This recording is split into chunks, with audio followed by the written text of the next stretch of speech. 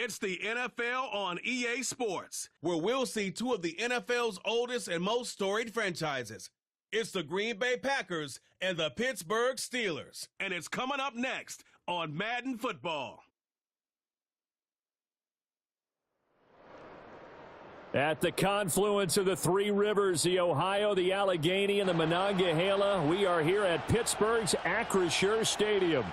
Alongside my partner, Charles Davis, I'm Brandon Gunn. Happy to be with you. And CD, as we get this thing going, give the folks at home something to keep their eye on. The running game for both teams, because I think this is going to be an old-fashioned, old-school type of a game. Physical, who wins up front, who runs the ball the best and controls the clock, they will come out the victor.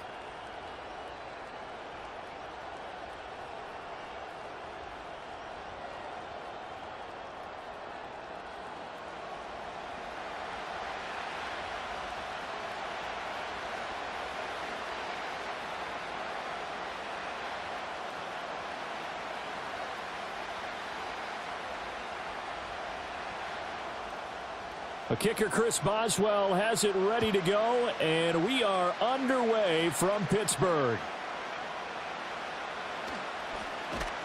And out a little across the 25 to the 27. A 6'4" Jordan Love taking the field for the first time. The 2020 first-round pick from Utah State set to lead Green Bay. And at the start of Jordan Love's NFL career, he had one of the best seats in the stadium watching Aaron Rodgers work. But now he's looking for more than that. Rocket arm, big play potential. And he wants to show this organization that he's capable of being a dependable starter for the foreseeable future.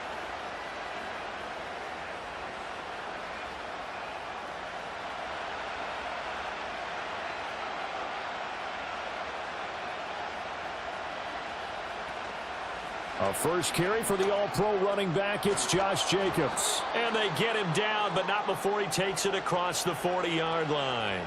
That's a gain of 13 and a very solid opening play for this offense. Good sign here early. Everybody on offense there up front in the backfield in sync on that play. So much talk about what do you do to neutralize home field advantage? Well, teams that run the football effectively, they often have a way of neutralizing it in a big way when they have those types of runs. And that's going to be incomplete. Too tough to hold on to that one. It's second down. Well, that was his first target of the game, and it's going to take at least one more target to get him on the board. Took a nice substantial hit to jar that catch loose from him. Incomplete pass. Now a 2nd and 10. Play fake. Here's Love. They swing that out wide to Jacobs. They get 6. That'll leave them with 3rd and 4. So many times you hear today's NFL described as a space game. Get your best players into space with the football in their hands. That's why sometimes you just swing it out to your runner, get him out in the flat, and let him have a chance to make people miss an open field. Working out of the gun. Love. And the Steeler pressure too much here. He's going down. Alex Highsmith making the nice play and getting the sack. Now that was a passer's nightmare. The front door totally shut down by the defense, so he kept going backwards, hoping to find another avenue of escape. It didn't exist.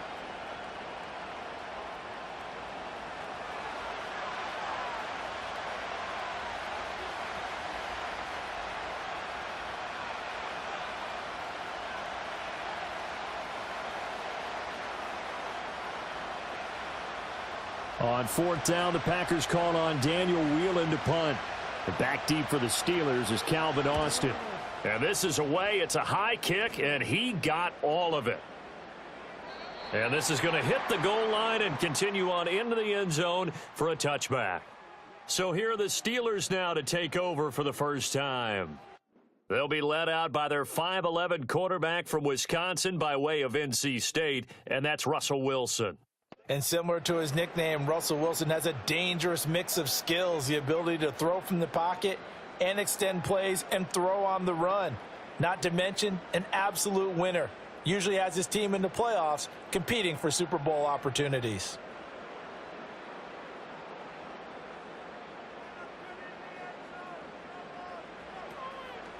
First carry for Najee Harris. And he tries to power forward, but he will not get back to the line of scrimmage. Big Kenny Clark that time, pushing upfield to make the tackle for loss. With his size, he's a tough man to bring down, but they do a nice job there stopping his progress and not allowing him to get back to the line of scrimmage. So the opening play of the drive goes backwards. Now they'll come up on 2nd and 12. From the shotgun, Wilson. Finds the open man. It's Mike Williams. And way up past the 35 before he's taken down. That one a gain of 20 and a first down. Now that was pretty. They executed that curl route versus zone coverage, and that changes things a little bit because against man, it's often a tight curl, tight, sharply run route.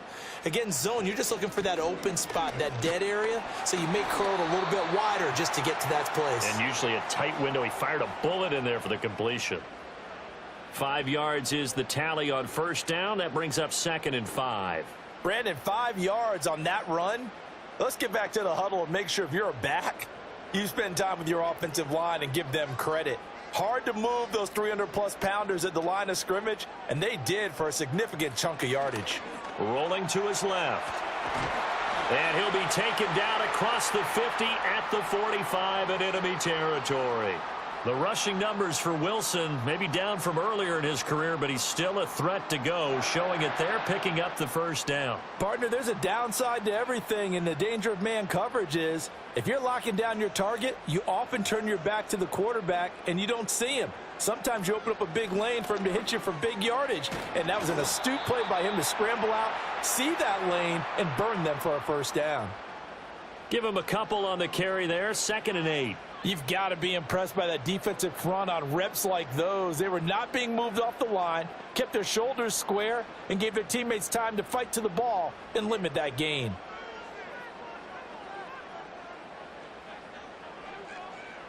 Now Wilson. That's swung out wide to Harris. And he gets us down inside the 35 before going out of bounds. 9 yards to pick up there, and it's a first down.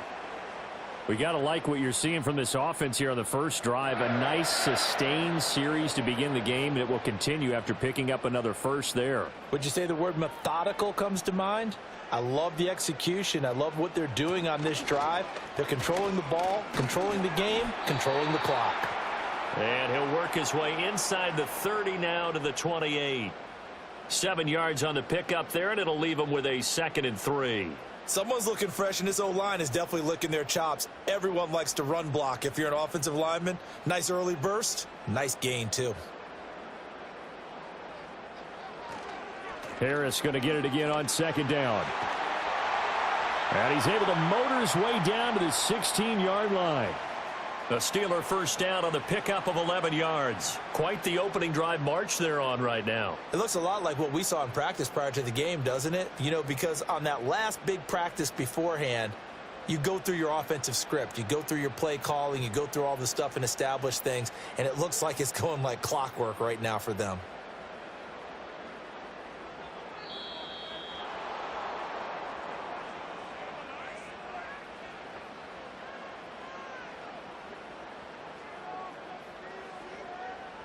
So they accept the penalty, of course, and push the offense backwards a bit. So a little bit of a stiffer challenge now. 1st and 15 following the delay of game. In motion goes the tight end. To throw is Wilson. He gets it complete to Harris. And he'll get him inside the 15 down to the 14-yard line. That'll go for a gain of 7, and it's 2nd down. Well, it seems pretty clear on this opening drive that they want to get him involved, not only, Charles, in the run game, but in the pass game as well. And he can be such a weapon for them when they utilize him this way. And, partner, you know I'm a veteran, right? In other words, that means a little bit older. Back in my day, we used to call a guy like this a workhorse, except he carried the ball all the time. Now they get it to him a variety of ways, but you're right. They want to run their offense through him. Second quarter action from Pittsburgh. It is the Steelers in control of the football. 2nd down and 8. As they've got it as we resume action. They'll send the big tight end in motion right. Now it's Wilson. It's Najee Harris now on back-to-back plays with a catch. They'll wind up getting just a yard out of it. And now 3rd down and 6 to go. And we see another pitch and catch there to the running back. This position just continues to evolve. They become just as critical to the passing attack as a lot of receivers, tight ends, because their ability to make people miss in the open field can really generate big plays for an offense. And this is going to be intercepted.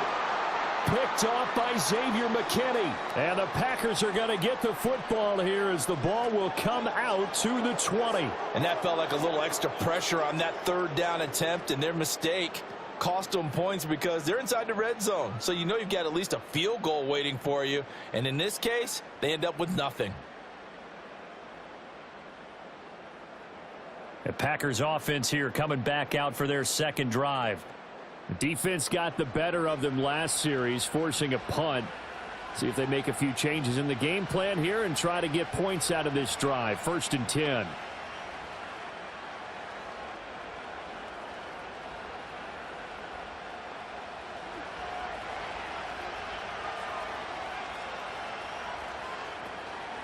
They'll begin on the ground with Jacobs. Fights forward for only about a yard up to the 21.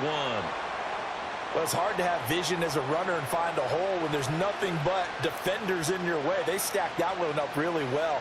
But give him credit. Instead of trying to bounce it out and turn it into a big play, which might have turned into a big loss, kind of just took his medicine there and took the 1 yard. Love now. A short throw to Musgrave. And they're going to get this beyond the 40 before he's taken down.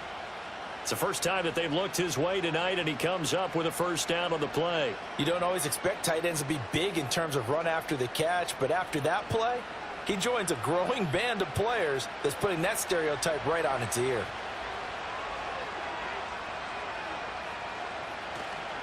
Here's Jacobs on 1st and 10. And this play will be blown up. He'll lose yardage back at the 38. T.J. Watt, always a disruptor, there to blow that play up. Sometimes you just sit back and marvel at what he can do defensively. Speed, strength, quickness, he's the whole package. And that package just wrapped up the runner for a loss. To throw now, here's Love. Now a quick throw there, but it's going to be incomplete. I think he could have scanned downfield forever, but there wasn't anything available. Ends up throwing an incompletion, and I think he'll take that.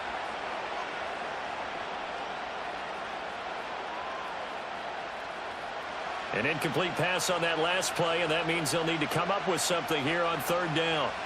To pass, here's Jordan Love. And that will be incomplete. The passing game not in sync here early, and now it's 4th down. Every offense tells you they want to come out and start fast. That's not unusual at all. But this group, they've yet to get much rolling through their first 2 drives. It looks like they have to give up the football again after this one. Here's Daniel Whelan now.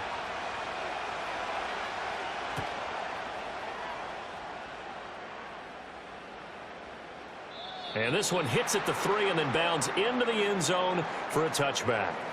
So Pittsburgh retakes the field for their 2nd offensive possession.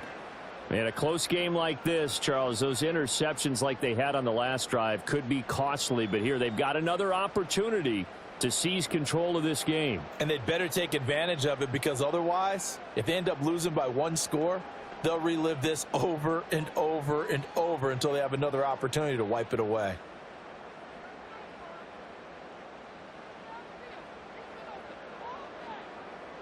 Trying to shake off the interception from the last drive. He'll look to throw.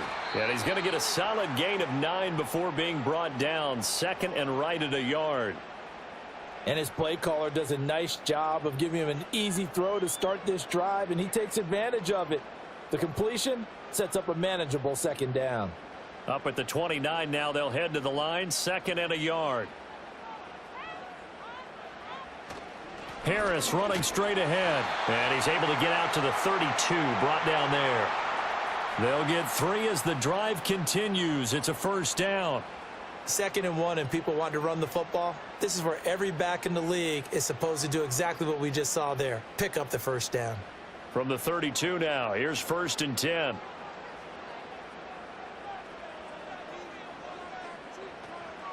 Now run straight ahead with Warren. And he is met in his tracks behind the line of scrimmage.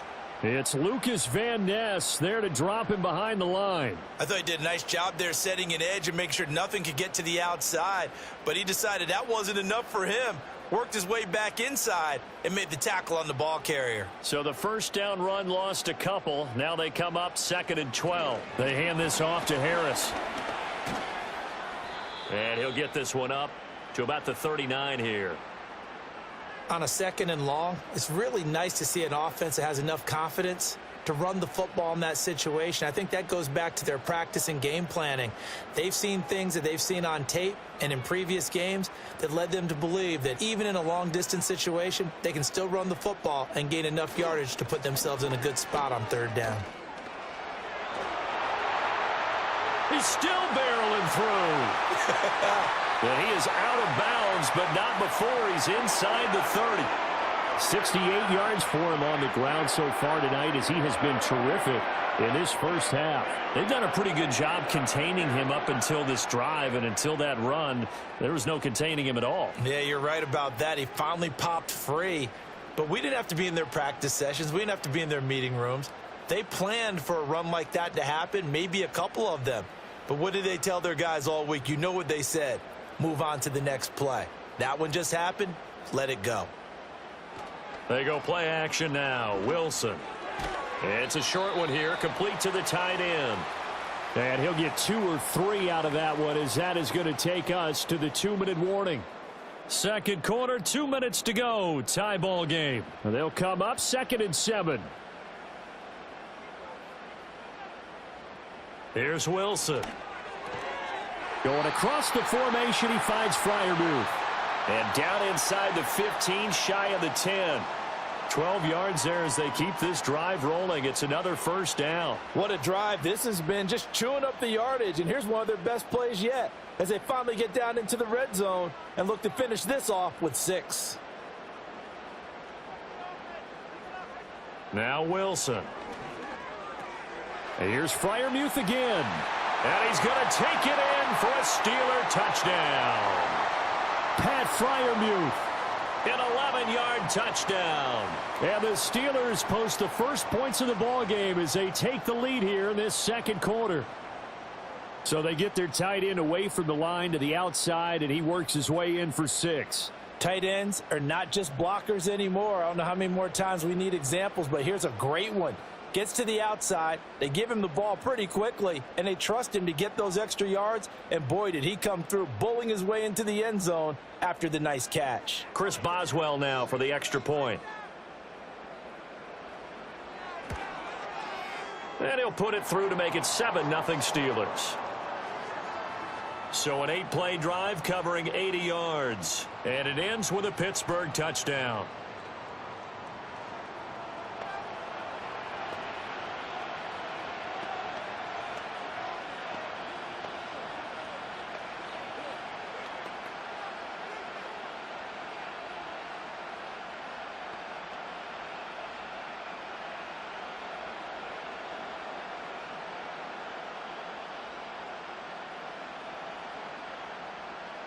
Boswell now to kick it away after the touchdown.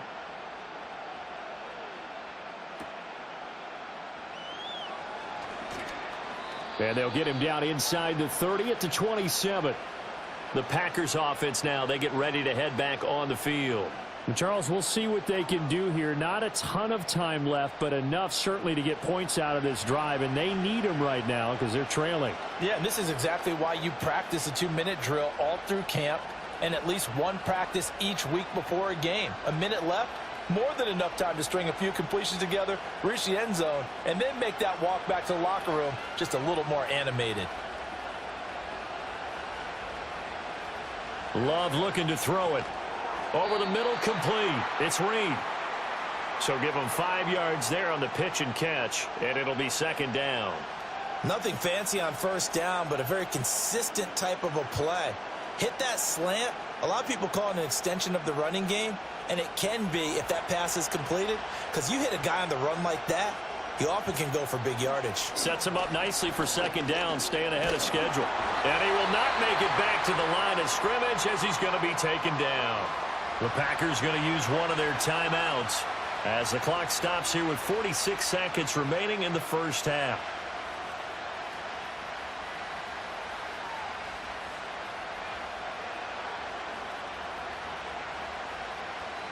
And Pittsburgh with 6 defensive backs in the game here on third down.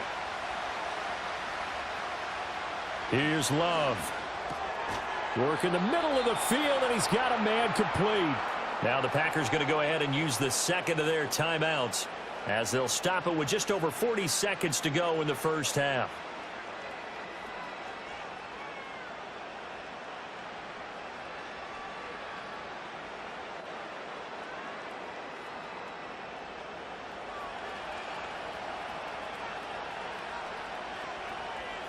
Now Love.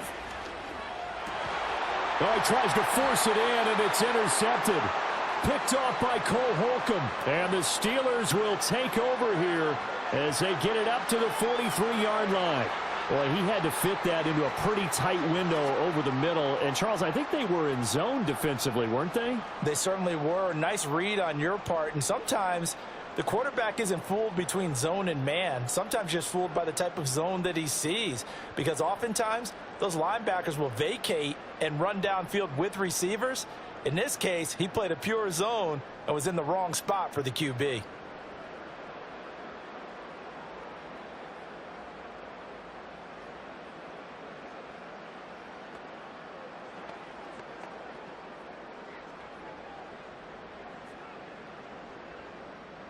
They've got good starting field position as they come up here 1st and 10 at their own 43. After the interception, here's Wilson. Throwing left sideline there, but it's incomplete. I see the surprise in your face there, partner. That is a rare incompletion from him. He's been on point this entire game. He has percentage completion-wise way up, not that time. Here's 2nd and 10. Throwing is Wilson. They'll find Williams on the slant. Now the Steelers use the first of their 3 timeouts as they get it right at the 30-second mark of this first half.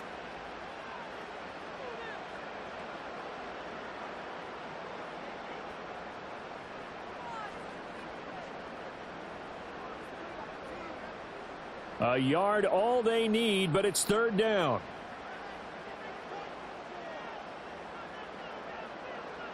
Wilson. Looking left side, and he's got a man. That's Warren. And that play will go nowhere. Losing yardage back near midfield at the 49. They'll wind up losing a yard on the play, and that's going to bring up a 4th down. On 4th down, out is the punter, Cameron Johnston, to boot it away.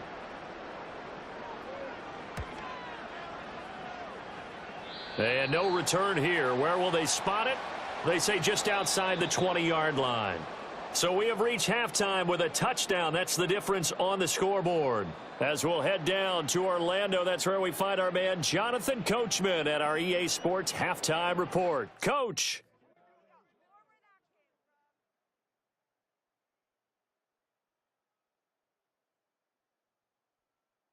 In the first half, we saw a strong performance out of the veteran quarterback, Russell Wilson.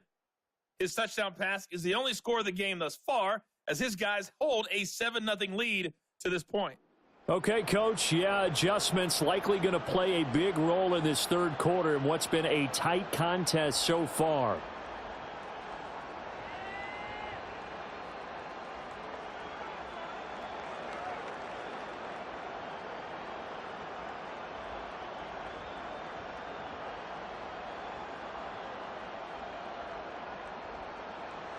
Just the 1 touchdown in that first half. 7-0 our score as we get going in quarter number 3.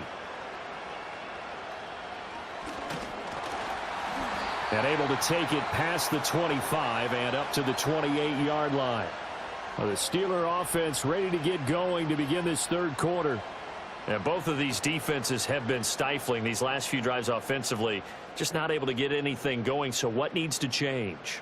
I think a lot of the guys will go back and review, so to speak, because everyone has someone assigned to how did each play work. Okay, what did we use that kind of worked for us during this game? Try and get back to some of those plays, as well as the possibility of showing something you haven't shown already in this game and trying to change things up. We'll see if they take the advice of Mr. Davis.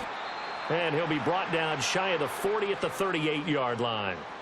It'll be a pickup of 10 yards. And that'll make it second and a foot or so. Now, that was an excellent run. And when you see that happen, that's when you're seeing guys doing their job and then some people doing a little bit more. Offensive linemen and tight ends, they're expected to block.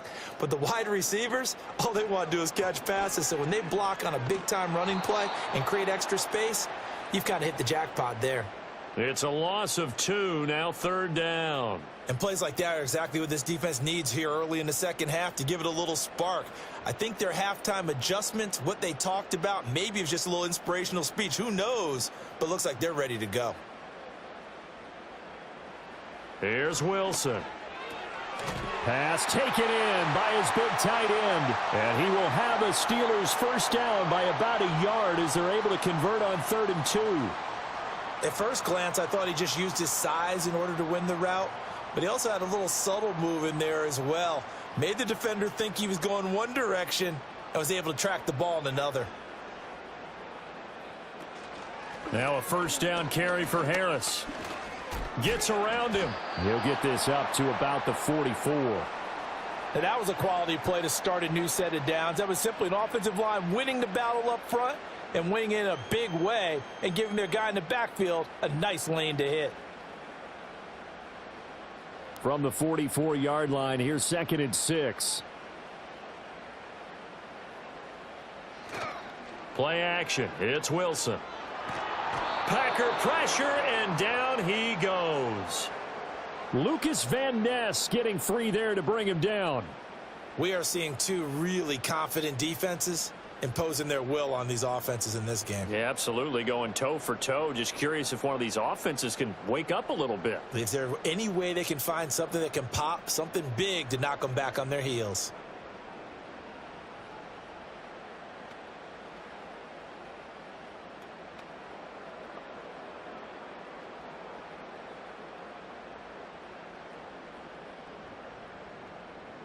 It looks like the Packers have added an extra DB on 3rd down.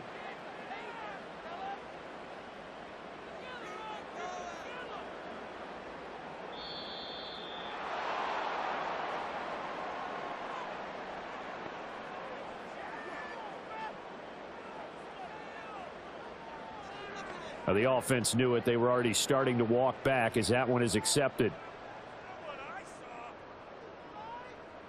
After the delay, they're backed up even further for 3rd and long. Here's Wilson to throw. Now they set up the screen. That's complete. And they take him down, losing yardage back at the 27.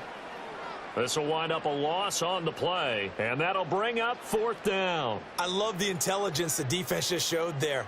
Read their keys, saw the screen developing, ran to it, and smothered it. What a 3rd down stop by them.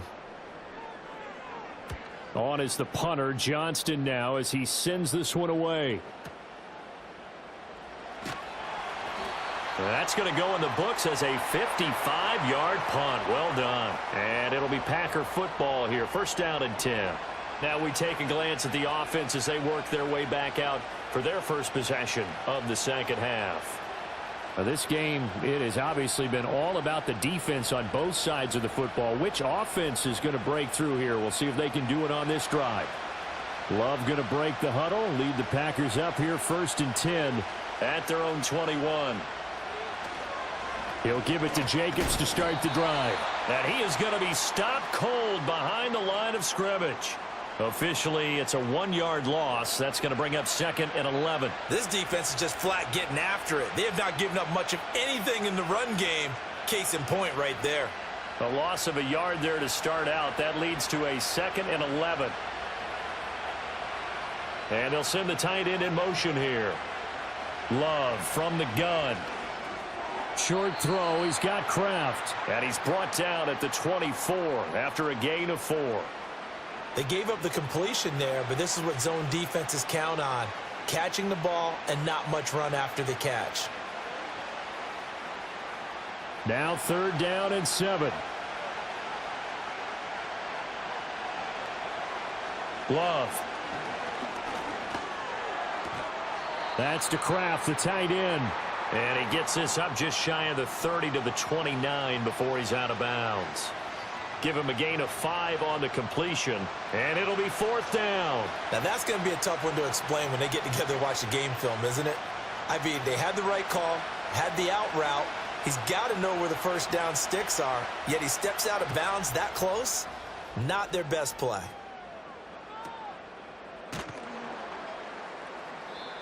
$51 yards on the punt there.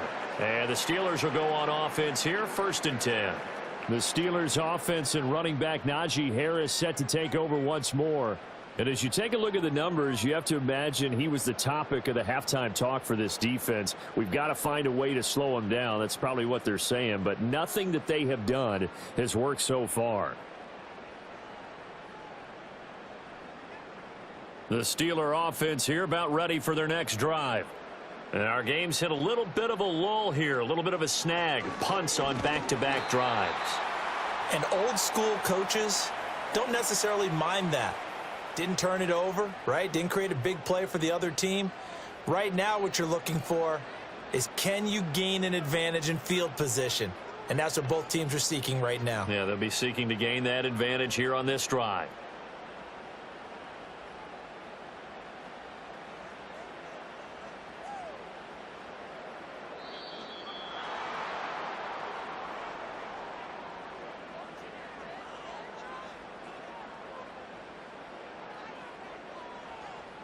That flag accepted, and it backs the offense up a little bit.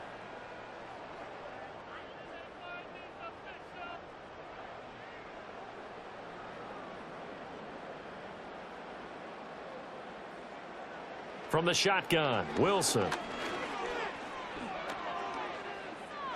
And this is incomplete. And when you're in a one-score game in the second half, now's not the time to force the football in the places where you shouldn't. And that's a smart decision to just get that one out of there. An incomplete pass on that last play, and that means they'll need to come up with something here on 3rd down.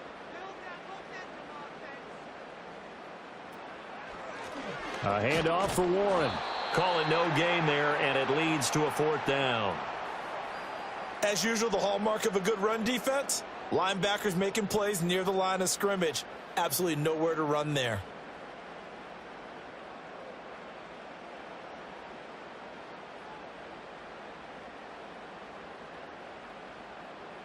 Here's Cameron Johnston now as he's on to punt for Pittsburgh.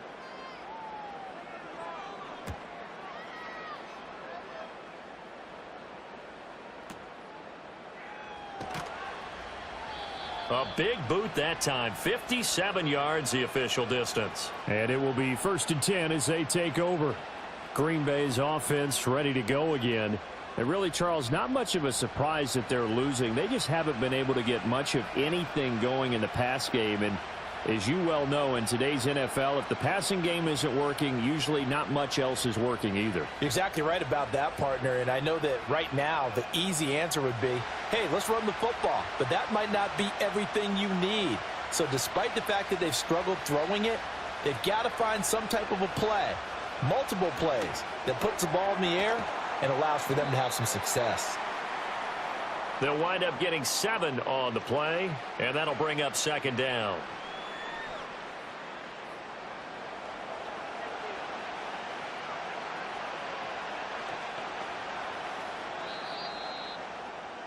And as they come to the line, they will not be able to get off another play as time has run out on this 3rd quarter.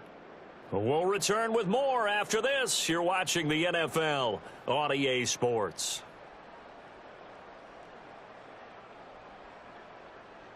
Back now in Pittsburgh. It's the Packers who have the football, but in need of points as we begin quarter number 4.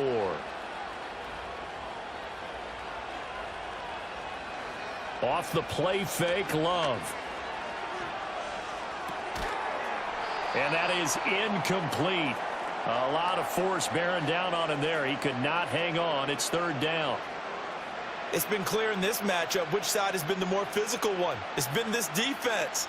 And here's another example on that last play. The offense on 3rd down tonight, they've only converted once in 4 tries. This time it's 3rd and 3. Throwing. Love. He's got his target. That's complete. And he's going to have a Packers first down as they're able to get the 3rd down conversion. Even though this offense doesn't have a single point to its name, they're not totally out of this game yet. A touchdown here, they could be in business. And how about that last play? Now they've got momentum going. So, you know, I'm a big advocate. Get back on the line of scrimmage. Throw another play at them while you've got them rocked on their heels. Operating out of Steeler territory now. Here's 1st and 10 at the 43. He finds his man, complete. That's Reed. It'll be a gain of 5, and it'll be 2nd down.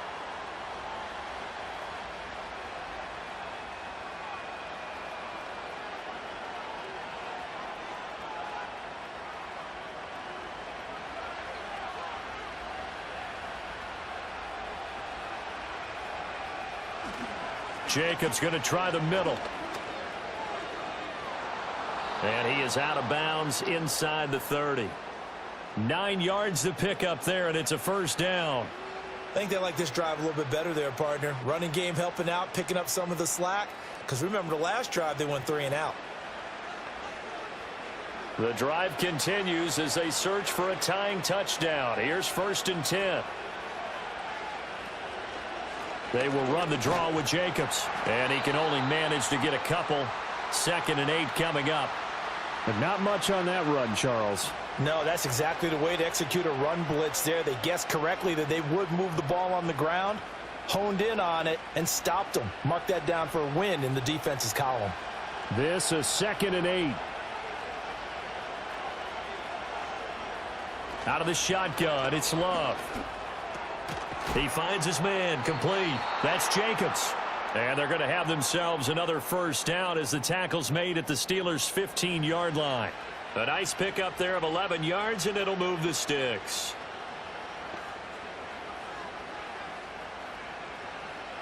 Line of scrimmage, the 15. It's 1st and 10.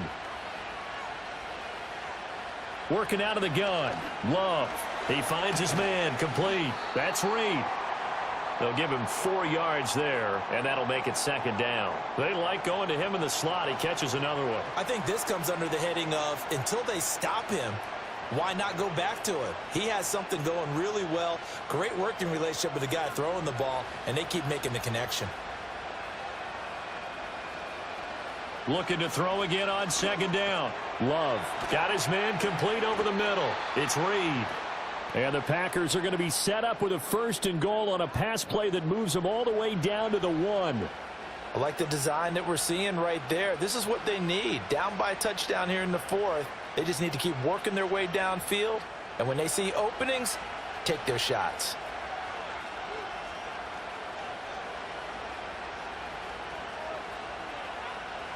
They'll stick with the passing game as he looks to throw. Touchdown, Packers!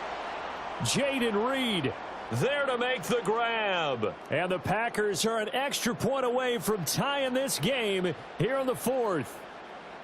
We are set up for a fantastic finish now. A 4th quarter touchdown here. We're an extra point away from a tie football game. And I know they're thinking about possibly going for 2, but I'd go ahead and kick this one and just get it back to level. On here, Brandon McManus for the point after.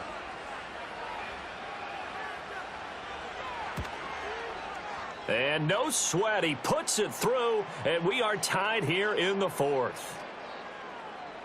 A 10-play drive that time. And the result, a Green Bay score.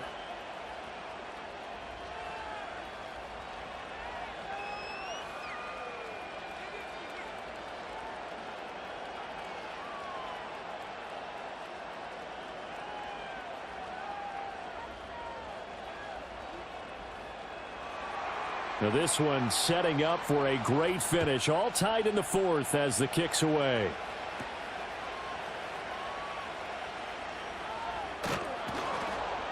And he won't quite make it to the 25. And Pittsburgh getting set to take the field.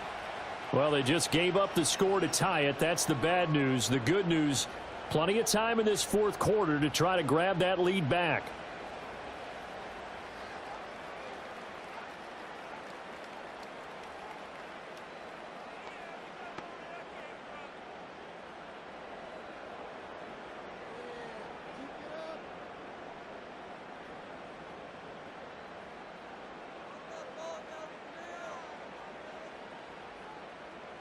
Now it's Wilson. Pass complete. George Pickens with it. And this will be a gain of 5 as he gets it to the 30.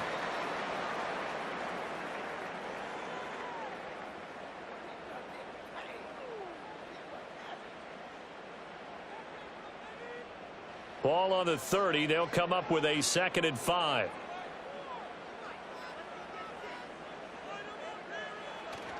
They go play action with Wilson. And that'll fall incomplete. He was hit just as he let that go.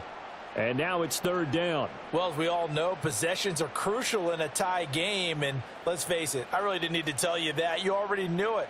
So when he sees he's got nothing good going, an excellent decision to just send that one to the sideline. From the gun on 3rd down, Wilson. That is caught. And he will have a Steelers first down as they're able to get the 3rd down conversion. I like what I'm seeing from them here. Tie game in the fourth quarter. They understand the situation. They don't need to be in any rush. Go ahead and huddle up and run your offense. That last completion put them in a nice position to take the lead in this game. Getting down to the good stuff. All tied with 2 minutes remaining on EA Sports. So the Steelers with the football as we get you reset. Plenty of time. All 3 timeouts still remain. Here's 1st and 10 now. And he can't get a throw away. He's taken down. They could not contain Kenny Clark as he gets home for the sack. And, of course, that's not an easy man to sack. You know how elusive he can be trying to get outside of the pocket. That was a great play on the defensive side. And I wonder what was going through his mind because he didn't seem as committed to using his legs to pick up yardage. He wanted to keep that play alive, so either take off and go or throw it away. But he held on to the football and ended up getting sacked. And he slides and covers up at the end as he's going to be able to pick up decent yardage. I like how he hung in there and went through his progressions, but eventually his internal clock went off and told him it was time to make a run for it, and he ends up sliding down with a solid gain. They'll come to the line now on a 3rd and 6. Wilson to throw. And this is going to be incomplete. Well, the defense certainly did its job. They held up in that situation, and now on 4th down, you've got to punt this and try to get to overtime. There's no decision to be made in my estimation. Here's Cameron Johnston now as he's on to punt for the 4th time tonight.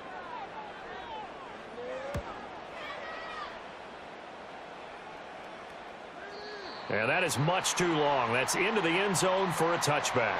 The Packers offense now, they get ready to head back onto the field. Well, partner, here it is. They've got the chance to win the game. You'd have to think they need to get it near the opposite 40 to have a chance to kick a game-winning field goal. We'll see what they can do. And you're right about that, because if we look at it in macro, that's what it looks like. But I think in micro, the head coach has already asked the special teams coach, what is he feeling? What does he think? Where does he want the football? What's the yard line we have to get?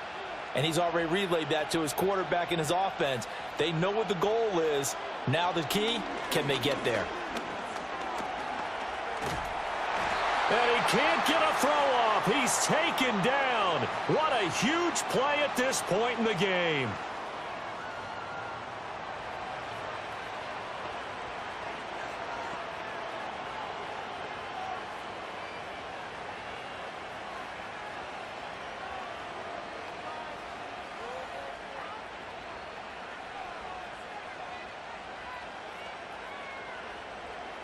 Here's 2nd down. Here's Love. And this throw incomplete. Well, the defender all over him that time, but it's going to lead to third down. Back-to-back big plays defensively. First the sack. Now they force the incompletion on third and long. Things looking pretty good for them. And this is where they have to be careful because they've got the momentum going their way. They will be really amped up to get to the quarterback. Look out. Draw, screen, something that can be used against them. And not a whole lot to speak of there as they'll bring him down shy of the 20. Now the Steelers use the first of their 3 timeouts as the clock stops here with 46 seconds left to play.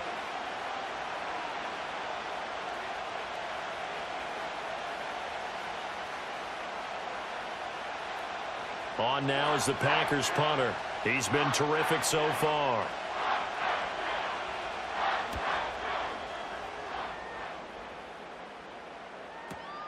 Here's Austin. A big kick there. We'll call it 56 yards on the punt. And out will come the offense as they take over. And Pittsburgh getting set to take the field.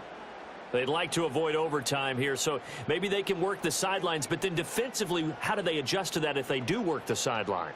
It's the old leverage game, and we usually talk about leverage at the line of scrimmage, right? Who's going to win with the low blocking and everything that goes along with that. But in this case, you're trying as a defender to leverage them towards the middle of the field, not let them get to the sidelines and try and tackle them in bounds in order to run the clock out. Chess match here late.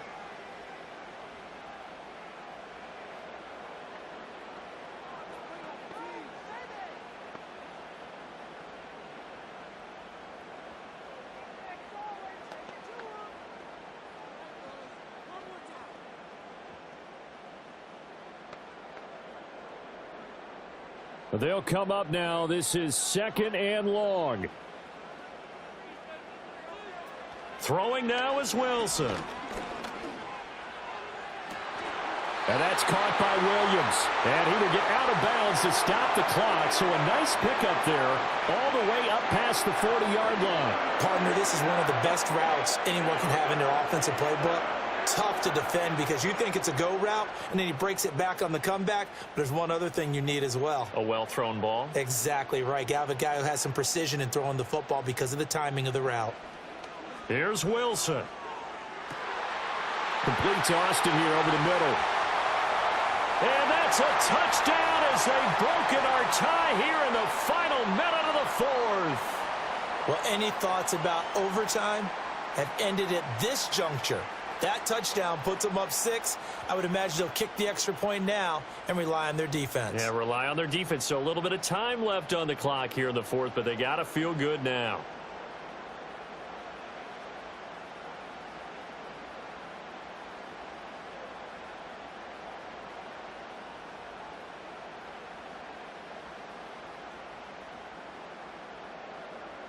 Extra point now by Boswell.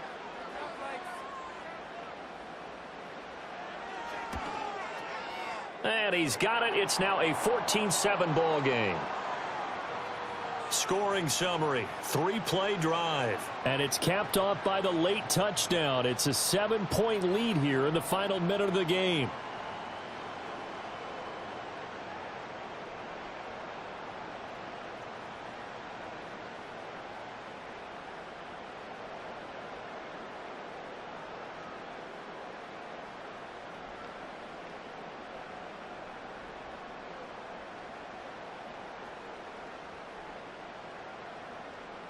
Boswell now to kick it away after the touchdown.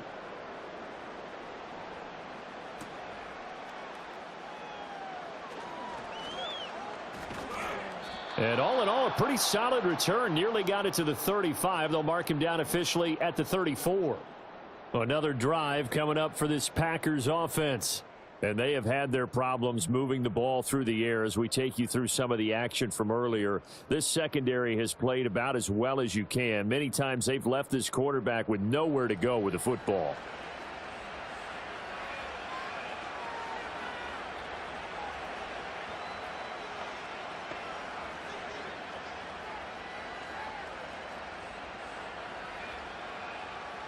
Here's 1st and 10.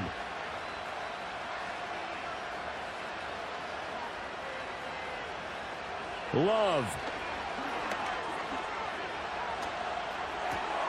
Short throw. He's got Kraft. Now the Packers going to go ahead and use the second of their timeouts. That'll leave them with just one remaining in this fourth quarter of play.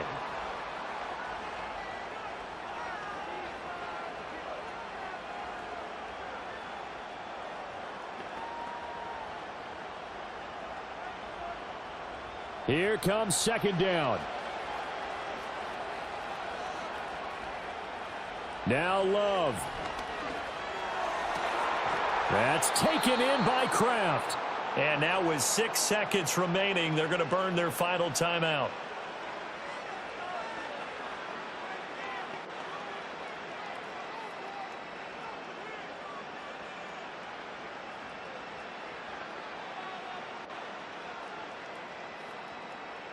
They'll come up 1st and 10 here. One last shot now for Love. This to possibly force OT. And that is going to be incomplete. Boy, they got the tip they were looking for but couldn't secure it. And this one's over. It all came down to one final jump ball on the Hail Mary, but part of the defense was ready, able to force it to be incomplete. Ball game over. Look, let's face it, everybody wants to work the ball in closer and take a more high percentage pass to try and tie the game. But the Hail Mary, that's what they had to work with. And now they're just hoping that their jumpers can get up higher and are stronger than the defenders. Not the case in this instance. They end up losing the game. So that'll do it. For my partner, Charles Davis, and the best darn crew in the industry, I'm Brandon Gaudin. This has been a presentation of the NFL on EA Sports. The Steelers earn the win at home as we say so long from Pittsburgh.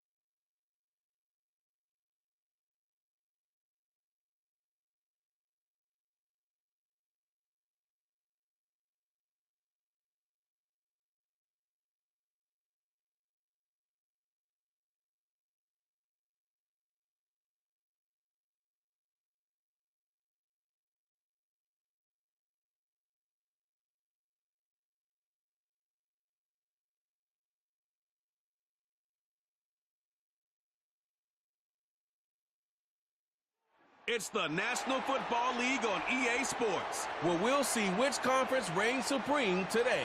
Hold on tight. We're in for an exciting one. Coming up next.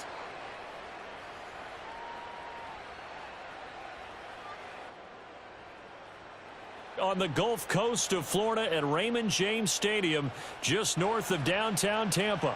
Alongside my broadcast partner, Charles Davis, I'm Brandon Gaudin. And as we look at this matchup, Every time there's something different to focus on. So I'll just ask you, what do you see here in this one? Well, Rembrandt, you've given me a pretty blank canvas to focus on, haven't you? Yeah. Where do you think I'm going to go with this? Oh, secondary? You know me well, right? In a game like this, it's always about the secondary. Can they handle the passing attack and make a few plays?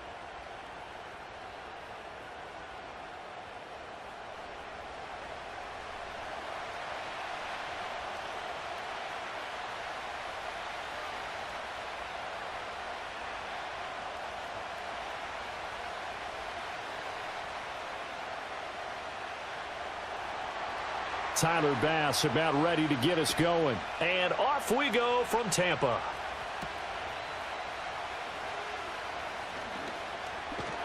And a decent return out to the 27-yard line. So out come the Bucs now for their first drive. Leading them out is the Austin, Texas native at quarterback. It's Baker Mayfield. And he's a guy who plays with a lot of emotion. He's learned how to channel it really positively, because when he throws the football downfield and makes a big play, he'll be the first guy downfield to celebrate with you. But also, when his team needs that confidence, when they need that jolt, they turn to him, and he's ready to provide it.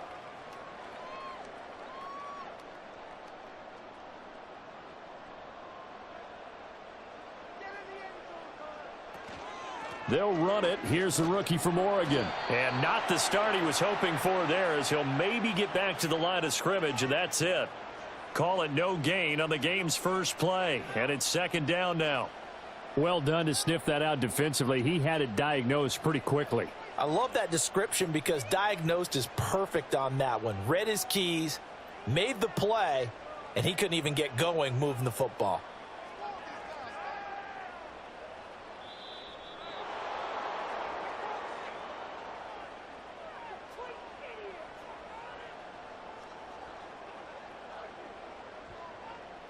And that flag accepted.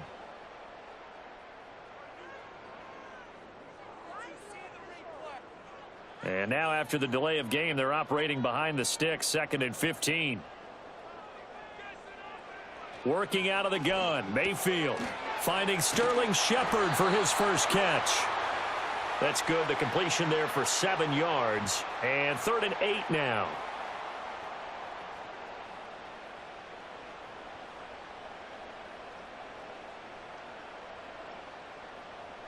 They'll be in search of 8 yards here as they hope to convert the first down.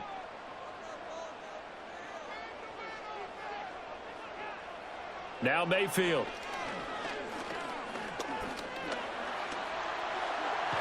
And he gets this one just shy of the 40. They'll mark him down at the 39. Nothing open downfield. He keeps it himself for 11 and a first down. He's a talented runner, and that means he's always looking for bigger and bigger gains when he takes off. Certainly found some bonus yards there beyond the first down marker, and this early drive will continue with that extra jolt from his legs. And Mayfield just getting the play off. And that is incomplete here. And I could see the officials kind of looking at each other down there, silently wondering, does this meet the level of grounding? Fortunately, he did have a receiver in the area, but I have seen less obvious throwaways called as penalties. 2nd and 10.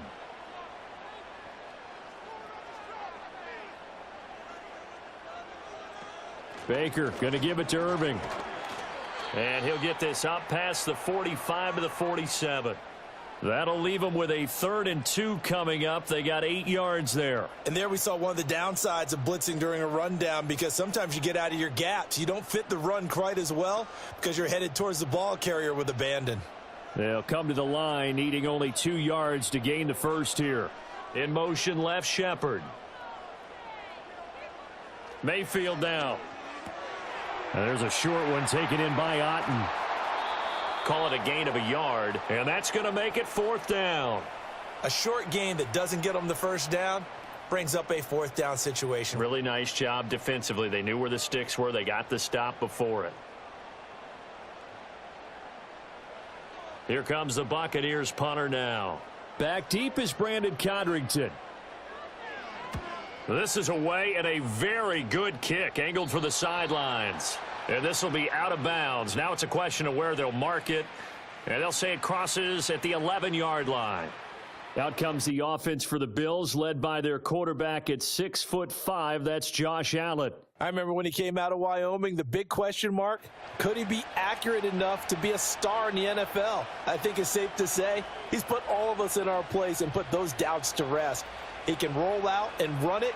He can bomb it over your heads. Everything in between. He is an absolute nightmare for defenses to try and prepare for. And when he's on, he's an MVP caliber player each and every time he takes the field. Here's Cook as they begin on the ground. And he'll take this one only up to about his 13-yard line. 2 yards on the carry there. It'll be second down. Oh, that's a real nice job there by the defensive front. They just engaged and held their ground. But how about the guy who made the play? We often talk about whether they take a good first step or not. Many times you just don't take any step. Just get your feet moving, get your body going, and then once he made the read, he was able to make the play. And a short 3-yard pickup gets him up to the 15. Just not a whole lot of room to operate there on that carry. No, not at all. They did a really nice job staying in their proper places and not allowing any lanes to open up. And the box with an extra defender in the secondary now on third down. To throw, it's Allen. Pass taken in by his big tight end. And he'll take this across the 25 before going out of bounds. 12 yards that time and a Bills first down. Well, a lot of times when you get a manageable third down situation like this, you have to think about your tight end, and he comes through for him, picking up the first down.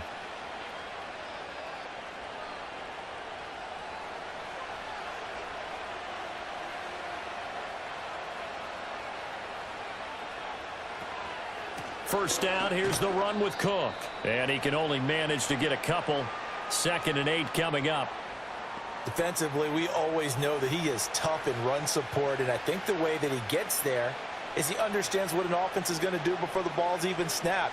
A great job of scouting prior to the game, then reading, reacting, and taking the right path to the ball carrier.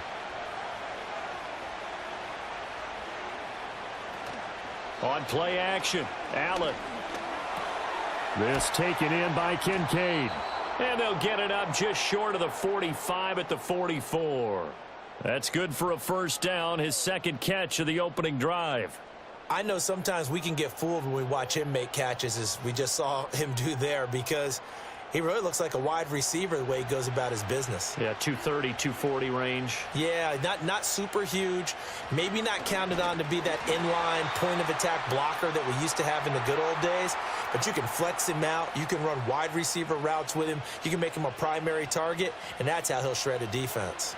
That's a tough one right there. He ran right into the teeth of the blitz as the linebacker was freed up in order to stuff that one for a loss. I think quarterbacks got to see that. Got to find a way to audible into something a little more advantageous. And they'll send the tight end in motion. Oh, and they sent the man in motion too late. This is going to be a delay.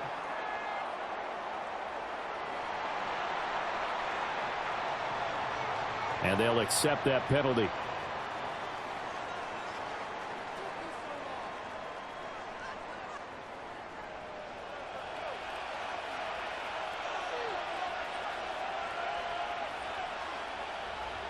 Here's Allen. That's taken in. It's Keon Coleman. Without the previous penalty, that would have been a first down. Instead, it's just a gain of 10. Well, from their point of view, this game could not be starting out much better, could it? Force a punt on defense, and now they're moving it crisply on offense. Crisply, I like that. You like that? Yeah, moving it very, very well. Looks like the defense on their heels a little bit. You put a score in here, long way to go, but you're right, that's a heck of a start. Yeah, and I think this is where the play caller is looking at his play sheet and saying, do I have that dagger play? Do I have that play and just finish them off right now? Because I think they'd love to gain that big advantage early.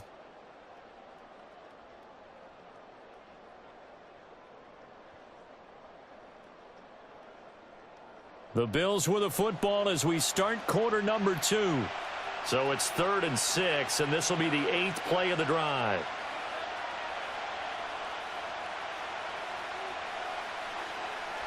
Allen going to throw.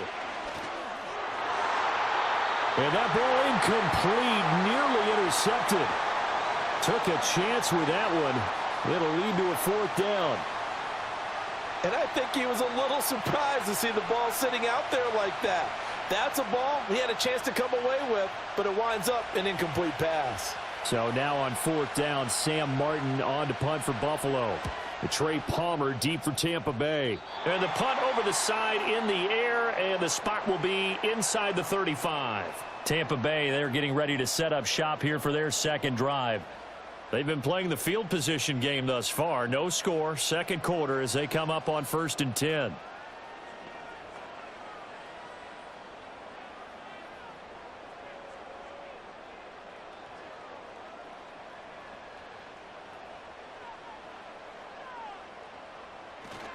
They'll start on the ground with Irving. And just no chance of turning the corner. He can only get back to the line of scrimmage.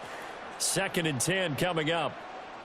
I know that speed is the hallmark of today's NFL game, but the key to good rushing defense is still having your linebackers set the edge. Officially nothing on that last run. They'll try again 2nd and 10. From the shotgun, it's Mayfield. And that's going to be incomplete.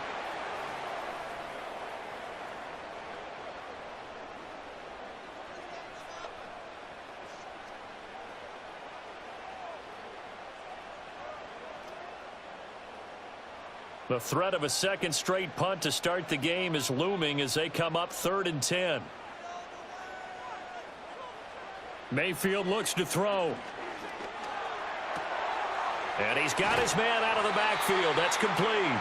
And he is going to have the Buccaneers 1st down as they're able to get the 3rd down conversion. Well, I like the play design there. They occupied the defense downfield, everyone trying to account for someone.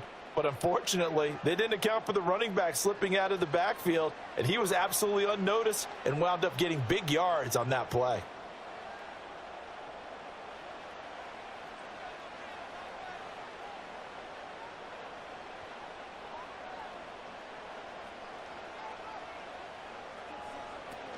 On 1st and 10, here's Irving.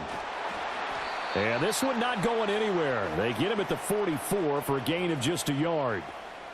Well, sometimes you just have to give credit to the defense. Great job there at the point of attack, holding up. They won their battles at the line of scrimmage, left him no space to try and run. A really nice job swarming to the ball carrier. Here's Mayfield. A throw left sideline falls incomplete. Well, he left no doubt about that one because even though he hasn't left the pocket, he's got a receiver in the area, so it's not grounding, even though there was no way that ball was going to be caught. The offense on 3rd down tonight, they've been okay, 2 for 3 thus far. This is 3rd and 9. Mayfield to throw it. Looking for Godwin, and he's got him complete. And he's out of bounds just before the midfield stripe at the 49. So 5 yards here, 5 on the play. And that's going to bring up a 4th down. Here comes the Buccaneers punter now, as he'll punt it away for the 2nd time. He gets this away. It's a good one, drawing toward the sidelines. And this one will not be returnable as it sails out of bounds. So here come the Bills out for their 2nd drive. The crowd may be losing just a little bit of the edge after back-to-back punts. They want some big plays. They want to see some offense. They want to see somebody break away, whether it's through the air or on the ground. Now it'll be interesting to see where the patience is on both sides. Each head coach, can you hang in there and not try and force something that could put your team in some jeopardy?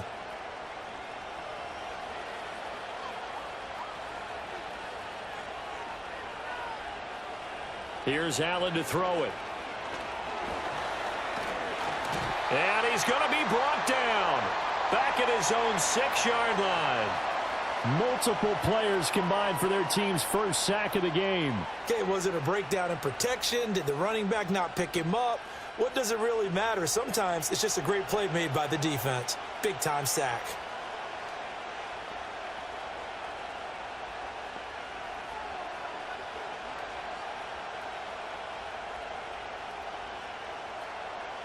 2nd and 14 as they've got work to do here after the sack.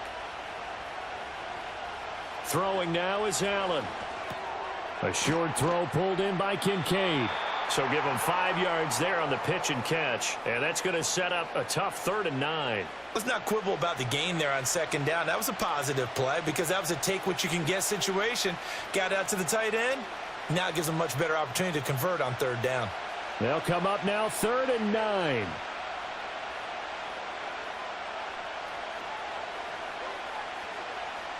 Now Allen.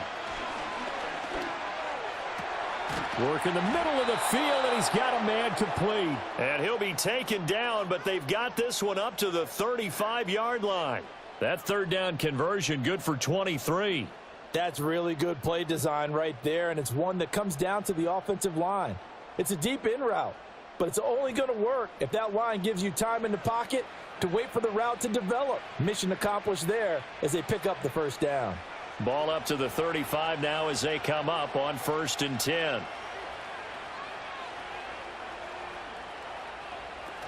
They'll try the middle with Cook.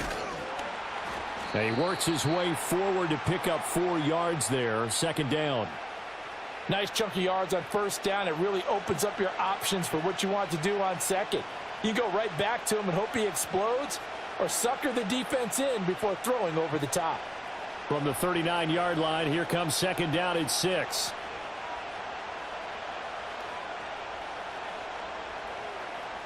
So the shotgun snap to Allen. Oh, that'll be incomplete. Well, he took a shot as he let that go. And it's going to bring up a 3rd down. But there's an incompletion, partner, and the struggles through the air continue because so far their lack of passing production has led to a lack of points.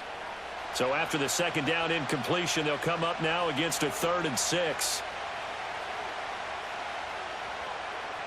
Allen. Able to find the open man. That's complete. And he is going to have a Bills 1st down as they're able to get the 3rd down conversion. His first catch of the game, good for 11 and a 1st down. 2nd quarter, 2 minutes to go. Tie ball game.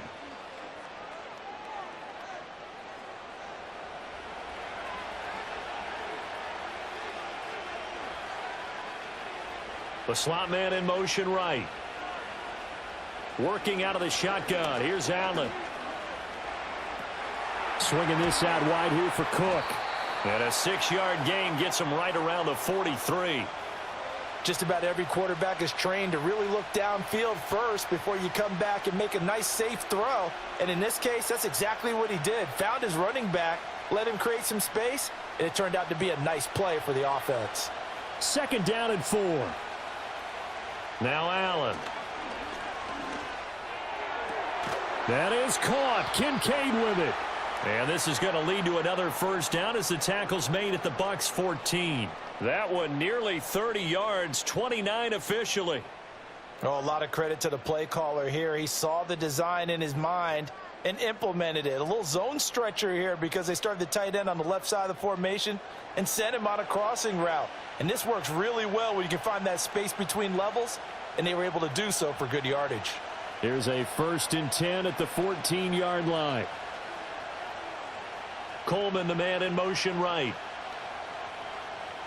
Allen now looks to throw. This one complete to Coleman. And he'll be taken down at the 2-yard line. Now the Bills are going to use the first of their timeouts as the clock stops here with 46 seconds remaining in the 1st half.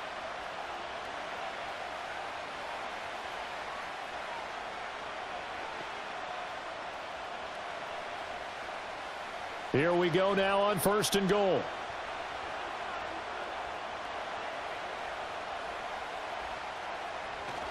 So they fake the handoff. Now Allen. And they're going to get to him. A sack. Sacked back at the 9-yard line.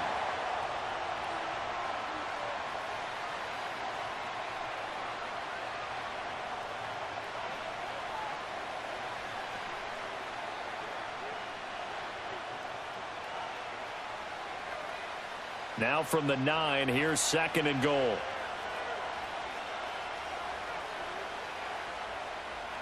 To the air, Allen. This will be caught at about the 6. Only 3 yards there on the completion. That'll lead to a 3rd and goal. He decided to run a hitch route. It really helps to have a guy who can turn it loose. And, boy, he rifled one in there on that one. Not much run after catch, but it worked really well. A big play forthcoming. Here's 3rd and goal.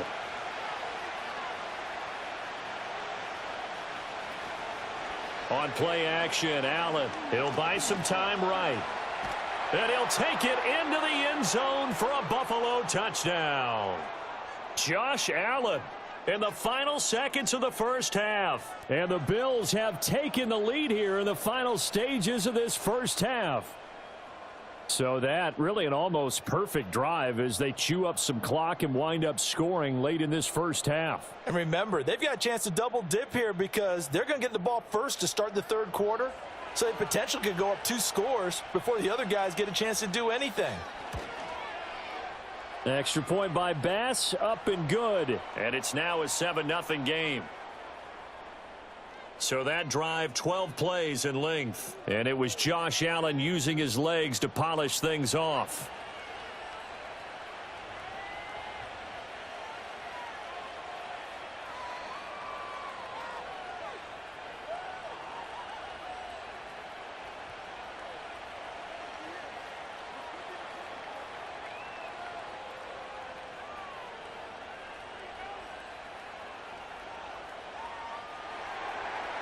Maybe time for one play on offense. 7 seconds to go in the half as the kick is away.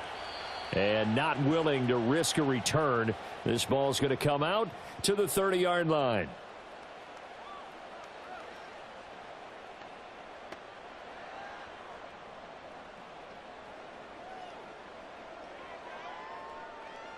The Bucs offense set to begin their next possession. And with 7 seconds remaining, not much time to really do anything. To throw, Mayfield. That one tipped, and it's incomplete. What good hands there defensively. It's 2nd down. That certainly appeared to be a play call where they were just trying to make 2nd down, 2nd and short. I think they thought the coverage was off a little bit more than it was. Nice job there pressing up on it and forcing the incompletion. Final play of the half, Mayfield. He's got Otten on the out route. And he has a big gain inside the 40 before being dropped. So we've reached halftime with the visiting Bills taking the lead to the locker room. As we send you a stone's throw away across I-4 to Orlando. There standing by is Jonathan Coachman, ready with our EA Sports Halftime Report. Coach?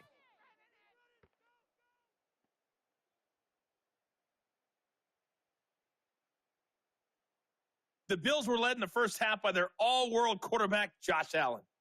His touchdown run was the lone score of those first 2 quarters as his guys hold a 7-0 lead. We were certainly treated to an entertaining first half. Both these teams with some high points and maybe a couple of low points as well. So it's going to be a question of who can be the most disciplined team going forward. All right, Coach, thanks. Yeah, both teams likely to make some changes in what's been a closely fought battle to this point.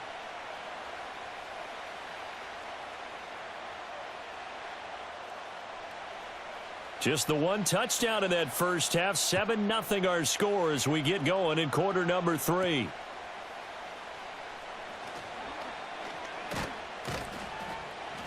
And they'll start this drive just across the 30. Pretty nice work on the return. The Bills offense set to take over to begin quarter number 3. And they've got the lead. CD, what do you think the message was at halftime? I don't think the message was too drastic, I think, at the half, or that they need to change things too much.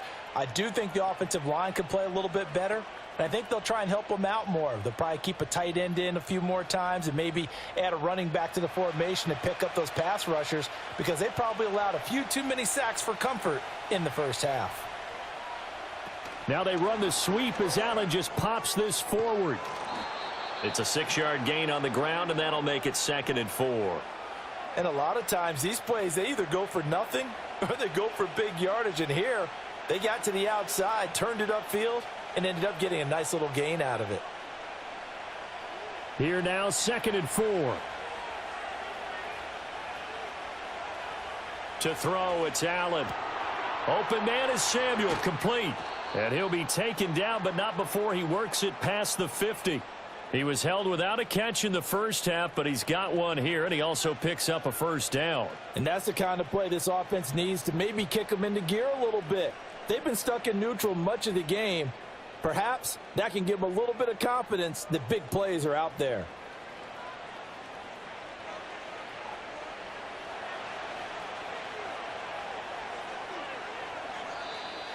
Now flags will come in. One of the Bills got going a little early. That's on the guard, David Edwards. A false start backs him up 5, 1st and 15.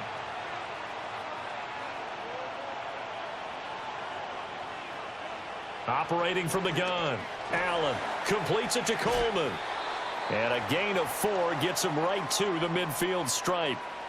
And when you're playing a quarterback with some experience and some moxie, you enter the danger zone when you decide to blitz him, because if he's able to diagnose as he did on that play, he can hurt you downfield. He reads defenses so well, doesn't he? He really does, and the best part about that play for him, I don't think that was his primary target. I don't think so either. I think he had the read, figured out where the blitz was coming from, and went to a secondary target for a really nice game.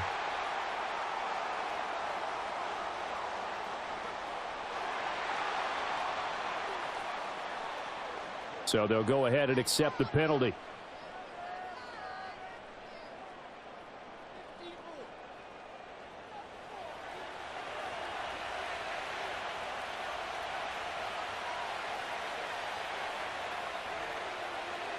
Again, they'll throw with Allen. This is Coleman with a grab. And down he goes at the 45 after a pickup of 9. I'll give him credit there. Nice job on the drag route. Bring the receiver across the field, hoping he can catch it in stride and turn it up. He was able to do just that, although he's just a little bit short of the first down. And they'll need the 39 here for a first. This is 3rd down.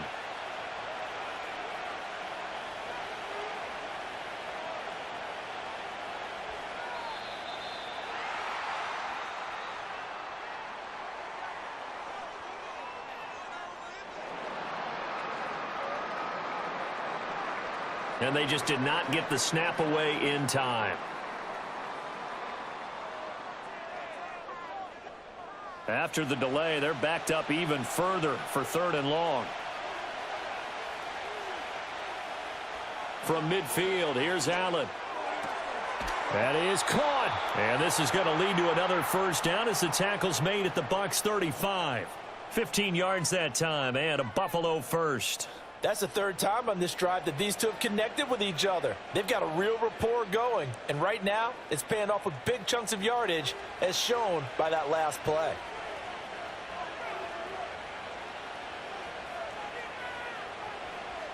Now Allen again. This taken in by Kincaid. And this will leave him a yard short. Nice pickup of 9 yards on first down. Nice rhythm throw there on first down. He located his tight end, made it a nice easy pitch and catch. Hoping he can break a tackle or two. Wasn't able to do that there, but still good yardage. 2nd down and a yard.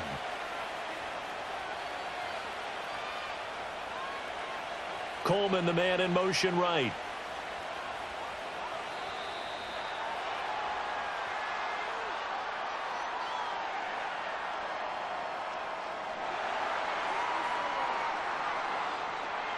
So offense moving a little too slow there. Could not get set, and they get the penalty. Doesn't look to be any confusion here as they come up now on a 2nd and 6 following the delay of game.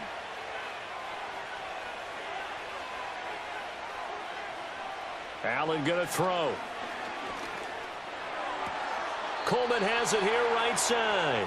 And they'll have it in the red zone before he crosses over out of bounds. 4 catches now on this drive alone. They can't stop him. It's another first down.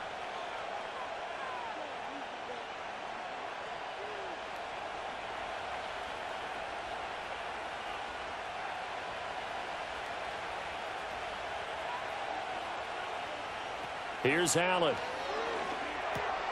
Oh, he rifles one, and that's going to be intercepted. Picked off by Levante David. And the Buccaneers are going to take over at their own 28-yard line. So it was a drive that had real promise here to begin the third quarter, but ultimately derailed by the INT. And that was the position you wanted to be in. Coming out to start this third quarter, get a nice drive going, looking for the end zone. Possibly got a little bit too greedy right there. Here comes the Buccaneers offense. They get their first reps of the second half. Now they just got a little help from their defense forcing the turnover. Now can they make that pay off in points? They need to, partner. They're down on the scoreboard. Need to take advantage of those opportunities, and this is a good one right in front of them. Now Mayfield and the Bucs come up on 1st and 10 at their own 28-yard line. In motion, the tight end. Following the interception, Mayfield. Out route, and the ball is caught by Godwin. And he'll take this to the other side of midfield before going out of bounds. 25 yards there on the catch and run. A promising sign there from an offense that hasn't done a whole lot to this point. Nice job to locate the open receiver. And it's good yardage and a first down to open the drive. Straight ahead, it's Irving. And he is going to lose yardage here. He'll lose a yard there, and it's 2nd and 11. Well, we saw a lot of negative plays that resulted in plenty of lost yardage in the first half, and that trend is continuing here. So after the loss of a yard, they'll look to push forward here on 2nd down and 11. In motion goes the tight end. Play fake. Mayfield. It's just a gain of a couple there on the scramble, and now it's 3rd down. Oh, partner, just a second earlier, and they might have had him because they certainly thought they were going to close in and drop him behind the line of scrimmage, but he had just enough time to dodge the pressure, and he ends up getting yardage before being stopped. A 3rd down now. Those last 2 plays indicative of how things have gone for them. Just nowhere to go on the ground and struggling to put up points. Pressure comes, and down goes Baker Mayfield. Terrell Bernard in there to drop him for a 6-yard loss, and that will lead to 4th down. Partner, the Mike linebacker, the middle linebacker has so many different responsibilities. How excited do you think he was to get home with that blitz? Yeah, he wants a sack. He got it.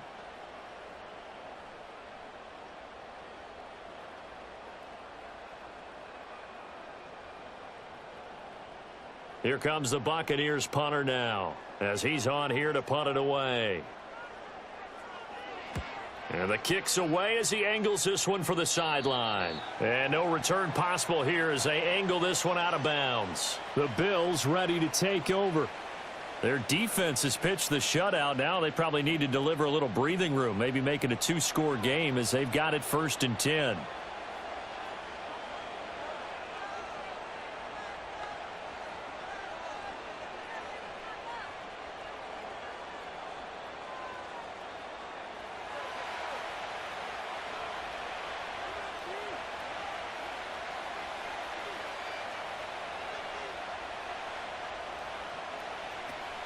They start the drive with Cook. And not much doing there. Maybe a yard up to the 23. In the first half, he was held in check on the ground, but despite that lack of production, they still have the lead. Yeah, and they've got to feel fortunate about that. If they could actually get production from their lead horse, that would help open up this offense and widen this margin too.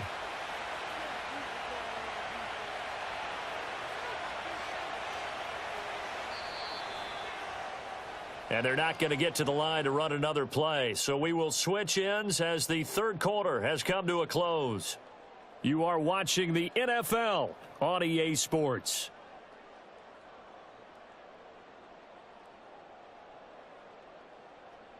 Back now in Tampa. It's the Bills with a lead and the football here to begin the fourth quarter.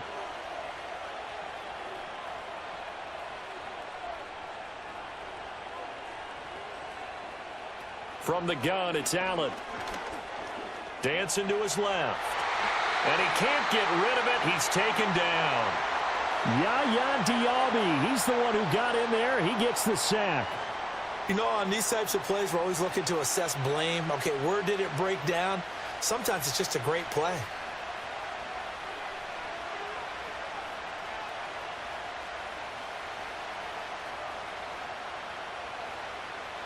So after the sack, Allen and the Bills with work to do on 3rd and long.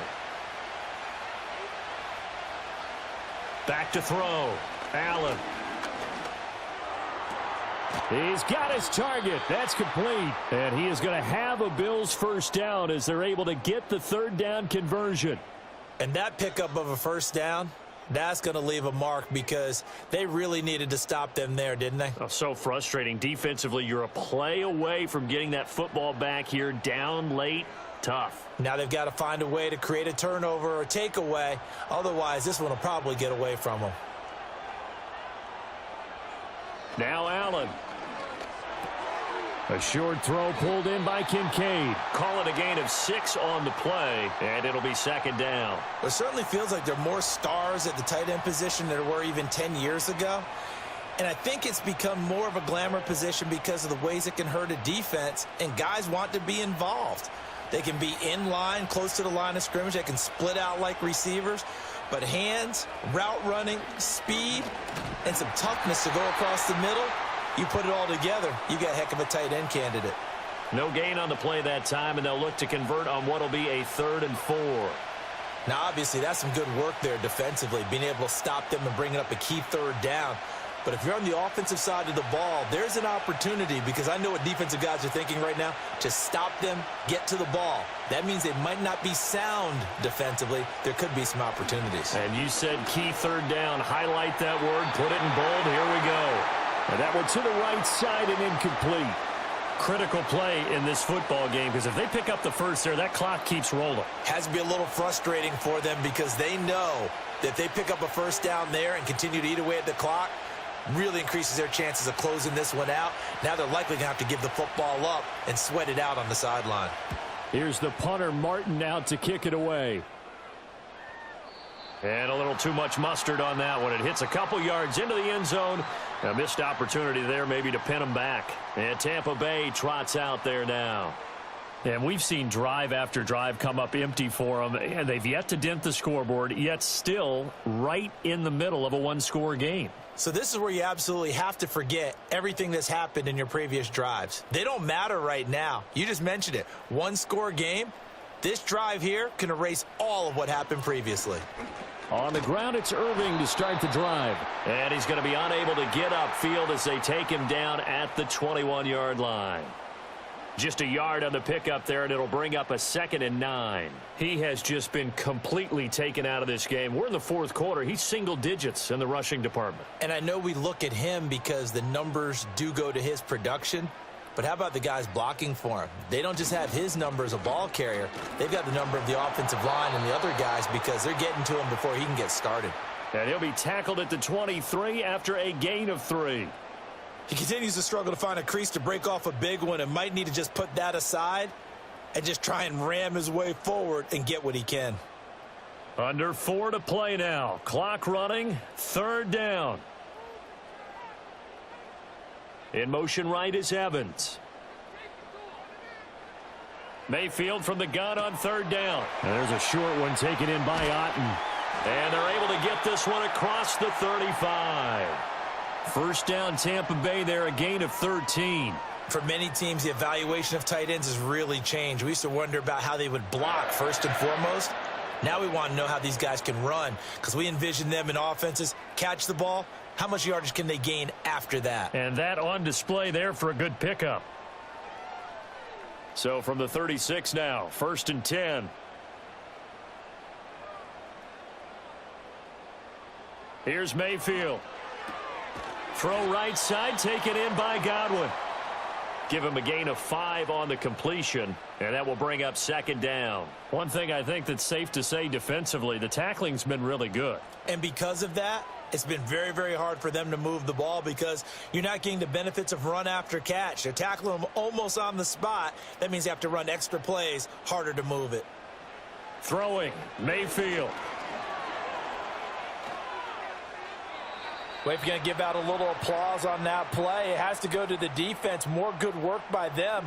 They've taken away the passing lanes all game long, and you can see the frustration that it's causing because he just about threw that one into the first row. Here's 3rd down at 5. In motion right, Evans. And again, it's Mayfield.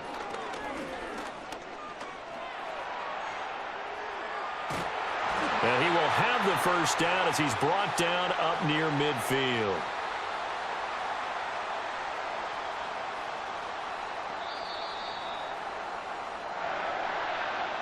Fourth quarter, down to the final 2 minutes, and we've got a one-score game.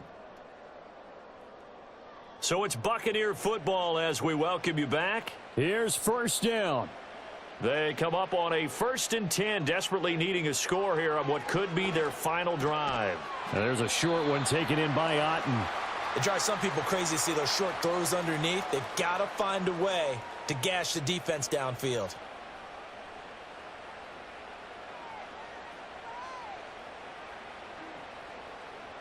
Here comes second down at 5.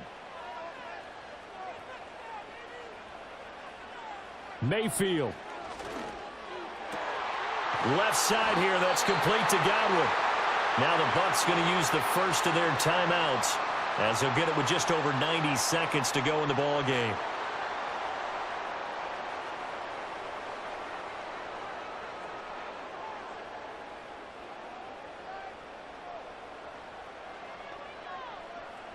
Plenty of time and 2 timeouts still at their disposal.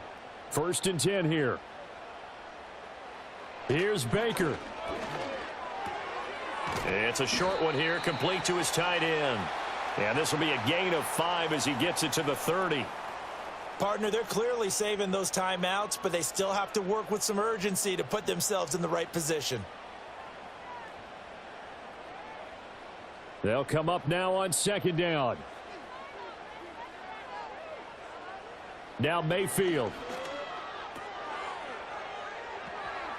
And he is going to get out of bounds with the first down, so that's going to double their pleasure for sure. They get the first and save a timeout. That's what they need right now. Get the first down, get out of bounds, stop the clock. Just playing smart football, understanding the situation, making the plays necessary, and making sure that clock stops at every opportunity. Mayfield. Now he'll dump it underneath to his running back, complete. And he'll be brought down at the 21, just shy of the 20 in the red zone. Gosh, given the time in the short game, would he have been better off just dropping that? Yeah, when you look at the clock, you think so, but it's hard to get a receiver to drop a football. They're trained to catch everything. Here's a 2nd and 7. Mayfield to throw. Looking for Godwin, and he's got him complete. They still got 2 timeouts. Got to start using them, don't they? You absolutely have to. You save them for this situation, but you have to use them.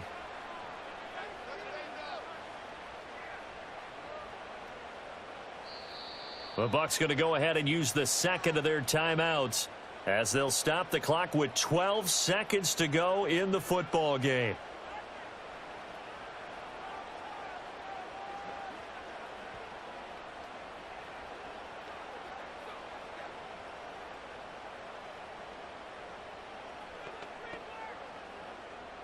Boy, here's a big one. You can just feel it. This is 3rd down now. Now Mayfield. Oh, and that's going to sabotage their comeback plans. It is intercepted. And the Bills have just about sewn up this football game. Scoring has really been at a premium, and Charles, you got to tip your cap to this defense coming in here. Their offense too, but this whole team coming in here on the road, getting a hard-fought win. I think the way that they're finishing this one up, an exclamation point on a terrific game. As you noted, hard for them to put points on the board, and they hold them down one more time and finalize things.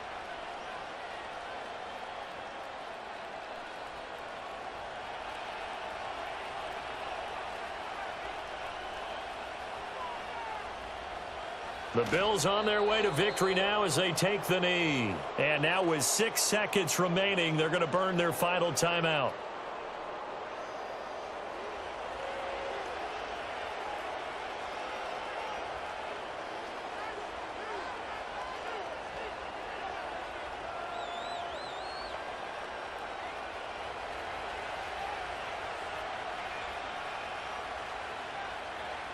Allen down to a knee, and that should just about do it.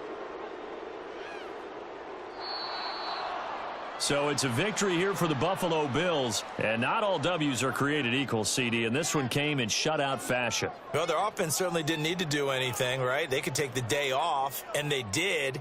But the defense, they carried them in a big way. Yeah, look, the offense obviously stuff to work on, but they did enough, and the defense carried the load. But you know what they say, it's always fun to work on things if it didn't go well in your game with a victory in your pocket, and that's what they've got going forward. So that's a wrap for Charles Davis. I'm Brandon Gaudin. And this has been a presentation of the NFL on EA Sports. For more, check us out at easports.com.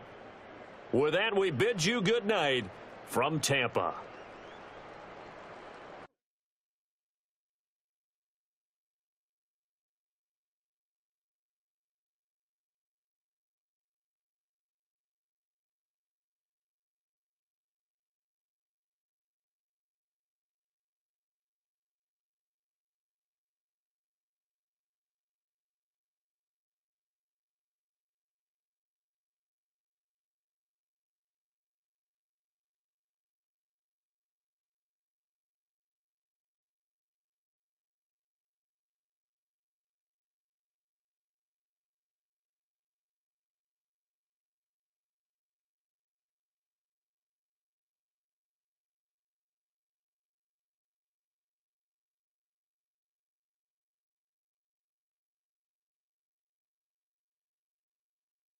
It's the NFL on EA Sports. And coming up next, it's a cross-conference showdown.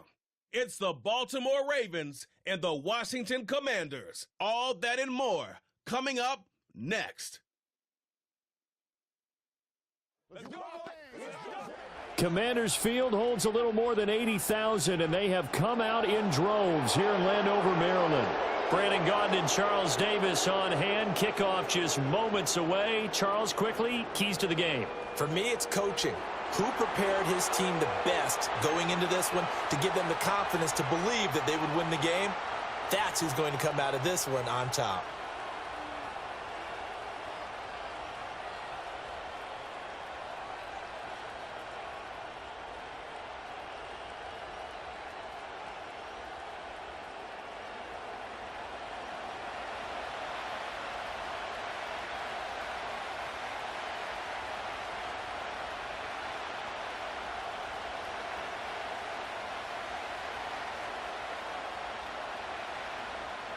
It's the Battle of the Beltway. Baltimore and Washington are underway.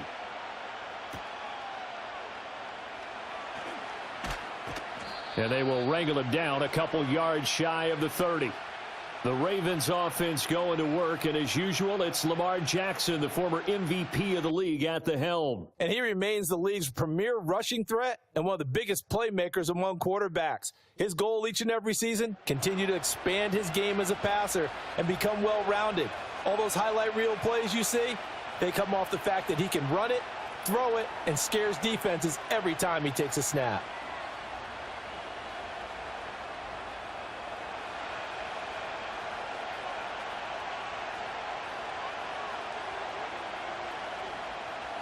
Jackson, first play, going to throw. Able to locate Andrews here on the out route. So 8 yards on the completion there, and they'll be left with second and a couple. A good, safe pass there right off the bat. That's almost a rhythm play. That's what we like to call it. Get them into rhythm early, something safe, something they're confident about, something they feel good. And once that's completed, then you just keep moving from there because the confidence elevates. Yet again, targeting and finding Mark Andrews. And he has a big gain inside the 40 before being dropped. The extra effort after the catch makes it good for a gain of 26 and also a first down. Second and short, that's a rundown, so it's definitely a good time to go play action if you're feeling it. And they do so and pick up a first down.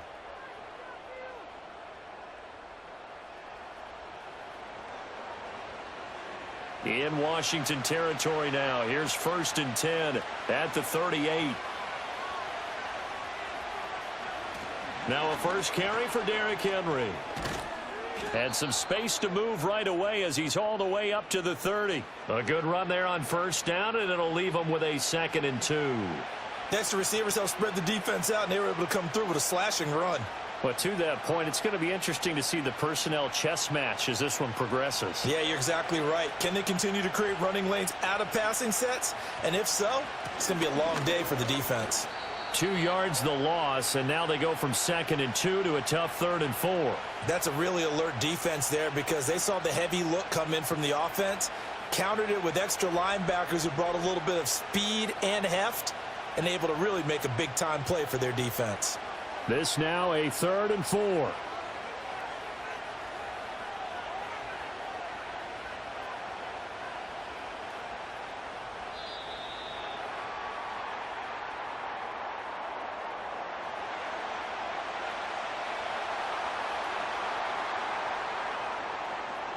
Now flags, and we're going to get a delay of game. Instead of a 3rd and 4, now they have to manage a 3rd and 9 after the delay of game. Play action. It's Jackson. A short one there, caught by Likely. And a good job defensively. They stop him short of the first at the 32. It'll be a gain of 5. And that'll bring up 4th down. One hallmark of good defenses is understanding the game, understanding positioning, and tackling immediately in the secondary after catches. I think we just saw that on display right there. Got to him before he ever had a chance to think about turning it upfield. Tucker's kick is good, and the Ravens strike first at 3-zip. Had just the one big play on the drive, but that was enough to put him in field goal range. Yeah, one big play of what they hope will be many others throughout the game. Every team has a different target for the number of plays like that, those explosives that we talk about. That allowed them to put points on the board on that drive. Let's see how the rest of the game goes.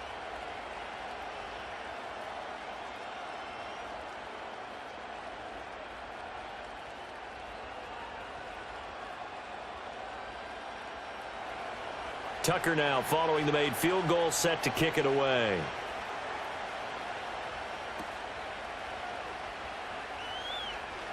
Well, now how about this return? And good starting field position. He'll get this one all the way up to about the 35-yard line. So here are the Commanders making their way out. Leading them out, their young quarterback, the rookie from LSU. His ability to adjust on the fly is almost unmatched in the game right now because it leads to a couple of snaps per game where you just sit back and ask yourself, how did he pull that off? Opponents can practice and prepare each and every week all they want, but this guy, he is hard to corral. A good starting spot for Washington as they come up 1st and 10 at their 35-yard line. They'll run for the first time here with Brian Robinson. And he is met in his tracks behind the line of scrimmage. 2 yards the loss, 2nd and 12. Well, that's not an easy play for a defensive end because most of his responsibility has him getting upfield and working, but how about his vision to see where the play was going? Crashed down inside and tackled him for a loss. To throw is Daniels. And that falls to the ground, incomplete. Well, a nice job of bodying him up defensively, and now it brings up 3rd down. It's pretty early in the game, but they've already tried to establish him not just as a runner, but as a receiver as well. Didn't happen there, but I wouldn't be surprised at all to see them try again shortly. Daniels looking to throw. On the screen, this is Eckler. And he'll be tackled right on the chalk of the 45. 13 yards there and a Washington first. You want to see a defensive coordinator get upset and throw his headset? This is the kind of play that'll do it. You force 3rd and long. This is almost sort of a give-up play. You're just hoping to get something positive, and it winds up breaking big, and they convert on 3rd down.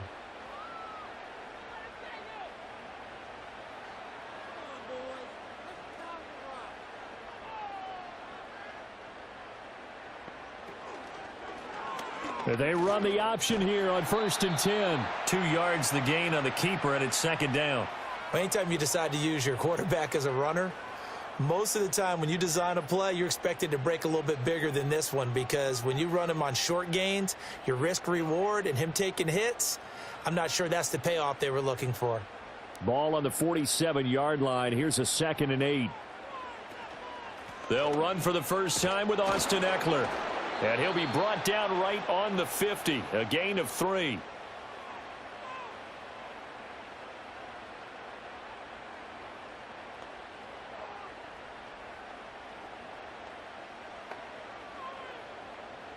Third and 5.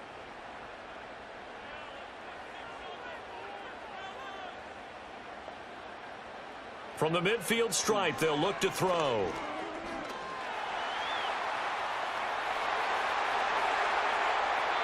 Big yardage there on the scramble. It gets him a first down.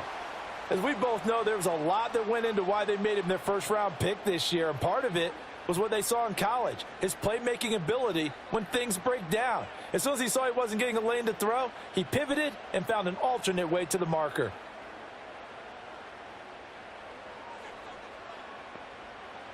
Working out of the gun, Daniels.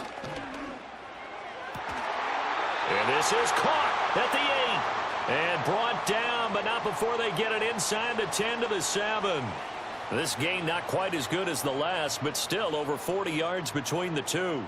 Well, this is where reading defenses and practice time comes into play. You've got to know what you're running versus zone versus man and how to run the proper route. And they just executed that one pretty well. 2 big plays in succession. Not sure this D knows what hit him, but now they got to get ready. It's 1st and goal. Here's Daniels. And this is going to be incomplete. And down here, 1st and goal, if it's not there, don't force it. You've got at least 2, if not 3 more shots at it. So that's a wise move to get rid of it. They'll try again here from the 7 on 2nd and goal.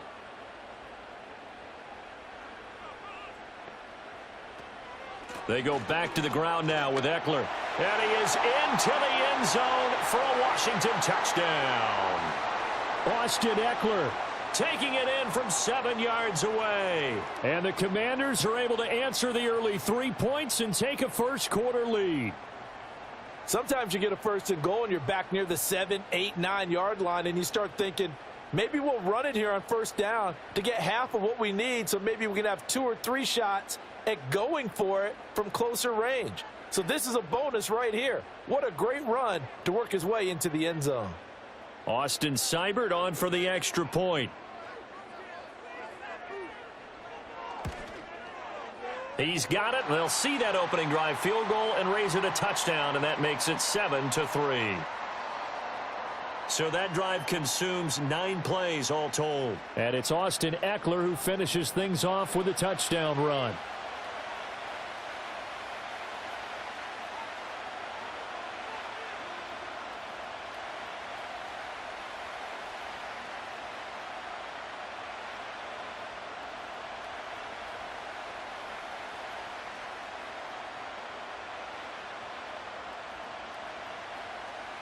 Following the touchdown, here's Seibert now to kick it off.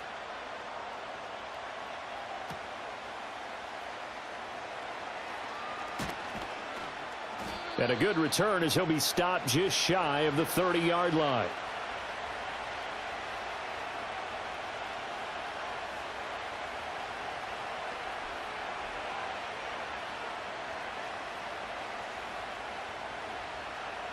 The Baltimore offense at the line, set to get going. And last time able to get 3. It's not what they wanted. They wanted 6, but they got at least something. They mustered something out of the drive. They'll take it. I like the way you've described it. Not ideal, but they'll take it. Anything to put some points on the board.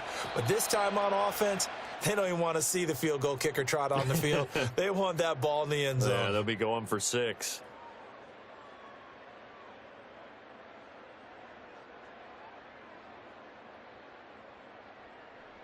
Raven football here as we begin quarter number 2. Just need a yard here. 2nd and 1. As they've got it as we resume action. Here's Jackson to throw.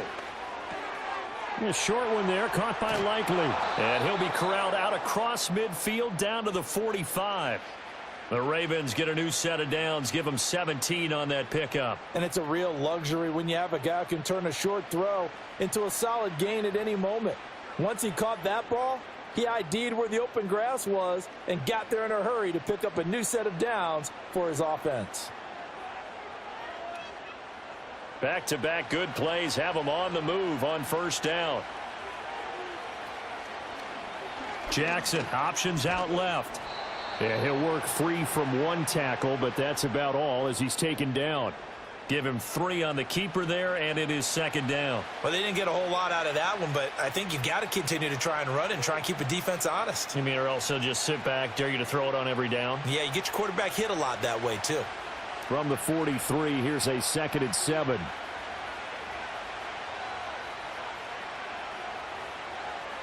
They snap it at 1. Now it's Jackson. That's complete. It's Rashad Bateman. Jackson to Bateman there. First down, Ravens. They kept the receiver in the short field, but that let his quarterback get the ball quickly to him before either guy in double coverage could react. From the 34 now, here's 1st and 10. In motion, Aguilar. Now Jackson taps this forward jet sweep. And they're going to stop him right at the line of scrimmage. Just no cutback lane to be found whatsoever. 2nd and 10. That's a nice job there defensively, being able to diagnose that little touch pass. They saw it coming, converged on him before he could get much out of it. Here's 2nd and 10. Now it's Jackson. And down he goes. They sack him back right around the 41-yard line. Credit that sack to Dante Fowler Jr. Now that's a heck of a moment for your first sack of the game, because if this long drive ends without a touchdown because of that sack, we're going to look back and say that might be one of the biggest plays of this contest. Now after that sack, it's 3rd and long for Jackson and the Ravens.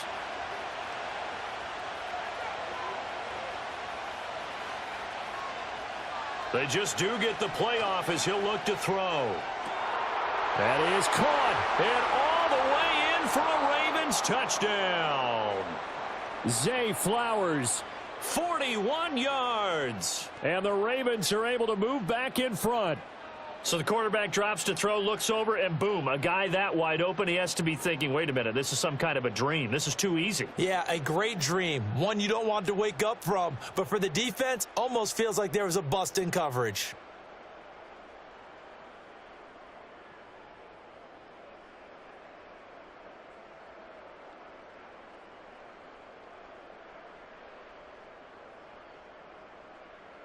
Justin Tucker for the extra point.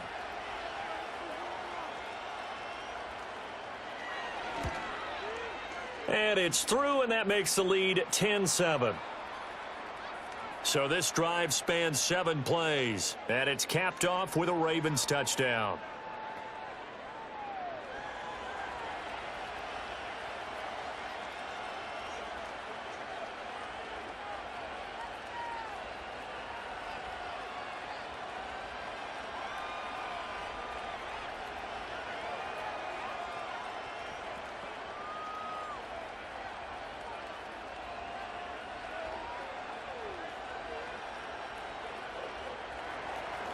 Tucker now to kick it away following the touchdown.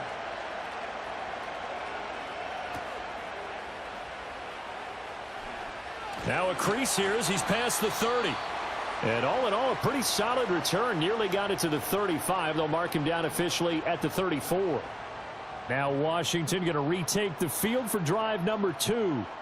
And that last touchdown drive they had very balanced. How key is that balance? It's huge, because most of the time when we talk about balance is run, pass, almost 50-50. But most of the times when you talk to offensive coaches, they say balance is we do what we want when we want to. And that means that they're ahead of the defense, keeping them on their heels. Well, they imposed their will on that last drive. It's a 6-yard pickup, and it gets them to 2nd and 4.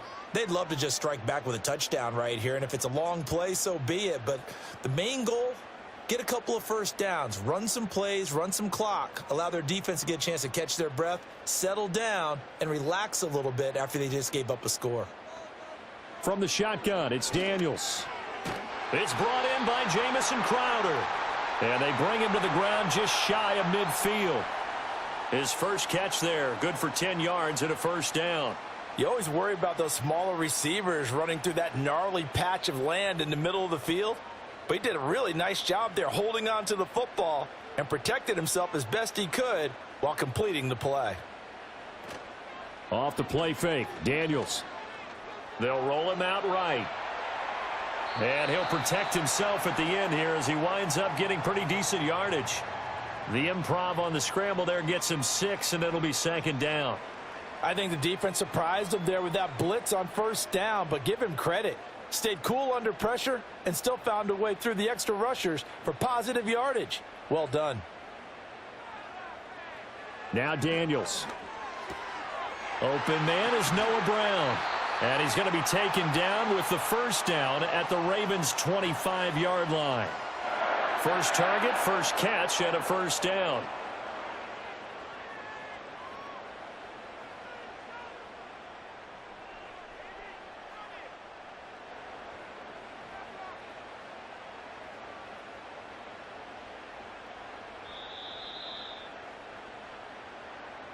Two minutes remaining in the first half. 10-7, our score.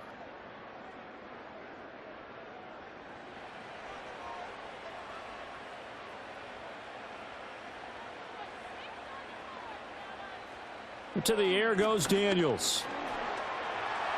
And he slides and covers up at the end as he's going to be able to pick up decent yardage. The improv on the scramble there gets him 6, and it'll be second down. Certainly not the way they drew it up in the playbook, but that's why they love this guy back there. He sees things breaking down, and he's more than capable of finding an escape route and still getting a decent gain. Throwing now is Daniels.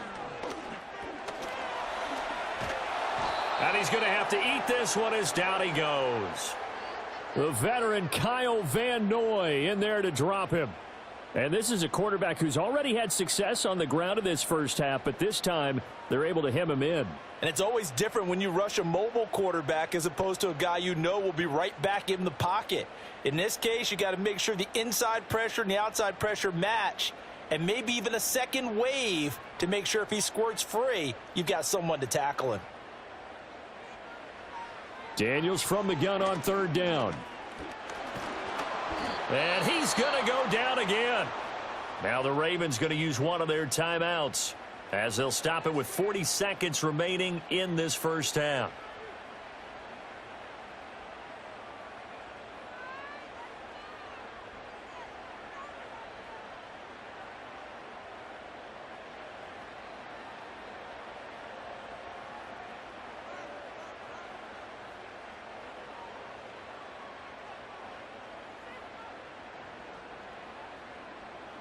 So on fourth down, Austin Seibert on to try the Washington field goal. From the left hash, it's an even 50-yard attempt. Seibert able to knock this one through, and that will knot us up at 10. So as it turns out, that sack doesn't wind up costing them, Charles. They at least get points, get 3 of them. Yeah, that's where your kicker can really come to your rescue because, you know, after the sack, there was a little consternation there. Are we out of field goal range? Are we going to be able to get 3? In this case, he stepped right up and gave them exactly what they needed.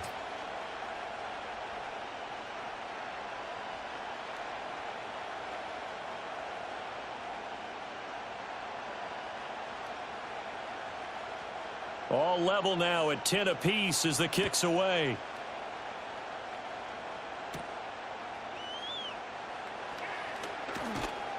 And they'll start this drive just across the 30. Pretty nice work on the return. The Raven offense going to take over late in this first half as they will take over here with a little more than 30 seconds remaining.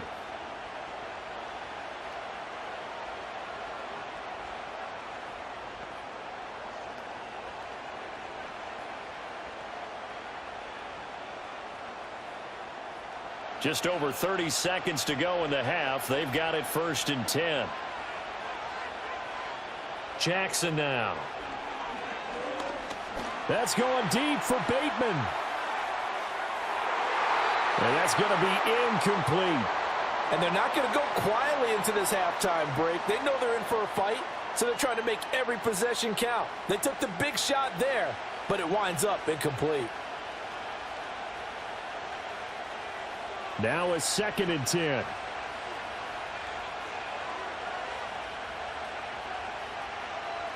Here's Jackson. It's complete. This is Derrick Henry.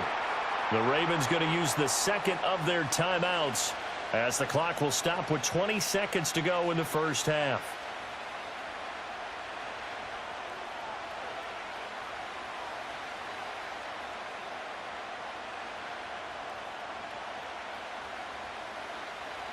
Third down and 1.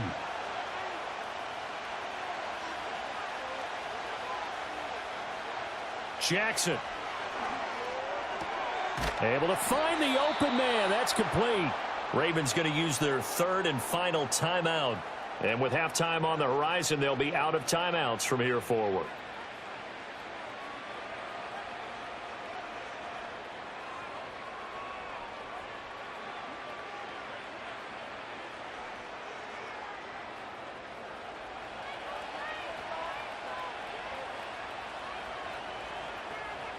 Jackson will throw again. And he cannot avoid the pressure as the Washington pass rush gets home. Jonathan Allen, the former first-round pick, getting in there to bring him down.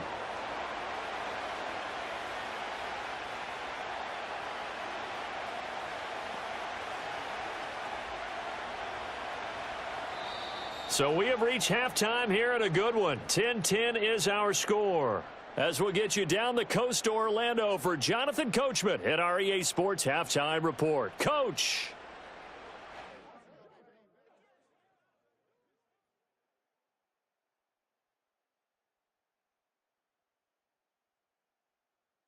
We thought this one would be a close battle coming in, and we have not been disappointed. They're all even to this point. This has the feeling of a game that could go right down to the wire. One mistake or one big play could turn out to be the difference.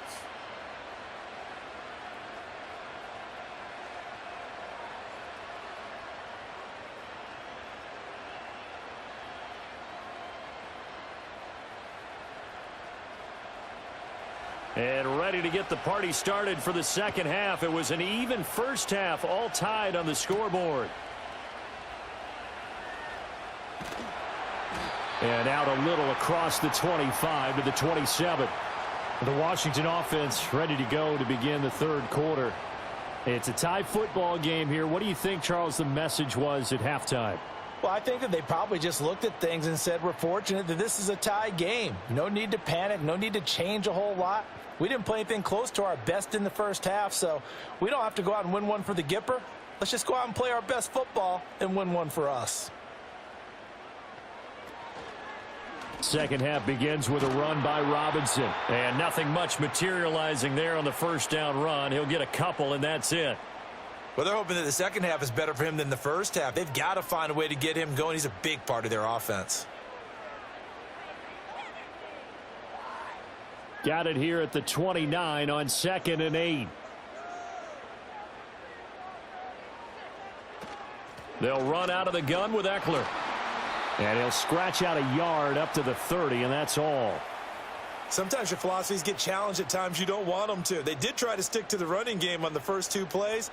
Didn't amount to much. And now facing a 3rd and long at the outset of this drive. So 7 yards from the first down here as they come up to the line of scrimmage. Play action. Now it's Daniels. Work in the middle of the field, and he's got a man complete. And he's going to have a Commanders first down as they're able to get the 3rd down conversion. But one of the ways that quarterbacks keep all the receivers alive in a play, never lock in on any one guy. Make sure you keep your eyes moving, scan the field. And here he finds the open guy for a nice pickup.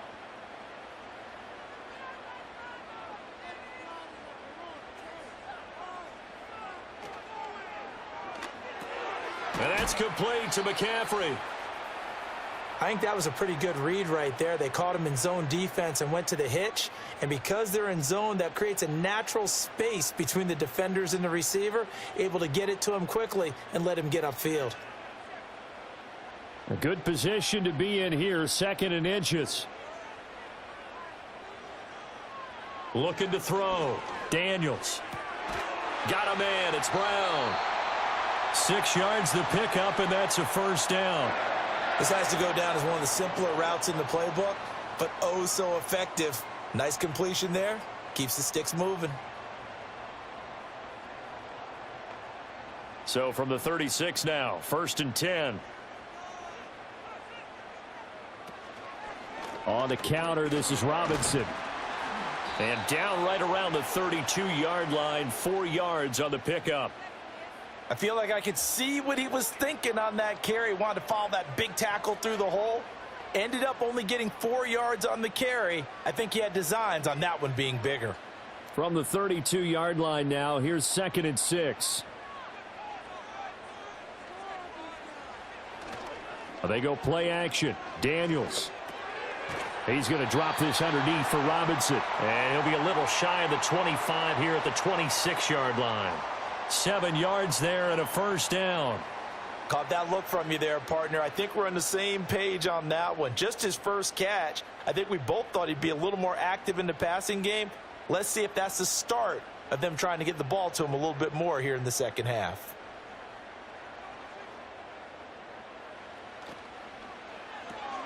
A quick throw out wide, caught by Crowder. And out of bounds right around the 20. It'll go down as a gain of 6, and it's 2nd down.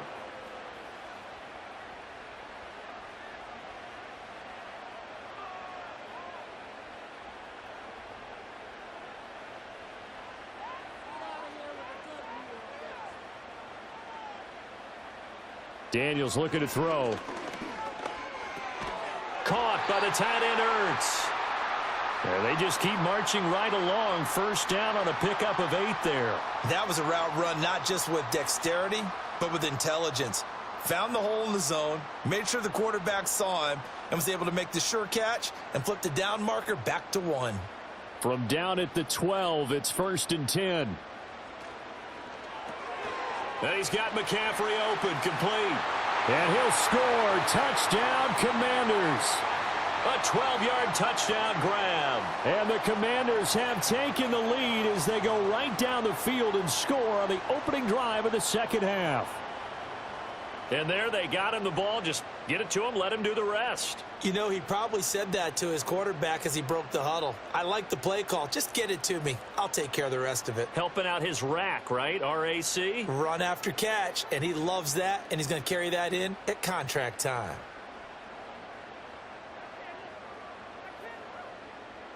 Seibert on for the PAT.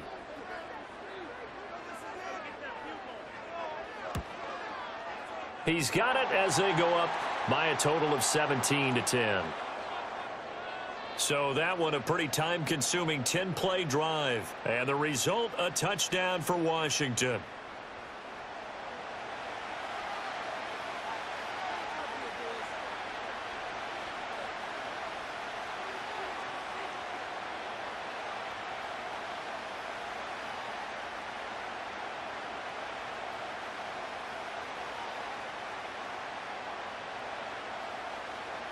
Following the touchdown, here's Seibert now to kick it off.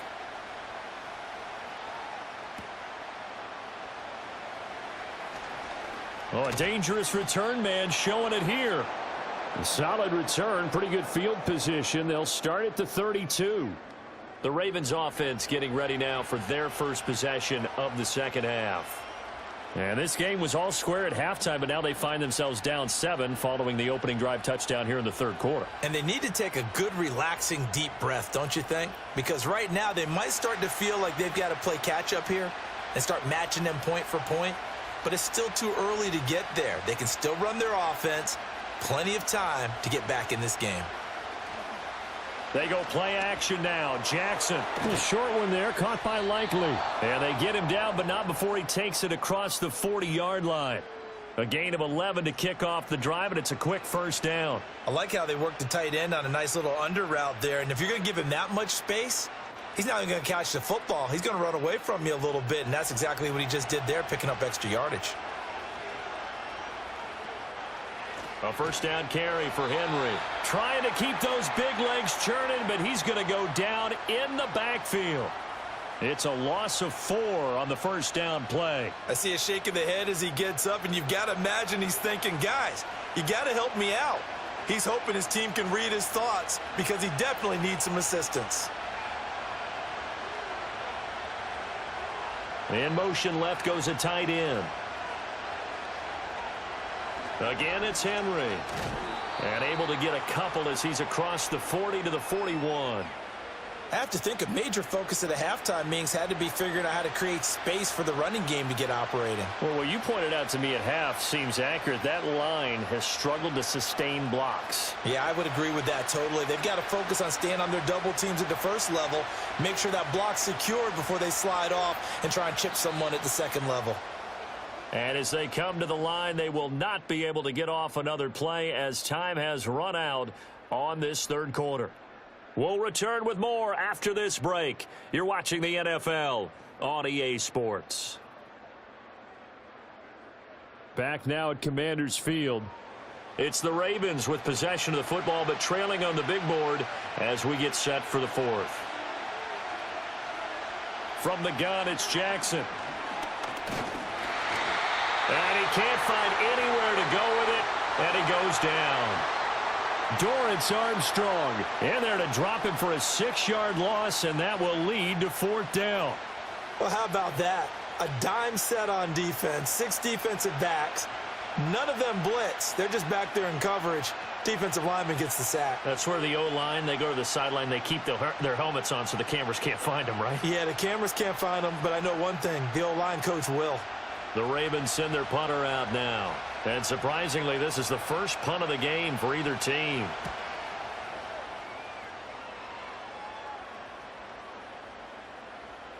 And that hits at the 6 and carries into the end zone for a touchback.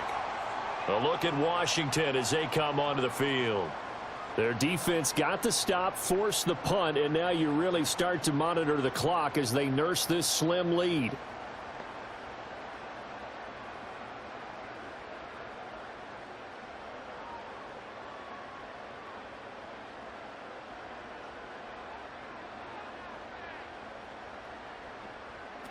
Here's Daniels.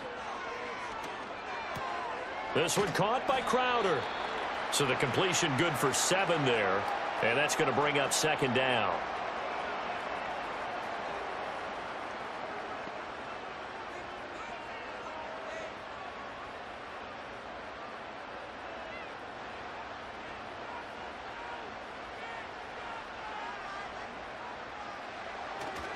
They'll run this one right with Robinson. Good footwork at the 30. And he's able to get out to the 32, brought down there. 4 yards the pickup, 1st down. And this is exactly what you're looking to do offensively. If you can start stringing some runs together like this, you'll keep churning out 1st downs, and that's going to put you in a great position to carry this one home.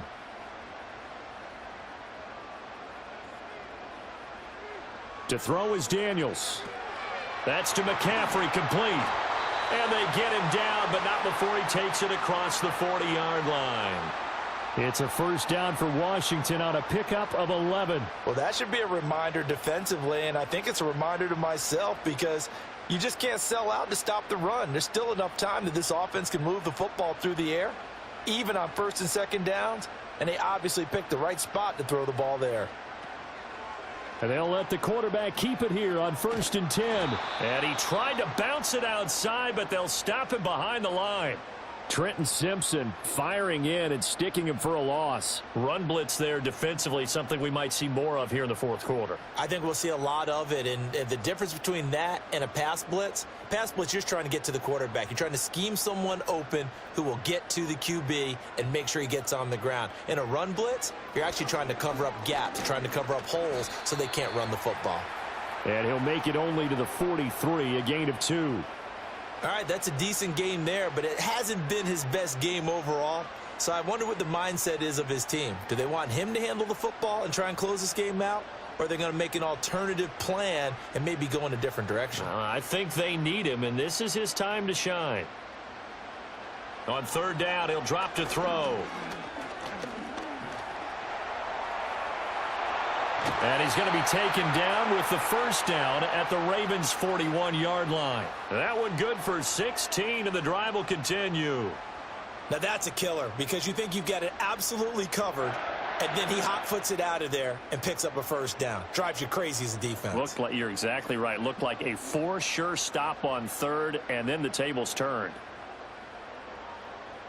So in Raven territory now, here's a 1st and 10 at the 41. On 1st and 10, it's Robinson. And just no chance of turning the corner. He can only get back to the line of scrimmage. 2nd and 10 coming up. Absolutely love the effort there. The ability to flow from his inside spot and stop that one at the line of scrimmage. Nice linebacker play. Clock continuing to run. They'll probably wind this all the way before snapping it on 2nd down. Now they'll switch it up here and look to throw. Checks this one down to Robinson. And they'll be inside the 35 now at the 34-yard line.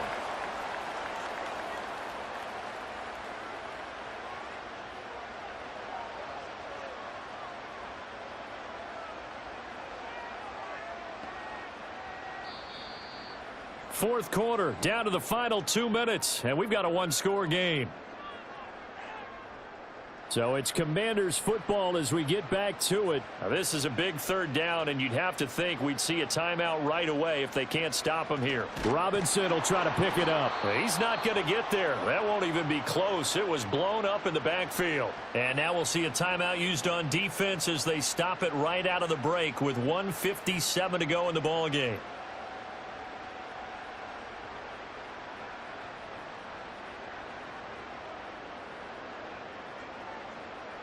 Here comes an important one now for Austin Seibert. This to perhaps salt this one away. Seibert's kick is good. And they double him up here. That makes our score 20-10. So that one, CD, going to make the road back a lot more difficult. Oh, there's no doubt about that. You know they were praying on the other sideline for a miss because now, as you pointed out, a very difficult road. Down 2 scores. You don't just need a touchdown. You need a chain of events to go your way. You've got to score, somehow get the ball back, and score again. The odds of that happening, not great in your favor.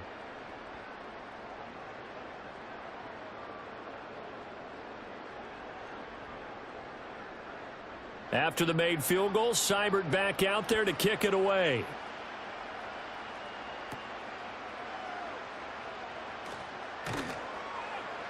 And able to get this out to the 25. The Ravens offense now, they get set and head back onto the field.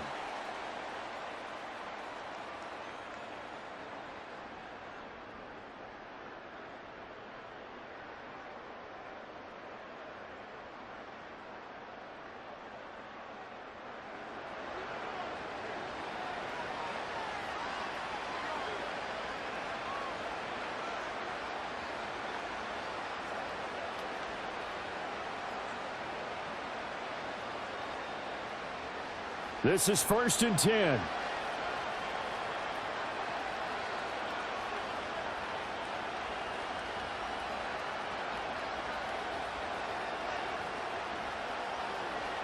Jackson connecting with Andrews. And all the way down to the 35. And the offense is saying to itself right now, if only they were all this easy, because he was wide open. And once he made the catch, plenty of room to work his way downfield. That was a breakdown on the defensive side of the ball, one that they want to fix immediately. Now Jackson. And the coverage terrific there as that's knocked out and incomplete. He didn't just deny a big throw there. He broke that one up in the red zone. An excellent play, one that may help save points on the board when this drive is over. Another try, 2nd and 10 now.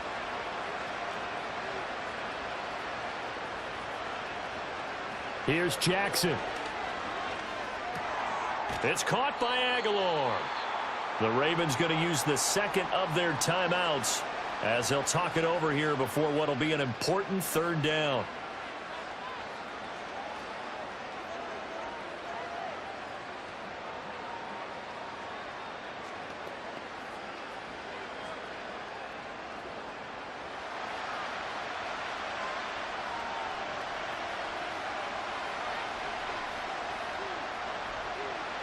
Jackson. Under pressure, and down he goes. They sack him back at the 36. The pressure from multiple guys there as they bury him for a big 9-yard loss. And this dominant defensive performance continued on that play. This poor quarterback has not received the protection he needs and has had to pick himself up off the turf far too often. Here we go. It's Jackson on 4th down. And he is going to have a Ravens first down on what will be a big play there on 4th and long. Felt compelled to go for it there on 4th down, trailing in the 4th quarter. They got it done. And there's always a lot of pressure on a 4th down call. Doesn't matter the distance. You still have to get it done, as you noted, and they did. They'll come up 1st and 10 here. Jackson to throw. This will go to Henry out wide.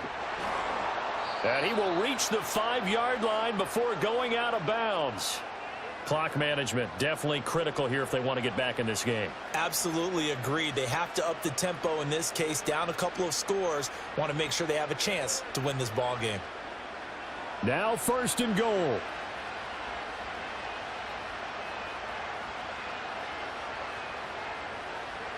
Throwing, Jackson. Right back to Henry, and Henry's got it again. Now we'll get whistles, and they've signaled for a timeout. Not sure I see the logic in this, but we'll get a stoppage anyway with 5 seconds remaining.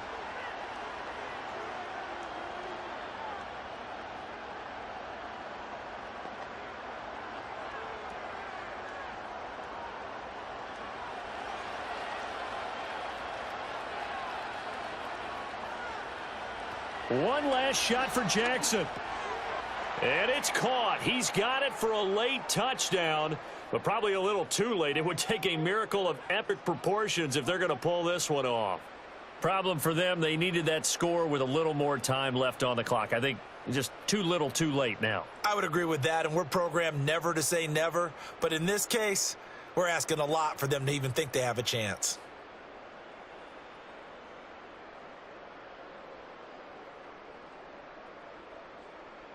Now Tucker to add the PAT.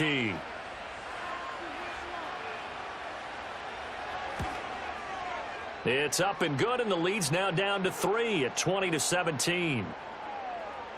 So that drive in total 8 plays. And it's Mark Andrews who finishes things off with a touchdown reception.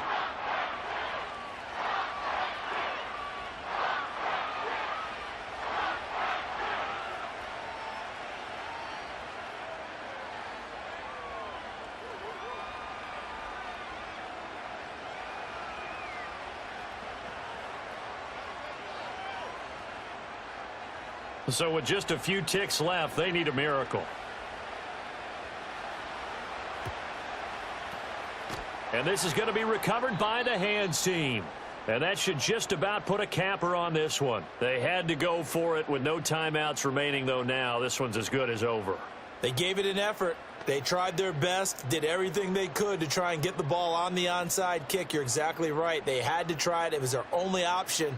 And now this game is done. Just take it, kneel, and call it a day. Washington about to close this one out as they are down to a knee.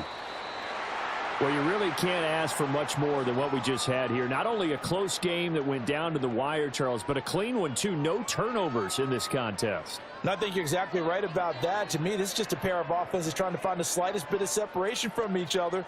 And they were both hoping that the other side would make the big mistake first. But today, neither side made that mistake. And what we got, a very entertaining game throughout. So that'll do it for us. For my partner, Charles Davis, and all the hard-working men and women on our crew, I'm Brandon Gaudin. You've been watching the NFL right here on EA Sports. The Commanders pick up the victory as we say so long from our nation's capital.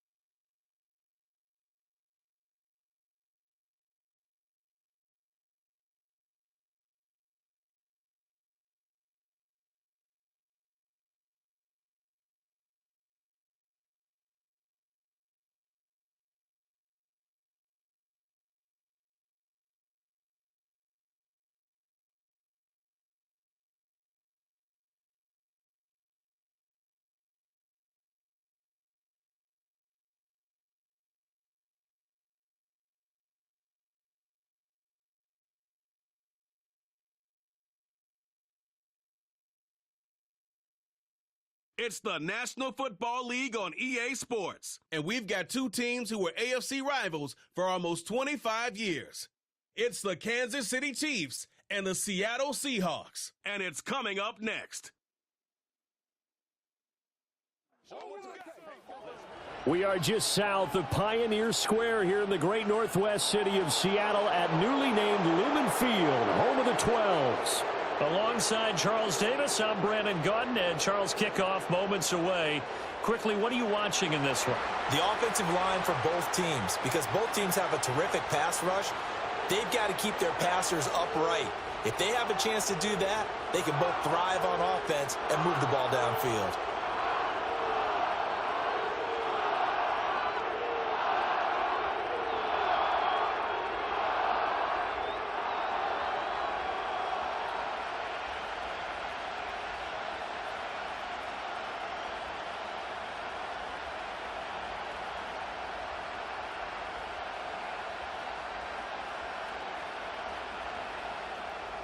Here's the kicker, Jason Myers, to get this one started. And off we go from Seattle.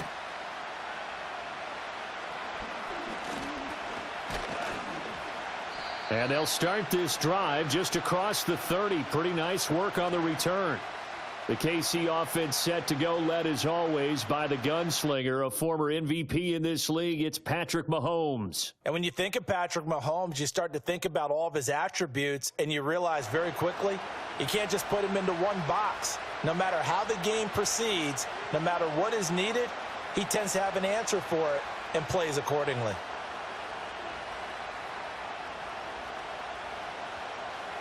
Line of scrimmage, the 31 now on 1st and 10. In motion, the tight end, Kelsey. Mahomes not wasting time. He'll throw. He'll get this into the hands of the rookie from Texas. And brought down, but not before reaching the 45-yard line. 14 yards there on the first play from scrimmage. What a start here to the ball game. You get the good kick return, followed by a quick first down through the air. If this defense isn't careful, they might be looking at a deficit before they know what hit them. In motion, the tight end, Kelsey.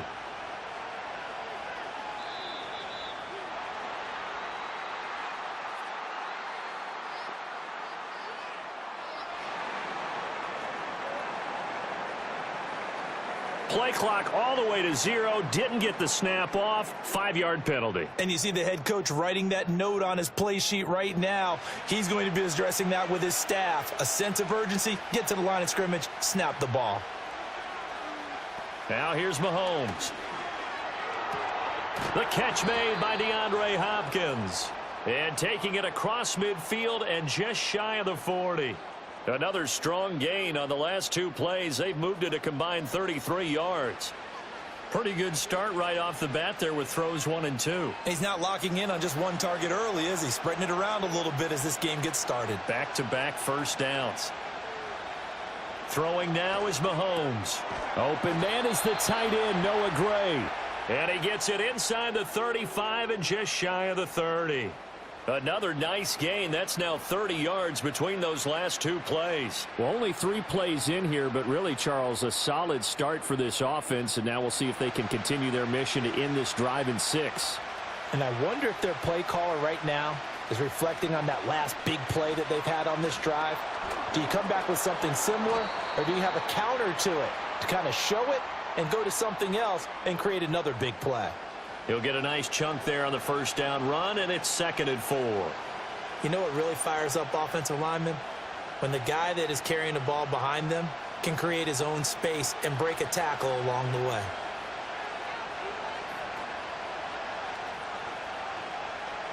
Looking to throw is Mahomes. That's into the hands of Worthy.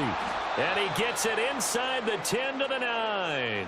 That's good for a first down, his 2nd catch of the opening drive. A lot of precision being shown on this opening drive. They've been methodical, they've been crisp, and as a reward, they're going to be set up with an early 1st and goal.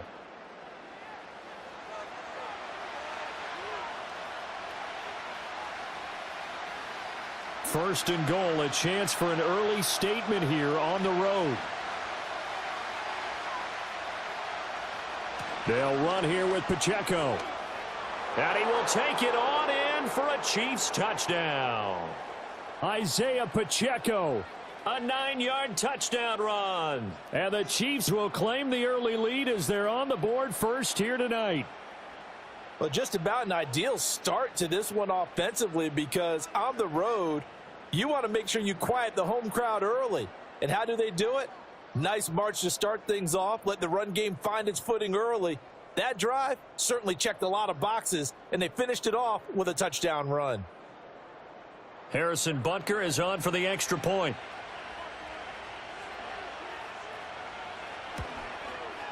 And his kick is good to make it 7-0 KC. So that drive, 6 plays, 75 yards. And a 9-yard run on the end of it.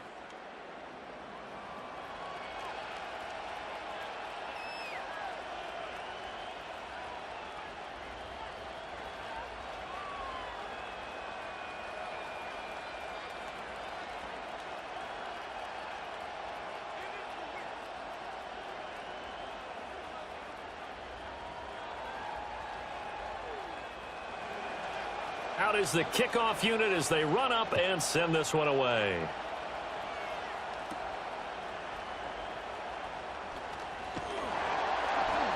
And they'll get him down inside the 30 at the 27. So out come the Seahawks now for their first possession. And they are led out there by their mobile quarterback. I still remember back in 2013 when he was drafted out of West Virginia. He was coming off of back-to-back 4,000-yard seasons for the Mountaineers. Hadn't seen as much game time in recent years, but at one point, a capable starter in the NFL.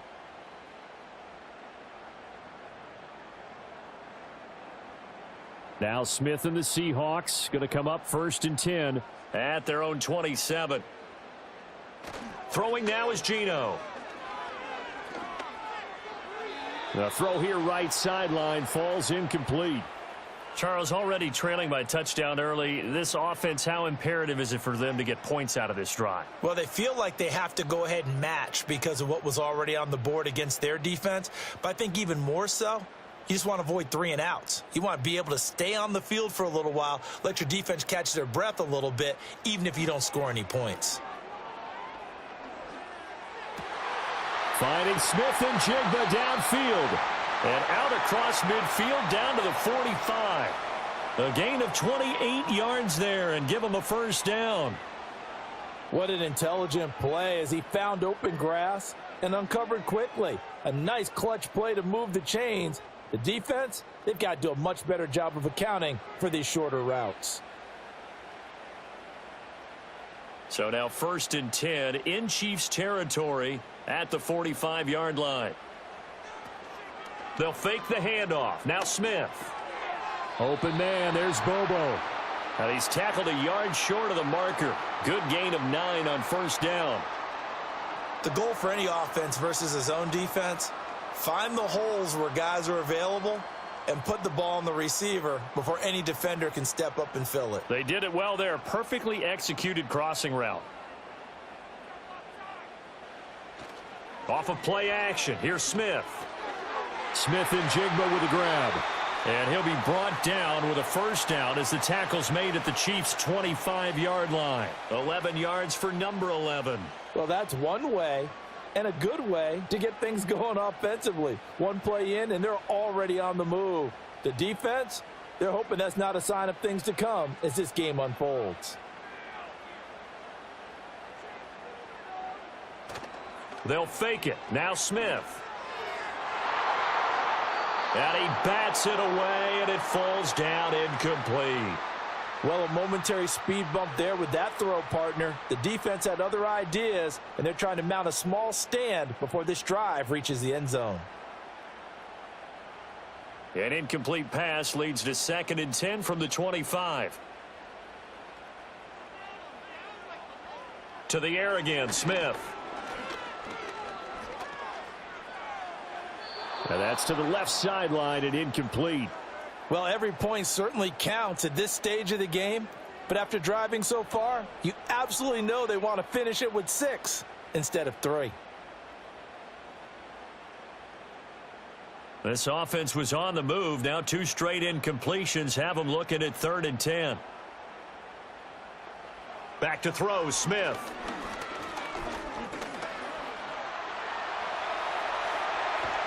And they'll get this down to the 10. The escapability in evidence there as that one good for 15 and a 1st. That's the first time he's called his own number, but he's got to be overjoyed with the results. He wasn't just going to settle for a modest gain. To me, he was determined to come through with a big message to a defense that slept on him in the pocket. So not quite a 1st and goal. It's 1st and 10 from the 10. Smith now to throw. He finds Smith and Jigba in the end zone for the Seahawk touchdown. 10 yards on the touchdown pass. And the Seahawks are able to match the opening drive touchdown against them with one of their own. Personally, for him, a great opening drive. He had 3 catches, including the touchdown. That felt like tremendous scouting, great film watching, and creating a game plan to start this off, not only to get him involved, but to send a message to the defense. You can have a lot to handle in this one. Jason Myers now for the extra point.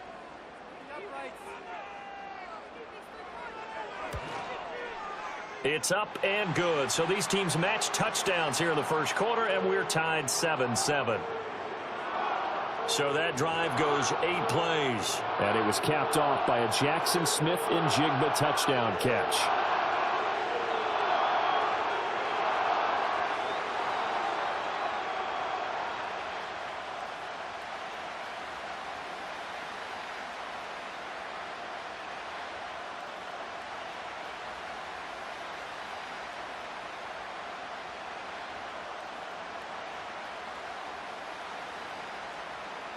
Each team's had it. Each team has scored. 7-7 here as the kick's away.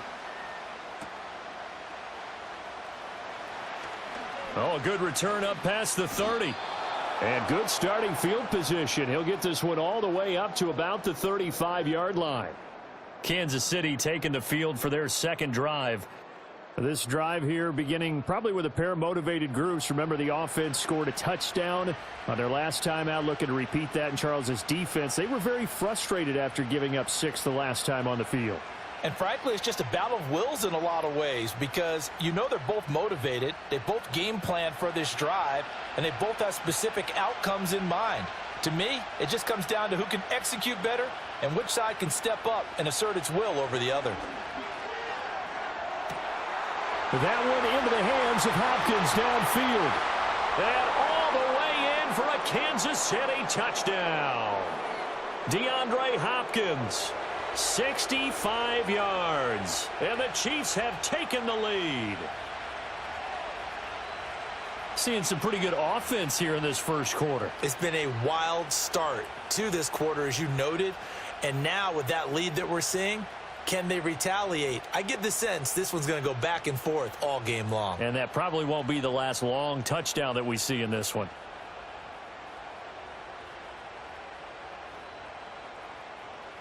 Butker now to add the extra point.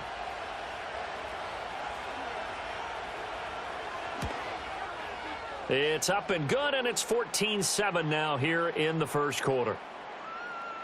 Those are the kind of drives they like on offense, from the coordinator to the quarterback, the line, everybody. One play drive and into the end zone for 6.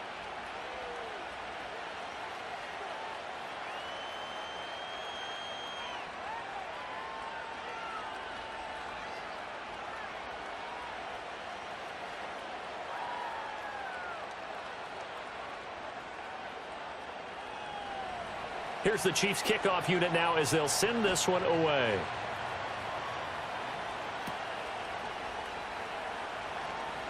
The lane opens here. He's past the 30.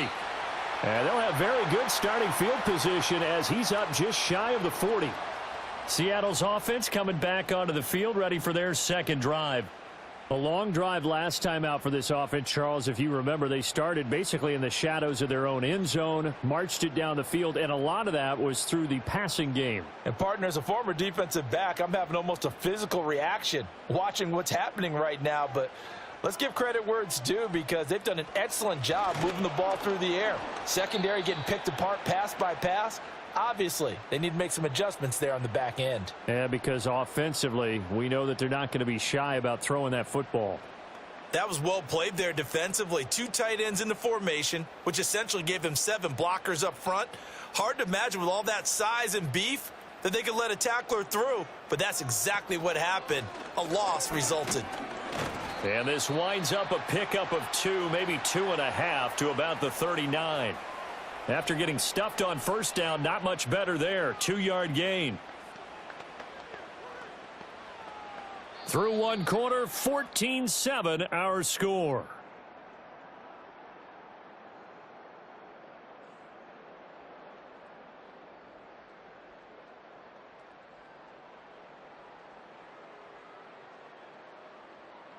Second quarter now from Seattle, and it is the Seahawks with the football here.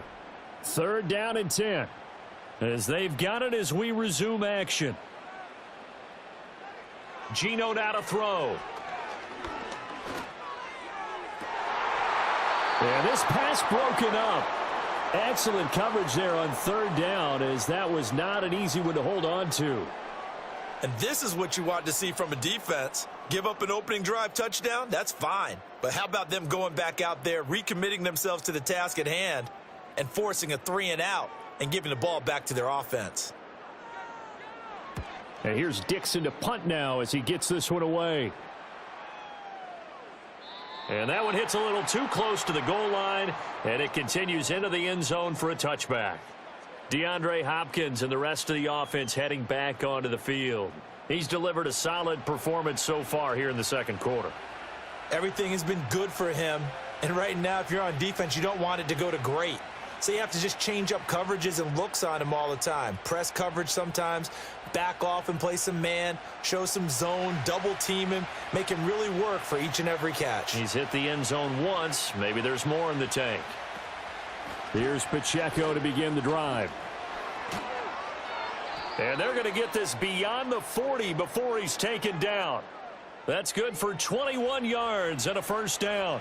They went with the nickel look defensively, so they had 5 defensive backs in there. Didn't help them stop the run. Yeah, I love that, the nickel look. 5 cents, 5 DBs. But what also happens then?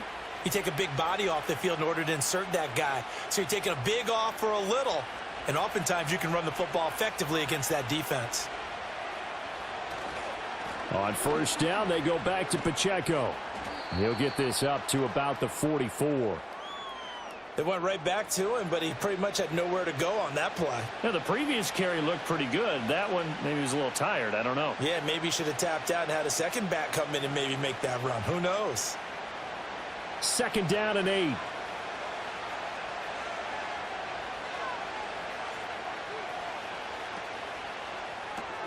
Quick throw into the hands of Hopkins out wide. So 5 yards here, 5 on the play. And now that sets up 3rd and 2.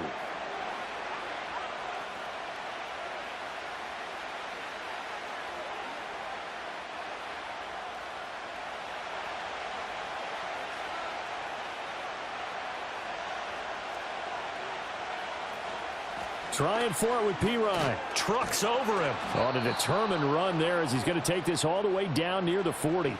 They picked up 5 yards last time. Now they double it and get 10 here. Just about every coach we talk to says the crowd shouldn't affect us. That shouldn't be an issue. And then the next breath they talk about taking the crowd and taking them out of the game by picking up first downs and keeping them at bay.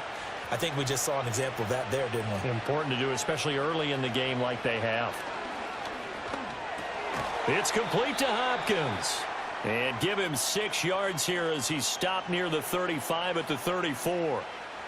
An ex-teammate used to tell me all the time, I hate experienced quarterbacks because no matter what, you really can't hide what you're doing. And I think that right there, he knew right away where the blitz was coming from, where his primary guy was going to be, and he ended up going to a secondary target for a nice game. I was just going to ask you, that wasn't the primary target. He's so good at that, isn't he? I think he knew right away that he wasn't going to get to his primary guy. I think he read that as soon as he got to the line of scrimmage, knew where the pressure was going to come from, and said, I know how to beat that, and that's what he did.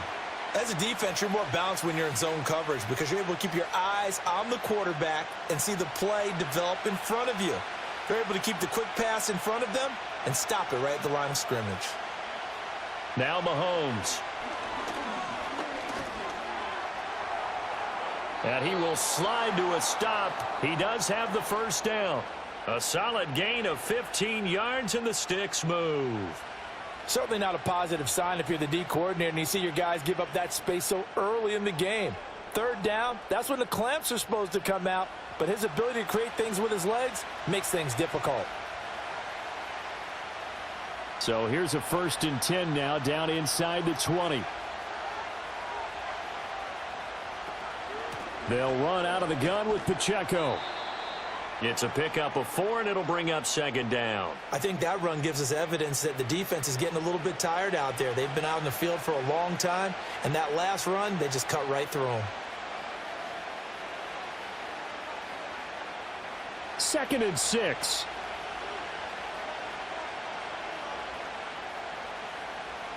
Mahomes now to throw. Hopkins on the grab over the middle. So he stopped for no gain. And now 3rd down and 6 to go. Well, the stats that matter on this play don't help a team very much unless, of course, you're playing defense.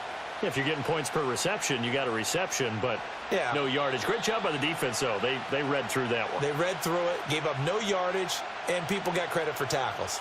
Pretty good deal. Here's 3rd and 6.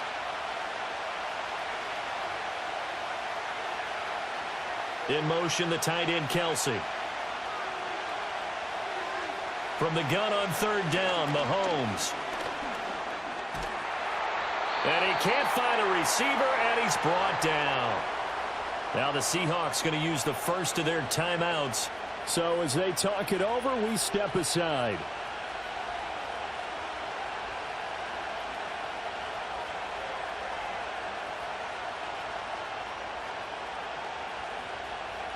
So on 4th down, Mahomes off, Harrison Butker on for the Chiefs field goal. On the left hash mark, this a 38-yard attempt.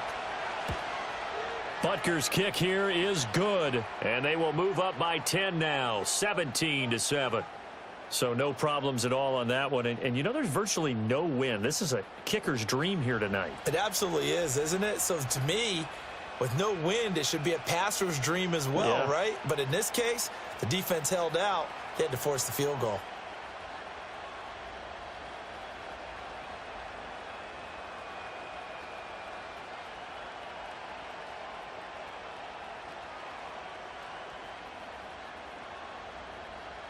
Here's the Chiefs kickoff unit now as they'll send this one away.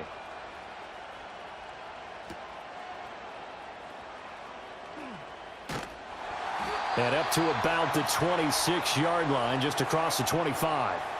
The Seattle now ready to march onto the field. They find themselves down 17-7 as they start this drive, 1st and 10.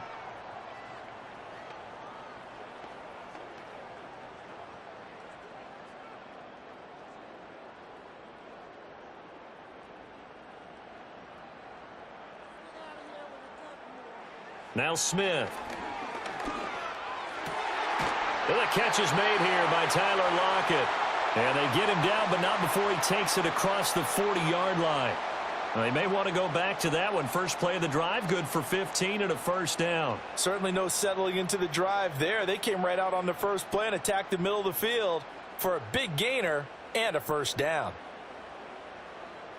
From the gun, here's Smith. He completes this to Walker. And he was able to shed one tackle but could not get away from there. They'll wind up getting just a yard, and it's 2nd down. All defenses worry that whenever anyone catches the ball and has a head of steam come out of the backfield, it could turn into a big play with missed tackles or he runs through people. But they were right there waiting, and they stopped him for a minimal gain. Now Geno. And this one incomplete. Too much contact to hold on to that one, and it's 3rd down. Good defensive call right there because they had someone shadowing him along his entire route. And he was right there ready to provide a hit that prevents him from making another catch to his big start. After an incomplete pass on 2nd down, that'll leave him trying to convert on 3rd and 9. Work in the middle of the field, and he's got a man complete. Now the Seahawks call the 2nd of their 3 timeouts as they get the stoppage with just under 50 seconds remaining in half number 1.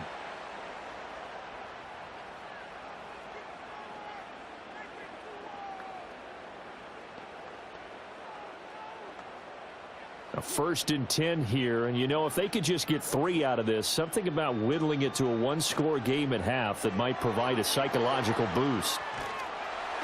And he's going to get a solid gain of 9 before being brought down. 2nd and right at a yard.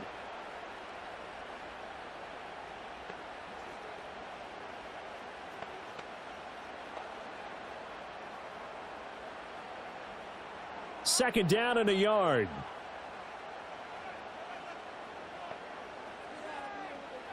A shotgun snap for Smith. Repeated the last play, finding Walker.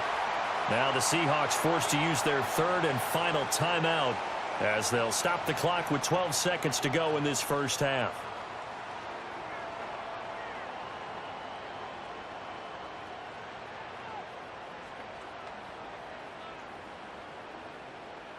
From the 32 now, here's 1st and 10. Throwing again is Smith.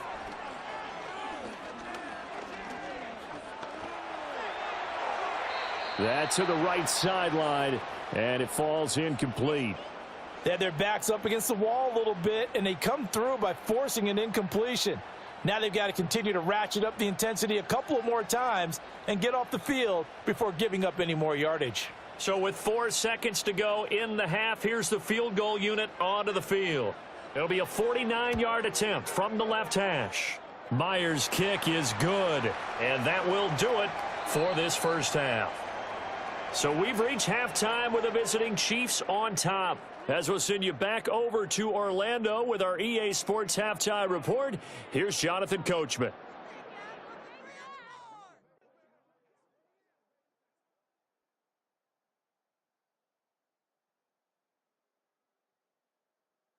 We got a strong 1st half out of the running back, Isaiah Pacheco.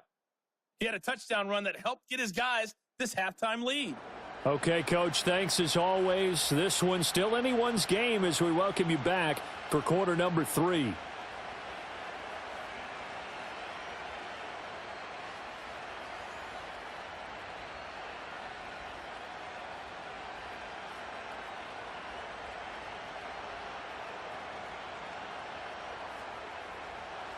One touchdown is the difference. 17-10 our score, and we are back underway on EA Sports. And he'll be stopped up at the 25. Here comes the Seahawks offensive unit. They'll have it first to begin the third. And they do trail, but they have a chance to possess the football first to try and do something about it. And that certainly makes it something of an important drive for them, because is it going to win the game? No, but you have to do something to bring some life to your sideline. Now Smith and the Seahawks going to come up 1st and 10 at their own 25-yard line. A quick throw out to Lockett. And he's taken down but able to slip across the 35. 2 catches in the first half. Now he's got a third here, and it's good for a first. I like watching the wide receiver screen because it's a real teamwork play. Because guess what? The guy catching the ball, he'll get all the credit. But how about the people up to block in front of him, either fellow receivers or offensive linemen? That makes that play a really nice timing play, and sometimes it can break big. And that, nearly picked off. Well, it would have been a great time for their first interception of the game. Instead, it's 2nd down. Pretty nice coverage there, but a missed opportunity for an interception. Let's face it, a lot of these defenders, they've got it all. Speed, athleticism, hands, a little bit questionable.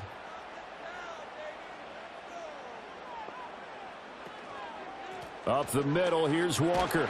And down he goes at the 45 after a pickup of 9. And after that type of a run, there's some talking going on down on the field, but it's not trash talking. The guy who just carried the ball, he's going back and telling his offensive line, great job, keep it up, and we'll break that one soon. So they just need 1 yard here to pick up the first down. On 3rd down, here's Walker. And he's got the first down, yardage before being taken down at midfield. A gain of 4 that time as the drive continues. I'd say they've got to find a way to get him going. He's such a big part of their offense. I wonder if they might throw it a little and come back to the run. Anything, because you're right, he's pretty much been completely neutralized. From the 50, it's Smith. This is Fant on the short completion. And they'll get him down as he's inside the 40. 11 yards there and a first down for Seattle. Couple of first downs right in succession, and this is an offense that could really use a good drive, and they're off to a fast start here. So from the 39 now, they'll come up on a 1st and 10. Now a play fake, and it's Smith. And Walker has it.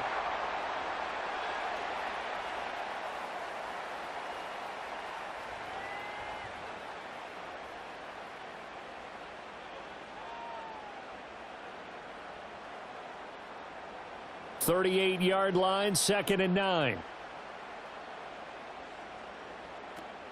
Now to the ground, here's Walker. And he'll get 4 here down to the 35-yard line. The completion on first didn't get much, and now the run on second doesn't get a whole lot either. Well, if you're a good play caller, you've already looked ahead and anticipated this type of situation. Already down in his play sheet, trying to dial up a big 3rd down play. Smith. Flush to his right. And he is out of bounds inside the 30. 8 yards that time, able to take off, and the result is a first down. We have so many different terms for 3rd down, 3rd and short, 3rd and long, 3rd and manageable. How about 3rd and medium? Because that's what this one was. The defense looked like they had him hemmed in, but he gets away, evades the rush, and picks up just enough for the first down.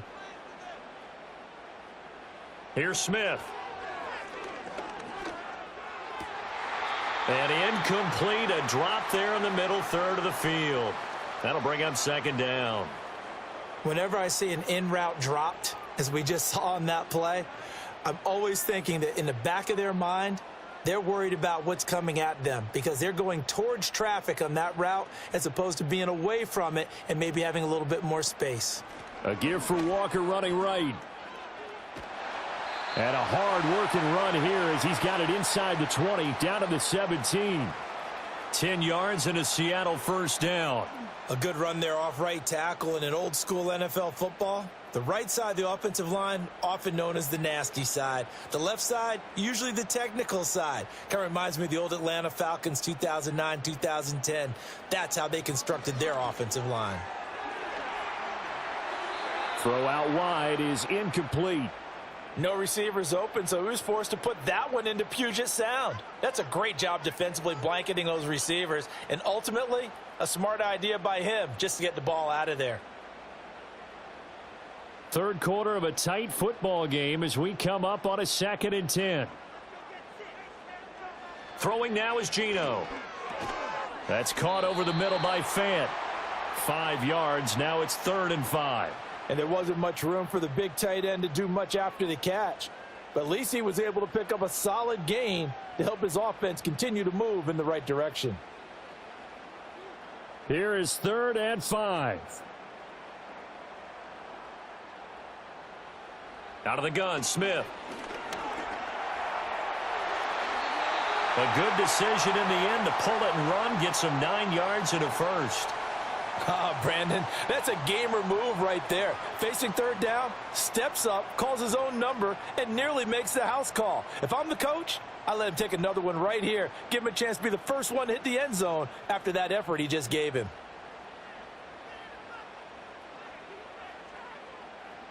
Now it's Smith.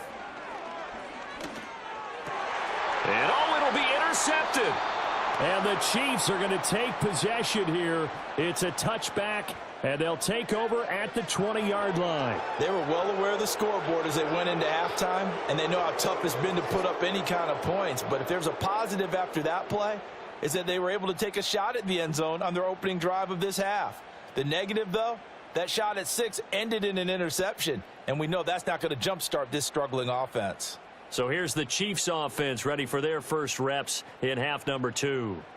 And their defense just helped them out by getting the football back on the opening drive here in the second half. And now can the offense follow through with points on their first possession? And that's a big one for them because after the work the defense has done, they've got a chance here to open up this lead. Mahomes will lead the Chiefs up 1st and 10 at their own 20-yard line. And they'll send the tight end in motion here. So after the INT, here's Mahomes. Well, this one complete. It's Rashee Rice. Still going. And all the way down to the 17-yard line. A big play there on the catch and run. 63 yards. Excellent execution, and now they're set up nicely. Are they ever? Red zone? I wonder what the next play call is going to be because after a big play like that, a lot of teams like to use the momentum to launch another one.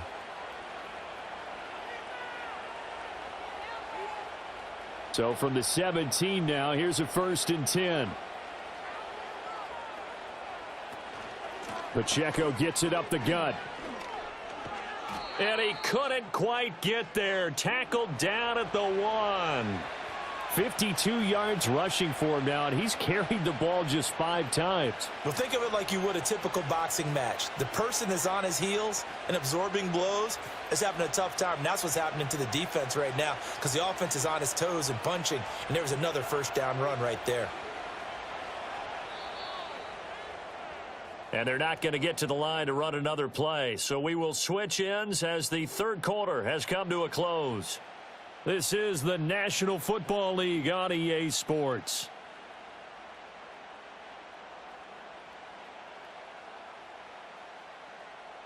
Back now in Seattle, Washington. It's the Chiefs with the lead and the football here as we get set for quarter number 4.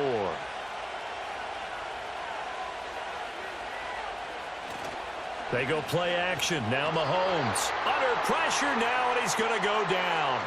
Sack back around the 8. Uchenna and Nwosu got the sack there. Well, surprise, surprise. 1st and goal at the 1. No quarterback sneak. No running play. They decided to throw for it, but the pressure got to him quickly and put the quarterback down. It's 2nd and goal. Back to the 8-yard line now. Looking to throw is Mahomes. Toward the back corner of the end zone, but he could not get the feet down. This will wind up incomplete. The Pro Bowler DeAndre Hopkins, the intended receiver. But now it's 3rd and goal.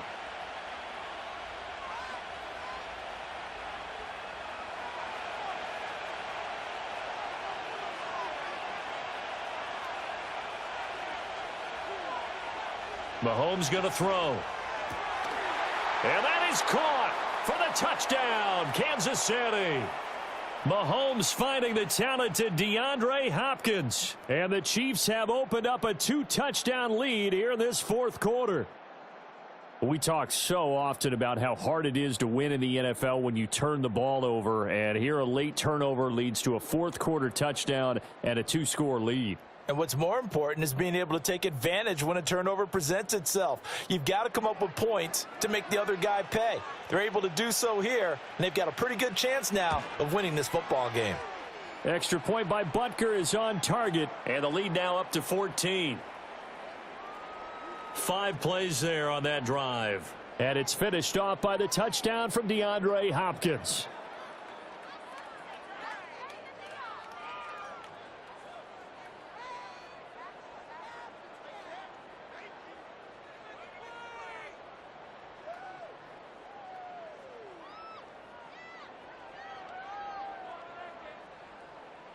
Here's the Chiefs kickoff unit now as they'll send this one away.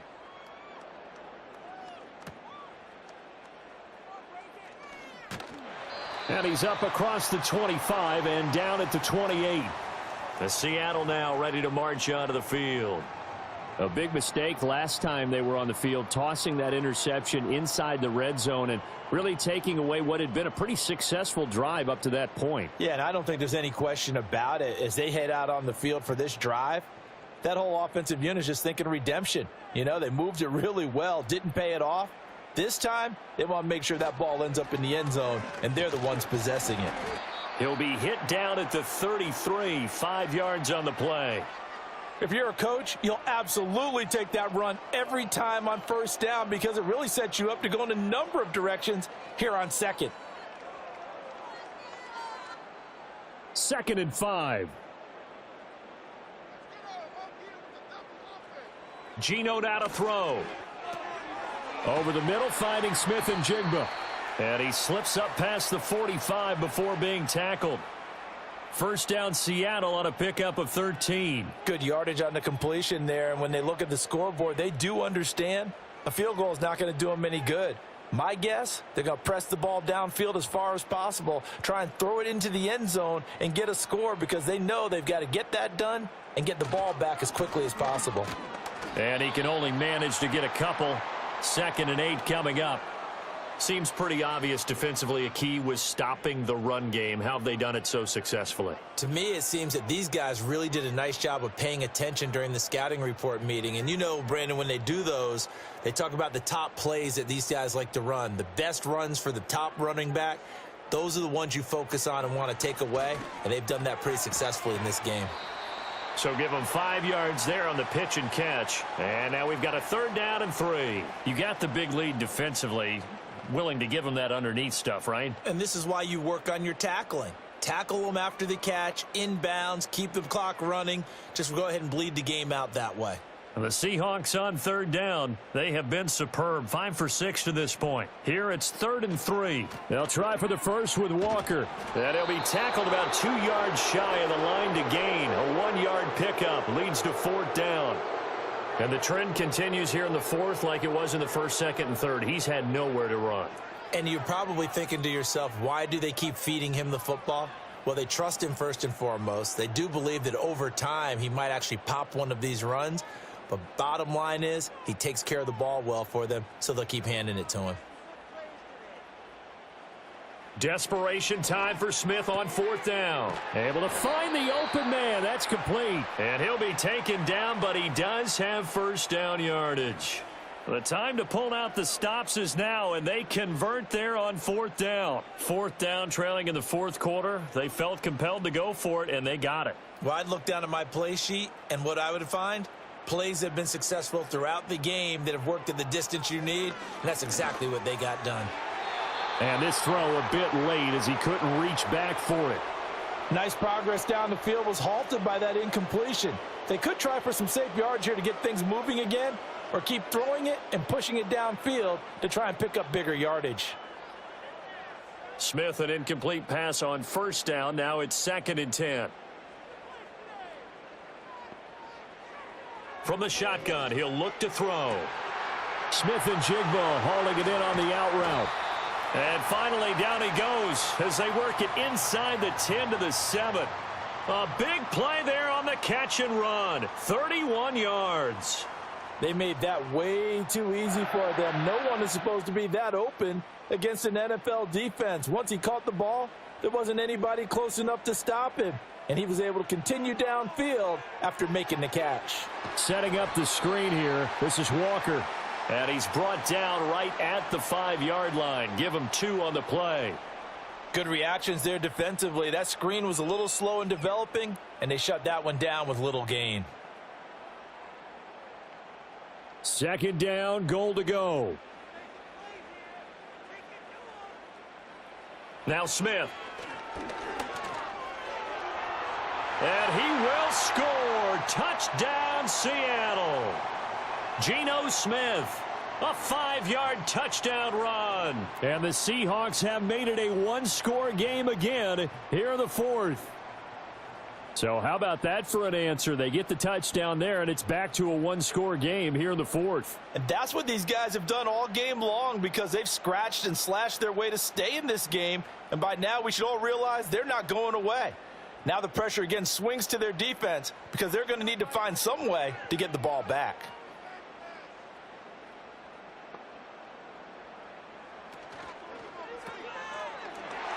And he will get into the end zone, and the 2-point conversion will cut this down to a 6-point game. And, of course, on the 2-point try, had the option to run or pass. They pass it there, and it works. Felt pretty straightforward, didn't it? An open receiver, ball's put on him, 2 points for them.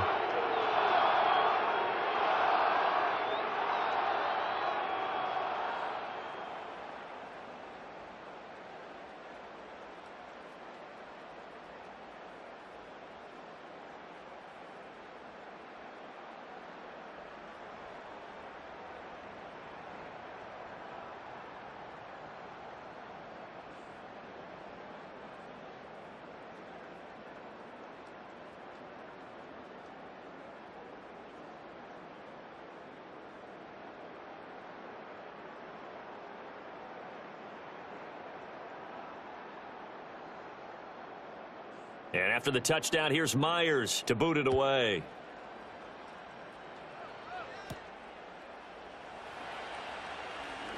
Oh, a good-looking return set up here.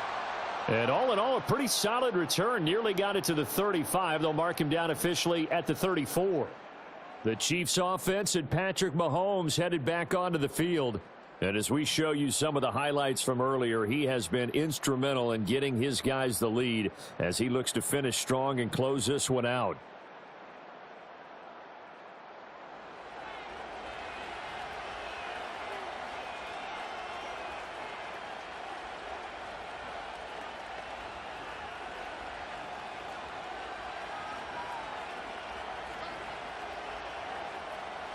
KC offense out of the huddle, ready for their next drive. So both of these teams, Charles, coming off touchdowns now, but this offense, they just had to stand on the sideline, watch their opponent author a really impressive drive to reach the end zone. Yeah, and I think you're not telling yourself the truth if you don't think there's some one-upsmanship going on right now, because they just had their touchdown answered by a drive of double-digit plays that also found the end zone. Now they want to do something even more impressive to answer that one. So the Chiefs in possession of the ball as we welcome you back. They've got a 2nd down now as they search for a way to get this one to the finish line. And from the 25, they work this to the 29, a gain of 4. And now we'll see a timeout used on defense as they stop it right out of the break with 1:57 to go in the ball game.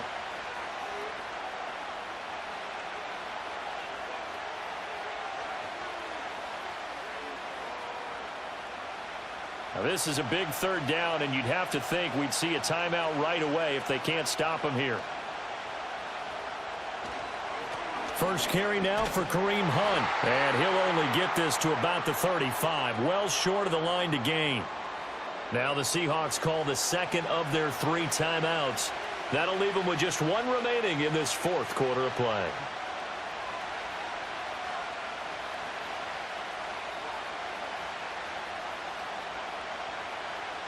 Here's the Chiefs punter now, as he's on to punt for the first time tonight.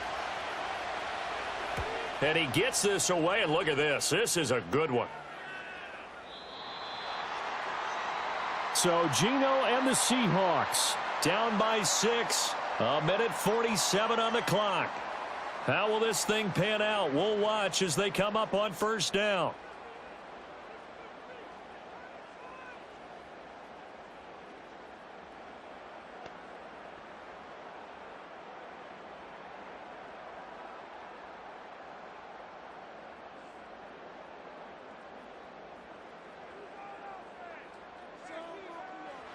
Here's Smith. Gets this complete to Smith and Jigba. And he stopped right at the 25 after a gain of 5. This is where, of course, it's good to have a veteran quarterback under center. You would just be able to put on one of those blood pressure clips, and nothing would be different for him. He's done it many times before, expects to get it accomplished again. Here comes second down at 5. Smith's going to throw it. Oh, it's a screen pass. That's complete. And he's going to get out of bounds with the first down. So an ideal set of circumstances there. They move the chains, and they save that final timeout. Well, they got the yardage they needed there, picked up the first down, got out of bounds. How about the urgency that they have, as well as the understanding where they are on the field? Just the 1 timeout remaining as they try to navigate this 2-minute drill. First and 10. Flushed out right. His running ability has been an extra dimension of their game plan thus far. For once, though, he doesn't create any magic against the front that was prepared for him to try and take off.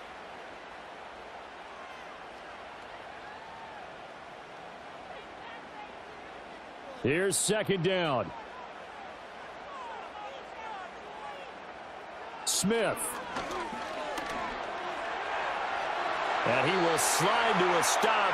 He does have the first down. If they get a game-changing score on this drive, it's going to be because of plays like that. That run was pure heart. Took it himself, found a way to reset the downs, and advance the ball. Here's first and 10. Smith to throw. And this will be incomplete. Physical play on the football there, and it's second down. Well, this defense has been physical all game long, and it certainly looks like they're not going to back off and make things any easier. They want to keep making life miserable for the receivers all the way to the end. 20 seconds remain. Here's second down. Now Smith. It's caught inside the 25. Now the Seahawks forced to use their third and final timeout as they stop it with 14 seconds to go in the game.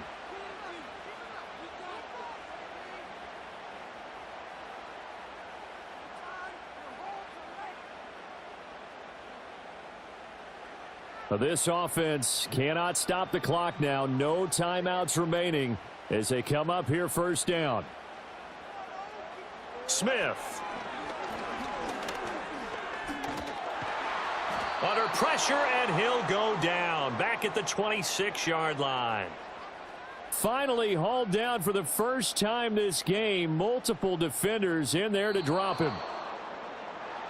Partner, what a finish to this one. I mean, this offense, they had it down there inside the red zone, but ultimately couldn't execute that final snap to find the end zone. Yeah, and they're going to walk away from this one, and you know what's going to go through their heads the entire time until they get to play again. If we could only have that final snap to do over one more time, maybe with a different play call. So that'll just about do it for Charles Davis. I'm Brandon Gaudin. You've been watching the NFL on EA Sports. For more, log on to easports.com. With that, we say good night from Seattle.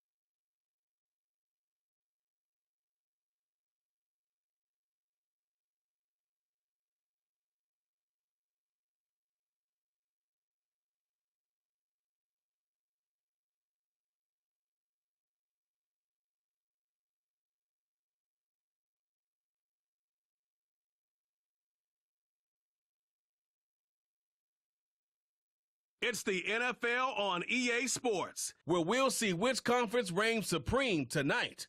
It's the Tennessee Titans and the Chicago Bears, and it's all up next.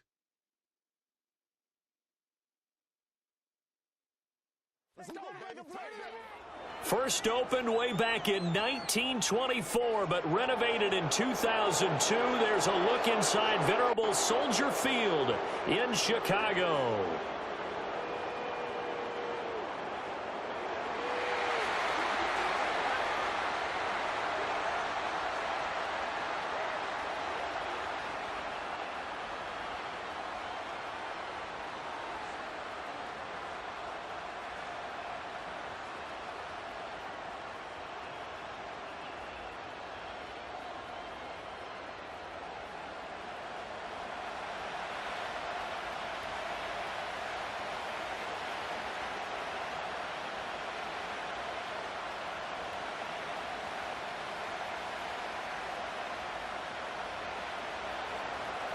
There's Nick Folk ready to put this one in the air. And off we go from Soldier Field.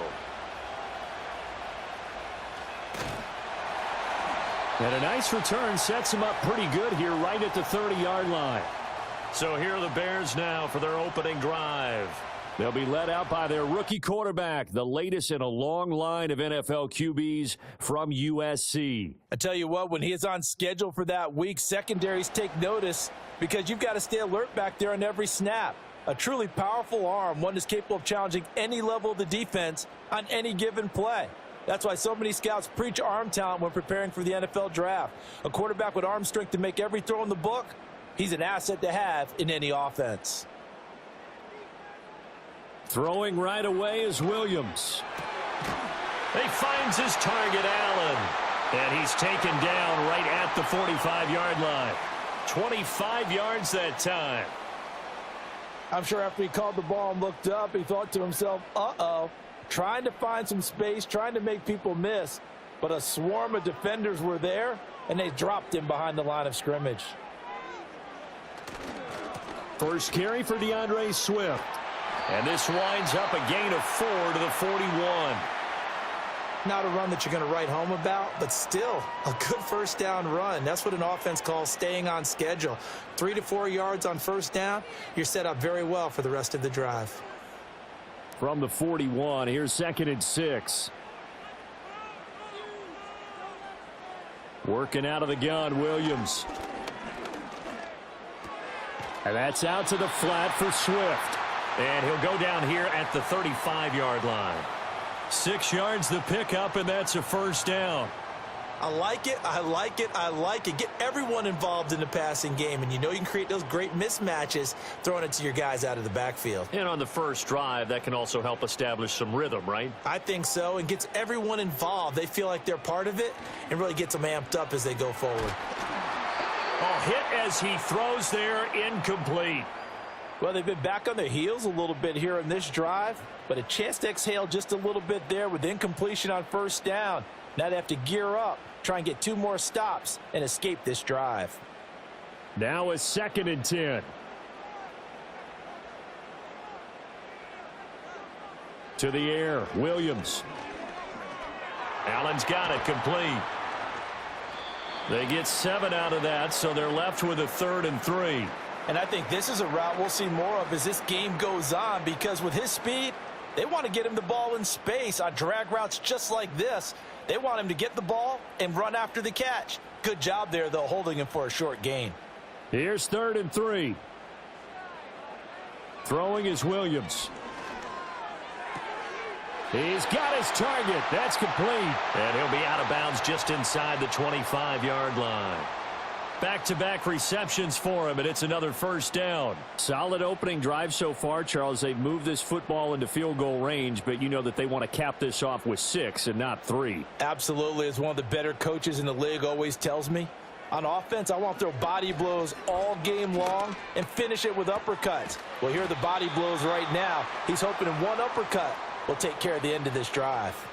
So the completion good for 6 yards. And it'll be 2nd down. Well, they're not hiding who their central focus is on offense. Charles, he already now has 4 receptions here on this opening drive. And I know people who are watching the game are thinking, did they forget about him in the defensive game plan? But it's actually been the opposite.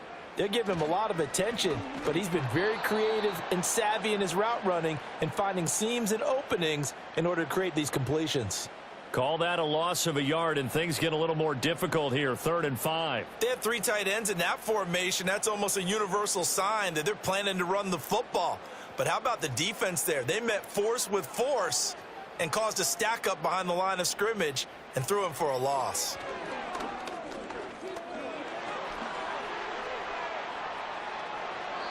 Give him 7 on the tuck and run, and it'll get him a new set of downs. No surprise to see his sideline fired up by that big play. Heck, we're fired up, and we're supposed to be neutral. That's a quarterback putting his body on the line to fight and just barely get the first down. When he does something like that, it gets everyone ready to lay it all out there and try and match his intensity. Looking to throw is Williams. And he's got his man in stride, complete. And he takes this one in for a Bears touchdown. Keenan Allen, a 12-yard touchdown grab. And the Bears put the Knights' first points on the board as they take the early lead. Right off the bat, they start with a very solid, methodical 10-play drive. And you know me, I tend to look at things from the defensive side. They're coming off the field gassed right away. We're in the first drive of the game. So it's not just what happened, but think of the emotion you carry into a game, then double it with getting a 10-play drive put on you and points scored. They're pretty tired right now. Santos with the extra point, and that makes the score 7-0. A 10-play drive that time. And it was Keenan Allen who finished it all off with the touchdown reception.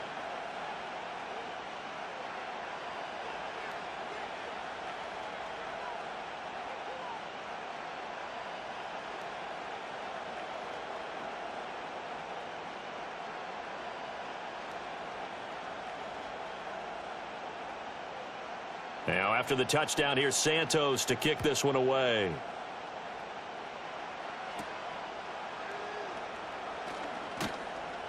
And they'll start this drive just across the 30. Pretty nice work on the return.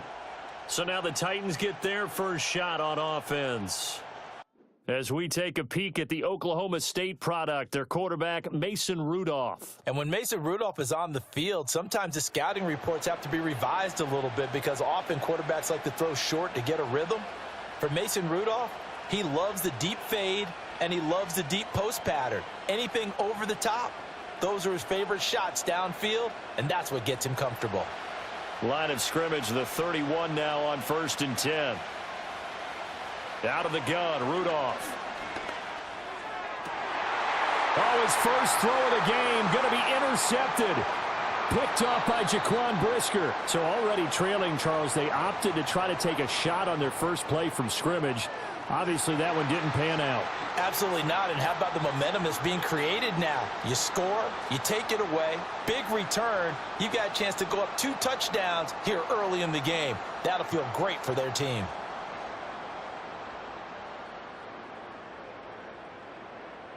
Chicago works their way back onto the field here for their second drive of the game. And they'll have good field position here following the interception and a chance to build on their lead as they start with a 1st and 10.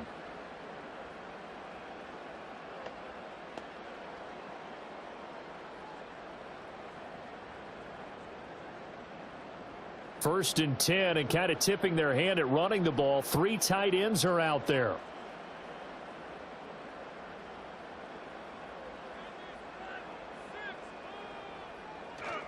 On 1st and 10, it's Swift. A little juke, and they've got it inside the 10 at the 8. A solid pickup of 13 sets them up 1st and goal. Usually we see runs like this as the defense breaks down later in the game, but this guy is setting the tone early, running through all types of tackles and put the defense back on its heels.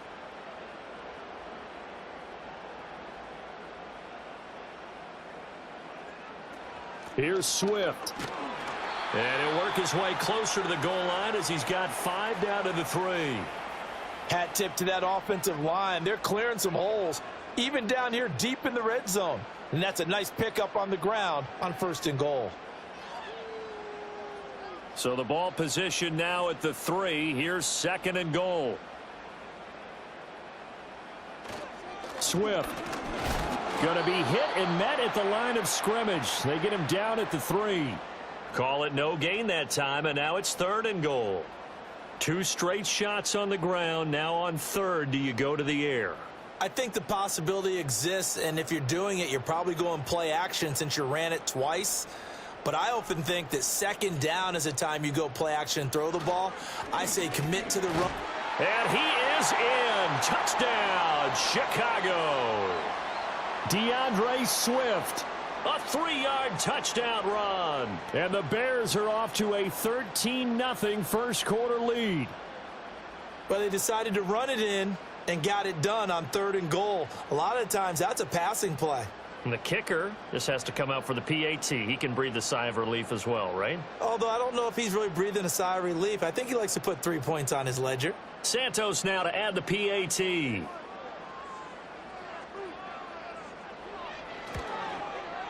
And it's good, and they have jumped out here to a quick 14-0 first quarter lead. Just a 4-play drive that time. And it ends with a 3-yard scoring run.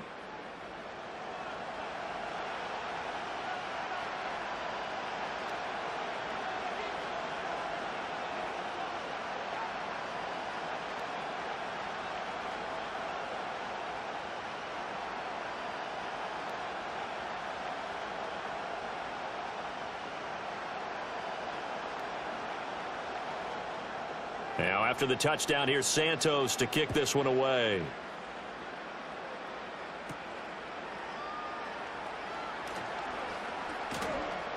And he'll take it up past the 25 to the 26-yard line. The Titans coming back onto the field for their 2nd drive.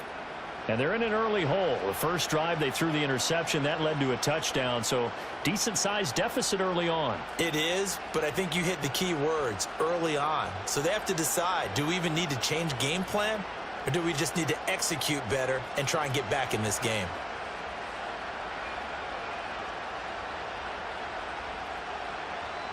They go back to the air here after the INT on the last drive. And a big loss here as he's taken down. Montez Sweat able to get in there and run him down for what's going to be a loss of 15 yards all told. Well, you're already up a couple of scores here in the first half defensively, and Charles, they just seem to be playing really free on that side of the football. I love the observation because with that type of a lead, they feel like they can take a few more chances and be even more aggressive, and it's been paying off for them so far this game. 14-0 the score. This is the NFL on EA Sports.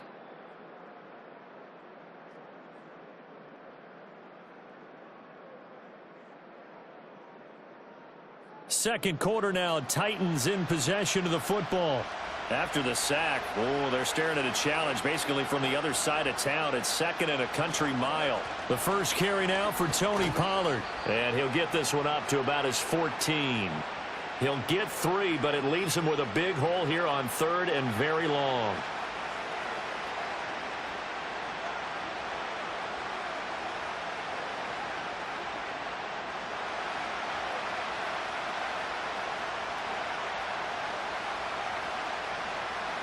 Now it's Rudolph. Throw right side, caught by Ridley. And out of bounds across the 15-yard line. And just 3 yards on the catch there. He couldn't get away. And it'll be 4th down. That's certainly playing down in distance very well by the defense, isn't it? Take whatever you want underneath by all means. Now on 4th down, here's Ryan Stonehouse to punt for Tennessee. And this is away. It's a high kick, and he got all of it. Webster now to return. Officially, that'll be a 63-yard punt. Well done. And the Bears take over. And now Chicago getting ready to go as they take the field.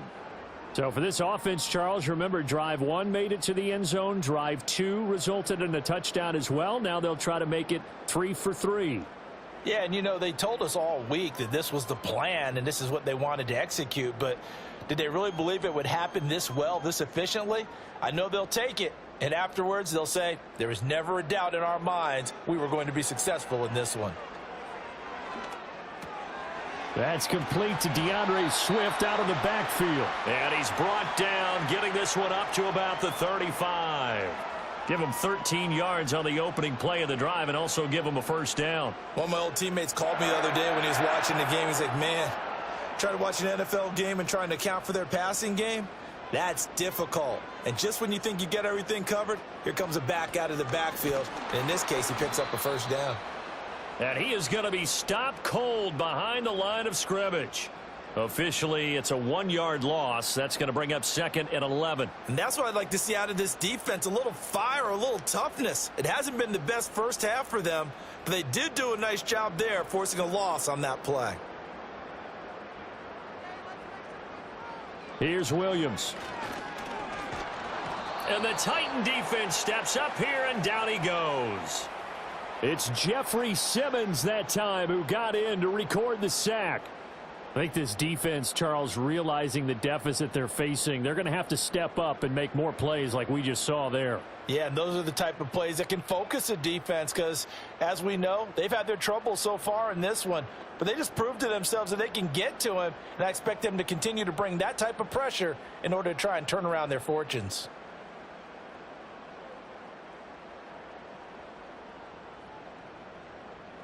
The offense on 3rd down tonight, a perfect 3 for 3 as they look to keep that streak going. This will be 3rd and forever. Forced out to his left. And they work this well upfield across the 45. No one there to help out downfield, but no problem. Scrambling for 22 and a first. With nowhere to throw it, decided to scramble, and a nice job, CD. Got the yardage that he needed. Yeah, and his teammates are certainly going to appreciate that effort, even if his coaches don't, because they would have wanted him to slide and protect himself. But he chose team gain over personal protection. And he's up over midfield and down into Tennessee territory. It's a 7-yard carry to set them up with a 2nd and 3. That play wasn't quite as big as the play that preceded it, but still, got to like the way they're moving the football, partner. Absolutely. Pretty good room to run on that last play. Yeah, they didn't get a first down, but still, you'll take runs like that each and every time, won't you? From the gun, here's Williams. He'll get that complete to his tight end, Cole Kmet. And he's going to have another first down as the tackle's made at the Titans' 30. 15 yards there on the catch and run. One of the advantages of zone defense, as I remember it, is being able to see the play develop in front of you. One of the disadvantages, when they find those levels where they can hit you with it. Sometimes behind the corner and in front of the safety, it makes it tough to defend. He'll look middle here and get it to Odunze. And they'll get him down after a pickup of 8, 2nd and 2. I always laugh when people say, what's the toughest route to defend? And I'm like, any of them, especially if it's a good receiver. That makes things very difficult. But when you're running a drag route, something short, shallow, going through defenders, using guys almost as screens in order to get open, that makes things tough for guys trying to get to the football. That's to Moore, and he's got it. Touchdown, Bears. A 22-yard touchdown grab. And the Bears take a 3-touchdown lead. There was a lot of zip on that pass, and baseball might have called that a frozen rope. I like it when you bring the diamond into the game. I'm going back to the gridiron. Had some heat on that bad boy. Sometimes you throw a touchdown pass, and sometimes you throw, what, a touchdown strike? There you go. That's my man, in concert. Now the point after try for Santos.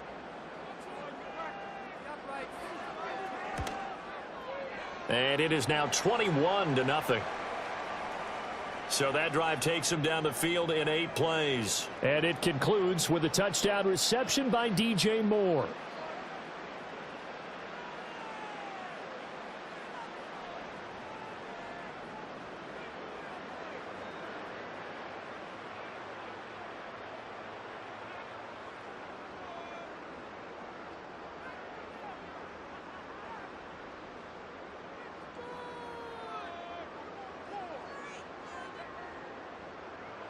Now, after the touchdown, here's Santos to kick this one away.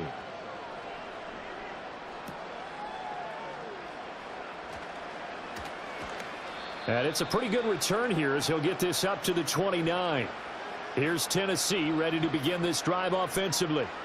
Well, CD, you kind of feel like they're in a bit of a danger zone right here because now you're down 3 scores, and I know we're in the first half, but the way this offense hasn't been able to generate anything, you feel like they probably need to get something going on this drive, right? Yeah, and sometimes I overuse that this is an important possession, but I think this has to be the possession where they come up with an answer because only a few teams in league history have ever come back from a 4-score deficit.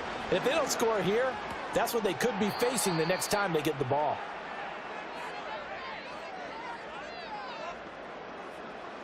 A reminder that when halftime rolls around, Jonathan Coachman will have all the highlights and analysis of this first half of play from our studios in Orlando. Here now, 2nd and 4. And they'll send the tight end in motion. Here's Rudolph. And the timing a bit off that time as that one falls to the ground. Well, congratulations to them. They come through defensively with another stop. And let's face it, this secondary, they've gone unchallenged so far in the first half. Now they face a 3rd down and 4 after that incompletion on 2nd down. Rudolph now to throw. Work in the middle of the field, and he's got a man complete. He's still on his feet. Touchdown, Titans. Tyler Boyd, 64 yards. And the Titans get a bit closer. Down 3 scores already. This game was really in danger of getting away from them. They needed a drive like that, especially on the road. Not only to calm themselves, but maybe tamp down the crowd a little bit because everything was against them. As you noted, this game could have gotten away from them very easily, but instead, the calming drive, now they have a little bit more confidence. Okay, we're back in it. All right, we're ready to go. That was impressive. And the defense now needs to reciprocate. Nick Folk for the point after.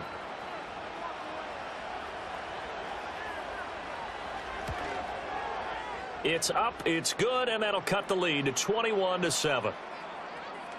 The drive there only spanning 3 plays. And it's finished off by the touchdown from Tyler Boyd.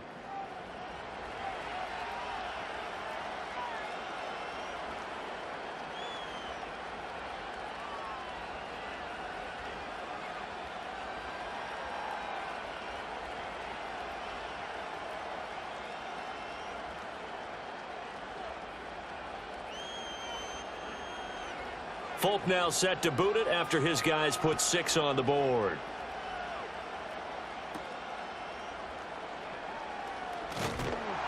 And able to take it past the 25 and up to the 28-yard line. Out is their quarterback with this offense to take over once more. He already with a couple of touchdown throws in this first half as his guys start 1st and 10.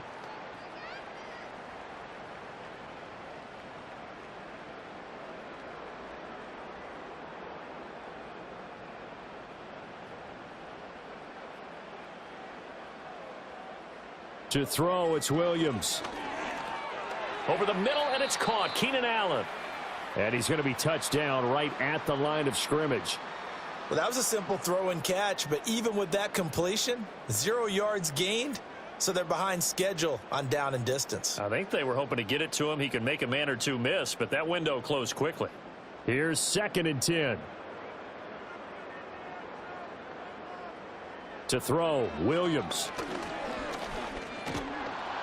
And that'll fall incomplete. He was hit just as he let that go.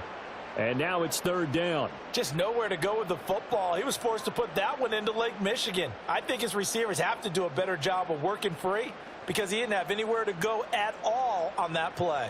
An incomplete pass on 2nd down. That muddles things a little bit here. This is 3rd and 10. Back to throw. Williams.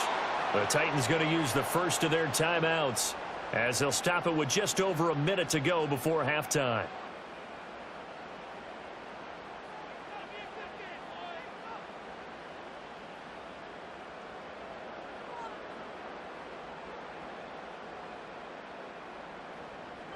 Here comes the Bears punter now as the drive goes backwards, so he's on to punt it away.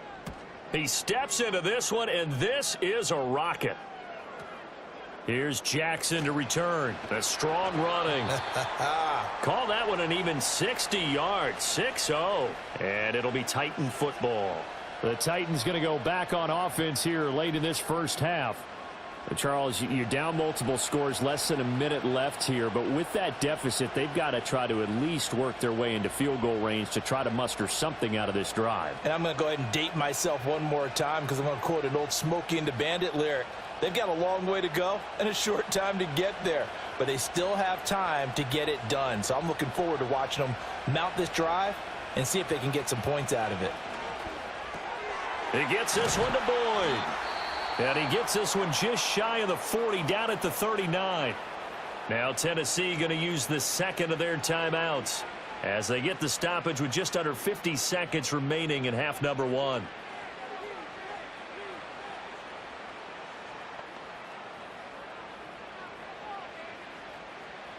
So from the 39 now, they'll come up on a 1st and 10. Back to throw, Rudolph. A short throw taken in by Okonkwo. And he goes down, but not before getting this inside the 25. That one good for 37 yards. So often when we're watching a football game, we see one with a lot of ebbs and flows, and this one is no different. And sometimes you just need a big play to wake you up a bit. And they get one right there. That shot of caffeine this offense was looking for.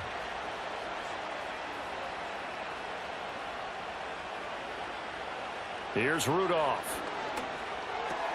Oh, and his early struggles continue. Here's another one intercepted. Picked up by Tremaine Edmonds, the linebacker. And the Bears are going to take possession here at their own 16-yard line. That throw, Charles, over the middle of the field, and a few too many bodies in there got picked. That's a normal situation, too, isn't it? No matter how hard you try and spread the field sometimes, there's always going to be a traffic jam, it feels like, towards the middle. And if there's any type of a missed throw or maybe the ball's tipped or just too many bodies in the area, an interception can result. The Bears offense ready to go for their next drive. And you got to think, if this is anything other than just taking a knee, I'd be very surprised. Yeah, they've got enough to talk about at the half. Why do anything else? Just get out of there. So we have come to halftime in what's already a 2-touchdown game. As we send you down to Orlando, where Jonathan Coachman has our EA Sports halftime report. Coach.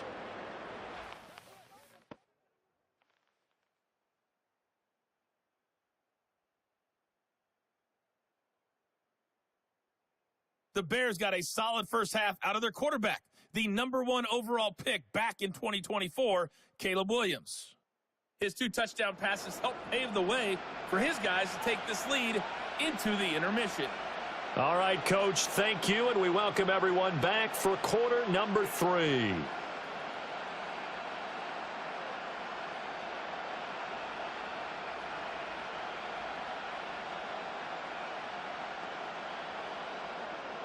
The Titans going to get the ball to start the second half, and they trail here as we get back to it on EA Sports.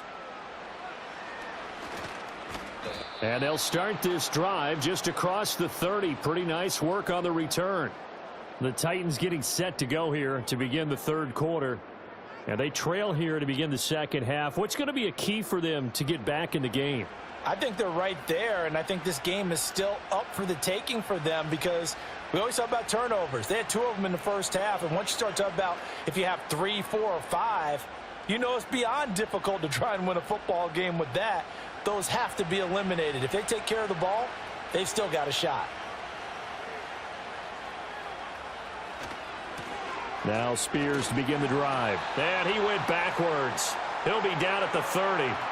He'll lose a yard there, and it's 2nd and 11. But if these guys are going to chop into that deficit, they're going to have to do a much better job in the run game. Caught behind the line of scrimmage, no yardage to be found. After the loss to start out, here's 2nd and 11. Rudolph looking to throw.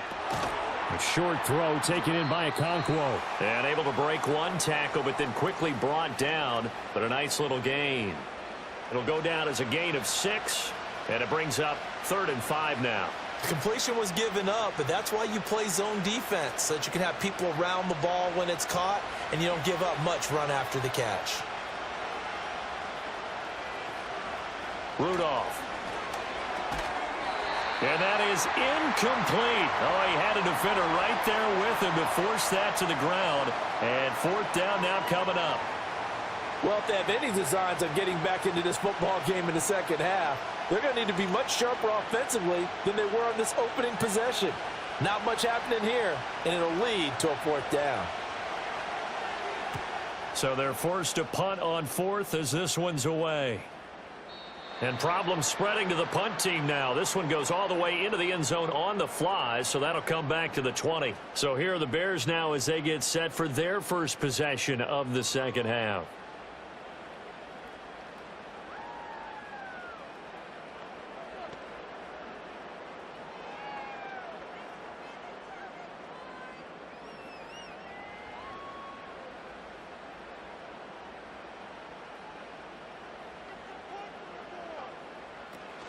On the ground, it's Swift to start the drive. And he's going to take this ahead for right around 3 yards, but no more than that.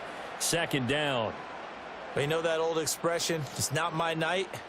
It hasn't been his so far. I don't know if the legs are a little bit heavy. Sometimes having to hang out all day and play doesn't exactly play to your advantage, but it's been a tough go for him. And every time he looks up, somebody's there defensively. That was the same case on that play.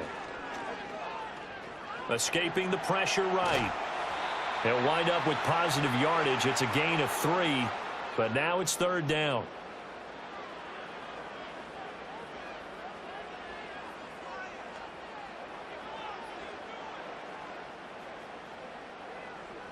In search of 4 yards here to pick up the first down. From the gun on third down, Williams. Pass taken in by his big tight end. And he'll be out of bounds across the 30-yard line. They get 5, and it will go ahead and move the chains. And that's how you pick up a first down. Not only does he make the catch, but has enough body control to get his feet down in bounds, toe tapping and dragging to make sure he gets it done. They'll look to throw here on first down. And that one drops down, incomplete. Good coverage there, forced the ball free, and it's second down. Normally being a big-bodied receiver plays to their advantage downfield. Go up and make the catch, take the hit, and pick up yardage. But in this case, the hit was timed really well and popped it free from his grasp. He'll try again with the arm here on second down. Throwing over the middle, but it's incomplete. As defensive coordinators around the league tell me all the time, that throw is not for every quarterback because you've really got to drive the ball downfield. It's going to be a tight window for him to fit that one into. In this case, unsuccessfully. Now they face a 3rd and 10 after back-to-back incompletions.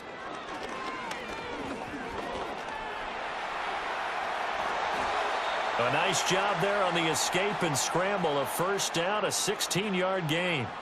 He's been making himself a weapon as a runner, and the results, they've been welcomed by his offense. My question is about the defense we're watching right now, partner. Even after he got him with a scramble earlier this drive, they still aren't devoting enough attention to him. I would expect that after that carry, they'll do a much better job going forward, spying on him on passing downs. A couple of first downs on the drive already, as they'll go from the 47 now on first down. This is Swift on the counter. And this one goes nowhere. Losing yardage on the play back at the 46. Officially, it's a 1-yard loss. That's going to bring up 2nd and 11. I like the strategy. Extra tight ends, extra beef. They want to run the football, but that means they probably want to run it inside. If you get strung out on the perimeter, you're in peril. Yeah, we saw the result, negative yardage. Right back to Swift again on second down. And he's up over midfield and down into Tennessee territory. 48 yards rushing for him now to this point. Looks to me like maybe there's a little attrition setting in with this drive, because when you see that type of a run, I get the feeling the defense getting a little bit tired. And that's the last thing they need, especially when they look up at the scoreboard. Here comes play number 9 now as they come up on a 3rd and 3. Looking to throw. Williams. There's a short throw. It's caught by Kmet. And he'll go down inside the 45 before going out of bounds. It's a gain of 3, and it gets him the first. They brought in a heavy set on 3rd down, and that usually means running play, but we have seen them throw out of that formation, and sure enough, they snuck the tight end out on that one, wound up hitting him for a 1st down. Now on 1st down, he'll drop to throw it. And he's going to be sacked. They sack him back right at the midfield stripe. Harold Landry able to drop him that time for his 2nd sack of the evening. That time, Charles, great job keeping him in the pocket and not letting him escape. And Brandon, I think this was a great example of the front and the back working together, meaning the back covering, no place to go with the football, and the front, terrific job on the edge so he couldn't escape outside, and then of course the inside pressure kept him hemmed in as well. On the option to give to Swift here. And good penetration here. He'll get this down only to about the 49-yard line. They're in a pretty good spot right now with a convincing lead. I think this is where they put on the boxing gloves, start to try and pound them into submission. And the offensive line, they've controlled this game. I don't see why that trend would change now. How to approach this. 3rd down and 16 yards to go. Operating from the gun, Williams. And that nearly the pick that they needed. He couldn't pull it in, though, and it's 4th down. And that could have been the lifeline they needed. This is a play that could have been made. Instead, it's just going to fall incomplete. Here comes the Bears punter now, as he'll kick it away for the 2nd time.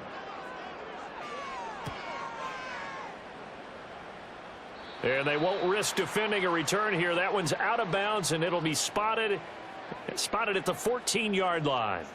The Titans now just about ready to take over. Charles, a very uninspired effort the last time we saw them out there. It was a quick 3-and-out, and they punted the football. Yeah, and you never want to get stopped so soundly during a series, but what would be even worse now is letting it happen again right here. They've got to get going.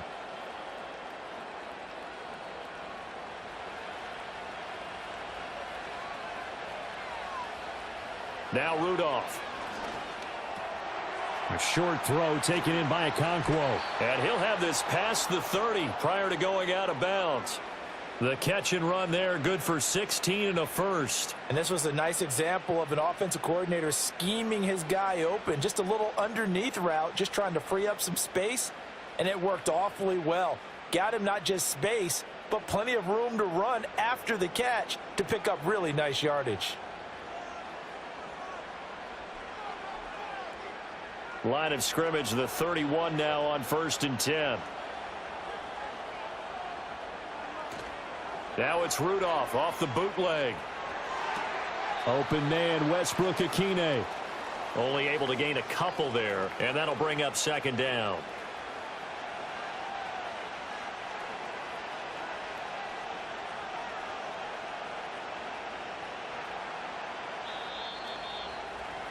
And as they come to the line, they will not be able to get off another play as time has run out on this 3rd quarter. You're watching the NFL on EA Sports.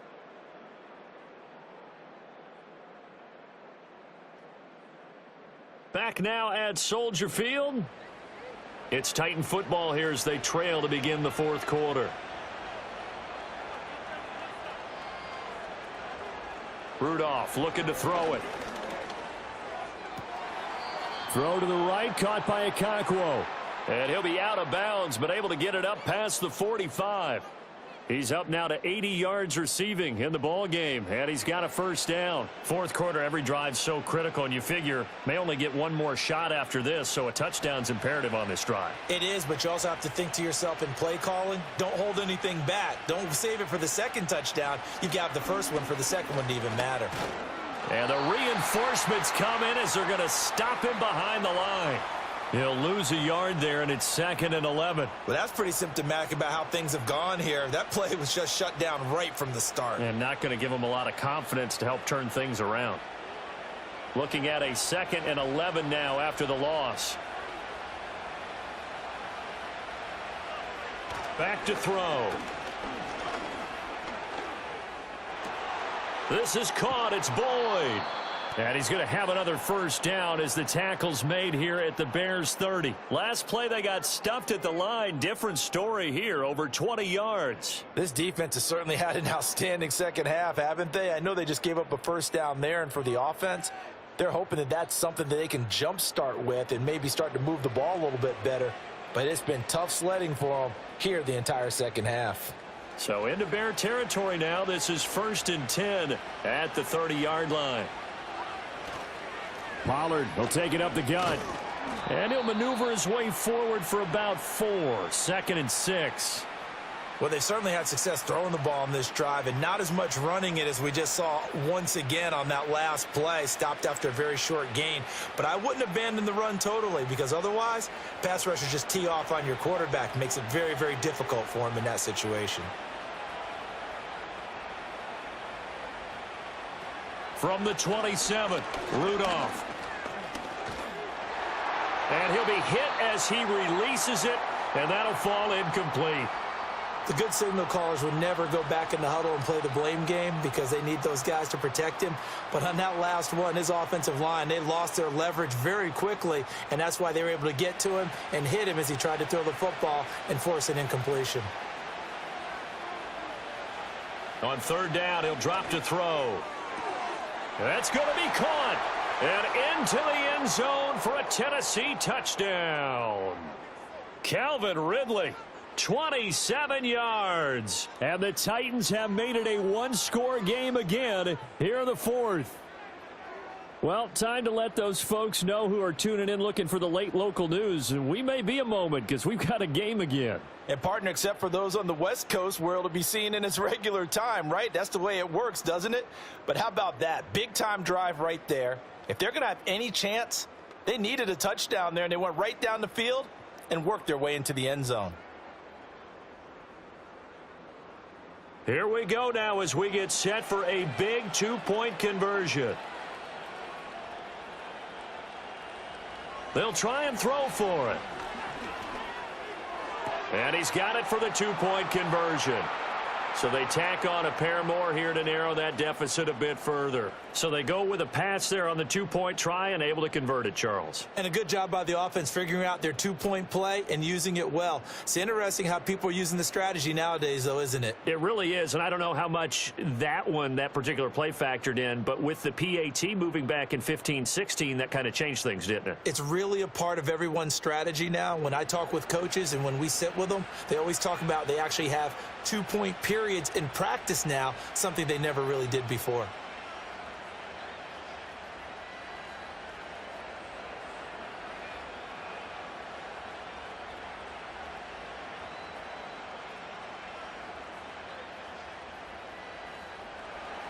Folk now set to boot it after his guys put 6 on the board.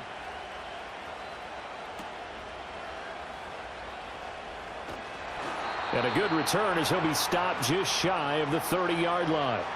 The Chicago offense set to get started.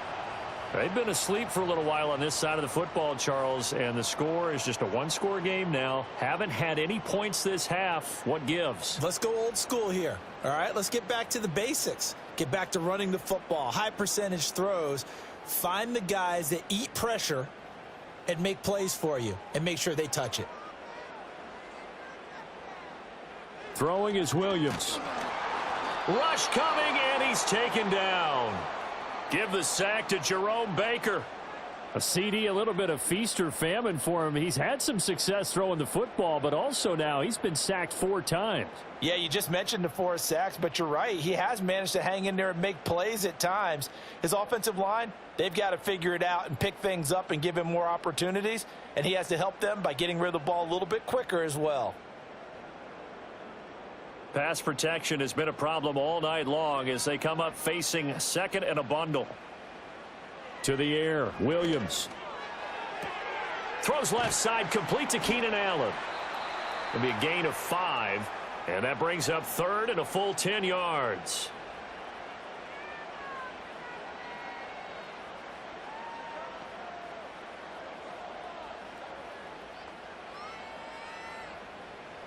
Right where this set of downs started, they need a full 10 here to pick up the first down and move the chains. Here's Williams. And that is incomplete. And sensing the momentum maybe changing here a little bit, Charles. Yeah, this defense is going to get off the field quickly, and their offense got them a touchdown last time they had the ball, so they should get another shot.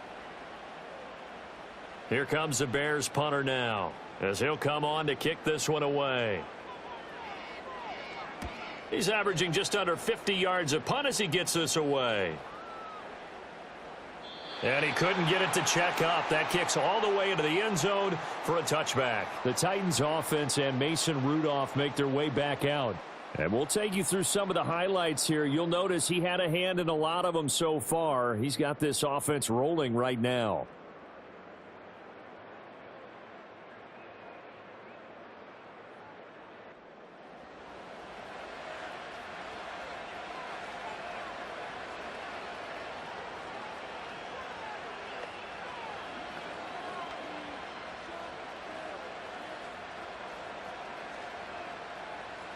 Tennessee offense about set and ready to go. Their defense accomplished step one of the mission. They forced the punt. Now they'll look to erase that deficit and take a fourth quarter lead. And he'll be taken down, but not before they work it across midfield. It's a gain of 34. Well, this is where an offense needs to show what it's made of, and in fact, where a quarterback needs to show what he's made of, trying to engineer a fourth quarter comeback, and he hits a big one right there.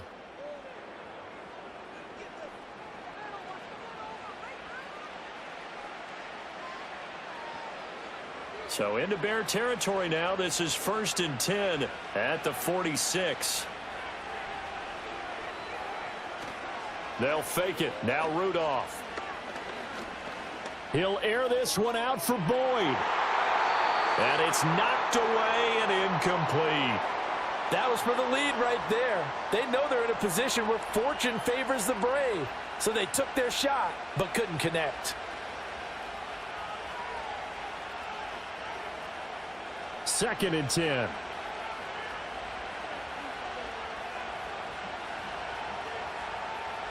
Now it's Rudolph. He completes it to Boyd.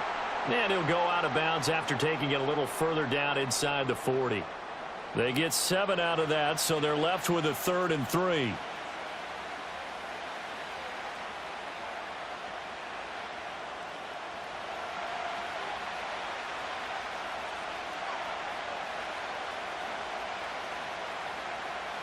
Back to the air, Rudolph. And that's going to be incomplete. The coverage too good there. The contact popped the ball free, and it's 4th down. From a defensive perspective, they had exactly what you want anytime they want to throw the football. There was pressure on the quarterback. They were getting after him, and they tightened down on the receivers and forced the incompletion. Here's Ryan Stonehouse now, as he's on to punt for Tennessee. And this will be up to the ruling of the side judge here. He says it crossed out of bounds at the 16-yard line. And now Chicago getting ready to go as they take the field. No points last time out. They were forced to punt, if you remember, but no time to dwell on that. They've still got the lead here and a chance to add to that here. 1st and 10 as this new drive starts.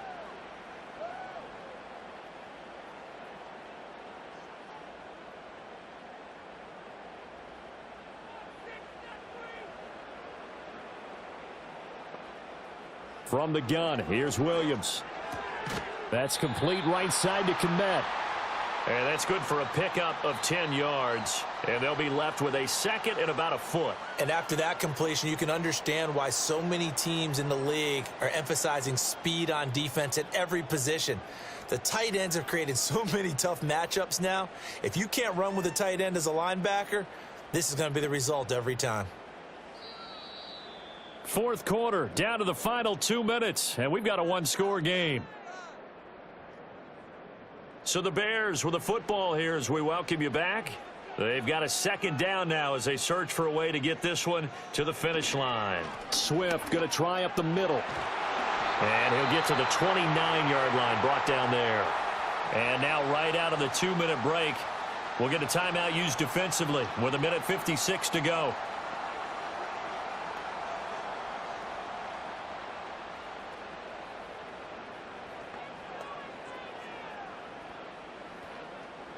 Not totally home free yet, but it's looking good as they come up 1st and 10.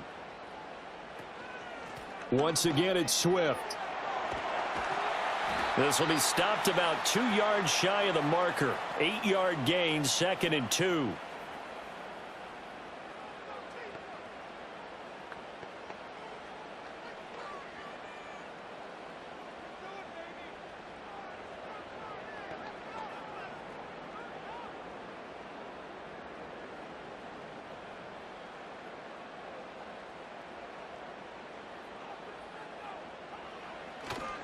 They'll run right here with Swift. And he is going to have the Bears first. And that should be the capper.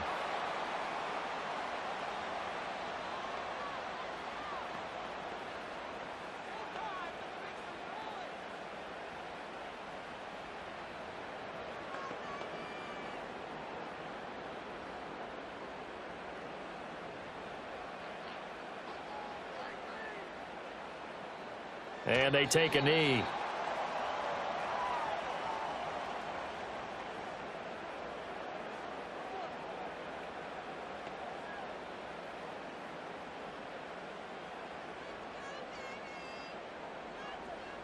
Second and 11 at the 41.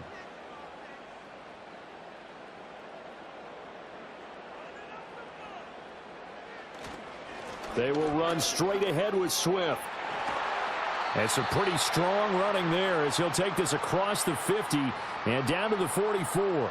It's a gain of 15, and that ought to just about put an end to this one. At carries like that, that's how they're going to continue to salt this thing away here, Charles, in the 4th quarter. Yeah, how about that? A new set of downs. Clock continues to move.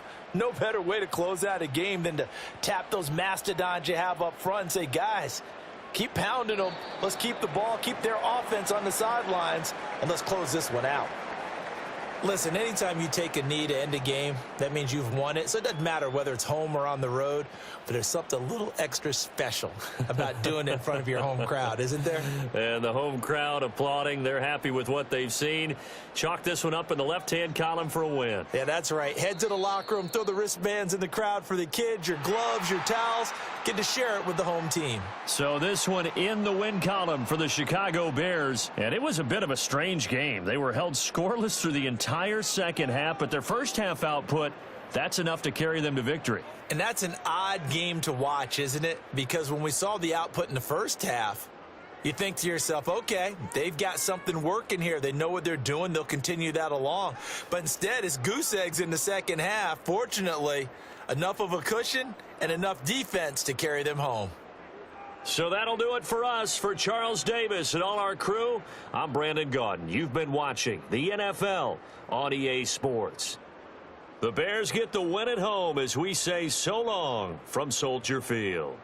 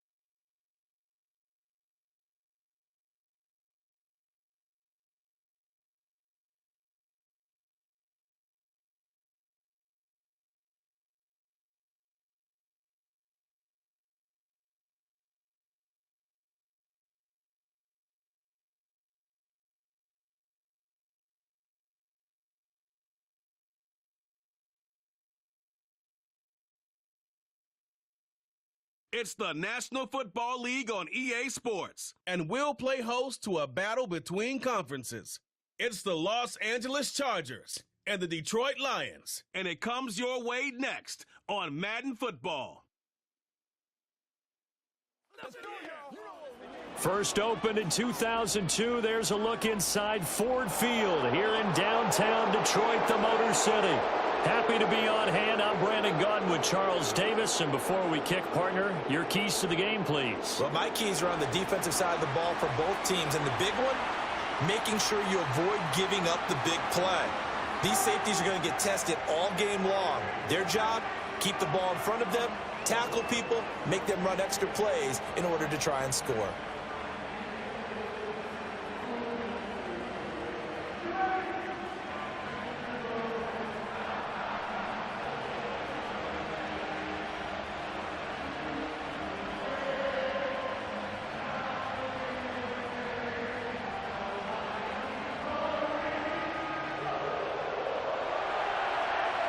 Now the kicker, that's Cameron Dicker, set to get us started. And we are underway from Ford Field.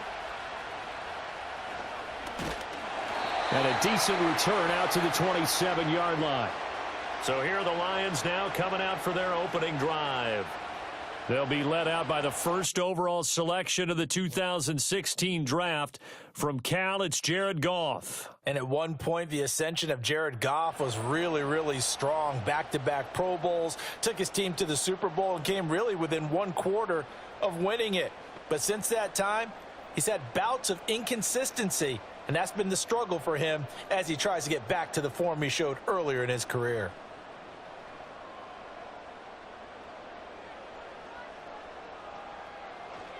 First carry now for David Montgomery. And able to break one tackle, but then quickly brought down. But a nice little gain. A solid run on first down. Gain of 7 leaves him with a 2nd and 3.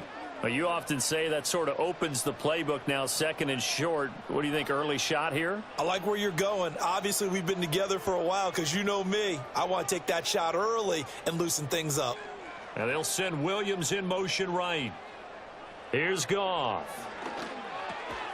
And that's to Amon-Ra St. Brown. And St. Brown going to have the Lions first down as he's up to the 43. They'll get 9 out of that one, and as a result, the drive continues.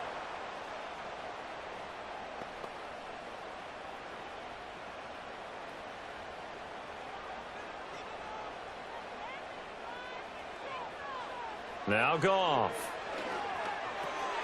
He'll get this underneath to Montgomery. And he'll be taken down across the 50 at the 45 in enemy territory.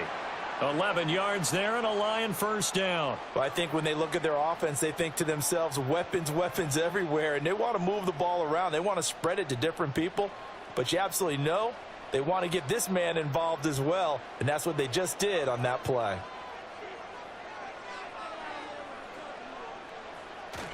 Off play action. Here's Goff. Under a heavy rush, and down he goes. Deion Henley in there to bring him down. Now, how about that? Defensive coordinator perfectly in sync, dials up a blitz. And the man in the middle, he's the one who gets home. Big Mike. Big Mike.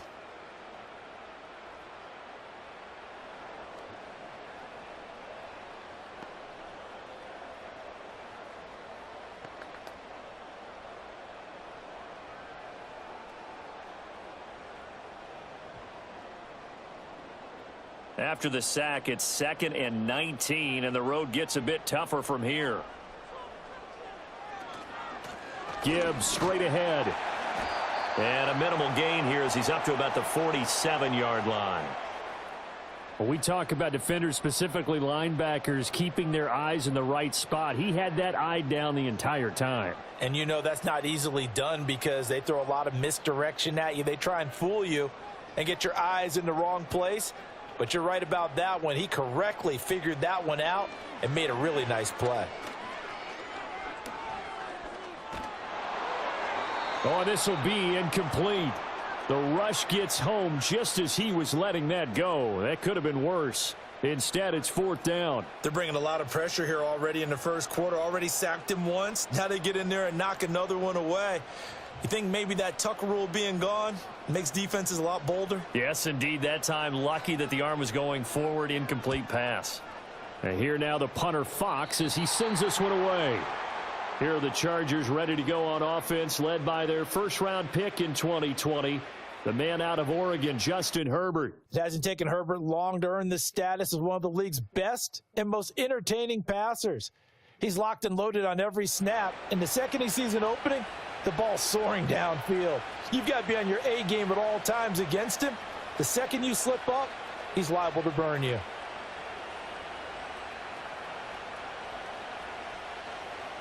Herbert and the Chargers now with a 1st and 10. At their own 27. On the run, this is J.K. Dobbins. And not a whole lot of room to operate there on the first down run. He gets maybe 3. If you're looking for glory, looking to get your name in the headlines, you do not want to play nose tackle. But how about what we just saw there? The ability to hold people up, take on extra blocks, and actually slip them and make a tackle on that play. That's big time.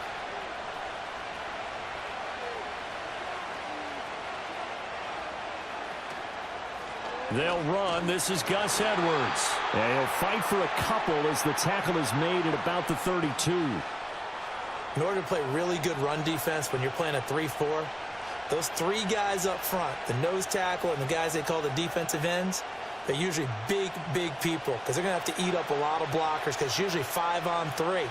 And when they do their job well, guys who play on the inside, those inside linebackers, they're able to just roam and hit. And he can't get rid of it. He's taken down. Multiple players combined for their team's first sack of the game. And on that one, the protection just broke down. You've got to have that leverage, don't you? We always talk about low man wins in the running game for an offensive lineman versus a defensive lineman. It's essentially the same thing in pass protection. Get lower than that defensive lineman so that you can keep your balance and keep him away from your guy trying to throw the football. On 4th down, J.K. Scott ready to punt it away. Back deep, Khalif Raymond.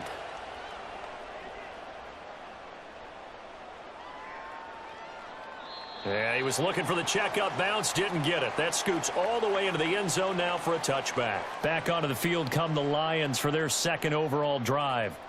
The last series for them, a little disappointing, forced to punt. And now they'll try to do better here and come away with some points as they begin this drive, 1st and 10.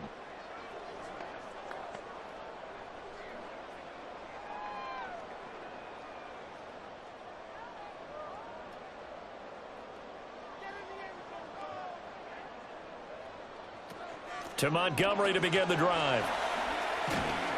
And he'll get this up to the 30-yard line. It'll be a gain of 10 to start the drive out, and by a few inches, that'll be a 1st down. Well, one unit I know you want to watch is that offensive line. If they keep clearing holes like that, it could be a long night defensively. No doubt about it, because when they are in sync, as we're seeing so far, when that continuity is there and you can see that they're playing off of each other while controlling the defensive front and linebackers, you're exactly right. It could be a very long night for the defense because someone's going to run for some big yardage. And he'll go out of bounds, it looks like, right at the 40.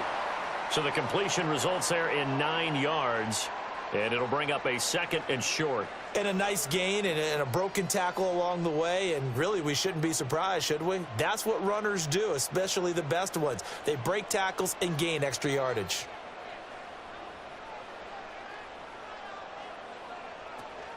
They'll try the middle with Montgomery. And he'll be taken down at the 46-yard line. 7 yards there and a 1st down. 2nd and 1 is often an invitation to take the big shot downfield. But I bet the offensive lineman said, are you kidding? We just get on our backs and let's go get the 1st down. They love being physical.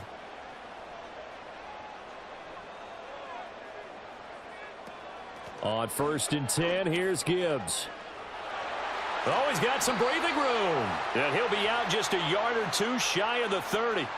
23 yards on the pickup there and a 1st. They're making it look easy out there. Another 1st down. So far on this drive, let me do this little bit of math here. 4 plays, 3 1st downs. That's a pretty good recipe for success.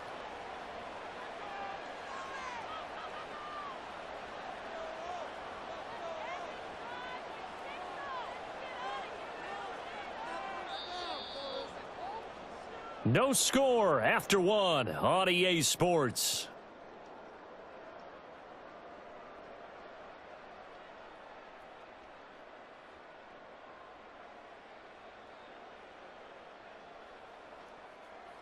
Second quarter action now from Detroit, and it's the homestanding Lions who have the football. Line of scrimmage, the 31 now on 1st and 10. As they've got it as we resume action. Now it's Goff. Now that'll be caught by St. Brown. That'll go for a gain of 7, and it'll be 2nd down. It's a game of matchups, and that's why you take your receivers and move them around a bunch, especially your best guys.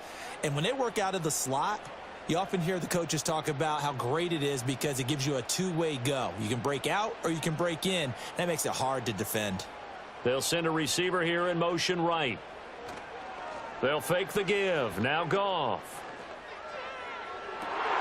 And this is going to be intercepted.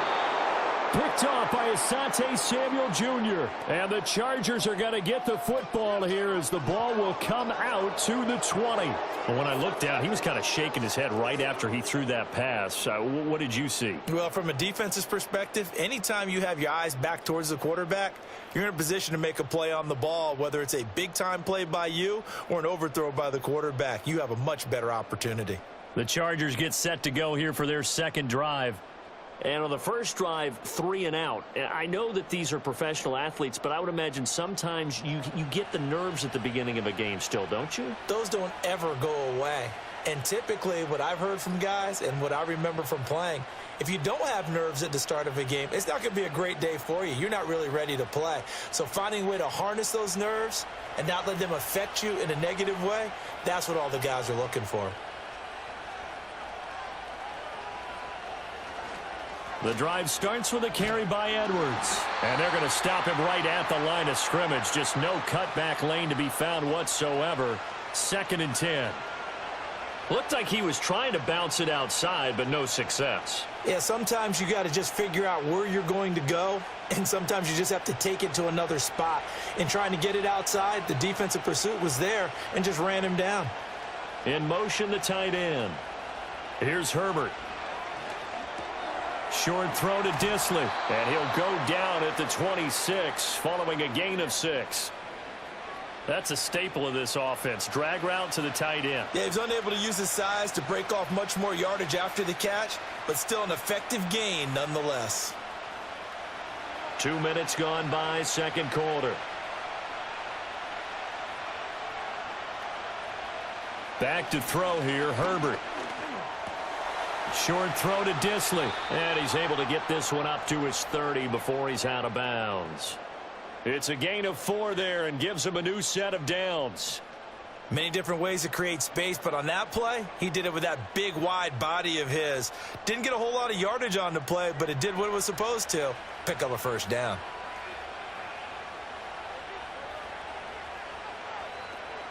On 1st and 10, it's Dobbins. And he can only manage to get a couple. 2nd and 8 coming up. They suspected that it was a power play up the middle coming at them, and boy, were they right. That defense got downhill in a hurry and limited them to just a couple on 1st down. Here's a 2nd and 8.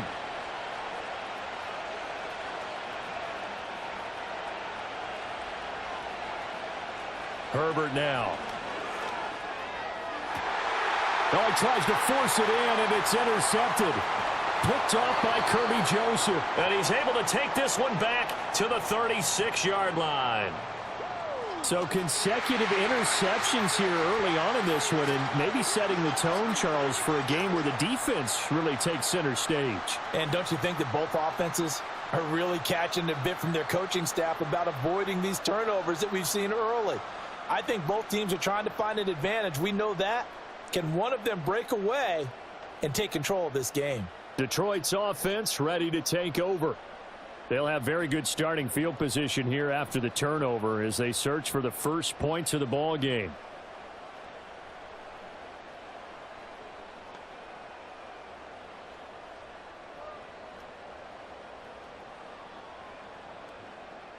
So from the 36 now, 1st and 10.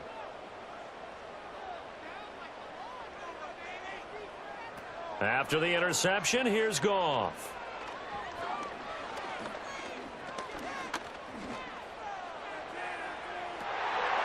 Outright, this one goes to Patrick. And all the way inside the 15 before they drop him. A good pickup there, a 22. Press coverage on the outside, and for defenders, that's the ultimate risk-reward. If you take the risk, can you reward yourself by keeping them on the line of scrimmage? But no, not on that one. Got to step on them. Now it's just a matter of laying the ball out there for him to go get it. Goff now to throw. And that is incomplete. He couldn't hold on through the contact. Brings up second down.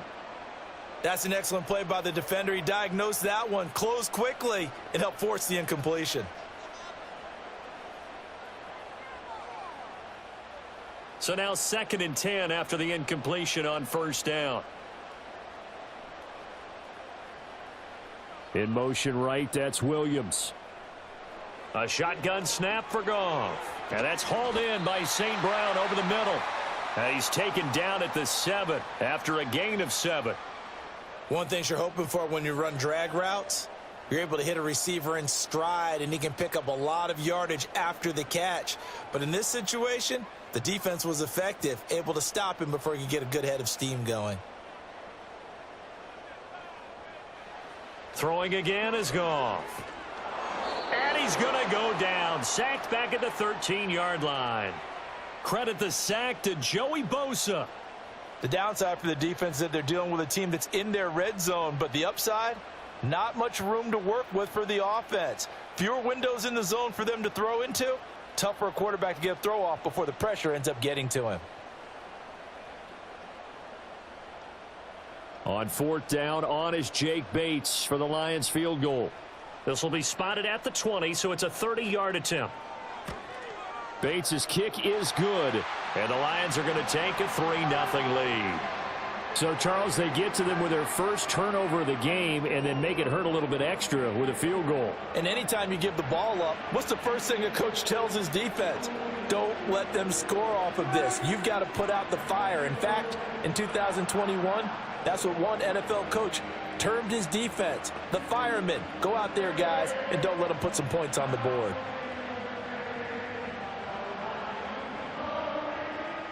Here are the Lions now as they line up and kick this one away.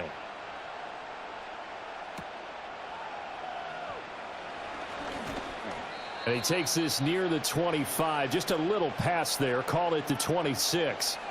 L.A. readies for its next possession.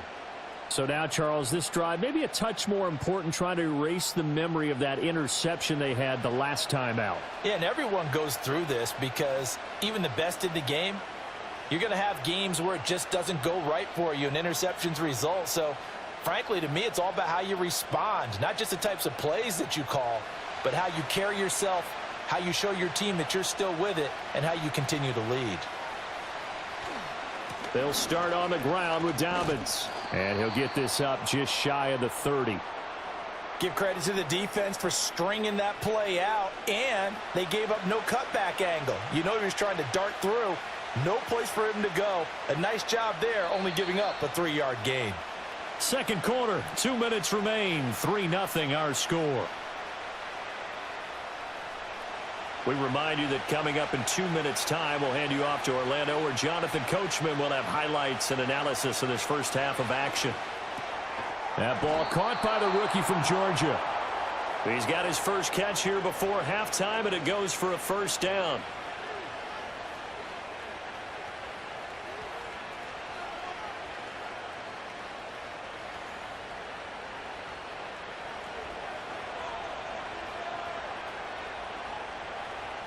Here's Herbert. Oh, and his early struggles continue. Here's another one intercepted. Picked off by Kirby Joseph. And it's a terrific return here as he's going to have him set up with a 1st and goal right at about the 6-yard line. Second straight drive now here, Charles, that have ended with an interception. And I just wonder, because I don't think it's going to rattle him necessarily, but I also wonder if it's going to nerve him a little bit. Does it lead to another one? Or does he find a way to pull it together and become sharp again? And Detroit getting set to go now. And they start in the best of all positions, 1st and goal.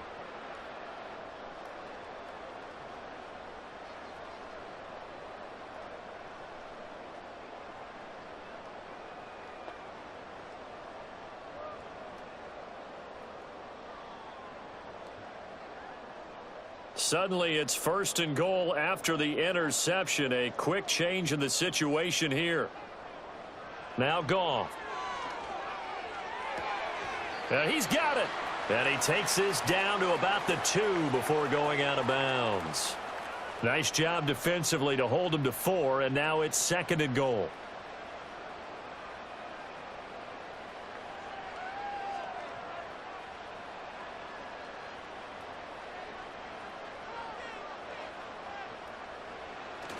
Here's Wright. And he's going to take it in for a Lion touchdown. Brock Wright taking it in from 2 yards out. And the Lions are able to strike quickly to add on to their lead.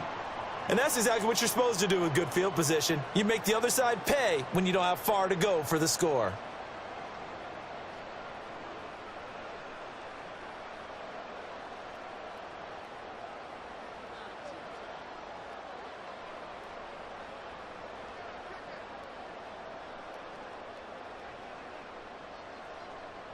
Extra point attempt to follow here.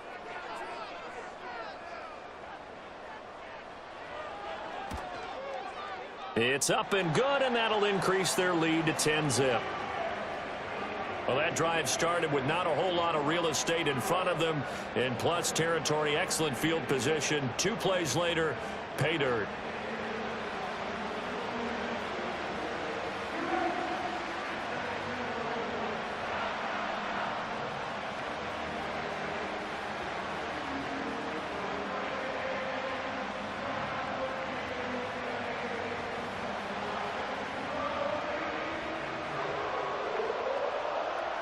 Here are the Lions now as they line up and kick this one away.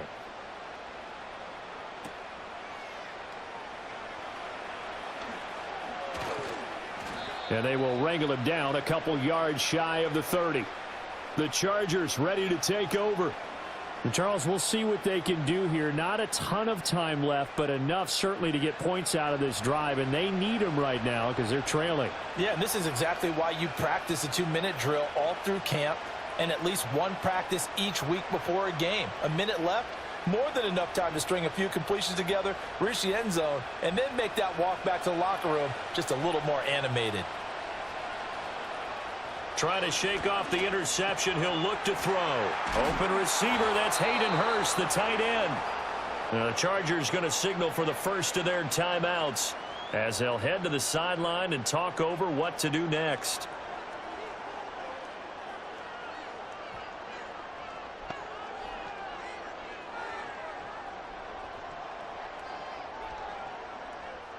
A 1st and 10 here, and you know, if they could just get 3 out of this, something about whittling it to a 1-score game at half that might provide a psychological boost.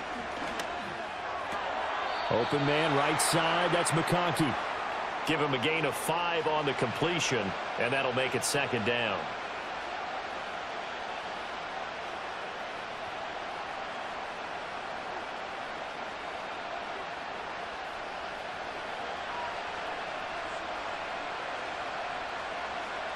Now it's Herbert. It's taken in by Quentin Johnston. And they're well past midfield, just a yard or 2 shy of the 40. Now the Chargers will use the 2nd of their timeouts as they stop it here with just under 40 ticks to go in this first half.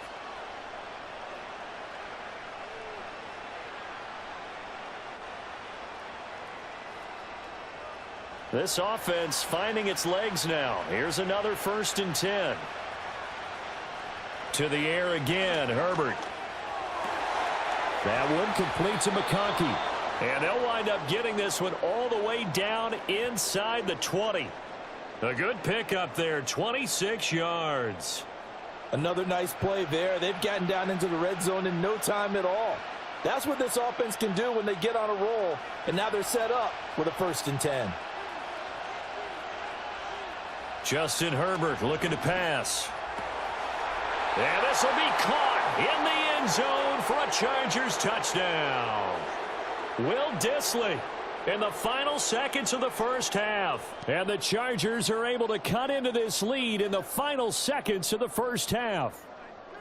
The way this one was going, you just got the sense they needed something before half. They've at least got something on the board now. Still trailing, but a good sign.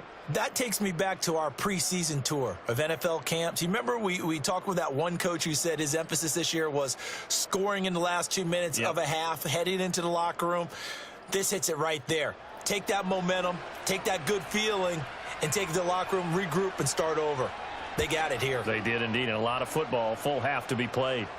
Extra point up and good by Dicker. And that'll cut it to 3 at 10-7.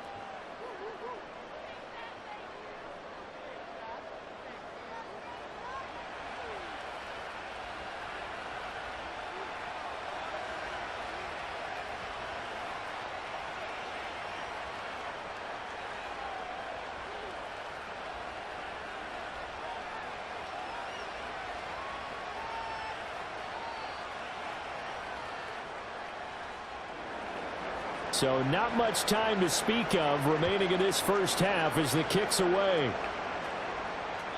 And no run back forthcoming, so this will come out to the 30.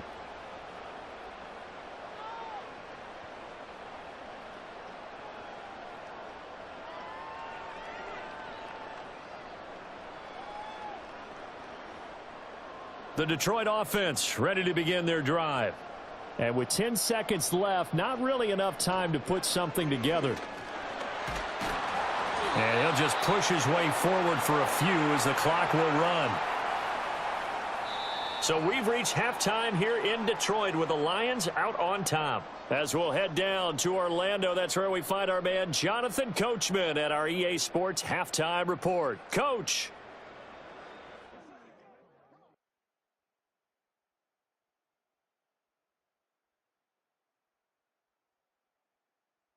Okay, Coach, adjustments likely going to play a big role in this third quarter in what's been a tight contest so far.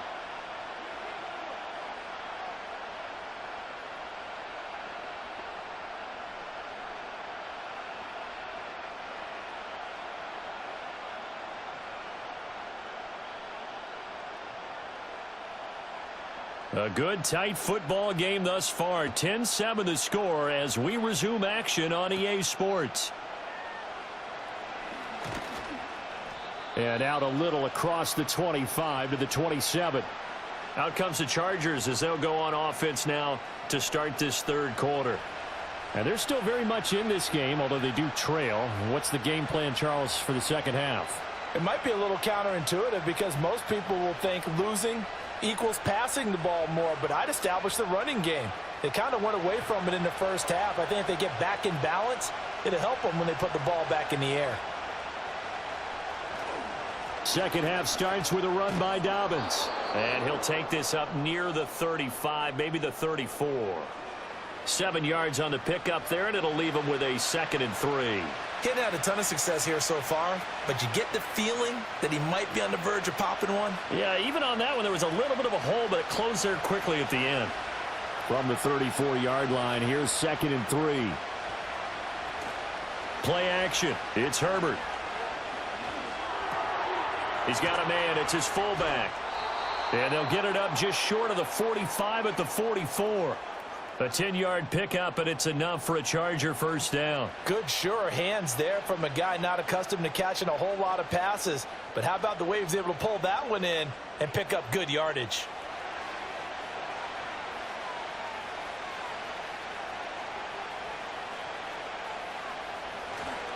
On the counter now, it's Dobbins. 5 yards on the carry. Good pickup on first down. Nice satisfying run on first down for the offense, picking up 5, which means defensively, the thought process is entirely different. You don't want to panic, but at the same time, you're saying to each other, we've got to tighten this down. We can't give up gains like that. Now 2nd and 5. Now Herbert with it, looking to pass. Short throw underneath to Hurst. And he's dropped just before the line to gain. 4-yard pickup leaves him with 3rd and 1. Oh, it's time to give a little credit there to the defense. They played that very well because it was a drag route, and he ran a little shallower than normal as he worked straight across the field. He was hoping he'd get lost behind the defensive line, but once he made the catch, nowhere to turn upfield and gain any yardage. They'll try to run for it with Dobbins. And he will be very close to a 1st down, but I see the closed fist of the referee, and that means 4th down. They tried their best to pick up that 3rd and 1, but their surge wasn't enough to counteract what came back at them from the defensive side, was it? Offensive line, especially in the middle, looked like they were on skates a little bit when that one started. So now we bring up 4th and inches. This will be a critical call. Here's J.K. Scott now as he'll punt it away for the 2nd time. There, this punt will go out of bounds. I think it'll be inside the 25, and it will. Right at the 24-yard line is where they'll spot it. So we get a look at the Lions offense as they get ready for their first possession of the 2nd half. Their defense has done the job. Now it's the offense's turn as they've got it 1st and 10.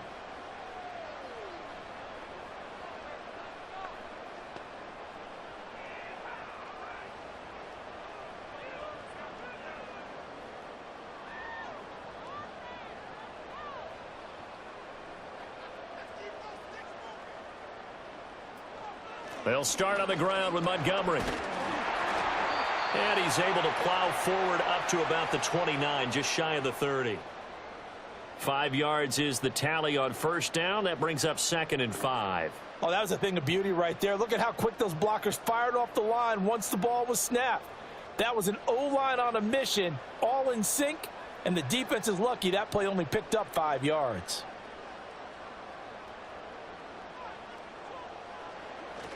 Back to Montgomery on 2nd down. And he is met in his tracks behind the line of scrimmage.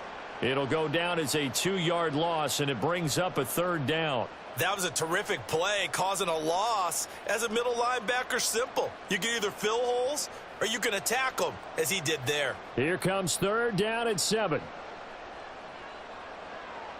Here's Goff. So this is Montgomery with a grab over the middle. And he is going to have a Lions 1st down as they're able to get the 3rd down conversion. Whenever we talk about moving the sticks and controlling the football, there's a great example right there. Those are the 3rd downs you need to convert to win football games. We're in the 3rd quarter of this one, and this is a tight one. In order to maintain pace, keep the ball away from the other team, and put points on the board, those are the plays they need to continue to convert. Line of scrimmage, the 37 on 1st and 10.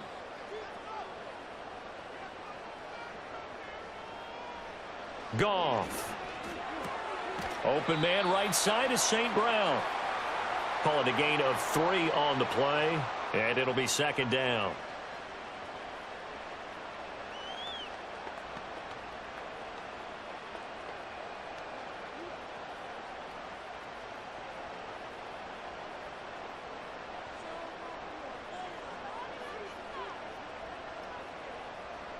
Goff now looking to throw. He'll go right back to St. Brown. It'll go as a gain of 4. And that'll lead here to a 3rd down. Good throw, good catch, but I really like the route. The drag and being able to run away from defenders. Hard to stick with them for that long. Yeah, better against man than zone, or? Better against man, because now you're running away from someone and you're not running into a defensive player in another zone. Just beating the play clock is Goff. Now throw out wide, going to be incomplete. Yeah, that's a nice job there defensively to blanket those receivers on 3rd down. And as a quarterback, all you can do is just loft one toward the bench. Not too close, mind you, and live to punt the football. Here comes the Lions punter now as he's on to kick it away.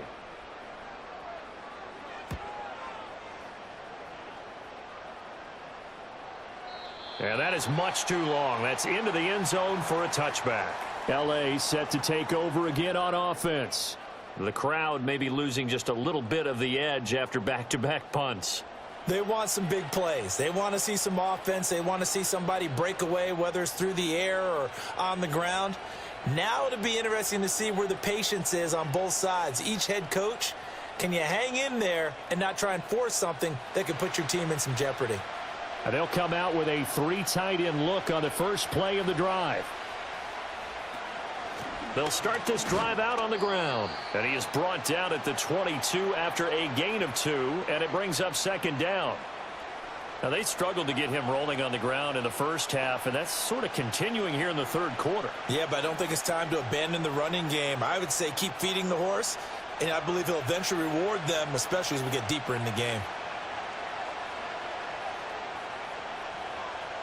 Herbert. Buying time to his left. And he'll slide to a halt here, still a little shy of the first down marker.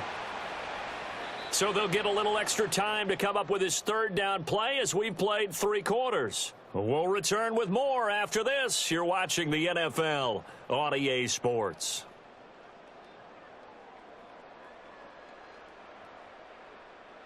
Back now at Ford Field.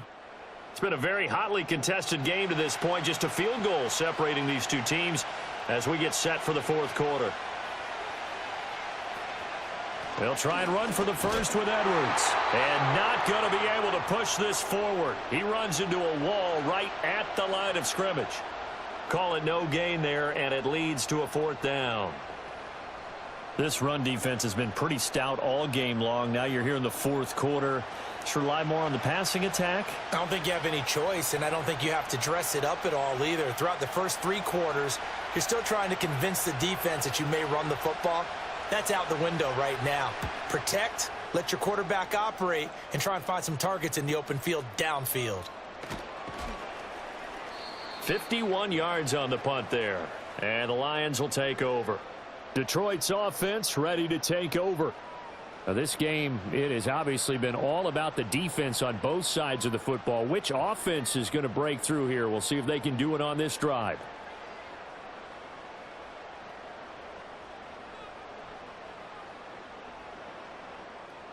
Goff and this Lions offense set for a 1st and 10. Right at the 30. They'll send a tight end in motion right. Off play action. Here's Goff. That one to the sideline and a nice catch there. He stays in bounds, but a penalty marker is down as well. Well, as a lineman, they are trained. You've got to stay close to home. If you're more than a yard downfield, they're going to toss that flag, and they did there.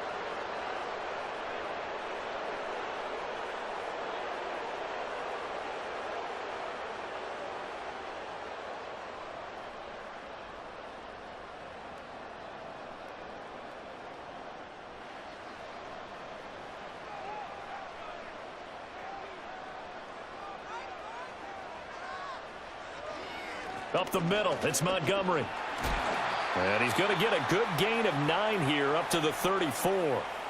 If you can keep getting gains like that, Charles, with the lead here in the fourth quarter, I mean, keep running it, right? No doubt about it, but what the offense coordinator has to do is understand. They're going to continue to stack the line of scrimmage.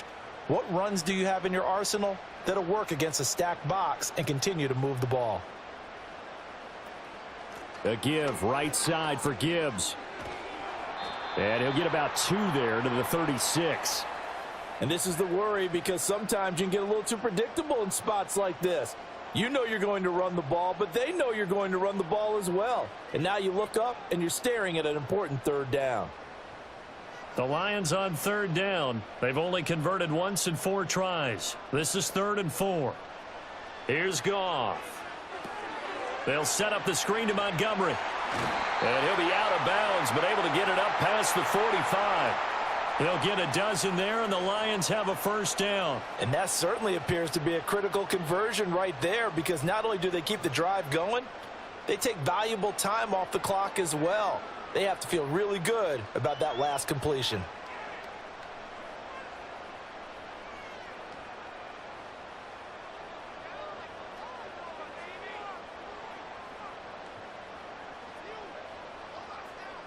Here's Goff.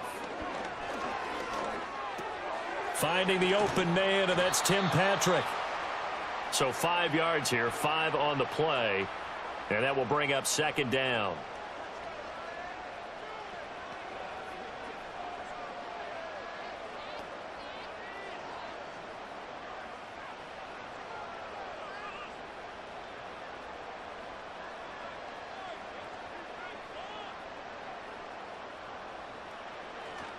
Going up the gut, Montgomery pushes past him. And he'll go down inside the 45 before going out of bounds. Call it a gain of 4 there, so it sets up a big play here. 3rd and a yard. Fourth quarter, you've got the lead. You have to stay in bounds and run that clock. Coaches, that'll drive them crazy. Sacrifice a yard or two if you have to. Just go down, in bounds, keep that clock going. It's almost like he was caring more about his fantasy stats than it was about winning the game, and that has to drive a coach crazy. They'll run it. Here's Montgomery. And he will have first down yardage as he's brought down at the 41. Brandon, unfortunately, I've been here before. They've had 2 opportunities to stop them, so this is demoralizing. They haven't gotten it done. Now you're calling all your blitzes, all your attack defenses, but you're not worried about playing your normal position. You're going to take chances now. Well, you said it. 2 third-down opportunities to get off the field. Couldn't do it, and the clock continues to roll.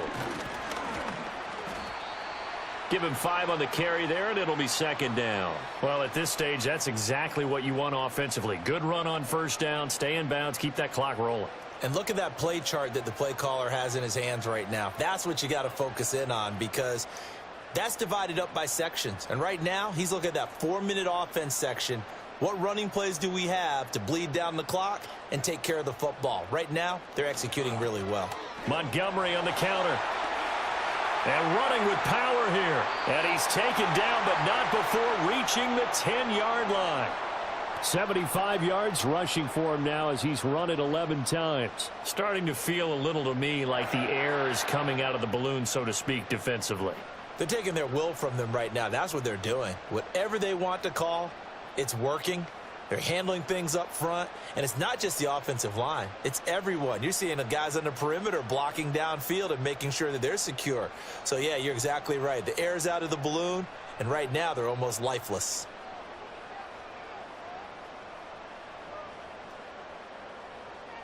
The tight end in motion right. First down, here's the run with Montgomery. No dice this go around. He's hit behind the line and taken down.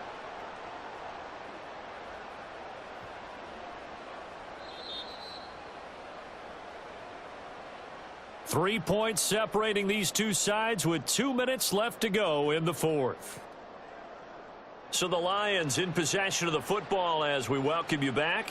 They've got a second down now as they search for a way to get this one to the finish line. Again, they'll go ground with Montgomery. And now we'll see a timeout used on defense as they stop it right out of the break with 1:57 to go in the ball game.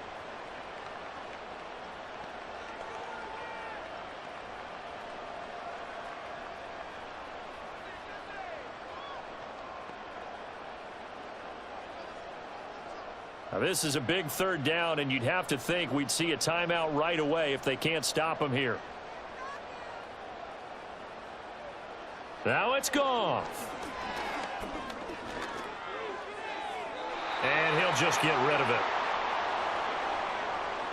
So decision time now, because a field goal keeps it a one-score game. What are you thinking? Well, I'm looking at the down and distance, and that's where the issue comes in. It's not short enough that it's a no-brainer and you go for it. You have to analyze this one. To me, you take the field goal, take the points. I don't think you want to risk coming away with nothing. Bates' kick is good. And the lead stretches to 6 here. It's 13-7. So they get the 3, but you wonder now, is that going to be enough? Excellent question, because when I look at the smiles on that side of the field, they're a little tight, aren't they? If they had scored a touchdown there, those would be big half-moon grins right now because they'd feel a whole lot better about their position. And a touchdown in the other direction, all of a sudden they're down.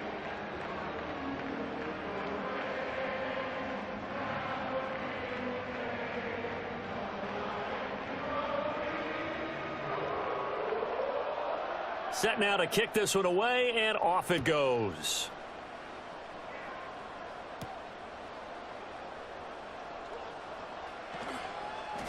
And he won't quite make it to the 25. Herbert and the Chargers down 13-7.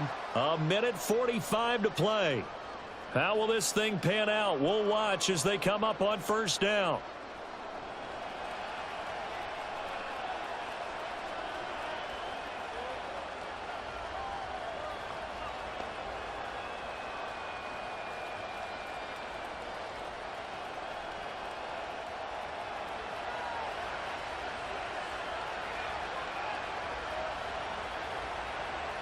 Throwing, Herbert. Short throw to Disley. And he'll be upended at the 28-yard line. Just a 3-yard gain there.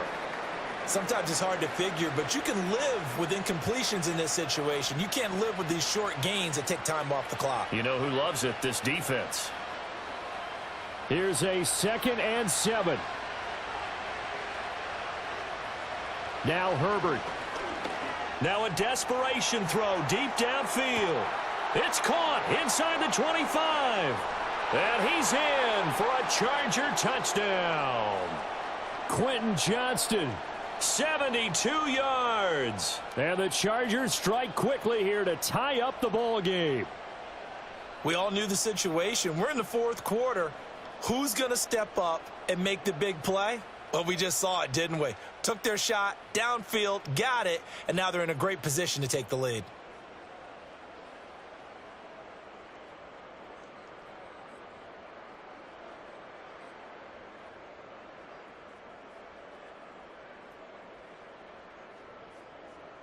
Dicker now to tack on the extra point.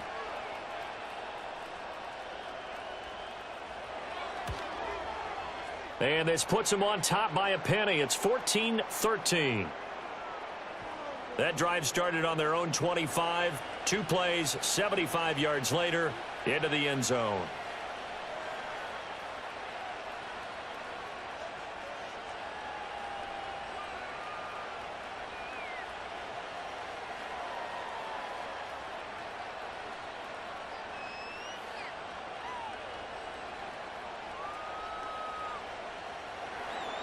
Here's Dicker now as he'll send this one away.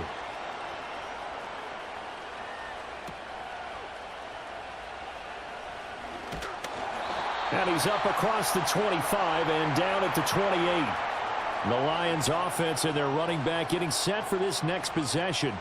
And it's hard to believe you could run the ball a whole lot better than he has. The vision, the cutback ability, the acceleration, it's all been on display throughout.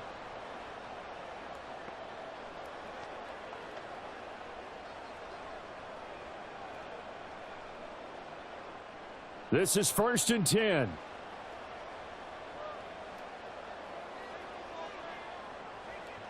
Goff now to throw. St. Brown on the catch. The Lions will use the first of their timeouts as they get the stoppage with 65 seconds remaining.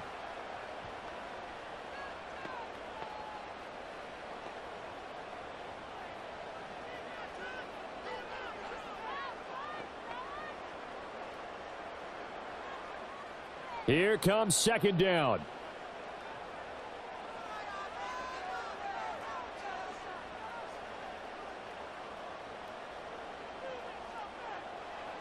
Now Goff. And this throw incomplete. Well, the defender all over him that time, but it's going to lead to 3rd down. Now we're in the situation where the quarterback's got to take full charge of his huddle. Got to totally command it, make sure all eyes are on him. All focus is locked in. Going to call multiple plays and go over different situations and scenarios to make sure everyone is on the same page. Goff. Work in the middle of the field, and he's got a man complete. The Lions now going to use the second of their timeouts as they get it with under a minute to go now in the football game.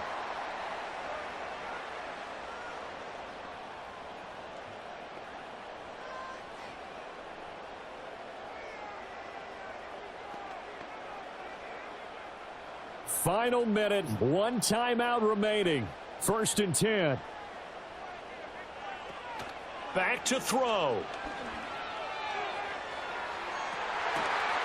And that is incomplete. Limited time left on the clock after that incompletion, so I think both sides are going to savor every second to prepare before the next snap. Because once the ball's in motion, it may be a nonstop push to finish this drive off. Everyone better be on the same page right now, because I think they're going to try and get several plays off in quick succession if they can. He'll look to throw. A little short pass here taken in by Laporta. And he'll go down inside the 45 before going out of bounds. It didn't check off every box, but the most important one. Got the clock stopped, getting out of bounds. They may be a little short of the first down, but I thought that was the key. A big play in this football game. 3rd down and 1. He's back to throw.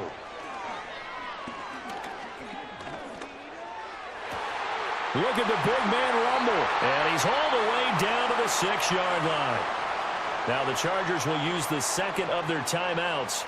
That'll leave them with just 1 remaining in this 4th quarter of play.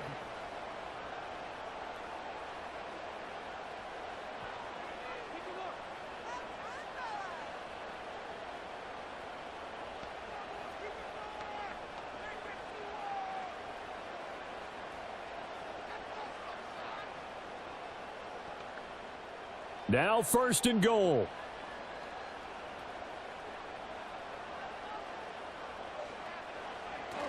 They'll run with Montgomery.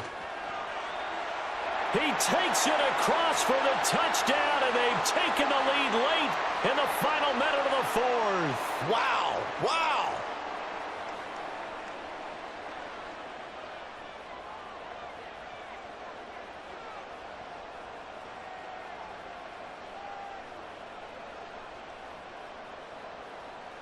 What a game this has been, and what a drive that was, Charles, to take the lead here late in the 4th quarter. And, partner, that's a job well done by everyone, from the players to the guys calling the plays. And if I may introduce just one downside to the mix, might be a little bit too much time left. Enough on the clock for a final last-ditch effort to try and steal this win away.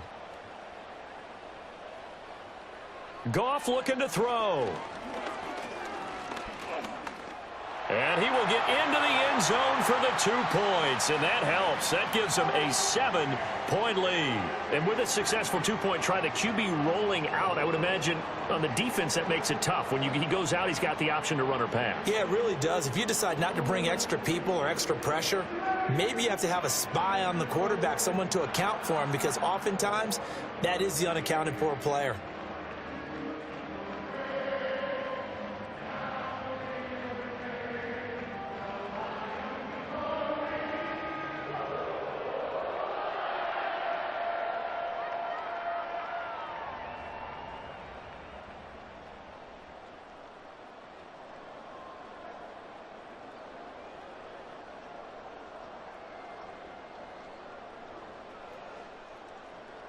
The kickoff team on the field now as they will send this one away.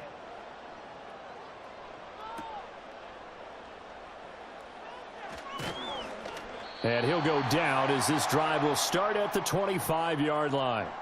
The Chargers offense and Justin Herbert getting set for this next drive.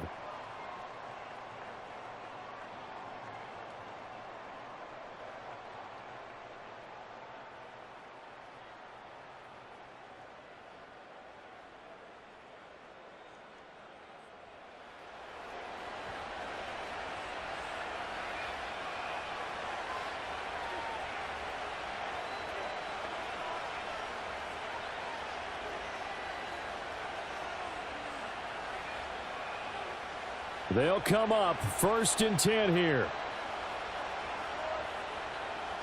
Herbert. He gets it to Johnston. Chargers going to use their 3rd and final timeout as the clock stops with 23 seconds to go in the game.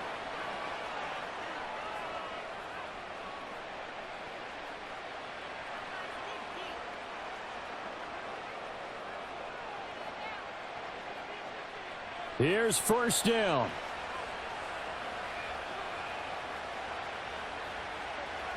Herbert.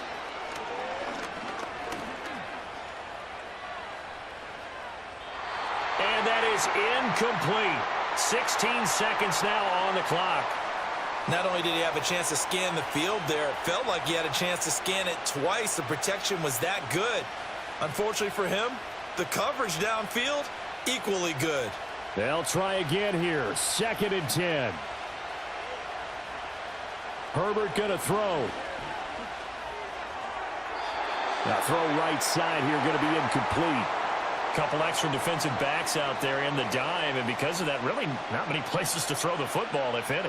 And typically, what would you want to do against that dime? Run the football. You want to run the ball, but you can't do it in this situation. Not nearly enough time on the clock. You're having to really navigate against a tough defense presented against you. Herbert to throw. And that one too wide and incomplete. What a great sequence by this defense so far. They've given him nowhere to go with the football. And they just have to make it stand up one more time because it appears that they've got their number. Can they not have a slip up here and allow the touchdown? The decision made for them. They've got to go. It's 4th down. They snap it to Herbert. This to possibly force OT. And that is going to be incomplete. Boy, they got the tip they were looking for but couldn't secure it. And this one's over. What a ball game this was. What an atmosphere this was. And the home team getting the late touchdown, getting the victory, and now everybody in this building can file away with smiles on their faces.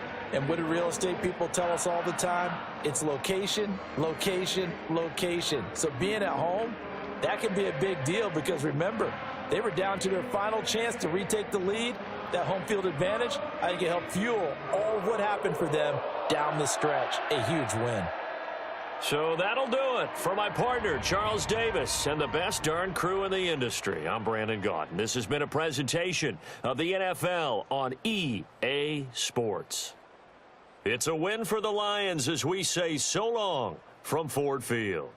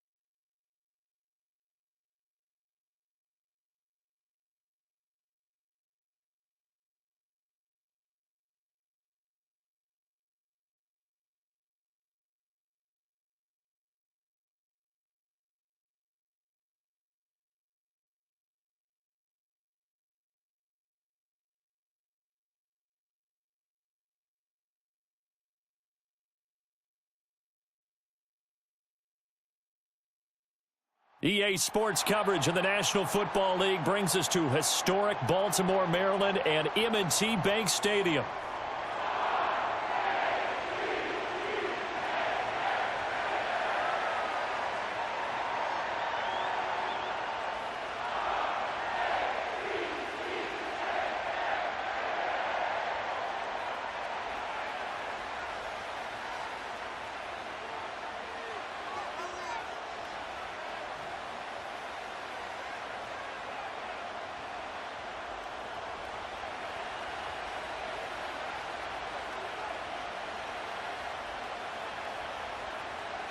Justin Tucker set to boom this one away. And off we go from M&T Bank Stadium. And it's a pretty good return here as he'll get this up to the 29.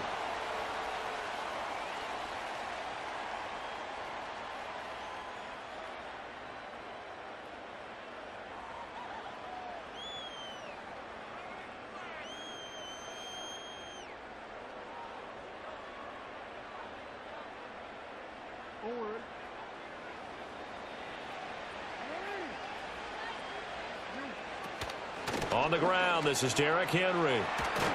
And they get him down, but not before he takes it across the 40-yard line.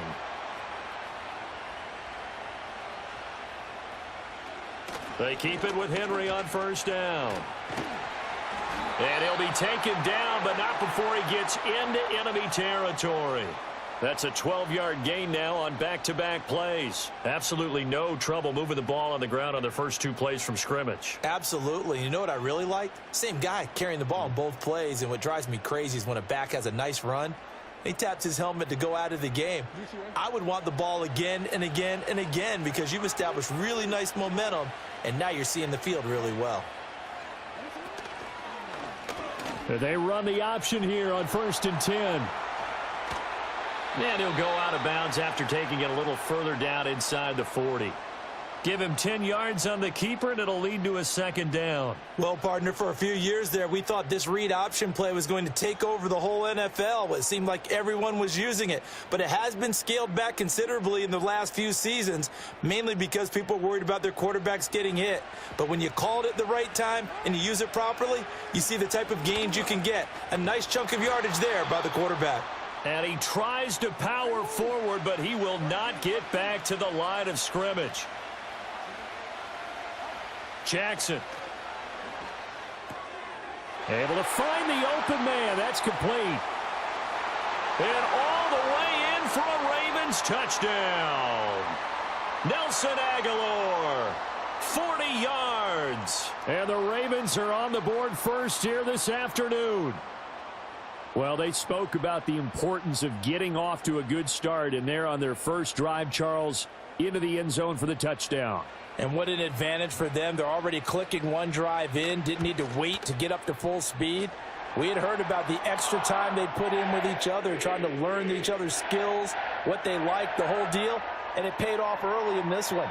I would expect them to keep firing on the next drive and keep that connection going. Tucker now to kick it away following the touchdown. And we will not have a return. They'll bring this to the 30.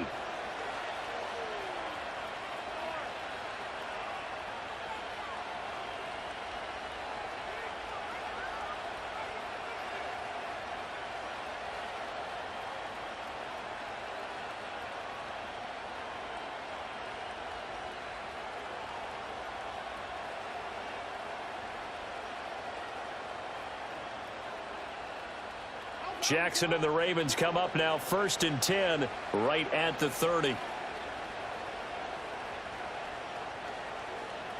Now Lamar changing the look.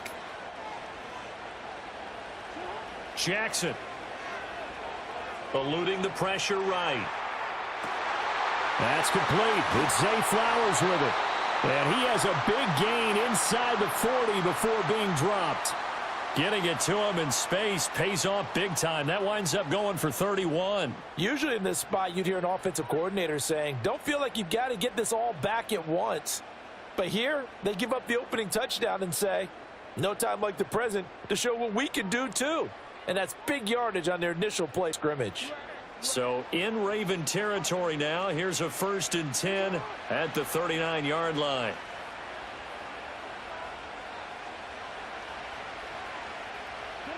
Now it's Jackson. Flush to his right. A wild throw there, and it is intercepted. Picked off by Roquan Smith. And the Ravens will take over here just shy of the 30. I know it appeared he was saying, hey, give me the football, I'm open, but I don't know if that's a pass that he should have thrown there. Well, I don't think we've ever met a wide receiver that doesn't think he is open or is about to be open. True. So when you throw your hand up in the air and tell your quarterback, hey, I'm available, he's trusting that you are. In this case, he was not, and it turned into disaster for them. The Raven offense set at the line for this next drive. This could end up being a pretty big drive. I mean, look, yes, it's early in this game, but they scored the touchdown. They got the stop. And now if they could get in the end zone here again, CD, they could grab an early stranglehold on this one. Yeah, they certainly can, and that's what you're looking for. Where's the advantage? Can you gain it? Can you press it? Now for them, finishing it off, because right now it's out there for them. They've just got to go seize it. Here's Jackson to throw. This will go to Henry out wide. A minimal gain as we tick down inside of a minute remaining in the opening quarter.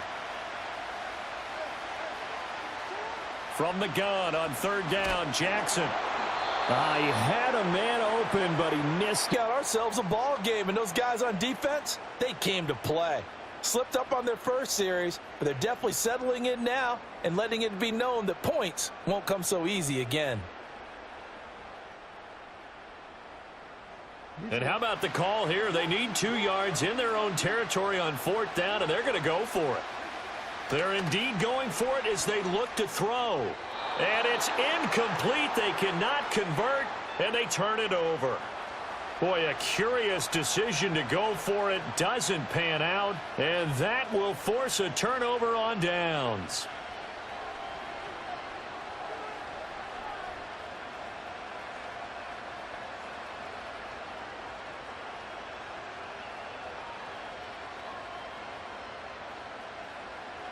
Line of scrimmage, the 37 on 1st and 10.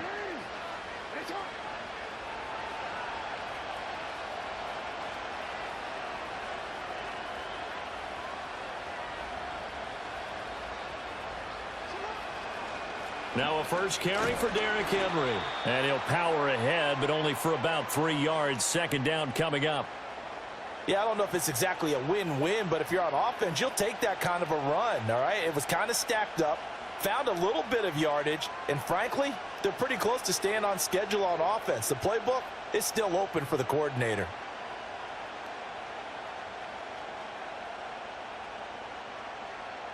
Second and 7, operating from the 34.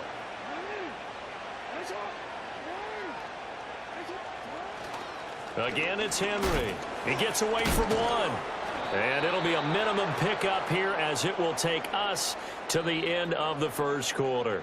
After one, 7-0 on EA Sports. Raven football here as we begin quarter number 2.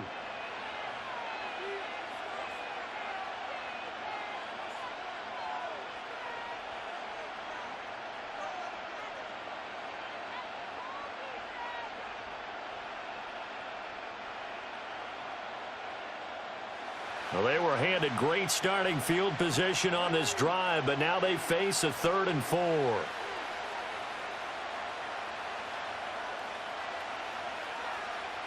Well, looks like they'll move things around here.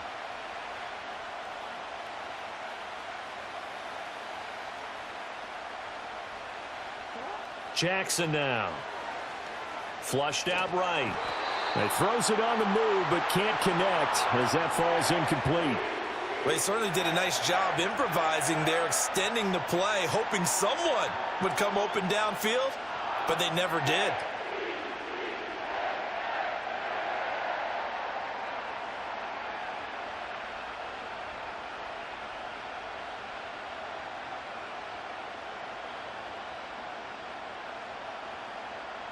From here, this would have been a 48-yarder, but no, they're going to go for it. Now it's Jackson, escaping the pressure right. He's got his target. That's complete. And he gets this one inside the 15, just a yard or 2 shy of the 10. A big pickup there, 20 yards as they convert on 4th.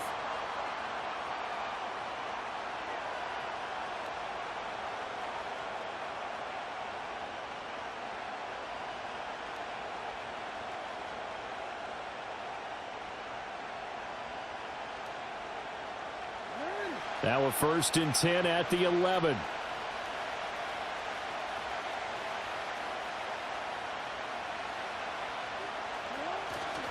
A 1st down carry for Henry. And there is nowhere for him to cut back as he's taken down in the backfield. Officially, it's a 1-yard loss. That's going to bring up 2nd and 11. The short field shrinks even more with the type of bodies they brought in on that play. Those extra tight ends, they weren't able to secure their blocks, and that one ended up going backwards. So after the loss of a yard, they'll look to push forward here on 2nd down and 11. Now Jackson. This is caught. Touchdown! Rashad Bateman on the touchdown throw from Lamar Jackson. And the Ravens are an extra point away from evening this one up. A nice connection there, finding his target, and that'll put 6 up on the board.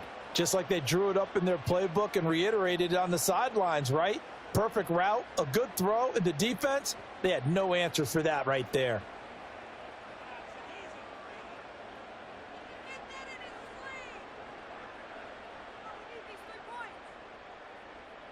Jackson and the Ravens still on the field. They'll go for 2.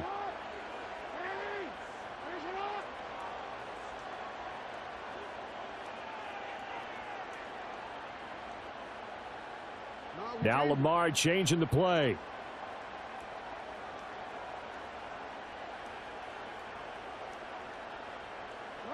Jackson here, he's going to look to throw.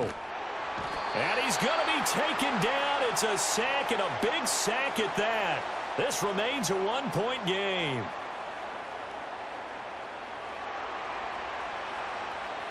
Tucker now to kick it away following the touchdown.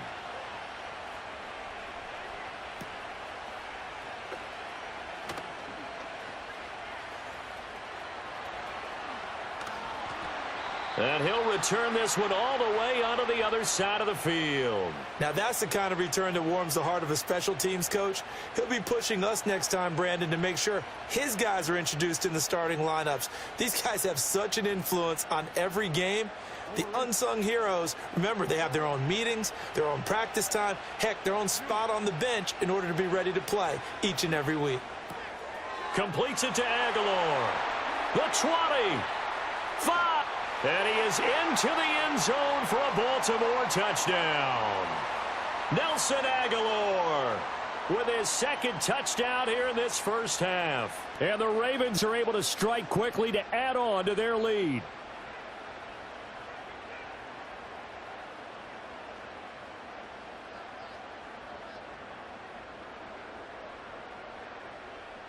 Tucker now to add the point after.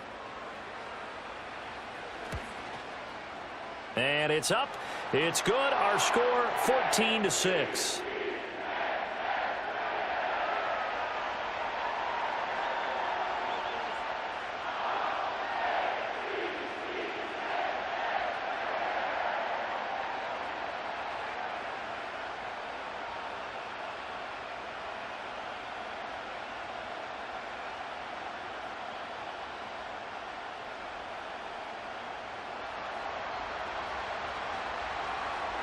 Tucker now to kick it away following the touchdown. And not willing to risk a return. This ball's going to come out to the 30-yard line.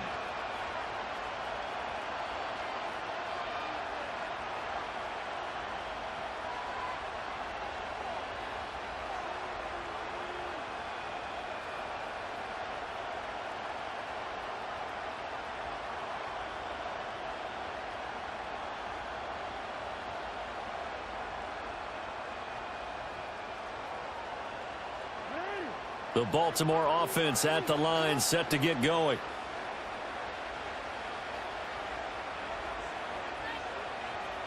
And they'll bring the big tight end across the formation left. From the gun, Jackson.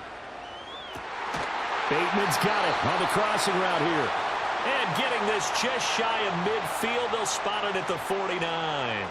First play of the drive, a success, 19 yards. But certainly as a fan, you get a little bit nervous when you see him make those kind of throws. But they work on that in practice more than we know, and most of them now know their limits and know what they can get away with, and there's a completion right there.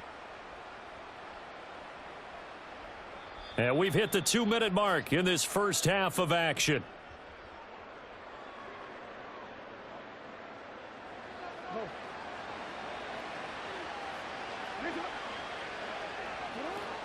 Running from the gun with Henry. And he'll power his way forward for about 4 yards there on the first down carry. Well, at the end of all that hitting and hollering, it was a 4-yard run, so the offense is going to go back to the huddle and feel pretty good about themselves. Defensively, you have to feel okay because you didn't let it turn into a bigger run, but the goal, shut it down for 2 yards or less. That's when you start to feel good about yourselves. Second down and 6 now.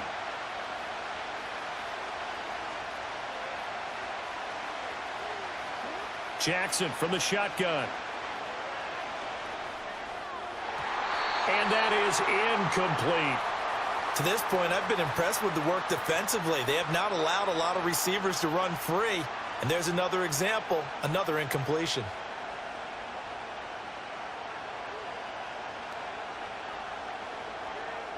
So after the second down incompletion, they'll come up now against a 3rd and 6.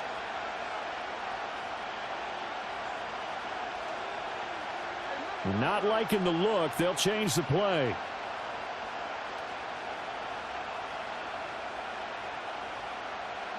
From the gun, it's Jackson. Oh, and his early struggles continue. Here's another one intercepted. Picked up by Brandon Stevens. And the Ravens will take over possession here up at the 44. You don't see this often. A quarterback of his caliber, 2 first-half interceptions. It's absolutely surprising because it happens so rarely. You're searching for what reason, what's going on out there. It's not just maybe the defense is playing well. Is his horoscope off? His biorhythms? What is it? You went horoscope on us, David. Well, I was thinking maybe REM sleep was off. I'm trying to come up with something. Anything, right? After the interception, here's Jackson. Now a quick throw there, but it's going to be incomplete. Well, that's a defensive coordinator's got to be happy with that result. They took away all options downfield and forced the incompletion.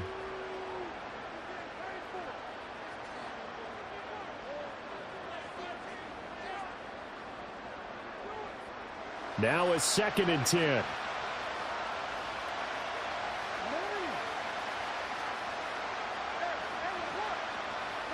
To throw is Jackson.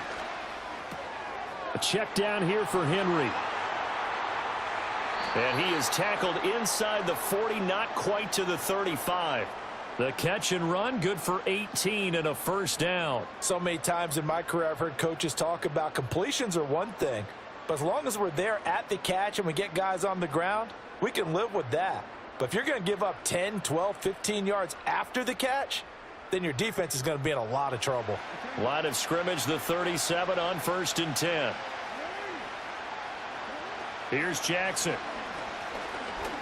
He's going to let this go. Back of the end zone. And this is caught. Touchdown, Baltimore. Rashad Bateman. 37 yards. And the Ravens will extend their lead in the final minute of the half. Tucker now for the extra point. It's up and good, and that'll make the score 21-6.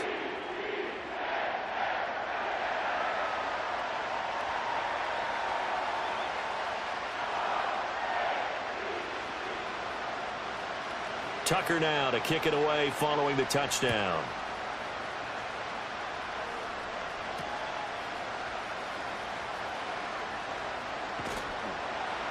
And up to about the 26-yard line, just across the 25.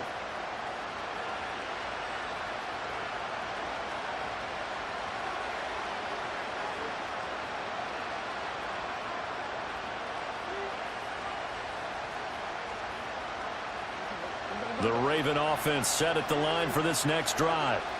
And with him down 2 scores, you wonder if they might try and put something together, even if it's just to get into field goal range. And that's going to be incomplete. Too tough to hold on to that one. It's 2nd down. Well, that one was all about the defender making life difficult for the receiver. Very tough for a guy to hold on to the football through all that contact. He ends up forcing the incompletion.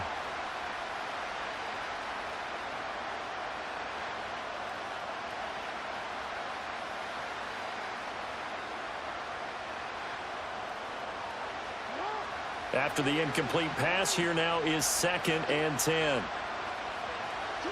Throwing is Jackson. Eluding the pressure right. Oh, for the 3rd time, Jackson going to be intercepted. Picked off by Roquan Smith. And his guys are going to get the football at the 37-yard line. An unfortunate sequence there, trying to get points before intermission, but now the interception, and their opponents have a chance to possibly pad their lead. Yeah, they had an opportunity there, and they weren't able to capitalize on it, and that's something that could come back and haunt them later. They're begging their defense now to keep them from scoring before the half ends.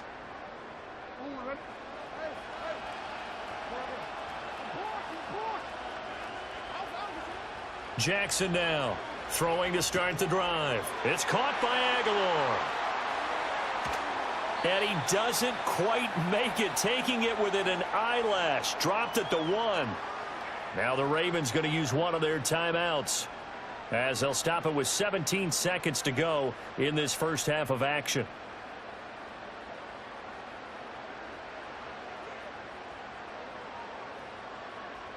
A chance to really cap off a big first half here as they come up on 1st and goal. From the shotgun, he'll look to throw. Got a man, it's caught for a Ravens touchdown. Derrick Henry, as the first half is winding down. And the Ravens will extend their lead here just before halftime.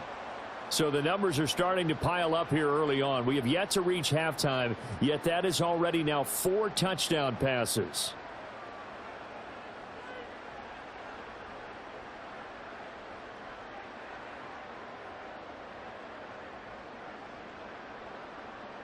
Now Tucker to add the PAT.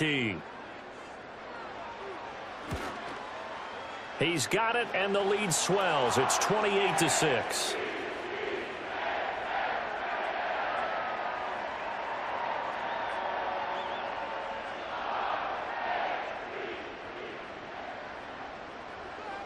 So not much time to speak of remaining in this first half as the kick's away. And no run back here. That's going to be a touchback, and we'll bring it out to the 30-yard line.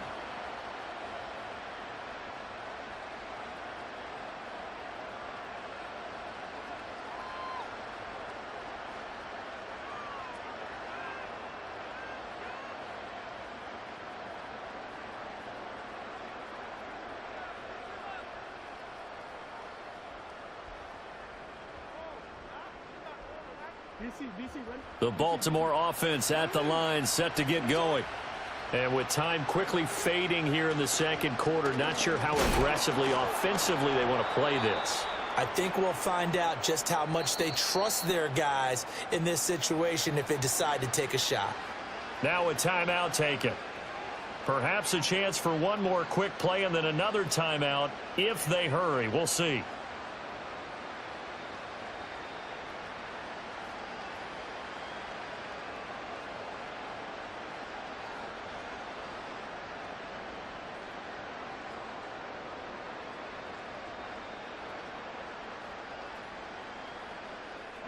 Ball on the 35. Here comes 2nd and 5.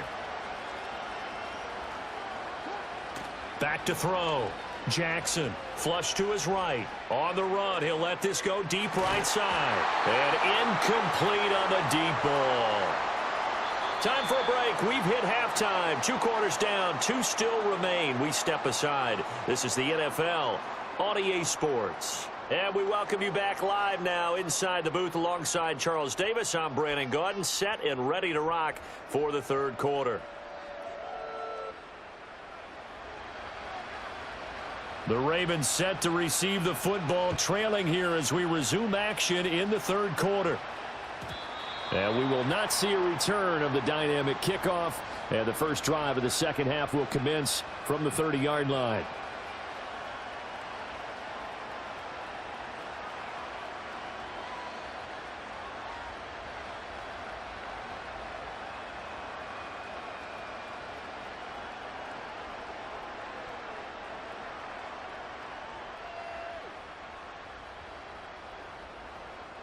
The Raven offense set at the line for this next drive.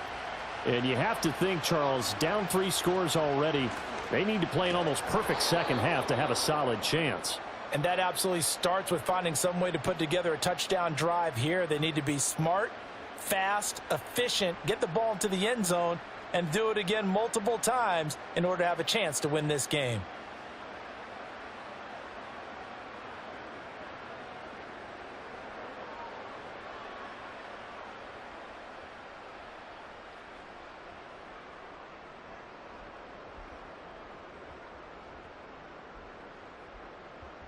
And we're in Baltimore, third quarter action, 2nd and 10.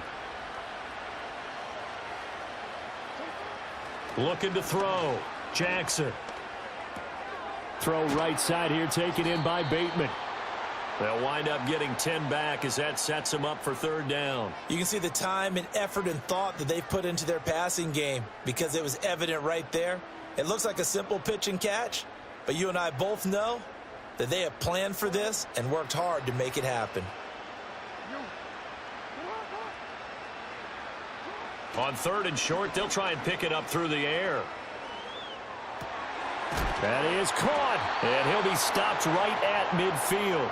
They only needed 1 yard on 3rd down. They get 10 instead by going to the air. Well, we talk all the time about playing situational football, and right now I think the scoreboard is dictating what they need to do. Where they are in this game, they've got to push the ball downfield, take their shots, try and get big chunks of yardage in a short amount of time. That was a nice play there.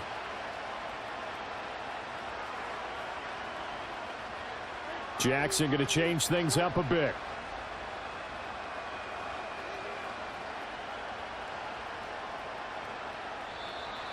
Boy, and now they can't even get a play off.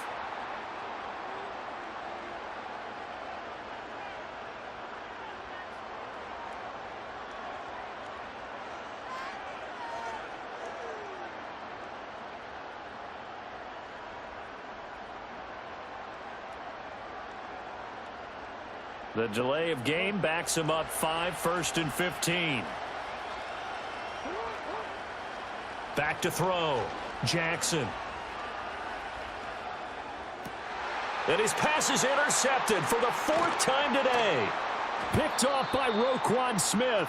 And the Ravens are going to have the short field here as they'll take over right at the 50. Partner, I see you reaching for the white flag. Put it down. I don't want you throwing it, but I understand why, because if you do, you're hoping they might actually stop this game because we're in blowout territory right now. That interception just surrendered any momentum they built up in the locker room during halftime. So game plan, it's in the garbage. Time to try something new in this one.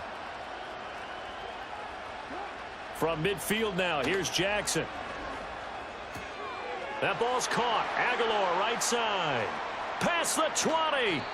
And he gets this one inside the 15, just a yard or two shy of the 10. 39 yards the distance covered on the catch and run. Everything's been going right here in this one. This offense, they've been in complete control from the outset. And here's another big play.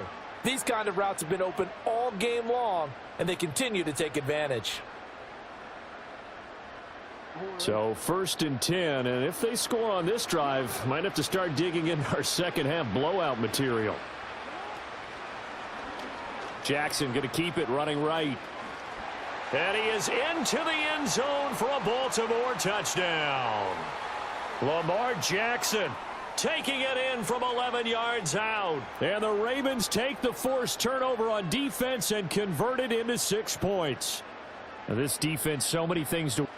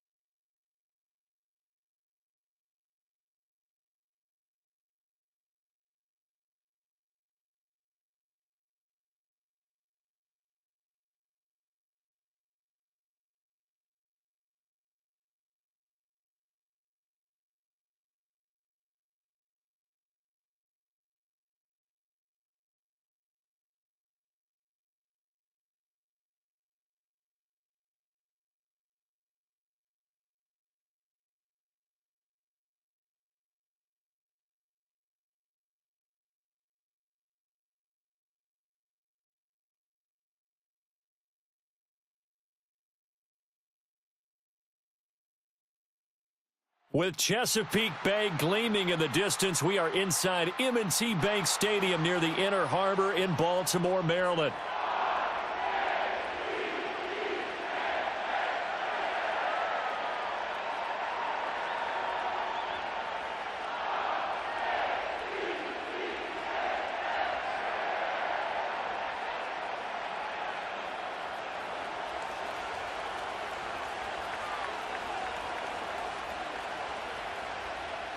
It's a rematch of Super Bowl 47, -1 Harbaugh. The Ravens and 49ers are underway.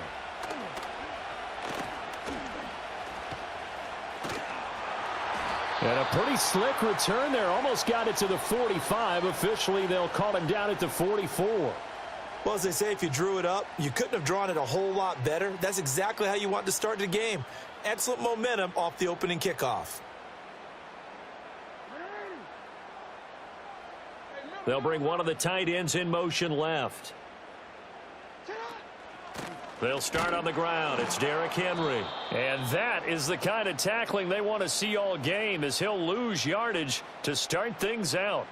It'll go as a loss of a yard on the game's first play. Second down. Part of the thinking when you bring in extra tight ends, you're hoping that each of your guys gets those one-on-one blocks and creates a crease for your runner. You know what the converse is, though? You've got to win those one-on-one blocks, and when you don't, that's the result you end up with. A loss of a yard there to start out. That leads to a 2nd and 11. Jackson. And that is incomplete. A lot of force bearing down on him there. He could not hang on. It's 3rd down. Have to give some credit to the defender on that when he read all of his keys perfectly and got a great break on the ball and able to force that incompletion.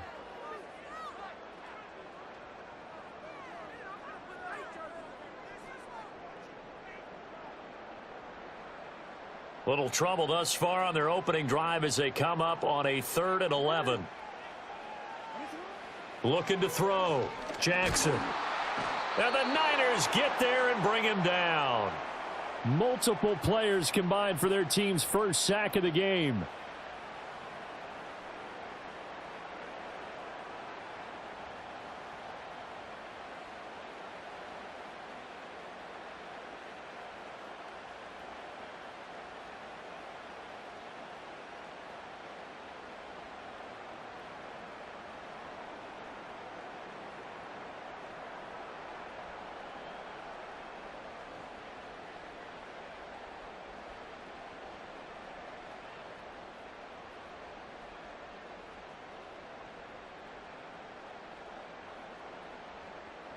So still a scoreless game in the first, but they're going to go for this thing on their own side of the field on 4th down.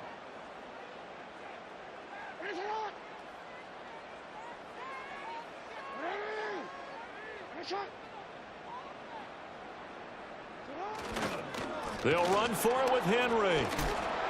And this doesn't end well at all as they stop him far behind the line to gain. A surprising move here on the opening drive of the game. And this defense delivers a turnover on downs on the very first drive of the afternoon.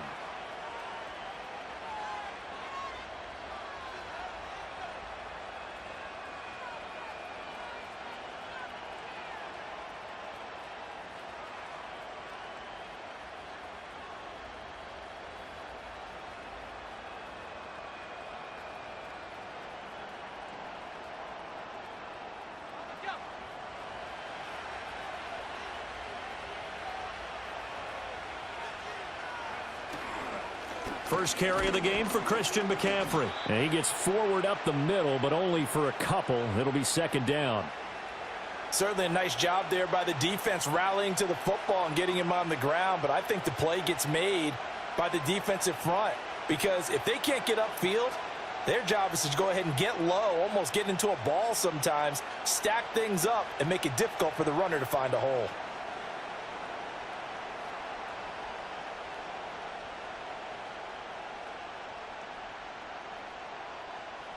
Ball on the 40 now. Here's a 2nd and 8.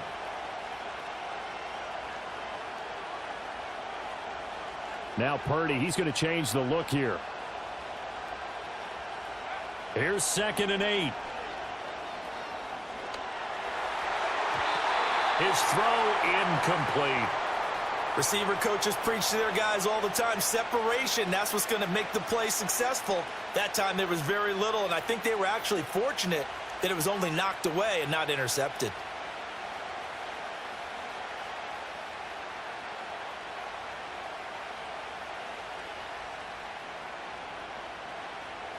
If they want a first, they need to get the football to the 32 here on third down. Up the gut, McCaffrey. And they'll get him down at about the 37, well short of the first. 3 yards won't be enough here as that'll bring up fourth down.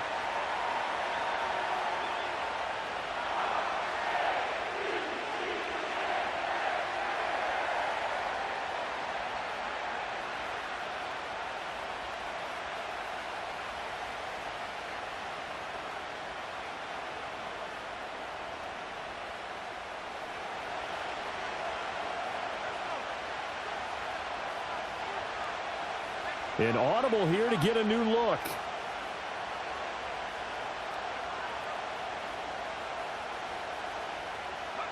Purdy on fourth down. Flushed out right. And it's incomplete. They cannot convert, and they turn it over. The Niners go for it, but it doesn't work out. And the Ravens are going to get the football back. So the defense has to stay out and get one more stop. They were able to do it, forcing the incompletion. So on their record, that goes down as a successful play. It doesn't matter how they got there, how it happened. They got it done. They're the ones that are jubilant. They begin with Henry. And now off to the races down the right side. Inside the 10. And all the way in for a Ravens touchdown.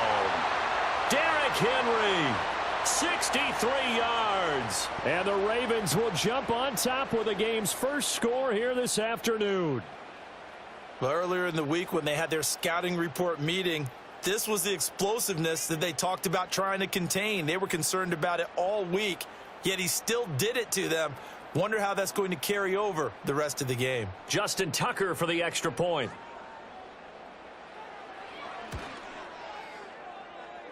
And the Ravens lead at 7-0.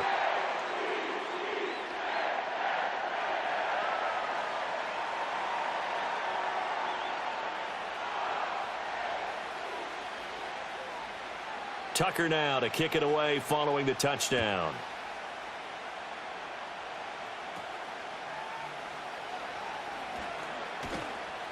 And they're going to start this drive in pretty good shape as they get it up past the 30.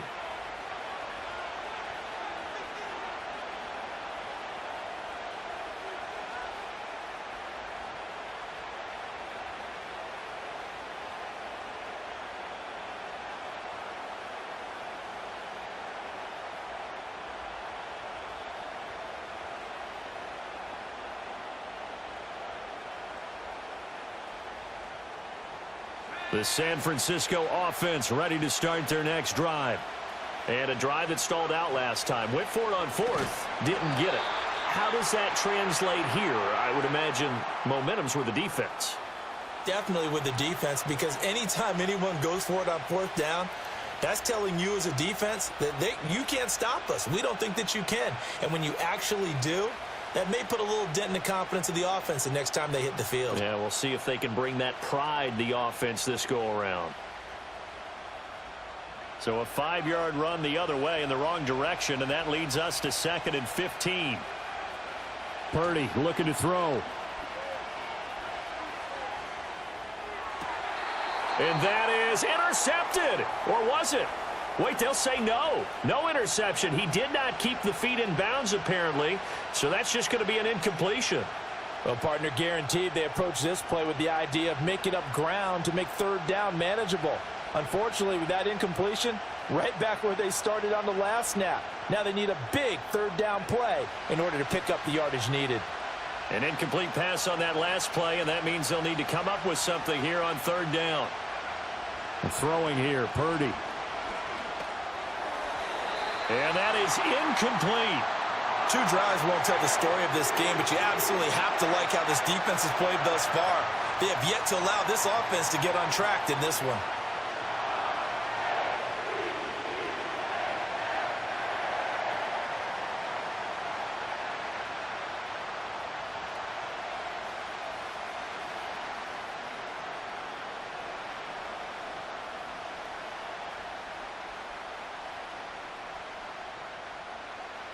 Now remember, they were unsuccessful earlier in this first quarter. Going for it on fourth. They're going to try a second time.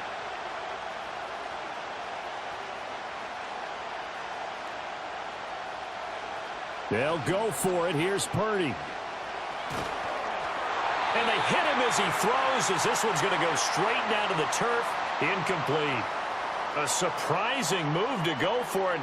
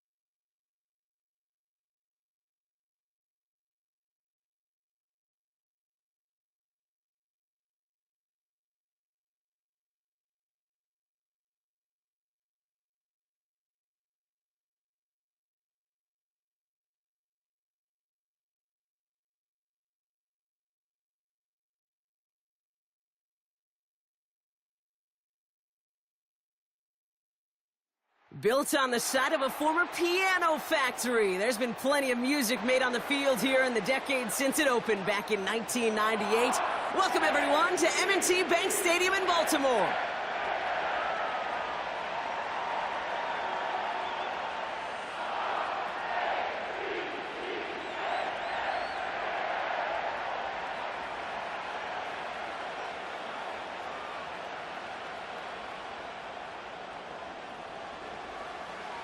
Justin Tucker has this all teed up. And we're off from Baltimore. On the return, here comes Kene Wangu. Oh, he's showing some burst on this return. And it's a nice return here. They'll tackle him shy of the 35.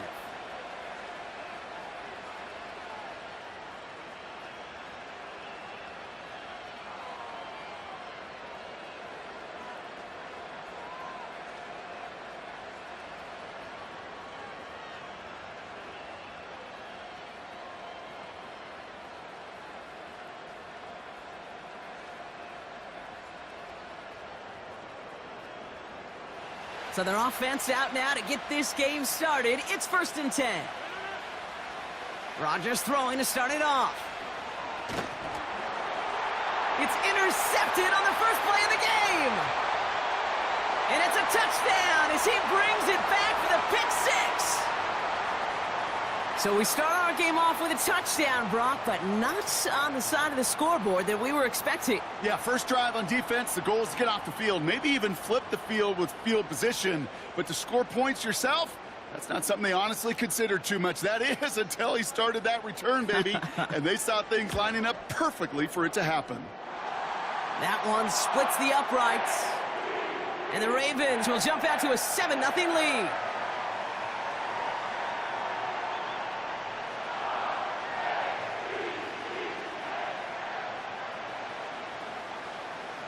A quick chance at redemption after that pick six as it's sent away. Xavier Gipson now to return. And he's brought down just inside the 25 on the return.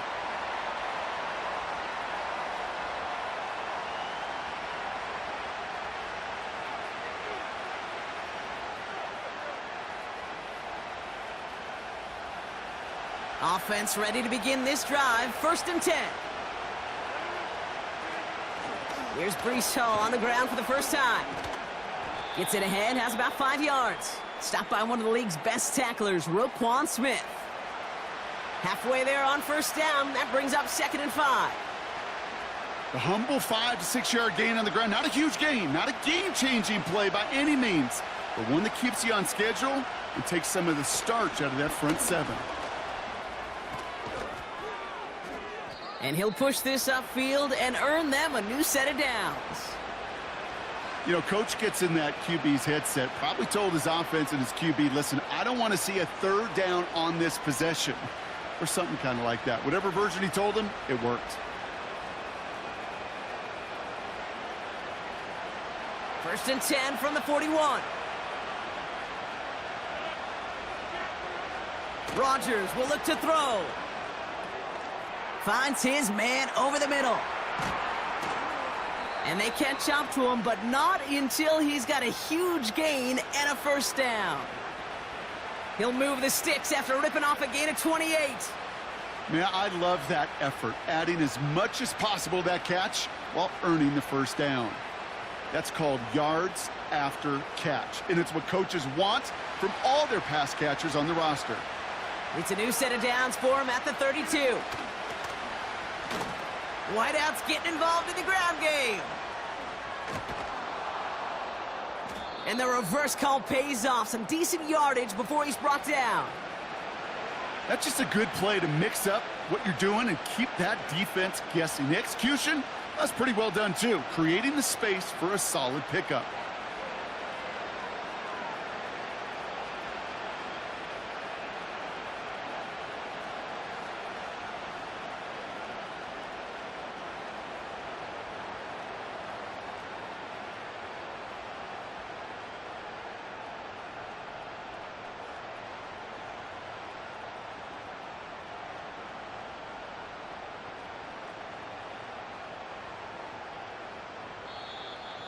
They don't get this snapped in time. This is going to back them up.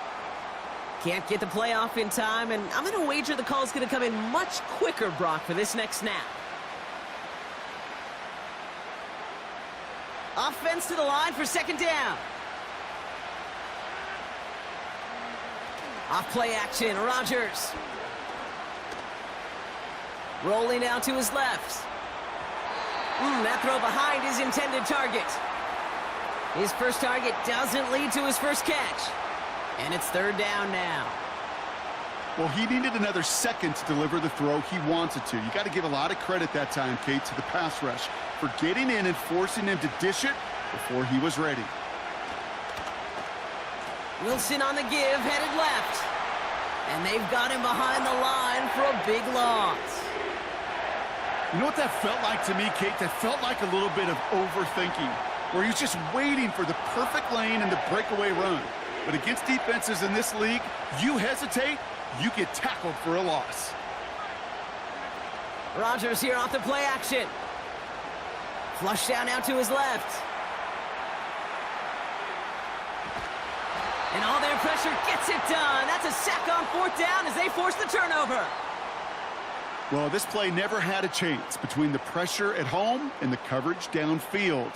QB still got to find a way to throw it up and give somebody an opportunity to make a play.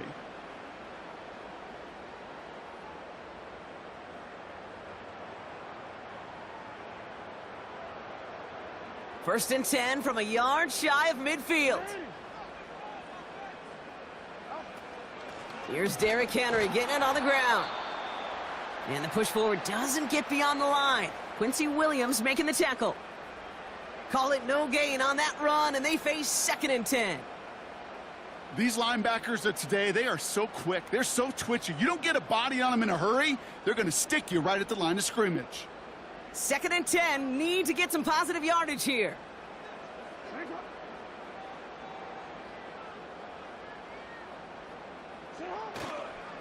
Another run for Henry.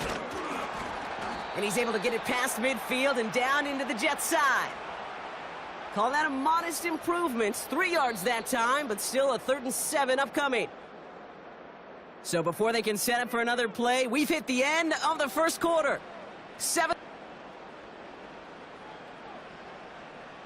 Back at beginning of the second quarter, Ravens in possession. They're looking at 3rd and 7.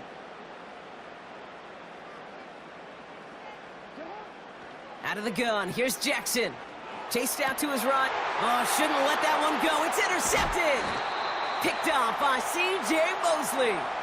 And the Jets will take over beyond their own 40. Oh, man, I'm having to hold my partner back after this one. Captain Fundamental, not happy that he didn't take the time to stop and get set before delivering that football.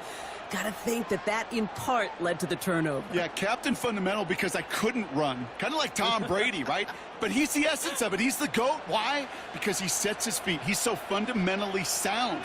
The chance of interception is so much higher when your fundamentals are no good. It's okay, partner. It's gonna be okay. And he heads out of bounds. Great pickup on that run. They get 18 yards out of it and a new set of downs. It's got to be so demoralizing as a defense when you go up against a running back who just keeps those legs churning like a piston in an engine, and that effort's contagious. This entire offense is getting a boost when he busts those tackles. New set of downs for him at the 38. Going to the ground again on 1st. And that's good yardage with a new set of downs. That was the perfect play call for that particular situation. Gave him enough to pick up a 1st with some room to spare.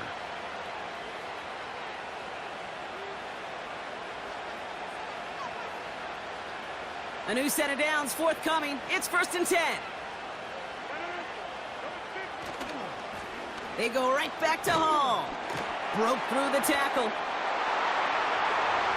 He does it! Touchdown, New York! The Jets pick it off and get points on the ensuing drive. Breece Hall with the touchdown. He broke the tackle he needed to, Brock. And how about that effort then to keep it going and eventually reach that end zone? Yeah, that's awesome on the offensive side. Defensively, not every missed tackle is the same. It may be on a stat sheet, but sometimes that help to finish a play isn't arriving quick enough, and you're the only one, the last line of defense. And in that moment, you got to scratch, you got to claw, you got to tear to make the stop, because a broken tackle, well, can mean a touchdown.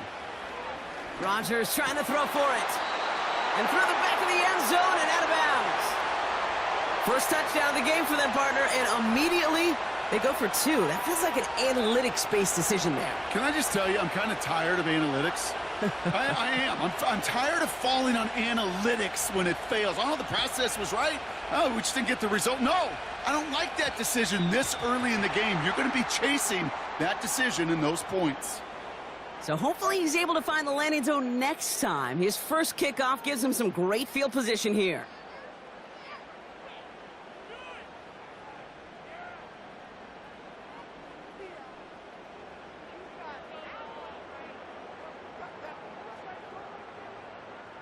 New slate of downs to approach here from the 40.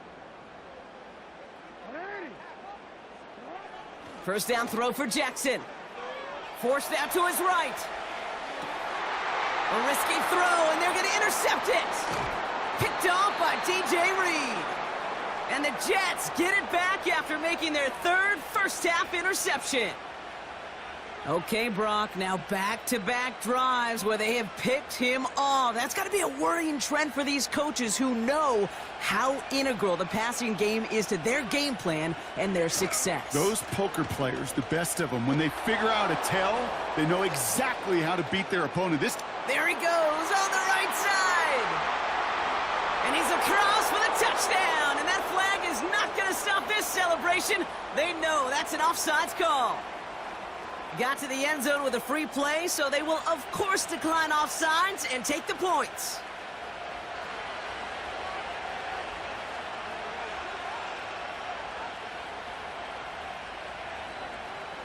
Jets lining up for another 2-point attempt. He's throwing for it. He's got it. Looks like both feet were in, and that's going to get them 2 points. 2 touchdowns, gone for 2 both times now. Seems like they're content just kind of leaving the kicker on the sideline and staying aggressive after each touchdown. You know what it reminds me of, Kate? And you call a lot of basketball as well. The college basketball game, it's all analytics. It's all threes or dunks, right? The 2-point jump shot, it is gone. And this team right now is just going for the jugular, saying, nah, I don't need to kick a 1-pointer. Let me just try that thing from extra deep, that 3-point land. And 50%, well, that's just as good as 2 for 2 with the kicker.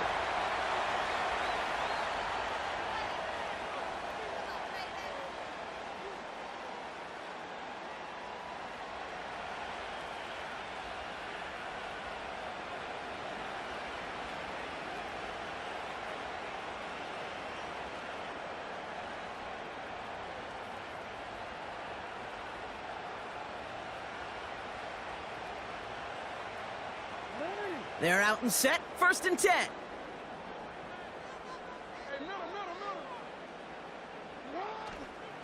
The drive begins with Henry. This is ahead for about 5.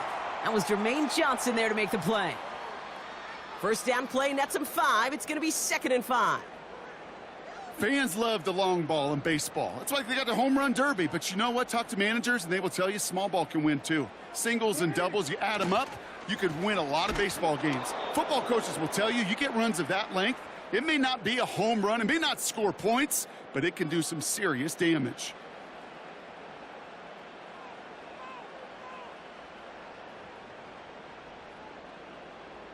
Third and 4 coming up now. Blitz coming, Lamar. That's caught for the 1st. And he's going to go down right along the midfield stripe. That's 16 on the pickup. And that's good for a Ravens 1st down. I may love watching a great thrower, but I love watching a well-done route too, Kate. Make that guy think you're trying to stack him only to drop your hips and cut right inside. Some good work to help reset those chains.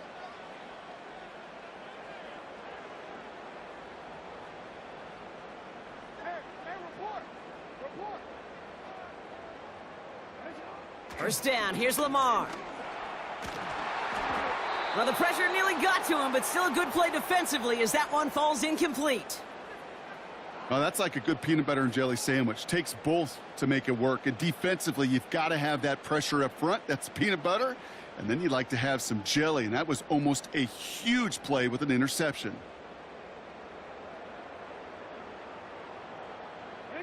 So after the incompletion, here comes the 2nd down call.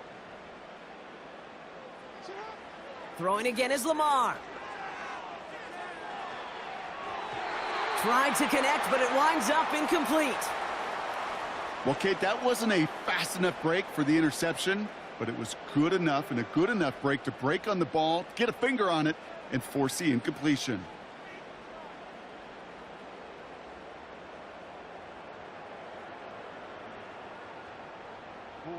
No connection on the last play, and now it's 3rd down. Lamar off the play fake. Oh, brother, it's another interception. And the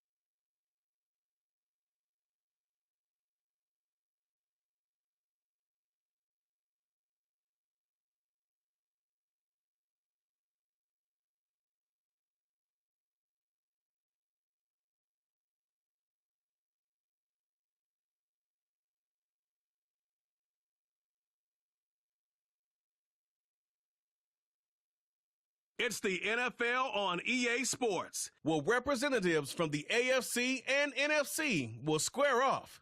It's the New England Patriots and the New Orleans Saints, next on Madden Football.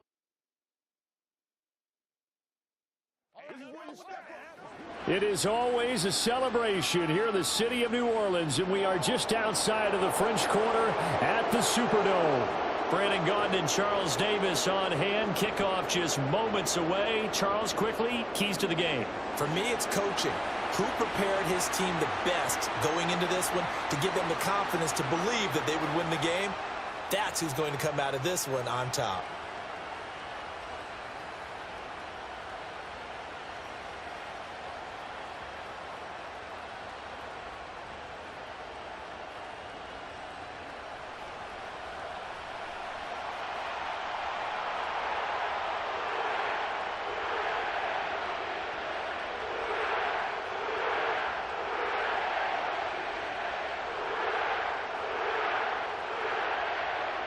Glad you're with us. It's Blake Groupie to get this one started, and off we go here in New Orleans. And the tackle going to be made right there at the 25-yard line. So now the Patriots getting set to take over on offense. They'll be led out by the former Tar Heel, their rookie quarterback from UNC. We're seeing it more and more in this league, how teams love to have athletes back there taking the snaps, guys who can throw it and move around and get yardage with their legs if needed. He's one of the best examples that we see out there right now. He can throw for hundreds of yards one week and then run for 100+ the next. He adds an extra dimension that really confounds defenses when he puts it all together. To the air right away is May. Hunter Henry brings it in. He'll be dropped after a gain of about 6 across the 30 to the 31. And there's a completion to the tight end. And look at the size of these players nowadays. At that spot, 6'4", 6'5", and up. A lot of guys used to be basketball players, somehow came back to football. And that's really good for the game of football. You're getting better athleticism, great hand-eye coordination, guys who know how to control their bodies when they run their routes. And they get him down, but not before he takes it across the 40-yard line. That's good for a first down, his second catch of the opening drive. I got a kick out of that one, partner. You and I talk often about trying to hide receivers in certain situations, but a guy of his size, can't really hide him. But the tight end drag route, definitely an effective way to sneak him across the formation for an easy completion and a first down. And they'll get him down as he's inside the 40. Another nice gain. That's now 30 yards between those last two plays. Plays like that will really help this offense settle in here on the road. And when you go on the road, you also have to deal with the fans as well. And when you have those types of runs, that'll settle them back into their seats. So in Saints territory now. Here's 1st and 10 at the 39-yard line. To the air, May. Completes it to Douglas. And finally down he goes as they work it inside the 10 to the 7. That goes for a gain of 31. Well, things are looking pretty darn good on this first drive, aren't they? Came right out, set the tone, this time with a big pass play. And if the peek behind the curtain that they gave us or their game plan, I don't think that's going to be the last one we see. I think you're exactly right about that. Now a chance to make that big play really hurt. It's 1st and goal just outside the 5. They'll send the big tight end in motion right.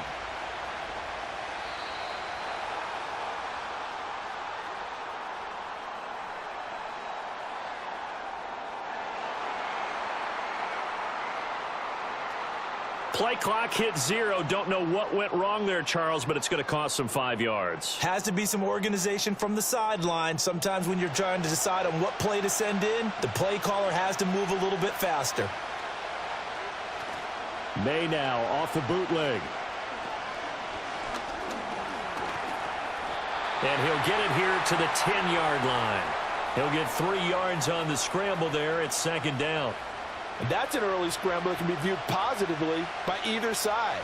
From the offensive point of view, it begins to establish it as a possibility to keep it on certain plays. And defensively, they avoided giving up a huge play in one of their first tests in containing a quarterback on the run. They'll run the jet sweep with Douglas. And the stop will come inside the 5 at the 4. A gain of 3 last play. This time they double it and pick up 6. Well, I sure wouldn't be surprised if we see more of this as this game goes on, because we know they like to use their wideouts either on quick throws or on jet sweeps like what we just saw there. And to say that that one worked well, partner, that's stating the obvious. They'll look to throw on 3rd and goal. And he's in. Touchdown, Patriots. Drake May taking it in from 4 yards out. And the Patriots will claim the early lead as they're on the board first here tonight. Defensively, didn't seem like anybody had eyes on the quarterback, and he took advantage. So you think that maybe we're seeing some pretty good instincts for a young guy? Because that's the thing you worry about coming out of college. You're used to getting away with just about anything you want to do. You're just superior. Here, he has to read it, figure it out, and know when it's time to go. Joey Sly on for the extra point. And he gets it to make it 7-0 Patriots. So that a 7-play, 80-yard drive. And it results in a 4-yard touchdown run.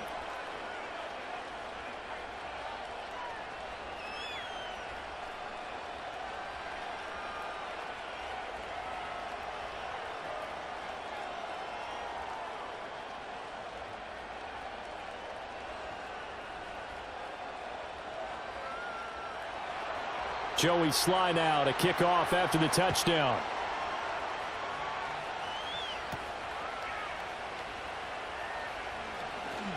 And a good return as he'll be stopped just shy of the 30-yard line. And here come the Saints for their opening drive.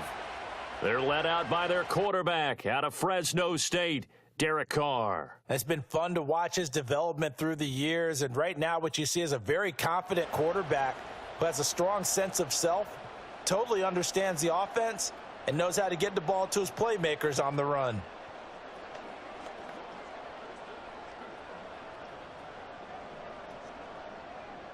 Carr going to lead the Saints up here 1st and 10. Just shy of the 30. They'll come out throwing here to start the drive. And he will not get away from the pressure here. Carr taken down. Anthony Jennings from his outside linebacker spot gets him down there for a loss of 4. And they get to him right out of the gate. And this defense hoping that that's a harbinger of things to come. Yeah, when you give up a first-play sack, makes your quarterback wonder if he's going to go to the sidelines and talk with his offense coordinator and head coach and say, hey, you know that game plan we put together? We might need to change it right now. A first carry now. This is Alvin Kamara. And he will lose yardage on the play. Back at his own 19-yard line. That's going to go down as a loss of 5, and it brings up 3rd down. When coaches stress their defense being physical, they don't just mean the big guys. How about the guys on the outside, the cornerbacks? It's not just their job to patrol the airspace. They can get involved in the run game as well. Now on 3rd and long, they'll look to throw. And this is going to be incomplete. That was their first 3rd down try of the game, and clearly something was off in the execution of that play. Good news, they've got a whole game left to clean that up and start clicking on those key 3rd down throws. So on 4th down, Matthew Hayball out to punt for New Orleans.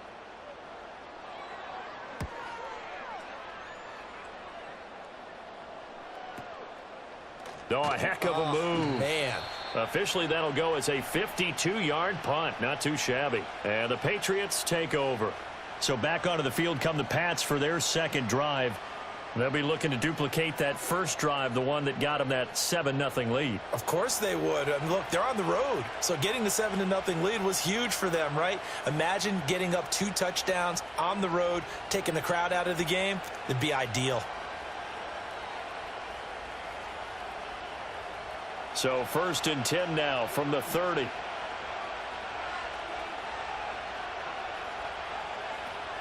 They'll run with Stevenson to begin the drive. Fights loose. And he gets this to the 35. Good for a gain of 5.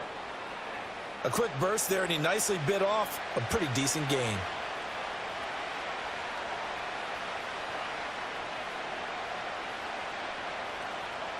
2nd and 5. To throw, it's May. Short pass caught by Henry. And Henry's going to pick up a Patriots first down as he's up to the 40-yard line. It'll go as a gain of 6 that time, and it moves the chains as well.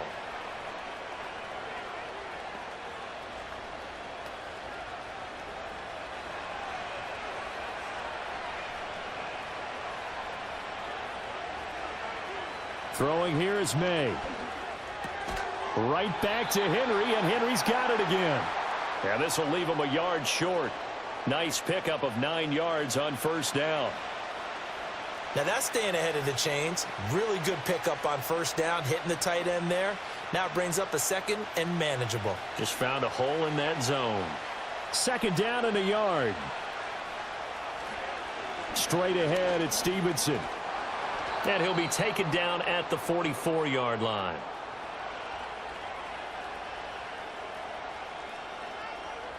After 7-0 on EA Sports.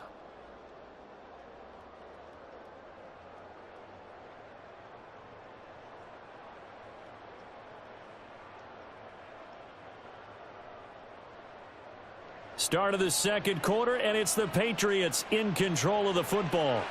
So in Saints territory now. Here's 1st and 10 at the 44-yard line. They'll try the left side with Stevenson. And nothing doing. He's immediately taken down at the line of scrimmage. Call it no gain on the play, and it'll be 2nd down. The defensive line made pretty easy work of the offensive line that time. And people get tired of the cliche that the battle is won in the trenches. But it's a cliche because it's true. And how about the battle right there? One on the edge, and the ball carrier did not benefit. Got a man. It's Kayshon Boutte. And this is going to be another first down as the tackle's made at the Saints 28. That one good for 16 as the drive continues. Well, they obviously read man coverage their partner, and he got downfield, broke down the defender, made him What do you think, mean by that? Yeah, he made him think he was going to run a different route. Probably thought he was going to take it upfield. Then he curls back inside for the completion.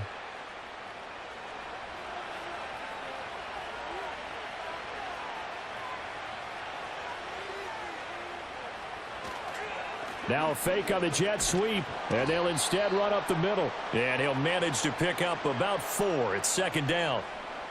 On any running play that's called, they're always hoping that it's going to break big and go the distance. But when you get a nice gain like that, you're able to do so many things anyway. You can come back and run essentially the same play again, continue to move the ball on the ground, or you can decide to throw the ball now because usually you have the defense back on its heels. They run once more with Stevenson. And they'll bring him down at the 18-yard line.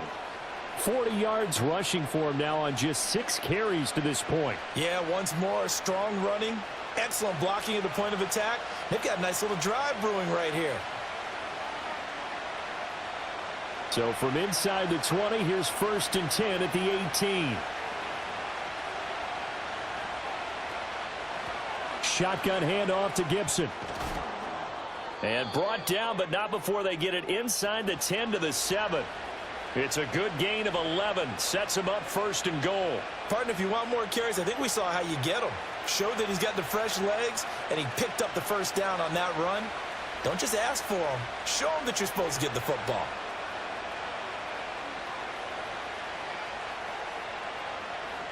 They'll run with Gibson. And he'll take it into the end zone for a Patriot touchdown. Antonio Gibson taking it in from 7 yards away. And the Patriots go up by 2 touchdowns. Some good running there at the end of the drive. He had the burst that set up the 1st and goal, and then one play later, he's in the end zone. Brandon, what I liked about that sequence is I'm not sure who made the play call, but they understood the situation, understood the momentum. A nice hard-charging run, give it right back to him, and let him cap things off. Extra point by Sly is up and good. And that'll make the score 14-0. So that one a pretty time-consuming 10-play drive. And in the end, it's capped off by a 7-yard run.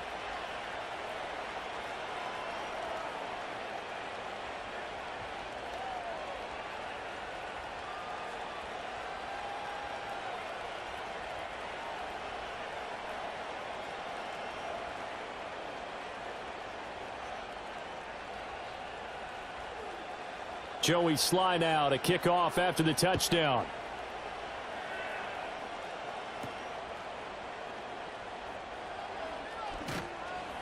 And able to get this out to the 25. New Orleans Saints, they get ready to set up shop for their second drive. And they're in a bind early here, down 14-0. Are you worried at this stage or still too early? You're worried. You're just trying not to transmit it to the rest of your team. You want to make sure that they stay positive. But at the same time, you're wondering, how are we going to move the football? What do we have on this play sheet that can work? Get back to basics is usually your answer. And make sure you find the guy who can move the ball fastest for you if you just get it in his hands. Yeah, still second quarter. You get points on the board here. I think you're feeling okay. And he is going to be stopped cold behind the line of scrimmage.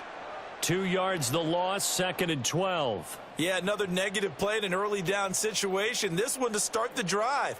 You're putting a lot of pressure on your quarterback to bail you out when you're in 2nd and long yardage.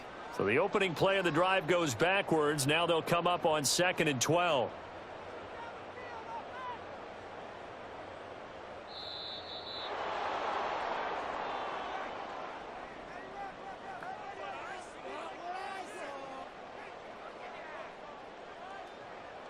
Flag comes out, and that's because the offense did not get the play off in time. And you can see the head coach, he is not happy. Everyone getting away from him right now because he's frustrated that they didn't get the ball snapped in time.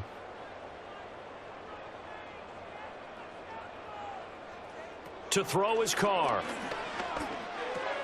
This one taken in by Olave. So the completion good for 7 there. And that brings up 3rd and a full 10 yards. When you see zone defense and you know you've got a drag route on as your primary call, you've got to be really careful as a passer about how far you let your guy go because he might wander into some tough coverage. The threat of a second straight punt to start the game is looming as they come up 3rd and 10.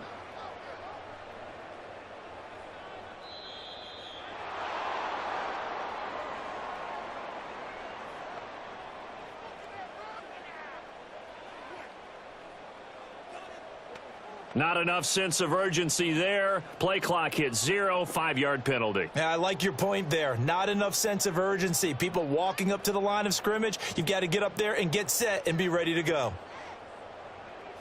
From the gun now on 3rd down, Carr. He's going to loft one deep left side here. Oh, you saw that one coming. It's intercepted. Thrown back across his body. Picked up by Jonathan Jones. And the Patriots are going to get it back here just past the 35. Partner, I think this one won't arrive very simply because he overestimated his arm strength and his ability to fit it anywhere he wants to. A lot of quarterbacks do that and often pay the price.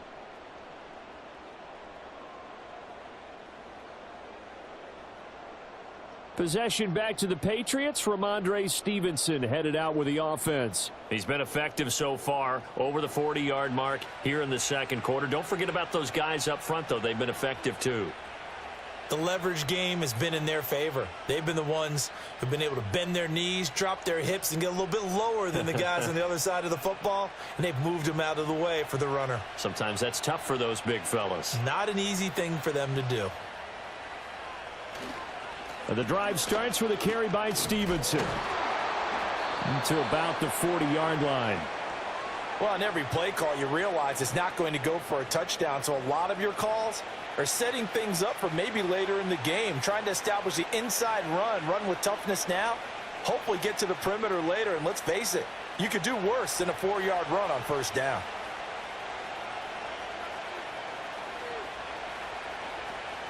They go play action now. May. Short pass caught by Henry. And Henry's going to pick up a Patriots 1st down up to the 47-yard line. It's a 7-yard gain there, and it's good enough to move the chains. 2 minutes to play, first half. It's 14-0.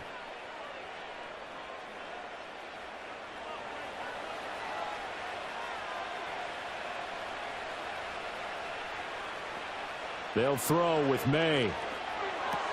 Short pass caught by Henry. And he's able to take it across midfield before going out of bounds.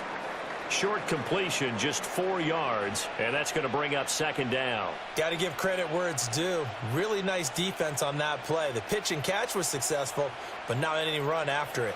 2nd and 6. Looking to throw. May. Short pass caught by Henry. And he's able to break out of 1 tackle, but then quickly brought down. The result, only 4 yards there on the play. And now that sets up 3rd and 2. Not a big window to throw. Coverage wasn't too bad there. Yeah, they had him under wraps pretty well, but somehow able to muscle his way open and catch the ball.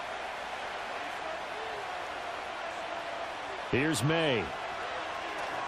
Setting up a screen for Stevenson.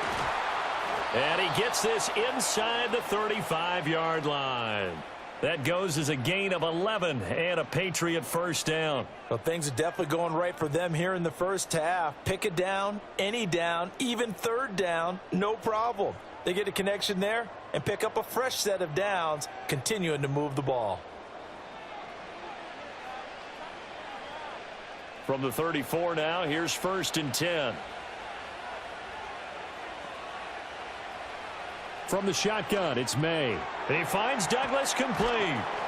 And he's going to get 7 out of this before being taken down at the 27. Now the Patriots going to use one of their timeouts as the clock stops here with 46 seconds remaining in the first half.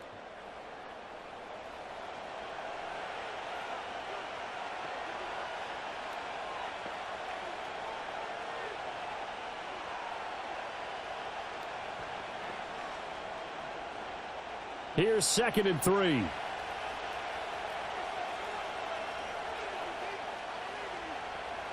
Back to throw again. He finds his man complete. That's Douglas. And they'll bring him down at the 18-yard line. Back-to-back receptions for him, and it's another first down. That's tough to play zone defense when they can just curl up right there in front of you. Yeah, absolutely. Well, we talk about finding the soft spot. Defensively, how do you make sure they don't find the soft spot like they did there? Tough to do, because what they normally will do is run routes that'll pull you out of that spot. And he's in. Touchdown, Patriots. Antonio Gibson. In the final seconds of the first half. And the Patriots will extend their lead here just before halftime. That is a near-perfect end-of-half drive right there. And we've seen that many times from the best in the league. But do you really expect to see it done that well by a rookie? And how about the timing? Finishing it almost near the zeros, as you said, right at the end of the half. Great momentum to carry into the locker room. Extra point by Sly is up and good. And it's now 21-0. So that drive goes 8 plays. And it concluded with the touchdown pass to Antonio Gibson.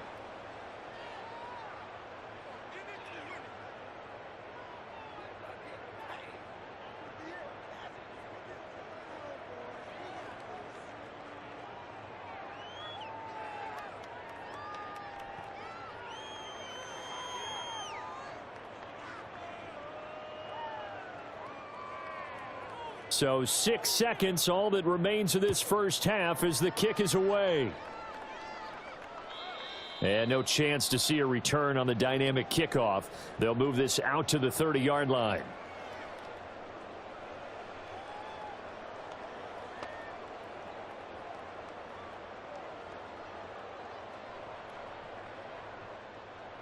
The Saints offense on the field, ready to get their drive started. And only 6 seconds on the clock, so time likely for just one play. And he takes a shot on the release as this will be incomplete.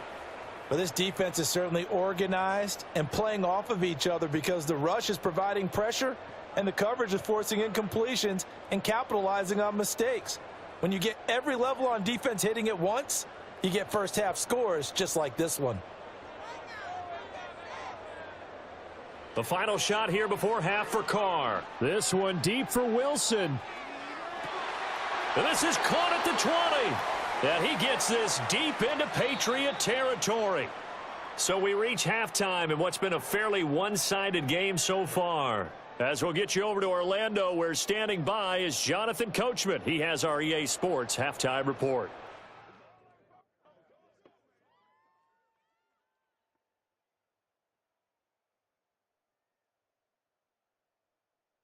This was an extremely one-sided first half. One team showed up, ready to go. The other's been in a daze thus far, but there's still plenty of time left for this one to tighten up significantly. All right, Coach, thank you, and we welcome everyone back for quarter number 3.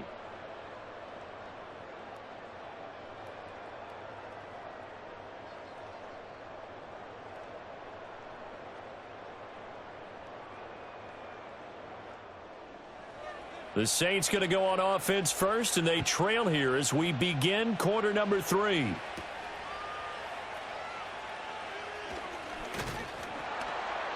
And it's a pretty good return here as he'll get this up to the 29. Out come the Saints now. They'll go on offense first here to begin the third quarter.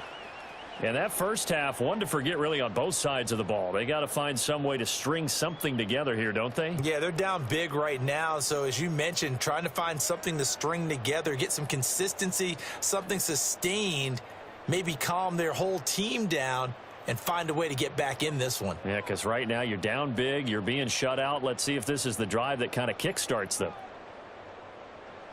Carr now to throw. This one complete to his fullback out of the backfield. And down he goes, but he takes it up to the 40. A gain of 11 to kick off the drive, and it's a quick first down. And as a quarterback, you're always pleased when you can use all the weapons at your disposal. Here he spots his fullback underneath, gets the completion right there for a nice pickup. Now a first down carry. It's Kamara. And slow going there as he'll only get a yard, maybe, up to the 41.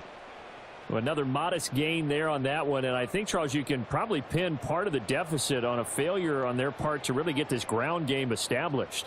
Yeah, and they've really struggled to be multidimensional in this one, haven't they, partner? Because they have to be extremely one-dimensional now if they hope to get back into this game. They'll have to do it by throwing the football and hope to have success through the air. A lot of times it's that first read that you have. Maybe you get it in pre-snap and he locked in on his target, but he was covered quite well, and that one's incomplete. This offense in desperate need of a conversion as they come up on third down.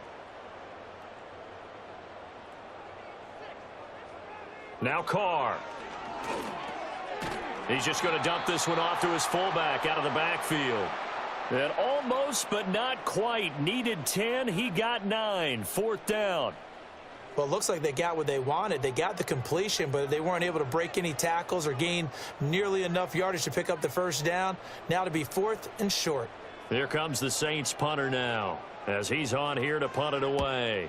He gets this away. It's a good one, drawing toward the sidelines.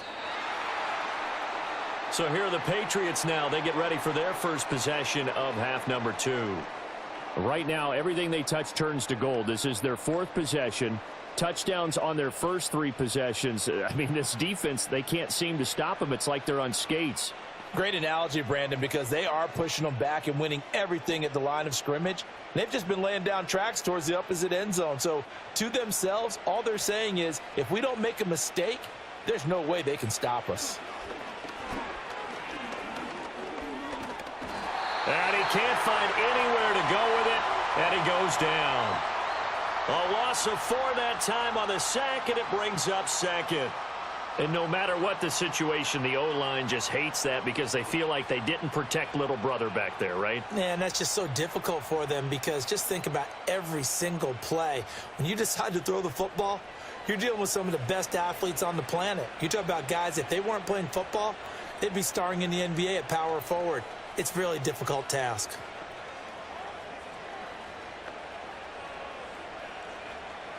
Second and 14 as they've got work to do here after the sack.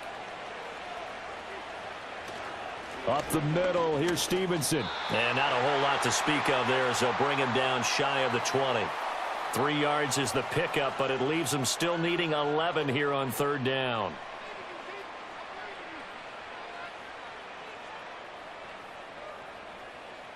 Backed up here, tough spot, needing 11 yards to pick up the first.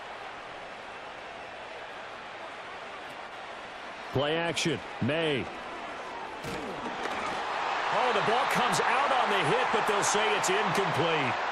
Play action is supposed to be used to slow down pressure, slow down blitzes. In this case, though, if it takes a little too long to develop, you got people right in your face. And lucky just to get rid of the ball with the arm going forward. Could have been a fumble. The Patriots send out their punter. And the way this offense has moved the ball, he hasn't been needed till here in the third. He steps into this one, and this is a rocket.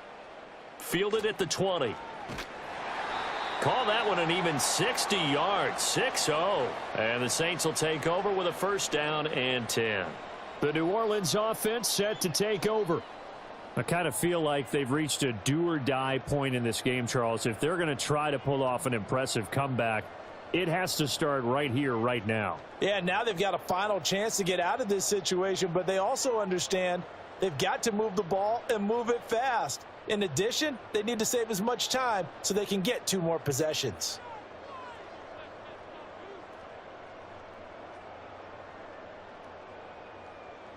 Now Carr.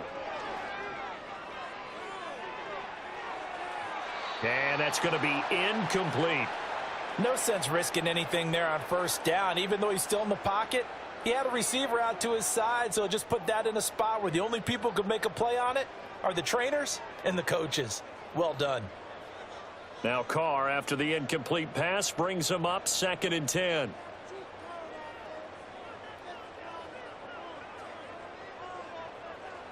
Back to throw here. Finding Taysom Hill complete. And they'll get it up just short of the 45 at the 44. 19 yards there on the catch and run. But when you hit him on the move like that, and he's able to get into open field with a full head of steam, oh boy, it's going to be tough to get him down. Yeah, there was a big window. They're lucky they did get him down.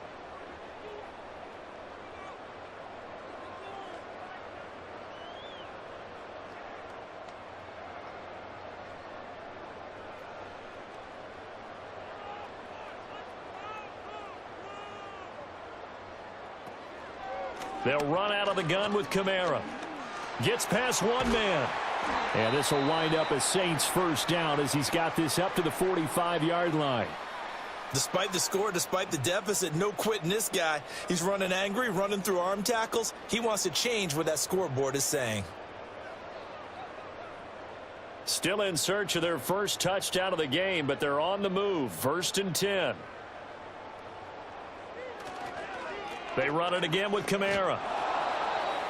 5 yards on the carry. Good pickup on first down. That ground game contained again there, Charles, and that's really a big reason that they're trailing right now. And give a lot of credit to that defensive front. That's exactly what they worked for all week, to try and take away the run game, make them one-dimensional. In the battle of game plans, theirs has been superior. To throw, it's Carr.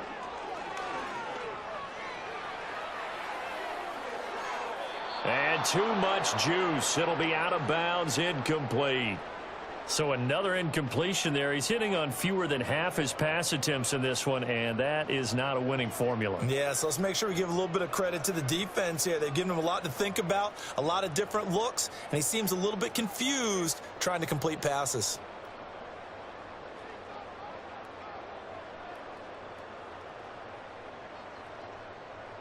Now Carr. Work in the middle of the field, and he's got a man complete. And he's got another first down as the tackle's going to be made at the Patriots 30. Give him 10 yards there as this offense is on a roll. This drive continues to plunge forward. And that's well executed there on 3rd down, and I love the confidence that they had to let their tight end try and find some space in the middle of the field, right in their quarterback's line of vision. And QBs love to make that easy throw, and they hooked up there for a first down.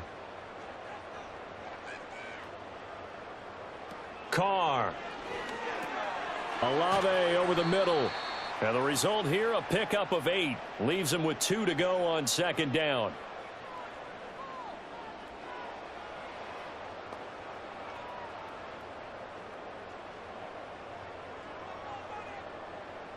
So from the 22, here's 2nd and 2.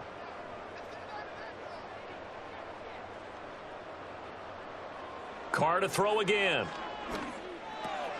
He gets it left side to Johnson. And he's out of bounds. Almost gets to the 10. Give him 10 yards there as this offense is on a roll. This drive continues to plunge forward. But look what we have here, a sustained drive, and that was certainly AWOL in the first half. They really struggled to try and move the football. But right now, they certainly seem to have the formula working. Let's see if they can keep it up. And they'll send the tight end in motion here. From the gun, it's a run for Kamara. And he'll be dropped at about the 11 after only a yard. 3 quarters have come and gone. We'll return with more after this break. You're watching the NFL on EA Sports.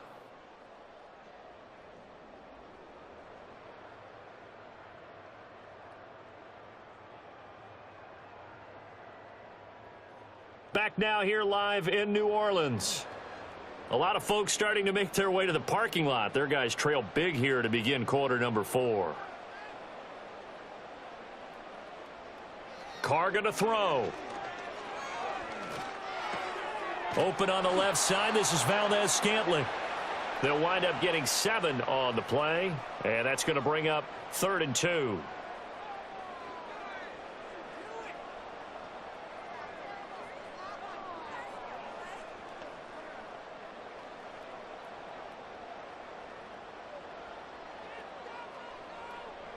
Throwing now is Carr. And that is incomplete. But the pressure there on 3rd down, forcing the errant pass. 4th down coming up. He had to absorb another little bump there from the defense, another incomplete pass. We've seen a lot of that tonight. They've come after him all night long. Nothing but pressure in his face. He's trying to stand up there and make throws. It's hard enough to do when the pocket is clear. When you got all those people in front of you, almost impossible to have a good completion percentage. And he won't get there. They stop him a few yards short of the line to gain. So they finally get their first trip to the red zone, and it ends with nothing. And that's what I'm going to focus on with you, because you teed it up really well. Finally get to the red zone. So there's got to be a little bit of frustration because they haven't moved the ball as well as they wanted to all game. Now they get there, but we got to go for it because we don't know if we're going to get back here again. We don't know how many opportunities because they've been sputtering a little bit. Absolutely. At this stage in the second half, to get there and not get it for the first time, tough.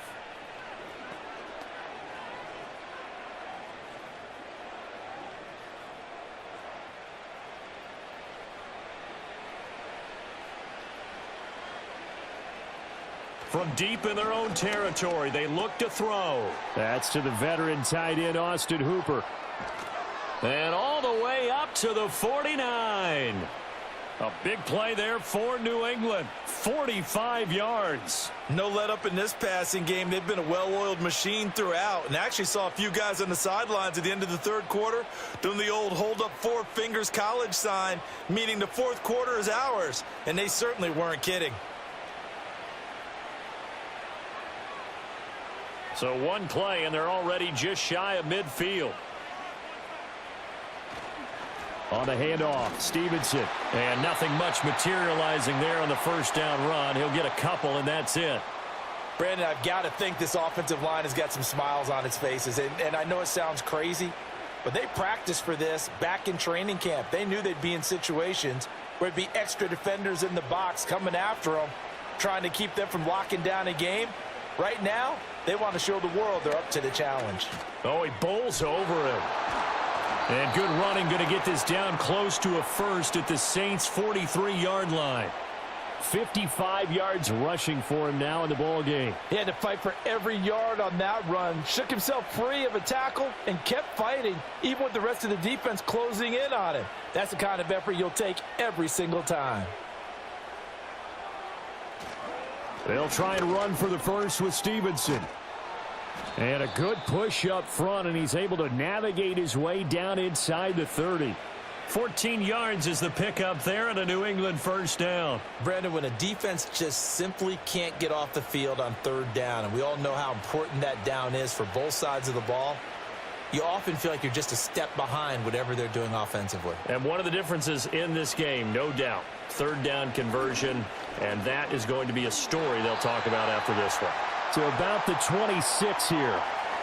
Well, praise has to go to the guys on the offensive line because they've had a very nice, productive day running the football. How about that poor defensive line? They've been knocked around the entire game, and while they slowed them down on that run, can they continue to do so? Because they haven't had much success throughout this ball game. Throwing here is May. Looking sideline, incomplete. Well, fourth quarter with a 3-score lead here, Charles, but they're still going back to the air and looking for more points. Well, with this game well in hand, it's an opportunity for the guys to come off the bench and get a chance to play. And a lot of coaches, they want to run their full playbook no matter who's on the field. To throw, it's May. Oh, he had him. He was open, but he couldn't get it to him. It's incomplete. That has to feel like a very unsatisfying drive, right? You move the ball all that way, and then you can't convert on third down. But it was satisfying up until that point. Almost like a great movie, and then the film cuts out before the big ending.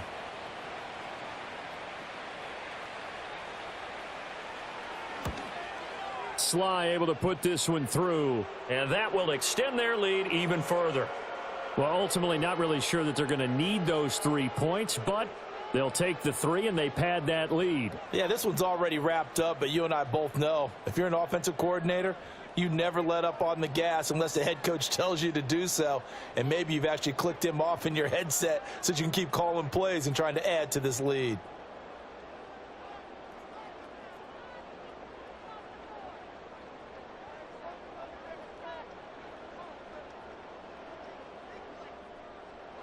After the made field goal, here's Sly to kick this one away.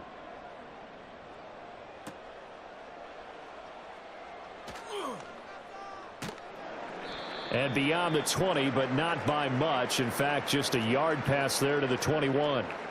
Now the Saints offense, they get ready to go back to work here. And let's face it, this drive is not going to have any bearing on this game, but it's kind of important for one reason, isn't it? It certainly is. You got to get points. And okay, all right, I'm being facetious here, but you get points, you feel a little bit better about yourself as you move on to the next one. Carr going to lead the Saints up here 1st and 10. At their own 21. They'll come out throwing here to start the drive. And his throw's going to be incomplete. At this point in the game, they've got to continue to try anything they can. They're still working at it, even though this one feels like a lost cause.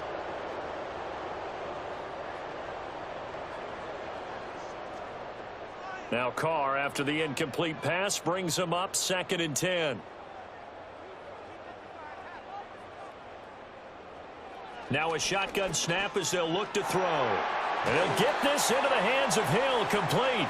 And past the 40 before he's out of bounds. A gain there of 21 yards. Nice game there, partner, but you and I both know that won't do anything for the final score. They're not going to win this one.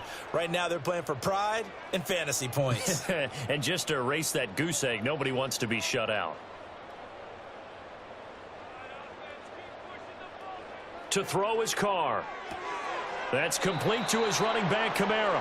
The completion, but they go in the wrong direction. A loss of yards, and now they're dealing with a 2nd and long. I really like the angles that the tacklers came from on that play. They secured inside, took away the cutback. The sideline's there, so you can only go so far outside, and they were able to close in and tackle him for a loss. Yeah, they used your boy over there, the 12th man. Sammy Sideline, right? Sammy Sideline. You know something? He tackles pretty well, too. He's tougher than an airport steak. A good job defensively to hold that to 4 yards, and now it's 3rd down. I thought that wasn't a bad time to call the screen. I thought late game, down on the scoreboard, had to figure they were expecting a pass downfield. Yeah, so the edge rushers, they're coming. That could have hit big. You're right. Good recognition defensively to snuff that one out. The offense on 3rd down tonight, just 1 for 5 to this point. This is 3rd and 10. Now Carr again. And that is incomplete. But at this point, down big, you'd have to imagine this defense, they're just going to sit back, blanket the field as best they can. Yeah, this is actually the easy part of the game for them because, just as you noted, they can sit back, keep everything in front of them. But they've blanketed the field the entire game using a variety of coverages. Now Carr, gotta have this one. And he's brought down. Can't do anything with a football. It's a sack and a turnover on downs. The Saints' decision to go for it backfires. And the Patriots take over, and they're going to have terrific field position. Well, they've clearly made a conscious decision here to be more aggressive in the late stages of this game here in the second half. And I get it. In this situation, if you want to be aggressive out near midfield, you feel good about your defense maybe, or just, hey, I thought I had a proper play call. But how about the guys that just stopped them? How good do they feel right now? Hey, you want to go for it here? We shut you down. They're over on the bench right now feeling great.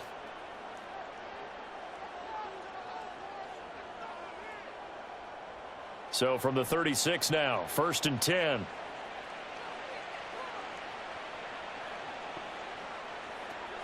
From the gun, it's Stevenson. Nothing doing. Barely able to muster a yard to hit the 35. Oh, there's plenty of traffic waiting for him up the middle. But give him credit, he tried barreling through anyway. They're fortunate to get a yard out of that one. Just 2 minutes remaining here in the fourth quarter of what has been a one-sided affair. So the Patriots with a football as we get you reset. And you'd have to figure they're just looking to burn these final 2 minutes away and get out of here with a victory. Stevenson gets it again on 2nd down. Pretty nice aggressive run there before being brought down just inside of the 30. 80 yards rushing for him now to this point. I like the call there because that was one to take time off the clock and get them closer to getting out of here with a W. In the mind of the play caller, all you want to hear is tick, tick, tick. A couple extra tight ends in the formation here as they line up 3rd and 2. Again, it's Stevenson. Ooh, with a juke. And inside the 20 before he's brought down. A 10-yard pickup, and it's enough for a Patriot first down. No doubt those are the types of carries they're looking for here, Charles. The lead in the fourth quarter. This is when coaches that have a reliable running game, they breathe a little easier on the sideline. Yeah, they love the idea that they can take the air out of the football at this point of the game. That means they're really counting on that offensive line, counting on the runners, taking care of the football. Because you're going to tell your quarterback, hey, no time to be a hero. We're not going to throw it here. Just eat up that clock. And if you have the ball, they can't score. Well, that's not a run that's going to make any of the highlight tapes, but they've been moving it well all game on the ground. This is another one that keeps them moving forward.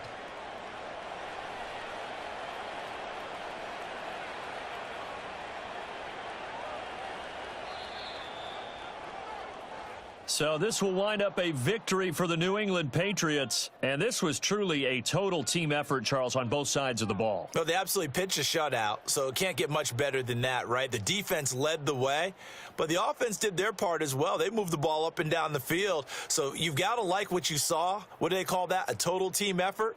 I think when it's time to hand out game balls, guys from both sides will end up getting one. So that'll just about do it for Charles Davis. I'm Brandon Gaudin. You've been watching the NFL on EA Sports. For more, log on to easports.com. From New Orleans, good night, everybody.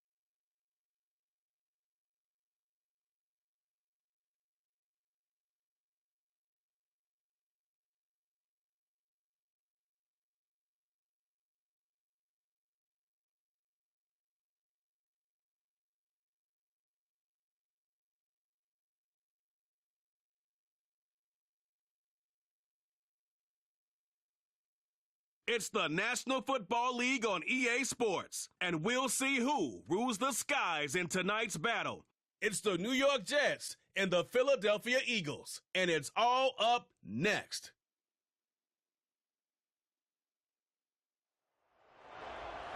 It's the NFL on EA Sports as you take a look there at Lincoln Financial Field in Philadelphia, PA. Brandon Gaudin and Charles Davis, thrilled to be with you from the broadcast booth. And, partner, before we get this thing started, what are you going to be watching? Who gets off to a fast start? In horse racing terms, they talk about catching a flyer out of the gate. Who sets the pace and makes the other team chase?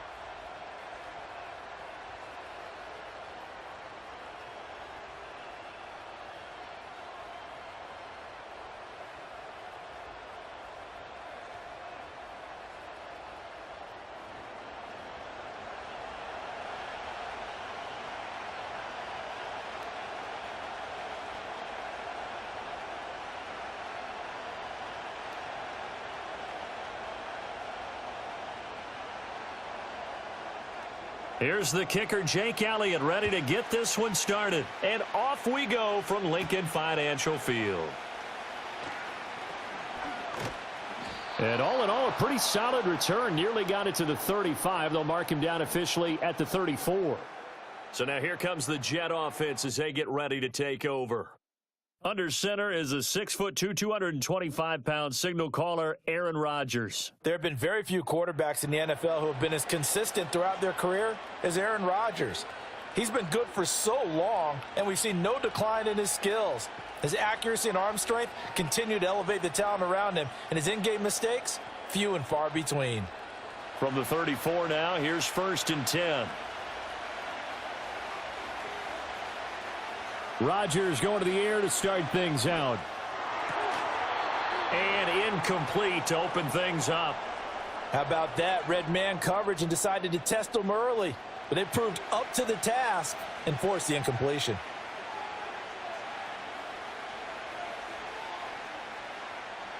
Second and 10.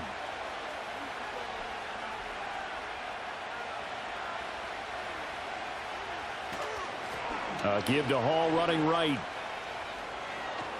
And he slips up past the 45 before being tackled. Give him 12 yards there, and the Jets have a first.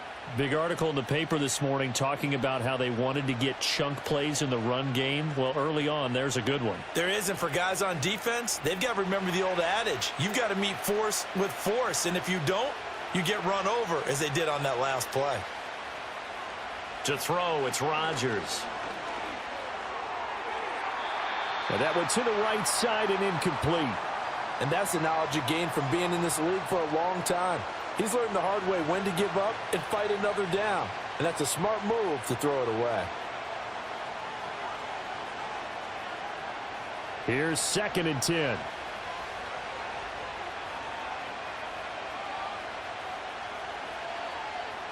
Now Rodgers.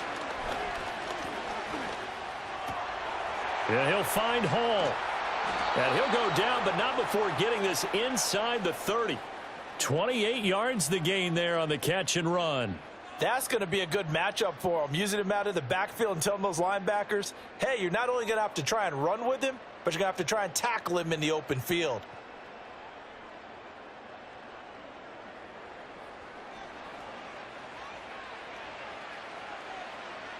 So from Philadelphia territory now, here's a 1st and 10 at the 26-yard line. On 1st and 10, it's Hall. And they'll get him down after a pickup of 8, 2nd and 2. Pretty effective run there, and now they can start to smell that end zone. Pound the rock. Make sure you use your O-line to set the tone of dominance and physicality, and pound the rock. 2nd and a couple.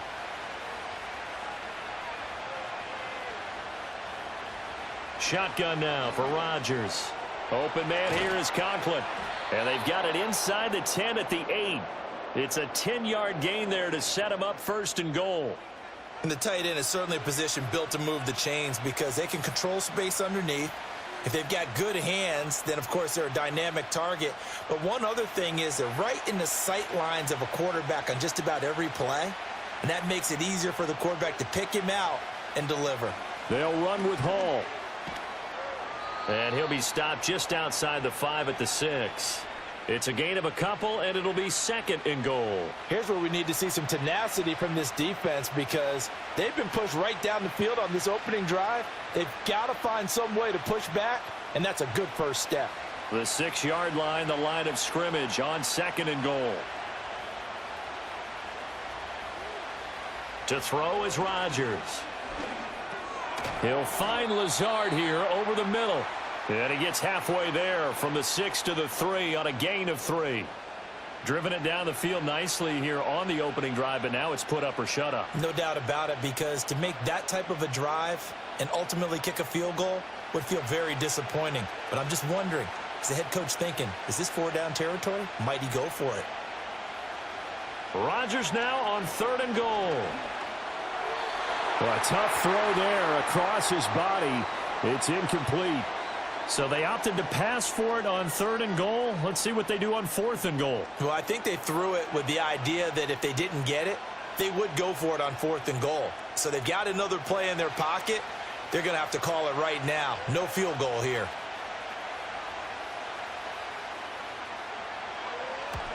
Zerline's kick is up and through. So a long drive gets him down inside the 5, but ultimately they settle for just the field goal. And I have to think that if maybe they were a yard closer, that would have made their decision tougher, and I think they likely would have gone for it. But in this situation, they just decided to take the 3, and I think it was a smart move.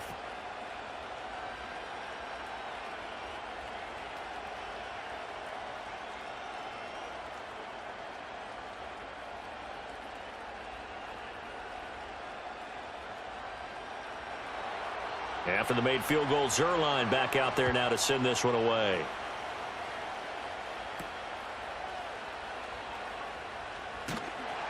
And not much happening on the return as he'll get this to about the 23.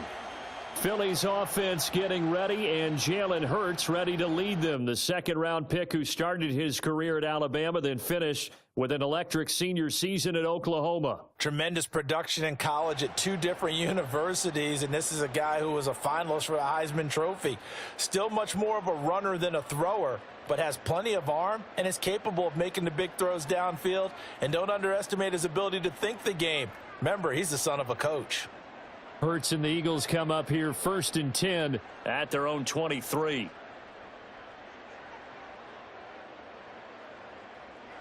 They'll try and start this drive in the air. Open man, that's Devontae Smith. And they get him down, but not before he takes it across the 40-yard line. 19 yards there on the catch and run. Well, that certainly has to feel good, and it's not all the time that the play caller should get all the credit. Sometimes I think in the huddle, the quarterback just says, hey, who's going to make a play for me? I just need something right here. And the end result there, nice first down. Drive keeps moving. Escape. And he can't find a receiver, and he's brought down. Will McDonald gets in there to take him down. Well, many times when you talk about mobile quarterbacks, you get the sense that they feel like they can get out of any bad situation. They keep moving around and trying to emulate guys like the Scrambler or the Dodger. Instead, they keep losing yardage and digging themselves a hole that they can't get out of.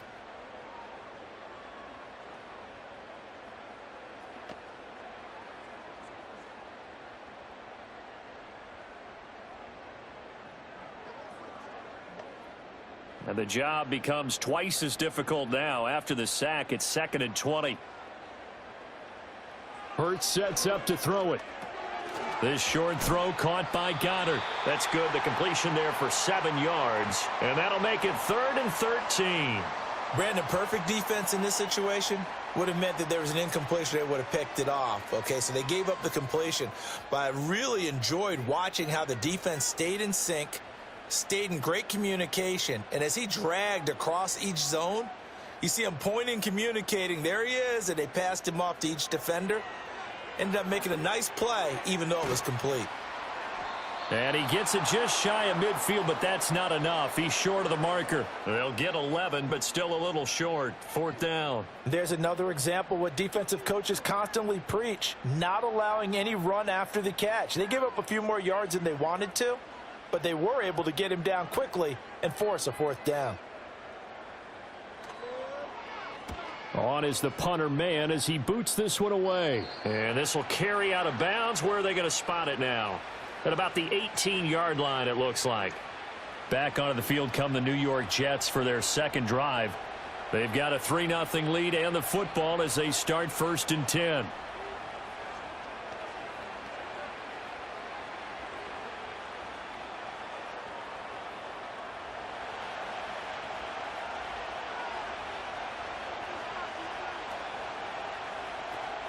On play action, it's Rodgers. He completes that to Garrett Wilson. And not able to get any further as he's taken down right there on the 30. Right off the bat, it's a first down to start the drive, 12 yards. And that play came together really well for them as he found open space, makes the catch, and gets down to the 1-yard line. You know he's kicking himself right now. He thought he had a chance to get a touchdown and put that in his ledger. Instead, his team gets a chance to cash in over these next few plays. 3-0 after 1 on EA Sports.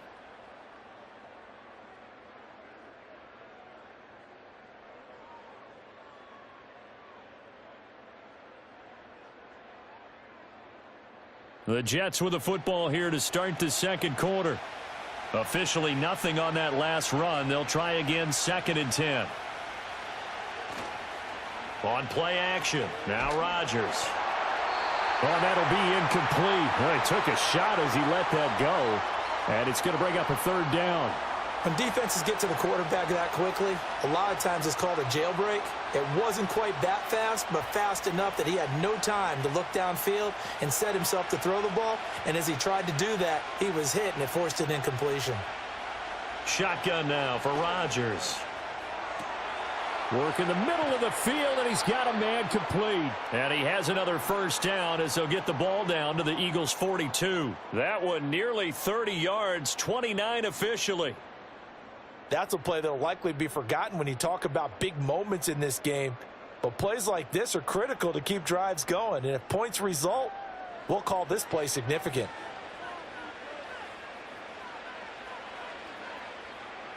So from Philadelphia territory now, here's a 1st and 10 at the 42-yard line. Hall want to give up the middle. And he's going to take this ahead for right around 3 yards, but no more than that. 2nd down. Well, that's just a pile of bodies there, and that's when you kind of find out who's a tough guy, right? Who can stand up and make a play. It was only a 3-yard run, but for both sides, they had to walk away from that feeling like, okay, I can stand up when the going gets tough in here. Rodgers now to throw. Wilson's got it complete. And he has another first down as they'll get the ball down to the Eagles' 25-yard line. The Jet passing game in rhythm. They've got another first. And that's a more than acceptable read right there because it's zone coverage, so timing is everything. This time he waits for his man to come open, puts it right on him, and they pick up a first down.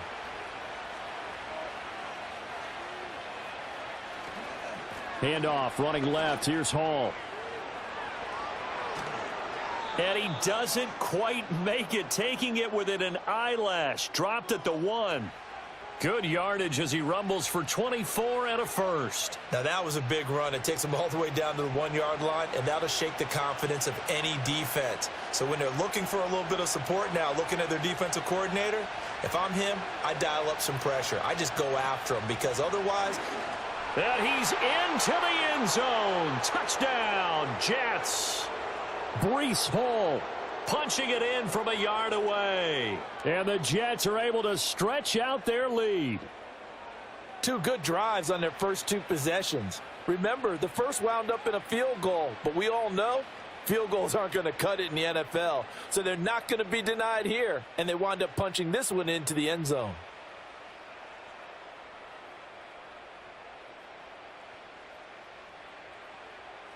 Now Greg Zuerlein on for the extra point.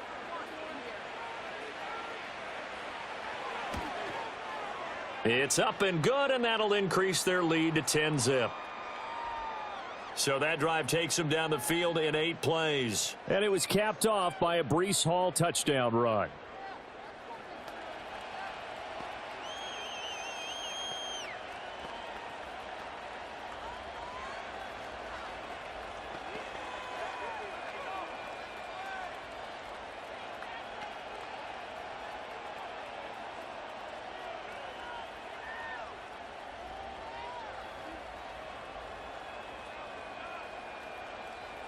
Now after the touchdown, it's Zerline. He'll kick it away.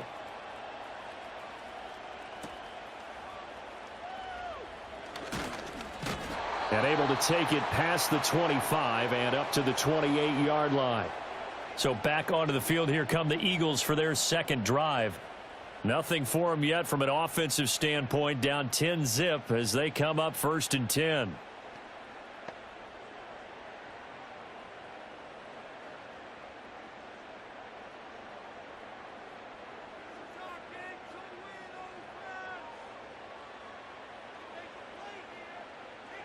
Here's Hurts to throw. Oh, he's going to look downfield for Barkley. That's caught inside the 20. And DP goes into Jets territory before being taken down. A big play there for Philly. 55 yards. Well, partner, I'm not sure how this drive's going to end, but how about the way they flip field position there? A nice attacking play. They picked up a heck of a chunk of yardage.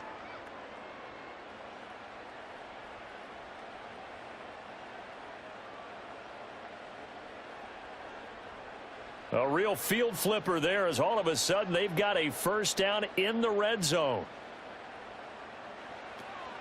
They run with a dangerous Saquon Barkley. And he'll be stopped after a gain of only a couple down to the 15-yard line.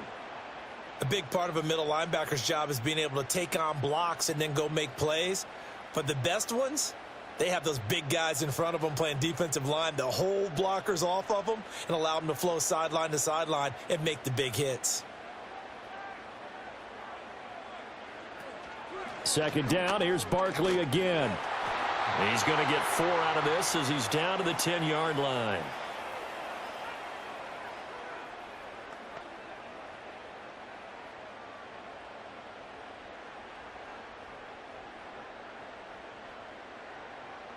In need of a conversion on 3rd down. They had the big play to start the drive. Not much sense. Hurts. Oh, they would have gotten the conversion if he could hold on. Instead, the drop means it'll be 4th down. I wonder, Brandon, I just wonder, you think maybe he was worried about where he was on the field? Was he far enough? Was he close enough to the first down sticks? Absolutely. He was right there by him, and I think he was thinking first down before he caught that football. Yeah, got to catch it first, because if you don't catch it, there's no chance of picking up a first down. The kick by Elliott is good, and they get themselves on the board here. It's 10-3. So from an offensive perspective, at least able to get on the board here right in front of the 2-minute warning. Yeah, now it's time to talk about complementary football, isn't it? Because if the defense can force a 3 and out, there could be enough time on the clock that they can get the ball back for their offensive guys and maybe put some more points on the board before the half.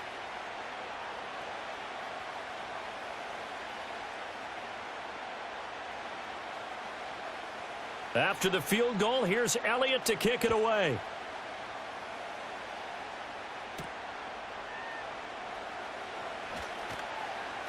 And he'll take it up past the 25 to the 26-yard line. Breece Hall helped leading out this offense for another series. He's been good. His guys are winning. So far, the recipe working here in the second quarter. And he doesn't like to just tote the rock. He wants to carry his team on his back, and that's what he's done throughout this game. Yeah, he's done that. He'll be hoping to continue that trend.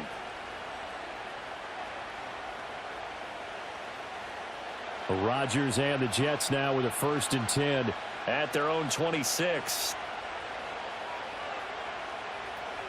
He'll give it to Hall to start the drive. 5 yards is the tally on first down. That brings up 2nd and 5. That's a really nice, tough run inside, and they gained 5 yards on it. And to be frank about it, most offenses don't expect to get 5 yards on a play call like that. So when they do, they go back to their huddle with a little pep in their steps. They're starting to think that they're starting to dominate the line of scrimmage. Hall again on 2nd down. And they'll stop him after a gain of a couple to the 33.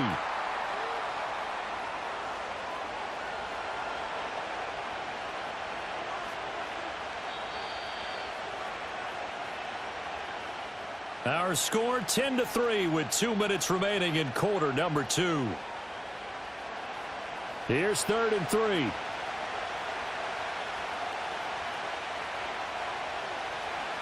Here's Rodgers to throw. eluding the pressure right. And he's going to have the first down at about the 38.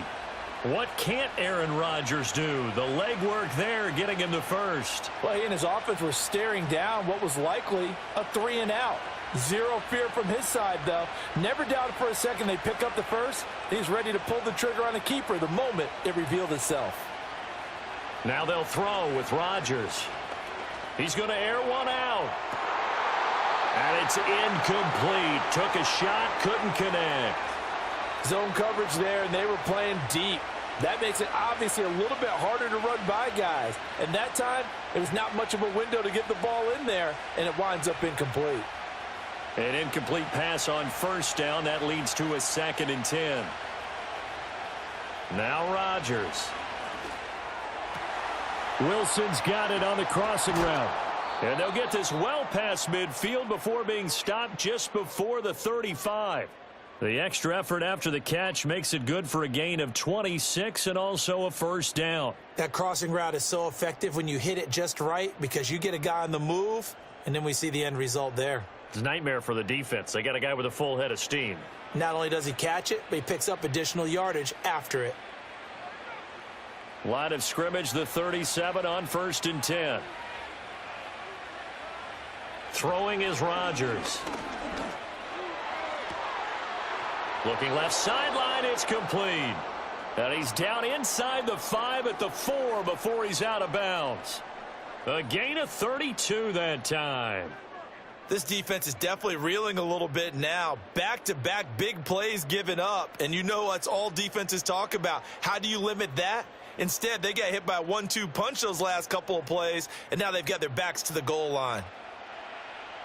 2 big plays in succession. Not sure this D knows what hit him, but now they got to get ready. It's 1st and goal. And again, it's Rodgers. And it's caught. And just shy of the goal line as he's out of bounds right at the 1. Nice job defensively to hold him to 4, and now it's 2nd and goal. I don't care what sport you're playing. Everyone likes to build up a little momentum, don't they? And look at this, back-to-back completions to the big target at tight end. That one not as profitable as the other, but still a decent gain. Here's Rodgers. That's to the pylon and incomplete. Boy, that was lockdown coverage there. He's scanning for someone to come open. But that was great work to blanket everyone. And in the end, he's just got to throw it away. What a stand this would be if they can get the stop here. 3rd and goal. They'll try to run with Hall. And he's in. Touchdown, Jets. Breece Hall with his 2nd touchdown here in this first half. And the Jets will extend their lead in the final minute of the half. So his strong first half continues as he finds the end zone here for the 2nd time. And definitely good blocking at the point of attack. And you just have to love watching the way he can create space down near the goal line. And he's able to take it into the end zone.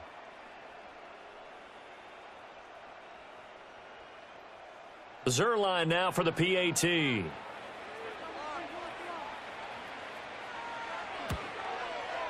It's up and good, and that makes it 17-3. A good drive that time as they go 9 plays in all. And it was capped off by a Breece Hall touchdown run.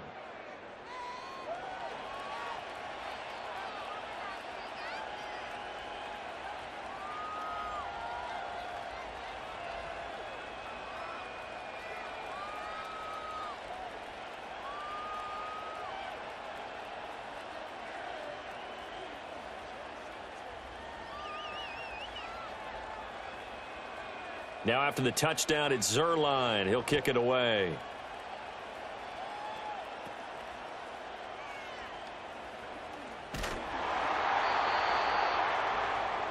The Eagles offense and running back Saquon Barkley ready to get going again. And he has been a big component of the passing game so far. You see the numbers for this first half.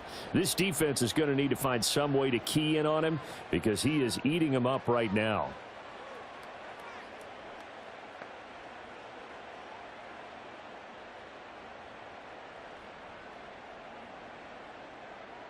Already at the line, this Philly offense set to go. Well, not much time remains here in this first half. We'll see if they can get something out of this drive, at least a field goal. They could certainly use it, down by 2 scores.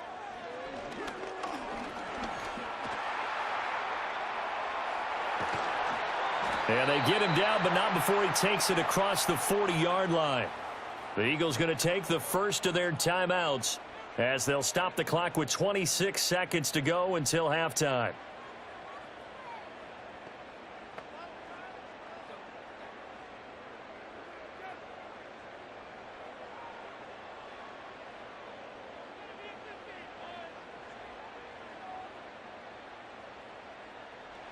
Throwing is Hurts.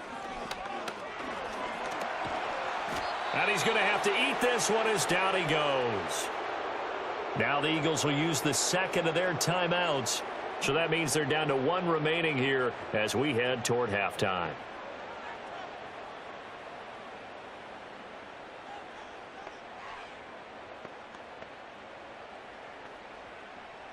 So following the sack, they'll try to change their fortune here on 2nd and 13. Throwing from the gun, it's Hurts. Throw right side, complete to Dotson. And nothing but green grass here, middle of the field. Touchdown, Philadelphia.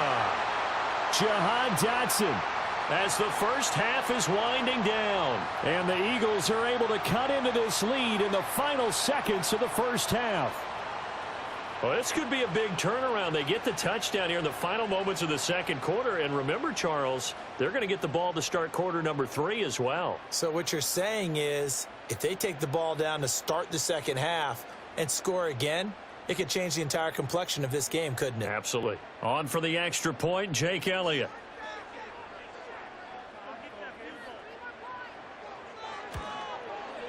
And it's up through the goalposts. It's 17-10. So a 75-yard scoring drive on just 3 plays. And it was Jahan Dotson with a touchdown catch to finish things off.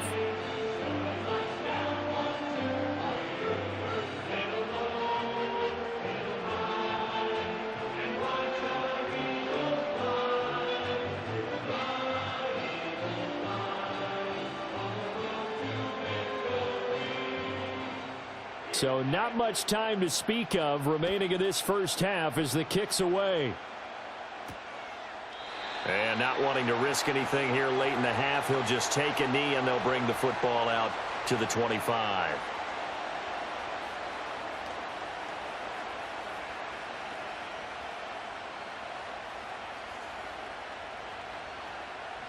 The New York offense taking over for their next possession. And with time quickly fading here in the second quarter, not sure how aggressively, offensively they want to play this. I think we'll find out just how much they trust their guys in this situation. And he's going to take it in for a Jets touchdown. Breece Hall in the final seconds of the first half. And the Jets will extend their lead here just before halftime. So his big first half continues, his 3rd touchdown already. We'll have to keep watch as this game goes along, how much they want to continue to ride him, because he could be on his way to a record-setting performance.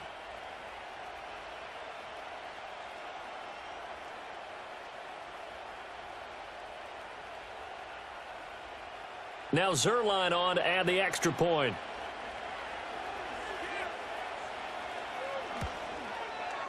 And the lead is up to 14. Well, I'm not sure if they drew that play up to score, but it scored indeed. 1 play on the ground and into the end zone for 6.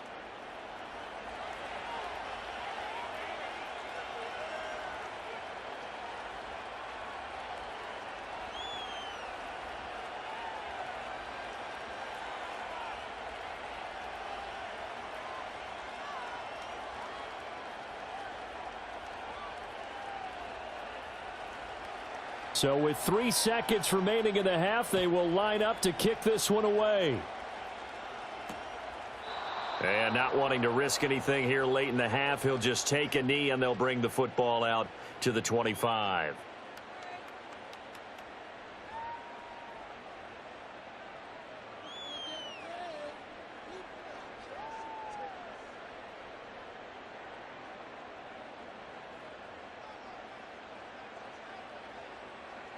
They'll throw now on the final play. Pass incomplete. So we've reached halftime with the visiting Jets on top. As we'll send you down the coast now to Orlando, that's where we find Jonathan Coachman, ready with our EA Sports halftime report. Coach.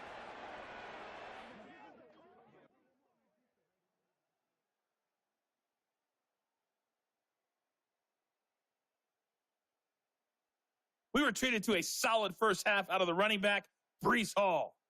He's up over 100 yards rushing for the game already, and he scored 3 times as well, as they went to him early and often, and with good reason.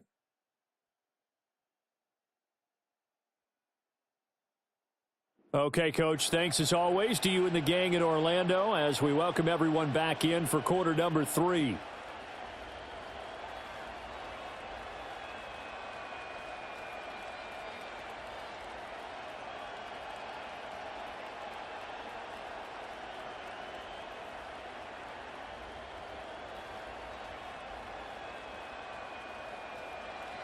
It's the Eagles ready to see the football first, and they trail here as we resume action in this third quarter. A solid return, pretty good field position. They'll start at the 32. Out come the Eagles now as they'll go on offense first here in the third quarter. This offense, Charles, had a strong first half throwing the football, at least in terms of yardage, but that hasn't translated so far on the scoreboard as they begin the third quarter here trailing and looking for a little momentum. Yeah, you're right about that because, let's face it, in the first half, most of their focus was in the passing game. And to their credit, resulted in a healthy amount of yardage. So I would think that at halftime, they're going to anticipate that defense loosening up a little bit to try and cover the passing lanes. They've got to get the running game going, and there should be some gaps to run through now. The linebacker, C.J. Mosley, in on the stop. Well, they still have time to get them established, but in my estimation, they've got to pick up the urgency here. They've got to get quickly in and out of the huddle and run off a bunch more plays. Here's 2nd and 5 now from the 37. Again, it's Barkley. A little juke. And he'll be brought down right at the 45-yard line. That one, a first down pickup of 8. We don't talk about it very often, but sometimes there's a dip in intensity when you start the second half, which can manifest itself in some sloppy tackling. And how about right there? He ran right through that weak tackle attempt. So a solid run by Saquon Barkley and another 1st and 10 here. They'll drop to throw. He finds his tight end, Goddard. That's complete. And he takes this one down almost all the way to the 30. 23 yards on the play.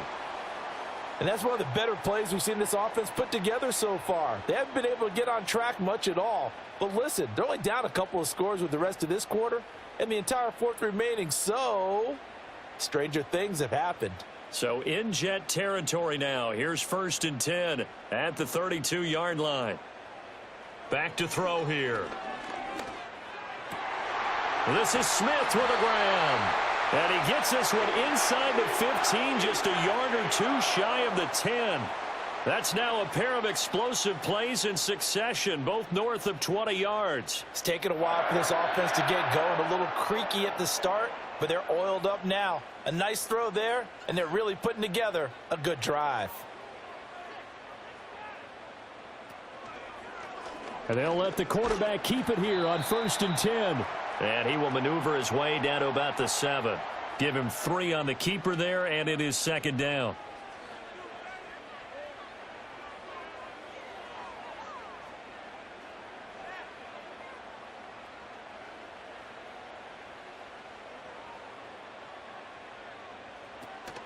Up the middle with Barkley.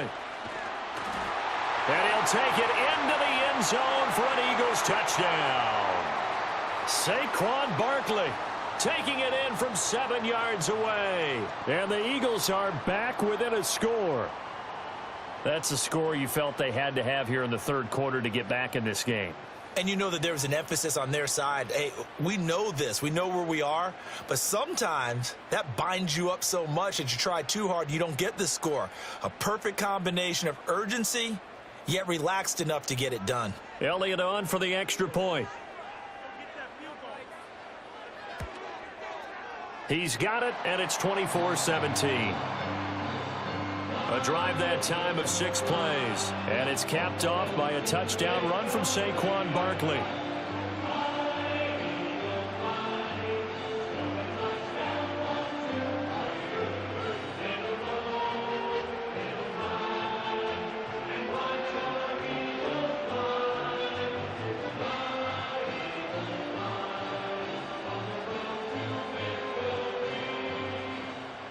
Now after the touchdown, here's Elliott on to kick it away.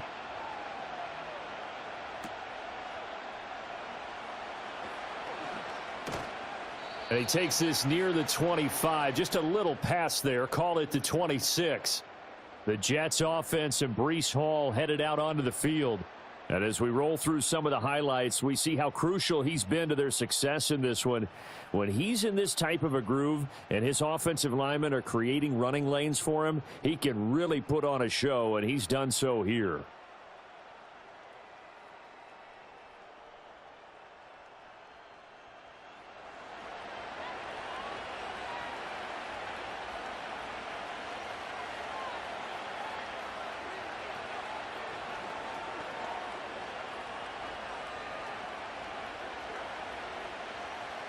Jets offense coming up now to start their next drive.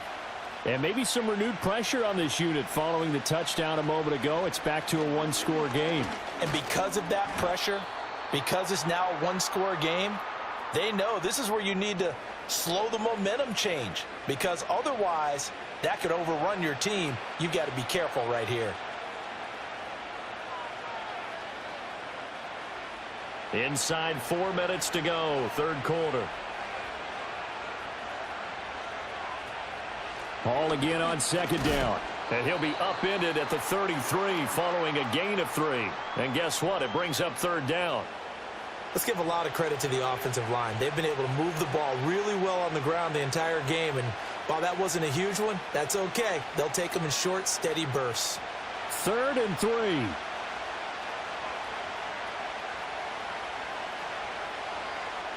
To throw, it's Rodgers. And this will be caught at the 30. And they finally do get him, but not before he reaches the 27.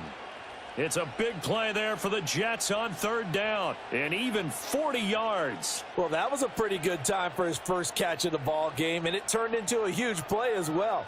He's certainly not been a central part of this passing game so far in this one, but he made his presence felt there. A big pickup on third down. So from Philadelphia territory now, here's a 1st and 10 at the 27. Straight ahead is Hall. And he'll go down right on the edge of the red zone following a pickup of about 7 or 8.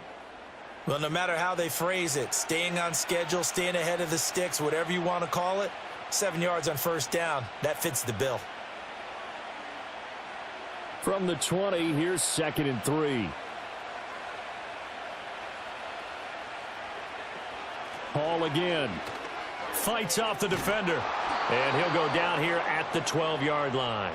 149 yards for him on the ground now. He has been a tough man to bring down all night. Another good run for him. What else is new? That'll put him right at 150 yards for the game. So he's really made his presence felt in this one. From down at the 12, it's 1st and 10. Now Rodgers. And he's got his man in stride, complete. That'll go for a gain of 7, and it'll be 2nd down.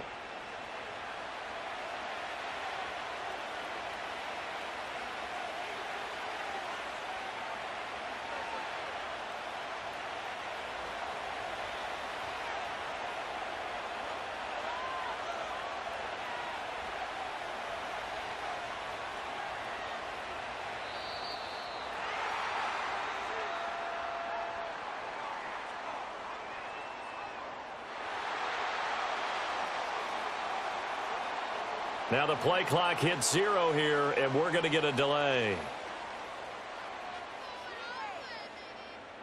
They are pushed back 5 yards by the delay of game, 2nd and 8. Now it's Rodgers. And he's left with no option here but to throw it away. And here you're down in the red zone. You need to be smart, not force anything. So that's a wise decision to just get rid of the football. 8th play of the drive forthcoming, and they need 8 yards on 3rd down. Throwing now is Rodgers. And he's in. Touchdown, Jets. Aaron Rodgers. A 10-yard touchdown run. And the Jets are able to extend their lead in the final seconds of this 3rd quarter. Nothing like understanding where your escape hatches are as a quarterback. Here he's looking, but he knows he doesn't want to force anything. So when nothing avails itself, he slips past the rushers, takes it right up the middle, and takes it into the end zone. Zerline now for the PAT. And the lead is up to 14. So that drive in total 8 plays. And it was finished off with a 10-yard touchdown scamper.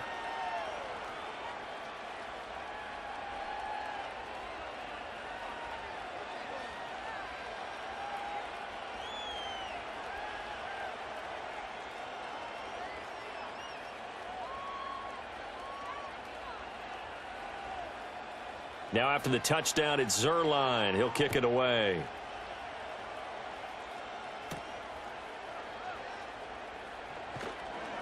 And they'll get him down inside the 30 at the 27.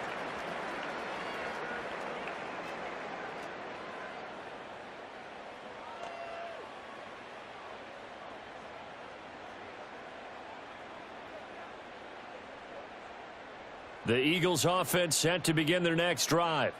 They did what they had to do to start this 3rd quarter, went down, got the touchdown to cut the lead, but the matching touchdown a moment ago, and we're right back where we started at halftime. Yeah, you're exactly right, partner. They had a little bounce in their step after scoring that first touchdown, but the defense gave one up, and that's the problem right now. Can they get better play from their defense while they continue to score on offense? So both teams trade touchdowns in the 3rd as we're through 3 quarters of play. You're watching the NFL on EA Sports.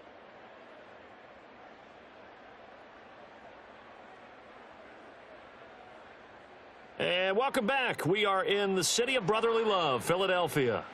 Got to imagine the pass rush will be equally intense here on 2nd down following the sack. It's 2nd and 18. He'll look to throw. Open man is Goddard, the tight end. So the completion good for 7 there.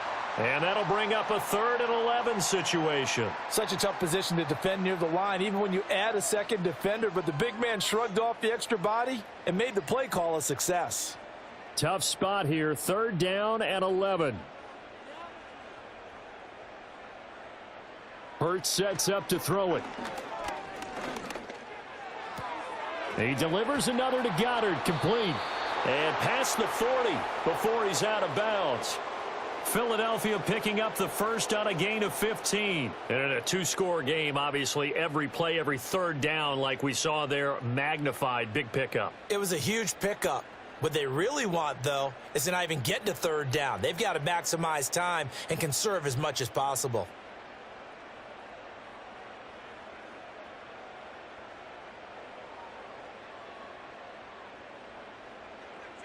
They'll look to throw now on 1st down. That's caught by his tight end, Uzomah.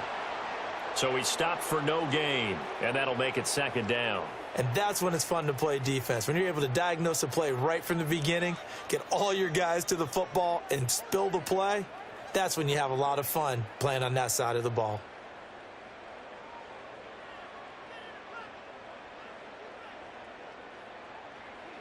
Looking to throw again on 2nd down. Hurts. There's a short one caught by Uzomah. And just 3 yards on the catch there. He couldn't get away. And now 3rd down and 6 to go. Yeah, that one was covered pretty well because they were trying to leak the tight end out into the flat. I think they were hoping he could catch and turn upfield and pick up the 1st down. The offense on 3rd down tonight, just 1 for 3 thus far. This will be 3rd and 6.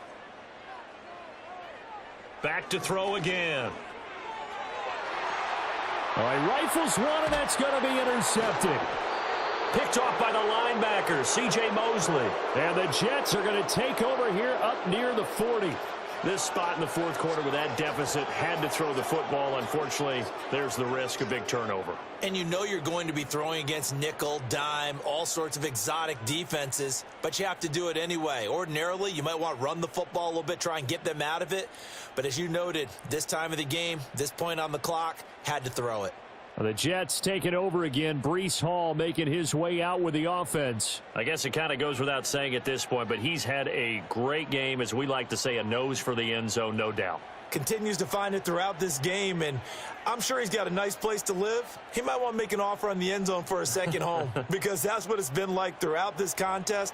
He knows how to get there, and boy, he looks happy when he does. He's already bought all the property in the end zone. That's the problem. He's going to sell to himself now. They'll start on the ground. Hall. And he'll be brought down just shy of the 45.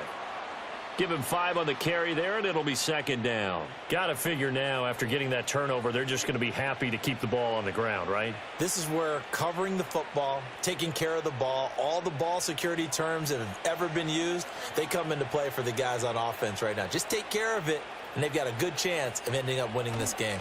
Hall again on second down. And he's free going down the left side. It's a foot race. And all the way in. Touchdown, New York. Breece Hall. 56 yards. And the Jets have put this one to bed here in the fourth quarter.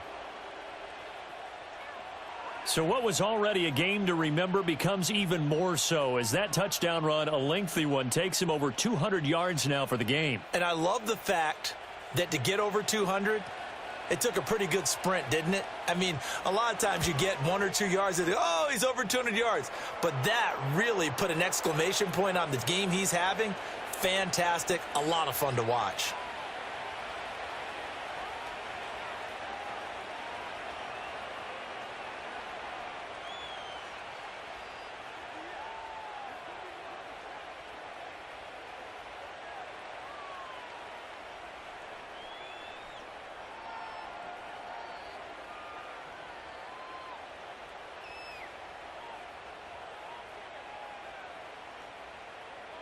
Now after the touchdown, it's Zerline. He'll kick it away.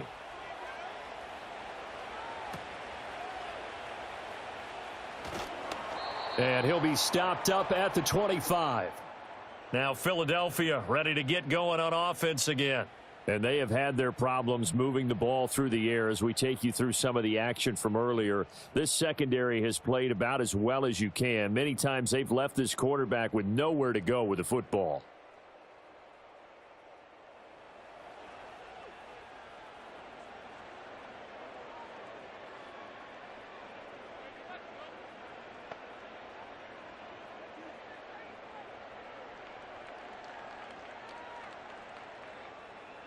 Already at the line, this Philly offense set to go. Well, this game, it has had no shortage of offense. They've been able to put up a decent amount of points on this side, Charles. They just have not been able to keep pace with the other offense they're going against here. Yeah, that's a good way of pointing things out because now it's not a total loss because, as you said, they've scored some points, so there's some plays they can build on, moments where the game plan actually worked. But overall, though, they were just out-personnelled. They were going up against a team that's playing at an elite level.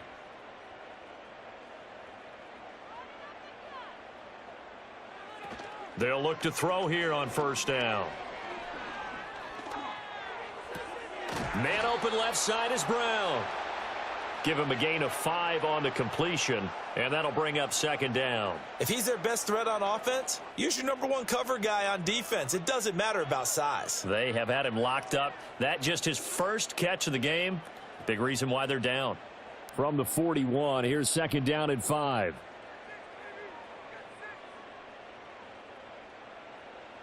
From the gun, it's Hurts. And this is going to be caught, but they'll say out of bounds. So it's incomplete. Well, the trials and tribulations of being a quarterback in this league, it's tough. It's got to be wearing on him out there. Well, he has been sacked a number of times. He had an interception, so I'm going to give him a skosh of credit for hanging in there and trying to make something happen, despite the amount of pressure he's been under this entire game. Here's Hurts to throw. Work in the middle of the field, and he's got a man complete. And he is going to have an Eagles first down as they're able to get the third down conversion.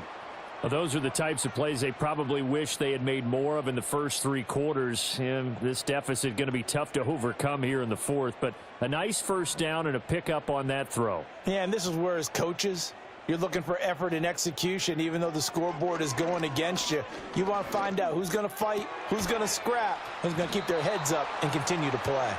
And he's tackled a yard short of the marker. Good gain of 9 on first down. Not only did we just see back-to-back nice gains, but we're also seeing the confidence rise, not just for the guy who caught it, but the guy throwing it as well. And these back-to-back catches here out of the backfield, that can set something up downfield in a later sequence, right? A lot of the time, it starts to draw the defense closer to the line of scrimmage. So to your point, show this swing pass, show this check down. Maybe later on you heave one deep when you catch them close to the spot. 11 yards for number 11. A 3-score game here late. You can probably rule out the comeback, but certainly some kind of a moral victory to be had if they can get a few more points to close things out. And to that end, a nice pass play there to push things downfield. Yeah, and we know in this league, a loss is a loss, and no one wants anything to count as a moral victory or, boy, something that feels a little bit cheap. But if they trim that lead down to just 2 scores, that's still a benefit to this squad. Hurts. And he's going to be taken down. Pressure gets there back at the 39-yard line. Multiple players getting home there for an 8-yard loss. Guys with his talent in the pocket aren't supposed to be getting hit like this, and you know an intense conversation with the offensive line is going to occur after this one. Might not be from him, but the offensive line coach will have plenty to say about this game. Throwing on 2nd and long. Hurts. Well, that play was certainly a little bit different because on the previous play, he was sacked. This time, protection a lot better. Had time to survey the field and still couldn't find an open receiver.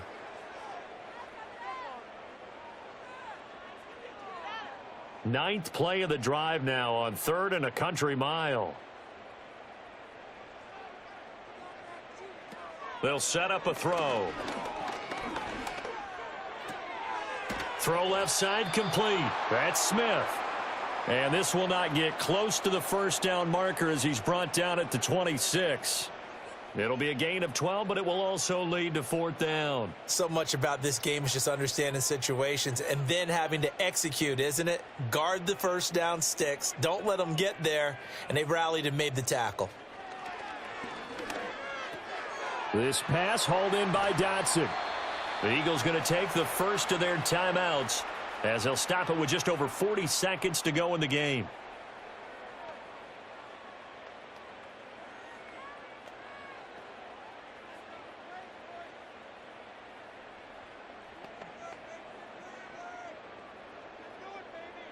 So this offense able to convert on 4th, and now a fresh set of downs here. 1st and 10. They'll look to throw again. And his throw is incomplete. This has been a rough one, to put it mildly, for him. And after this one's done, you just feel like at the post-game press conference, this team's going to have a lot of questions and definitely not a lot of answers. So now 2nd and 10 after the incompletion on 1st down. Again, he'll drop to throw. Got a man, and he hits him in stride. And inside the 5 here before he's out of bounds, right at the 3. 9 yards, not quite enough, and they'll be left now with 3rd and 1.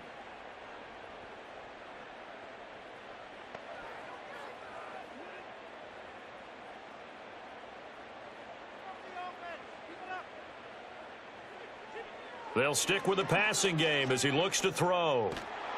And he's going to go down. Sacked back at the 13-yard line. Jermaine Johnson credited with that sack. We all know he's one of the better quarterbacks in the league, but definitely not today. His team trailing by multiple touchdowns and a late sack. Just a parting gift from the defense for him to take back to the locker room with him. Now the Eagles will use the second of their timeouts as they stop it with 14 seconds to go in the game.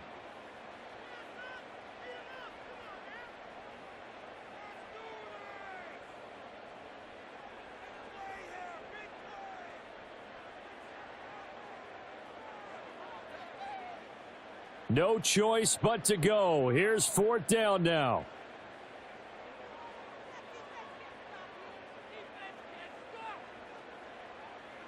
As expected, they're going for it to keep the drive alive. And it's going to be batted down, and will go the other way with a football. They had to go for it with such little time remaining, and this long drive is going to wind up yielding nothing.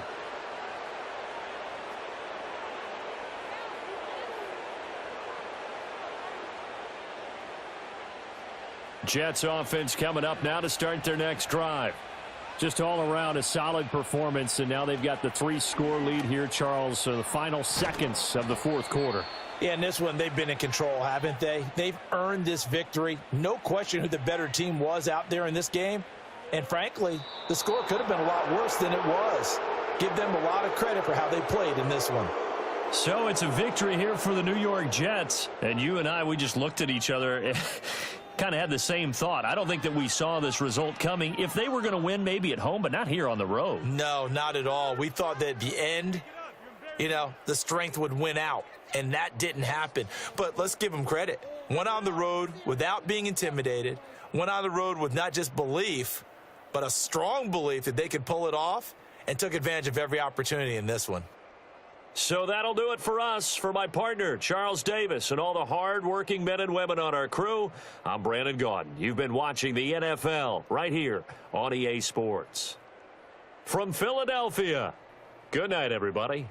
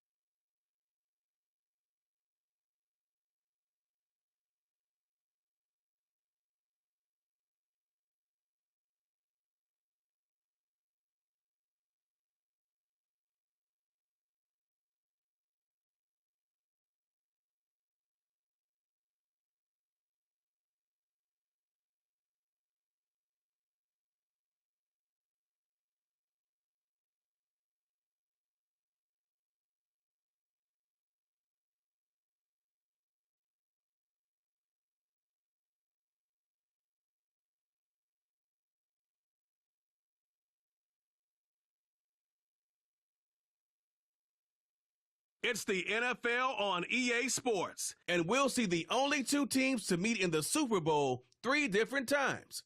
It's the Pittsburgh Steelers and the Dallas Cowboys, and it's coming up next on Madden Football.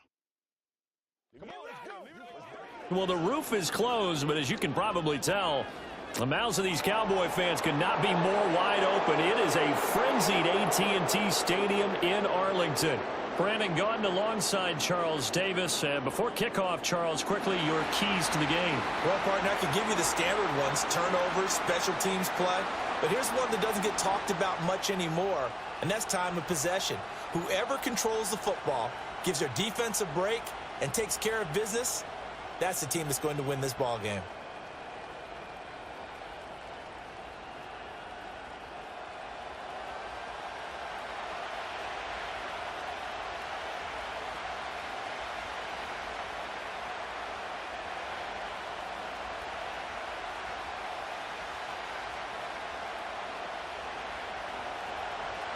On to get us started now, the kicker, Chris Boswell. And we are underway here on EA Sports. And up to about the 26-yard line, just across the 25. First look at the Cowboys offense as Dak Prescott gets ready to guide them. And how about the toughness of Dak Prescott? We see it all the time on the field. And remember when he had that serious ankle injury, would he return to form? Boy, did he ever. And he was better than ever, and that's great for the NFL. Terrific resilience, playing at a high level, capable of winning a championship with his arm and his legs.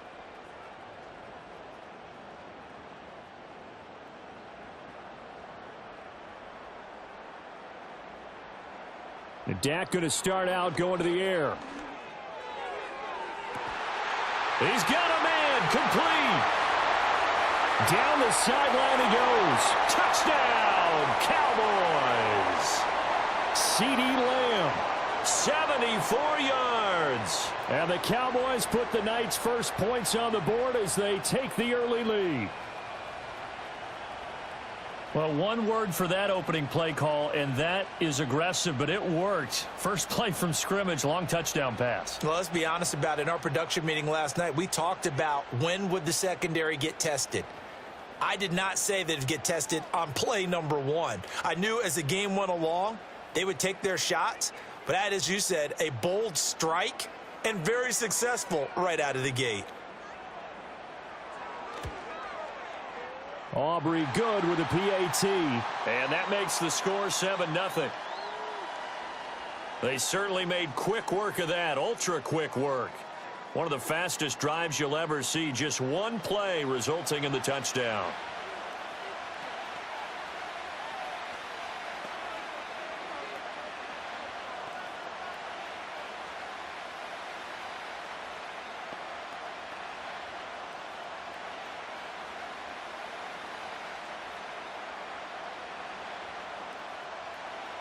So after the touchdown, Aubrey now to kick this one away.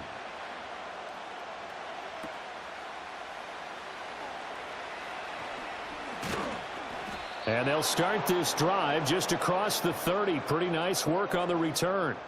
So out come the Steelers now for their first drive. They'll be led out by the man who proclaims to be from a whole pack of Badgers, came into the league back in 2012, Russell Wilson. And the tendency for most of these guys is to want to match things right away because they have a lot of confidence in their talent too. They just saw a big strike against their team, and you know they're thinking to themselves, I can get this back right now on one play. Well, if it's there, you take it, but otherwise, just go ahead and calm your team down. Run the offense, get things going, and see how things settle in.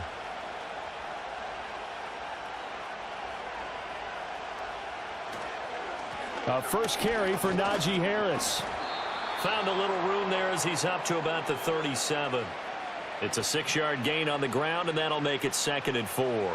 Now, Brandon, that's the way you want to run the football. There should almost be quote bubbles above the offense right now. Bam, boom, biff. That's how they feel good about moving the football. So from the 37, here's 2nd and 4. They'll run again with Harris. And they will only muster a yard here to the 38.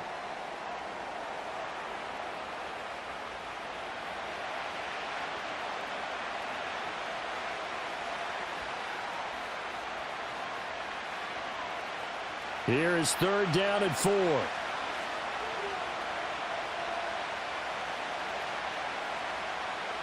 To throw is Wilson. They'll try and set up the screen. It's complete. And he'll lose yardage on the play back at the 37-yard line. This will wind up a loss on the play, and that'll bring up 4th down. Well, Brandon, we could see that play developing, and they were hoping that he was going to be able to put a move on the first guy and turn it into a big play. But no such luck. The speed on defense continues to get better and better in the NFL. Pretty nice example there of those guys being able to run from their assignments and finish off that play. Fair catch called for and made at the 16 or maybe the 17-yard line. The Cowboys offense and CeeDee Lamb ready to take over once more. And what a start he's off to. You don't want to start prorating numbers out for 4 quarters, but it's fair to say this defense is going to have to find some way to slow him down.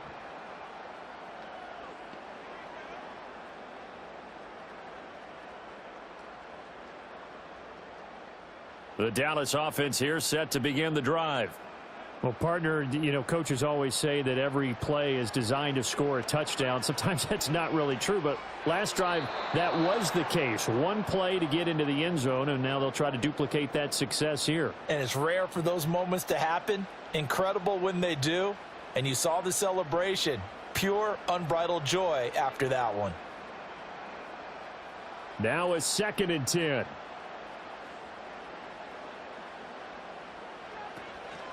They run here with Rico Dowdle. And he almost gets this to the 30, taken down about a yard shy. 11 yards and a Cowboy first down. Nothing too fancy, just a carry up the middle, but a successful carry up the middle against this 3-4 defense. And to be able to do that, what do you have to control?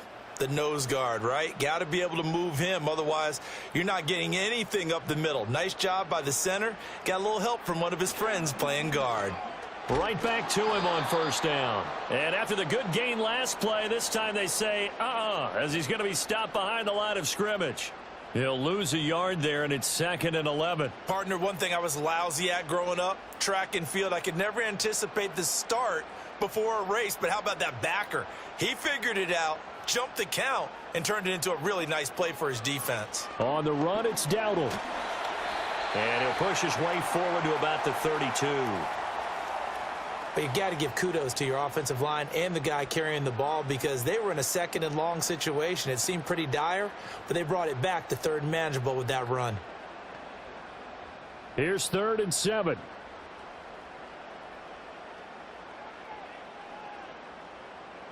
Looking to throw. Prescott. That is caught. And he has a big gain inside the 40 before being dropped. A big one there on 3rd down. They hit for 30 yards. How about this first quarter for them throwing the football? This defense has 0 answers for what they've seen so far with the ball in the air. I'm not sure how they're going to change things around, but offensively, I keep attacking. I keep throwing the football until they make me change. Operating out of Steeler territory now. Here's 1st and 10 at the 38. A running play. It's Dowdle. And he's going to be met at the line of scrimmage and taken down. Cameron Hayward in on the tackle. Nice job there defensively to clamp down because really they've been on their heels this drive. Agreed, and they really needed that one for confidence, just to feel a little bit better. But I don't know if I would be daunted by them stopping me on one run. This drive has gone pretty well. I could come right back at them. Being chased out left, and he can't get rid of it. He's taken down. Multiple players combined for their team's first sack of the game. Yeah, some real defensive resistance there, saying not so fast to a good drive. They had marched to the end zone the last time out.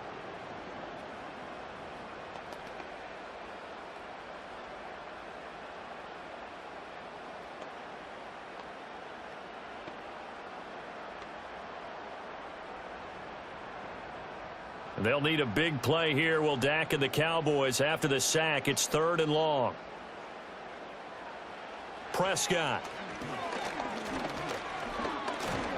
Under pressure, and they got to him again. T.J. Watt providing a little deja vu. Back-to-back sacks, and now they're staring at a 4th and long. A good scheme and an early win for this pass rush. They got back there before he could work through his entire progression and ended that play early.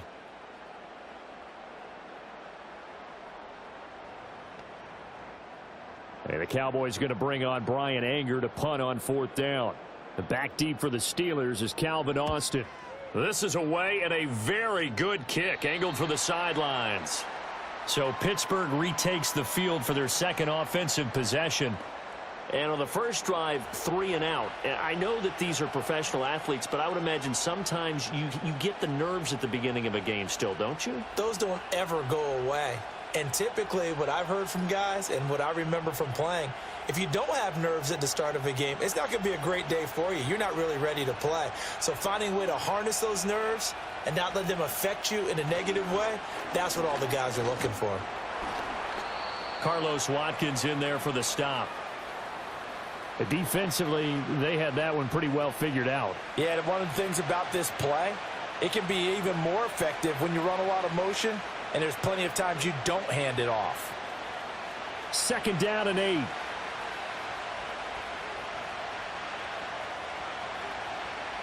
Wilson.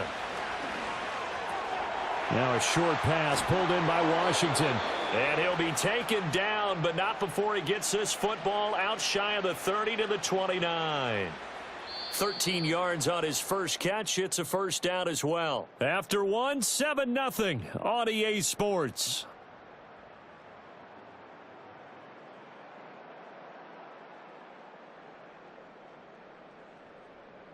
Steeler football here to begin quarter number 2. As they've got it with a 1st and 10.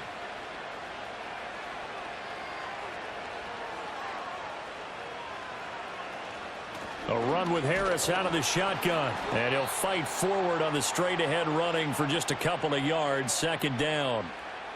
Well, any lane that might have been open there was closed pretty quickly, and that was because the defensive front, they won that battle at the point of attack at the line of scrimmage. They used great leverage, held their spot, and stacked him up.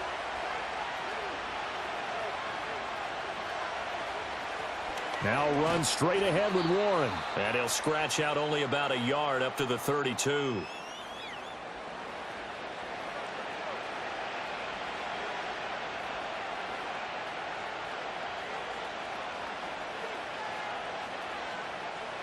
Here comes 3rd down and 7.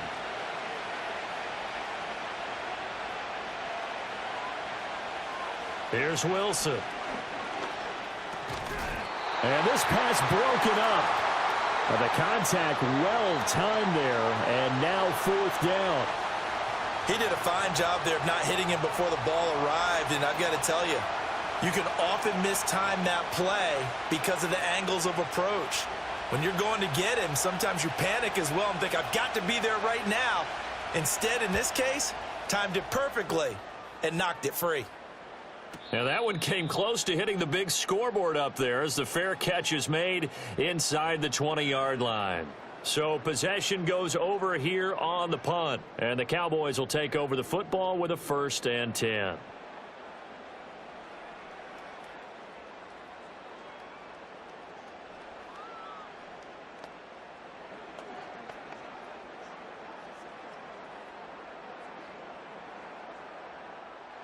So Prescott of the Cowboys now with a 1st and 10 at their own 18.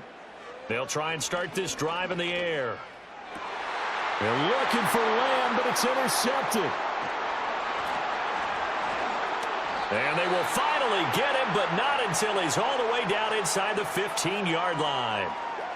And they'll take possession already in the red zone and in a great spot to add points to the scoreboard. And, Brandon, how many times have we seen a defense with a lot of field behind them get even more aggressive, right? They feel like they've got them not pinned down, but in a favorable spot for them, and they took advantage of it there, got a nice interception, and set up their offense in great shape. The Steelers' offense now, they get ready to head back on the field.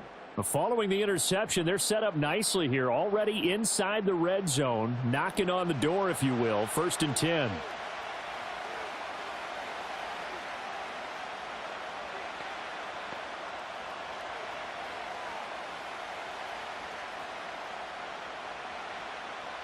Here's a 1st and 10 at the 14-yard line.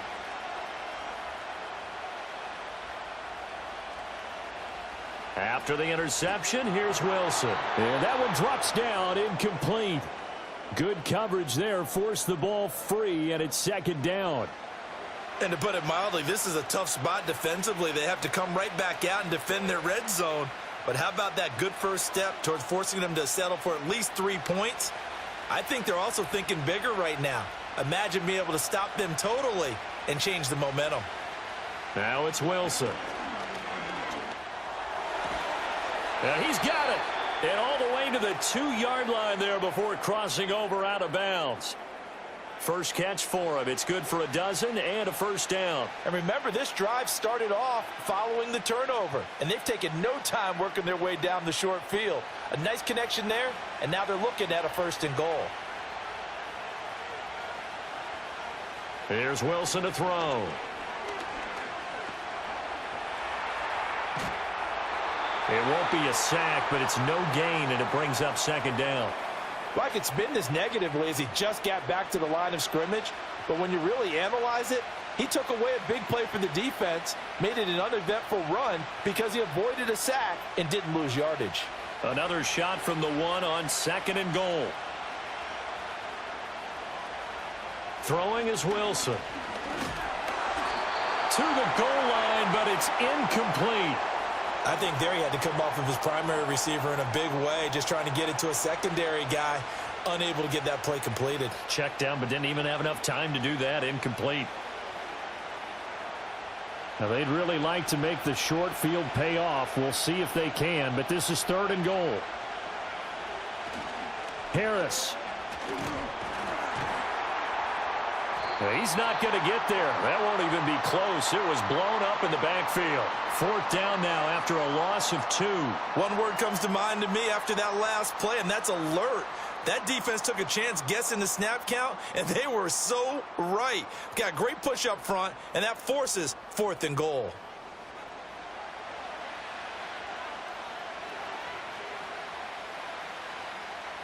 So on fourth down, the Steelers call on the number of Chris Boswell for the field goal try. From the right hash here, should be an easy one. Boswell's kick is good. And they are on the board, but still trailing. It's 7-3. Well, Charles, I think you'd have to call that a win for the defense after the turnover already in field goal range, and they had to settle for 3.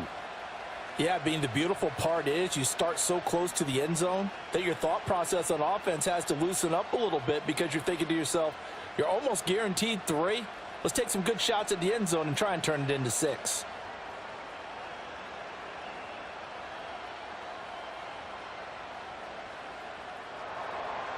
After the successful field goal try, here's Boswell to send it away.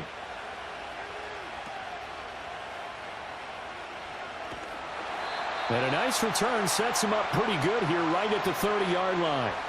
The Dallas offense back out onto the field. And for this offense, Charles, you got to think kind of crucial here to put something together on this drive because remember last time out they threw the interception on the very first play. And you can't afford to let this defense keep building any more momentum. They're playing awfully well, and they're awfully confident right now. To me, it's time to attack and take some of that momentum back, but make sure you're selective in doing so. Understand where you want to throw the football and make sure it's open before the ball leaves your hands. And tough going there as he'll only get it up to about the 31.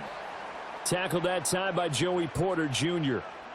Well, he hasn't made much of an impact in the running game thus far, and after that last run, not much is going to change in that area. He hasn't been able to get anything going, and really the offensive line not helping him much.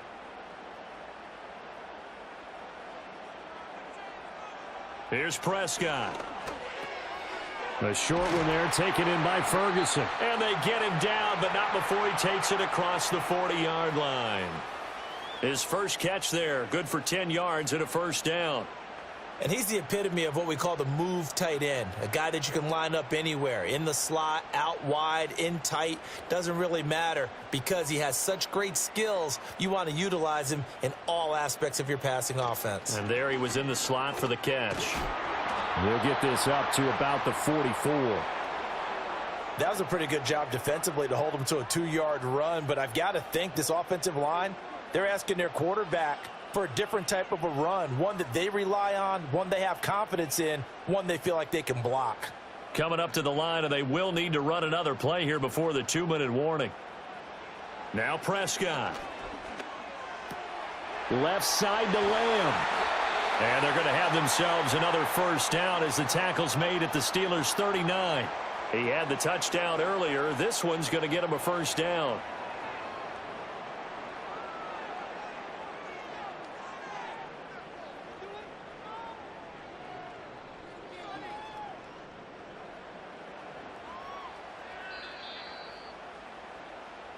Two minutes to play in this first half. 7-3, our score. So from the 39 now, they'll come up on a 1st and 10. Prescott from the gun. A short one there taken in by Ferguson. They'll wind up getting 7 on the play, and it'll be 2nd down. When you execute a drag or a crossing route really well and give them a chance to let it develop a little bit, you can gain some significant yardage hitting your tight end on that one. Now 2nd and 3.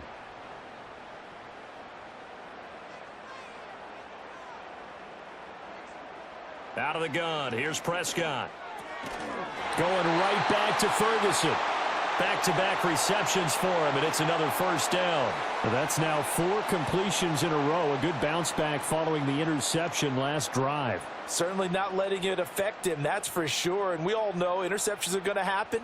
So the big trick, don't let it affect you going forward. Most of the good quarterbacks, they just tell the ball boy, get that one out of the rotation, give me a fresh ball, and let's go. He's got his offense moving again. Now the Cowboys going to burn the first of their timeouts as the clock stops here with 46 seconds remaining in the first half.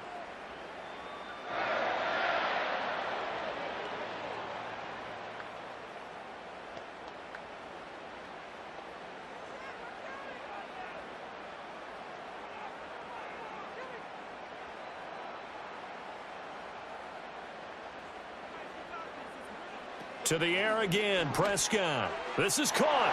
Touchdown, Cowboys. 2 first-half touchdown passes now for Dak Prescott. And the Cowboys will extend their lead in the final minute of the half. Well, that's just how they drew it up, CD. His first read was there, got it to him quickly, and into the end zone. Absolutely excellent execution by all involved. And the coordinator, got to give him credit, found the perfect play call. Quarterback let it fly as soon as the target came free, and his guy made a nice catch. Just how you draw it up in practice and then execute it in the game. Aubrey now for the point after.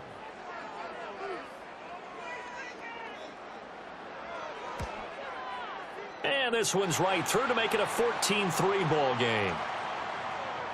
So that drive goes 8 plays, and it culminates in a Dallas touchdown.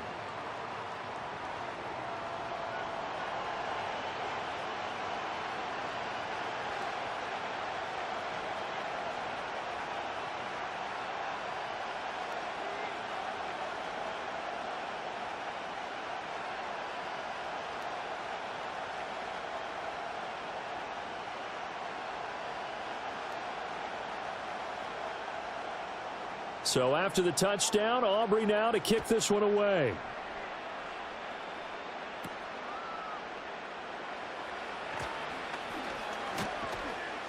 And a nice return sets him up pretty good here right at the 30-yard line. The Steelers taking over now late in this first half. And what do you think goes on here in this situation? If you got the football, you're trailing, you're back in your own territory with just a little time. Do you try something? You're thinking about jump-starting your team, right? You just mentioned it. They're down. They're trying to get back into the game. But you've got to figure if something goes wrong, you may have put yourself in a spot where you may not be able to come back in the second half. Managing risk, this is a big decision here. And he gets this to the 35. Good for a gain of 5.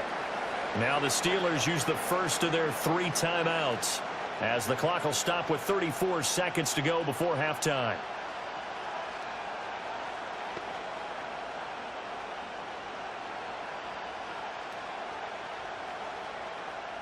Ball on the 35. Here comes 2nd and 5.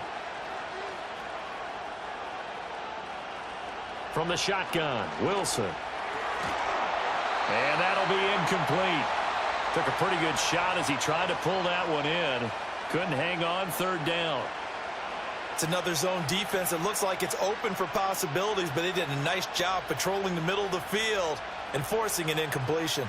They come up now 3rd and 5 following the incomplete pass. Here's Wilson. That's going to be knocked away and incomplete. It's going to be another frustrating end to a drive here. This offense, they've not been able to get anything going in this first half. And now it's going to be time to gather on the sidelines and try and figure out what's going wrong. Who has an idea? Who has a plan? Time to implement it. On is the punter, Johnston now, as he sends this one away. A call for a fair catch, and it's made at about the 23-yard line. It'll be a 39-yard punt, no return. And control of the football switching hands with very little time remaining until the half.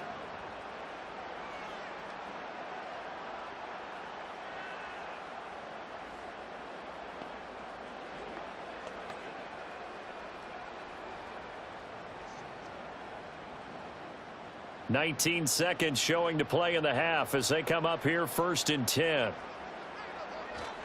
And they're just going to run it here up the middle. And he'll just push his way forward for a few as the clock will run. Larry Ogunjobi there to make the tackle.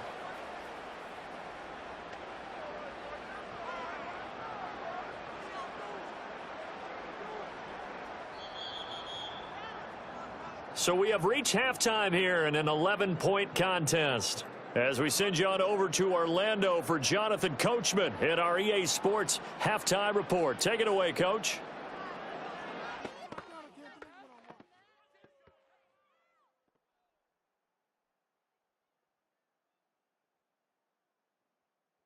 The Cowboys retreated to a fine first half from number 4, quarterback Dak Prescott. He fired his guys into the lead with 2 first-half touchdown passes as they were looking like a well-oiled machine in the first half of play. All right, Coach, thank you very much as we welcome you back for quarter number 3.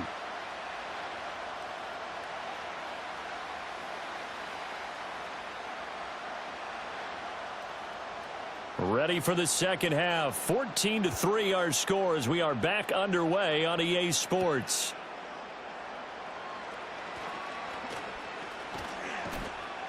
A solid return, pretty good field position. They'll start at the 32. The Steeler offense now with a football first here to begin the third quarter. Well, the first half, they struggled a little bit to keep pace offensively, CD, down 2 scores here. So how do they make some changes coming out of the locker room? Well, they've studied what they did in the first half. They've seen what the defense has thrown at them. Now they want to have a plan of attack against it. So you come out, you're not going to get all the points back on one drive, but get started on it. Start chopping into that lead, and maybe it'll inspire your defense to help out as well. Throw left side, going to be taken in by Harris. Give him 10 yards there, and about by the nose of the football, he's going to have a first down. And this is what they're going to need more of. It's the third quarter. You're trailing. You've got to come out with a renewed sense of purpose, and that's a nice way to kick off the drive with good yardage and a first down. Now it's Wilson. Staying on his... But now he's swallowed up and taken down. Finally hauled down for the first time this game. Multiple defenders in there to drop him. Got to give him points for the attempt, but there's just a wave of pressure there. A host of people in the area. Evades a few, but couldn't evade all of them.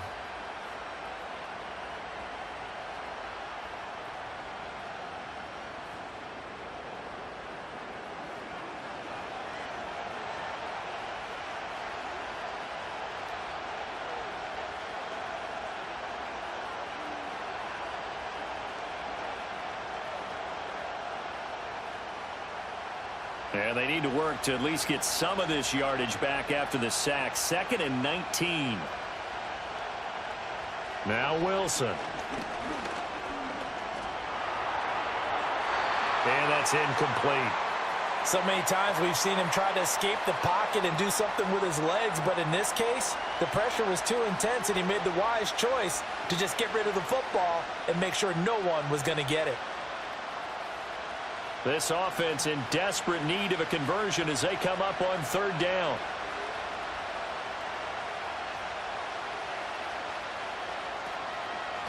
On the give, it's Warren.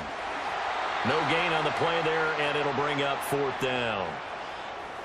Certainly understand what they're doing there. 3rd and long draw play, but it did not work out. And you can certainly hear the thought process, too. People are thinking, why are you running it there? You've got to throw the football.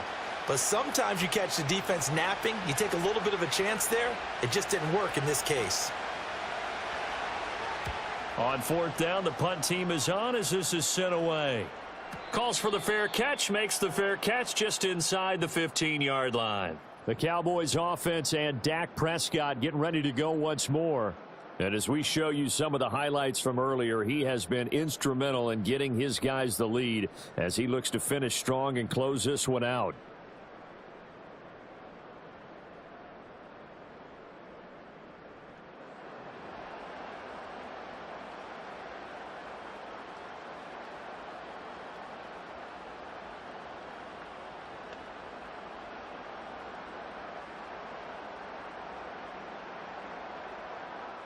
About set for this next drive by the Cowboys offense. Prescott to throw it. Able to hit his target, Lamb. And able to get this across the 20 before going out of bounds. So 5 yards here, 5 on the play, and it's second down.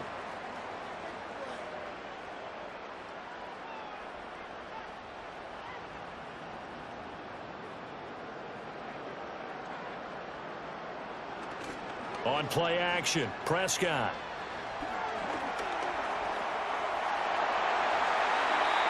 I guess no need to force it when you can do that instead. First down, 18-yard gain. At this point, this offense feels like they could just roll out anything, and it would work. They are certainly in no hurry for this one to end, not when they can rack up some stats and continue to add to their lead.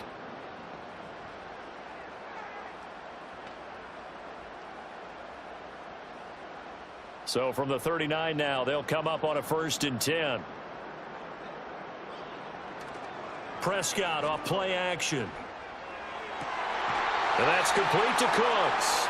And he'll take this to the other side of midfield before going out of bounds. Another nice gain. That's now 30 yards between those last 2 plays. And now we get into the psychology of the whole thing, because a lot of teams with a 2-score lead in the 3rd quarter, they almost become defensive with their offense, just playing not to lose. I think with this team, you got to figure at this point, this is a great spot for them to go into attack mode, really try to put the hammer down and finish this one off. Getting it to him in space pays off big time. That winds up going for 31. Another big play right there, and this is where, as an offense, you can really put the hammer down. You've got a double-digit lead, but those other guys, they've been hanging around. A touchdown here could put this game out of reach, and that's a strong step towards getting it done. So here's a 1st and 10 now, down inside the 20.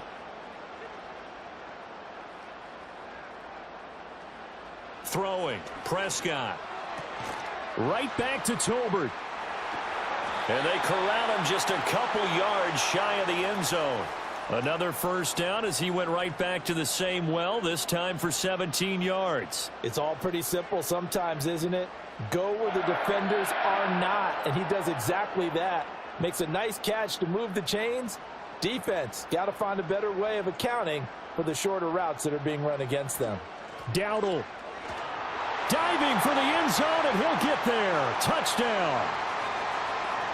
That drive that really increased their cushion felt very military to me. Very precise, methodical. That's one of the words you've taught me. And they just got it done. And slowly but surely now starting to pull away a little bit. Things looking good for them here in the 3rd quarter. Not only pulling away, but you mentioned that slowly but surely. You also drain clock, too, with a drive like that. So you really give yourself an advantage. Aubrey now for the PAT.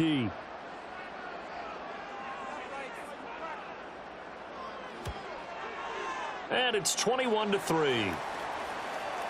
So the drive there took 6 plays. And it's culminated by a 2-yard touchdown run.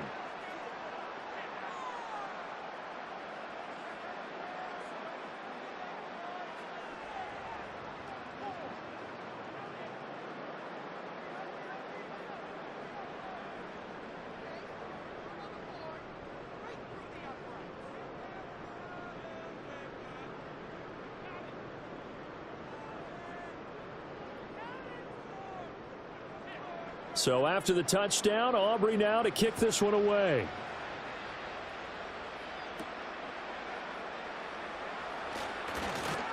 And he'll take it up past the 25 to the 26-yard line.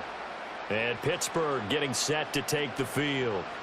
See if they can put this drive in the end zone, Charles, because it's been a little bit of a rough go at times. They've had to punt the football a ton in this ball game because of stalled-out drives. So are you saying that you're kind of tired of seeing the punter run out there and do his thing during this game? Is that what you're trying to say?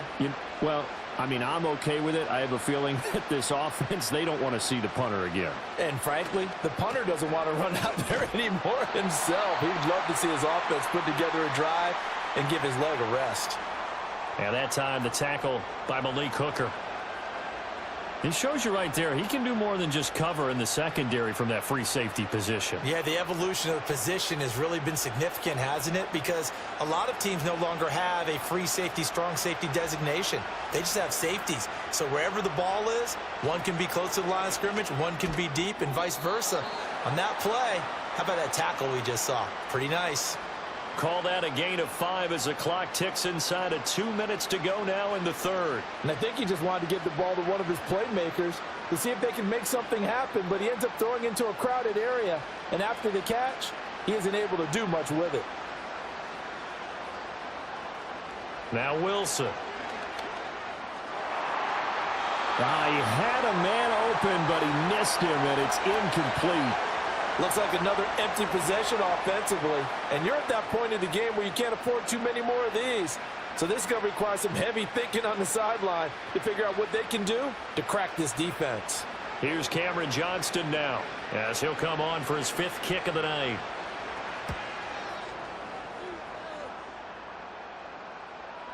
And a fair catch signaled for and taken at about the 18-yard line. Now the Cowboys offense heads back onto the field.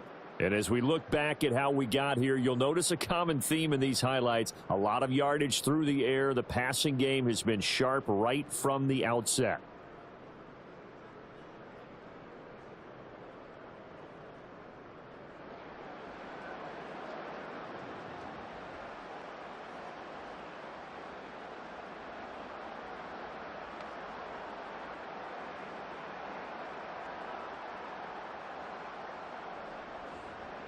The Dallas offense here set to begin the drive. And now you've got the clock winding down here in the third quarter. You're 3 scores to the good. What's your approach on this drive? Too early to fully commit to playing the clock game. Yet at the same time, you're also not going pell-mell like you would in 2-minute offense. This is what NFL offenses call 4-minute football. Take the clock out of the game a little bit, wind it down, but at the same time, keep advancing the ball down the field. And while we may be looking at the scoreboard, this offense certainly is not, because they're showing no signs of backing down, even with a 3-score lead here in the third quarter. I think they keep taking their shots. They've seen blown leads happen throughout this league. They don't want to fall victim to it themselves. They run here with Dowdle. And he'll lose yardage on the play back at the 37-yard line.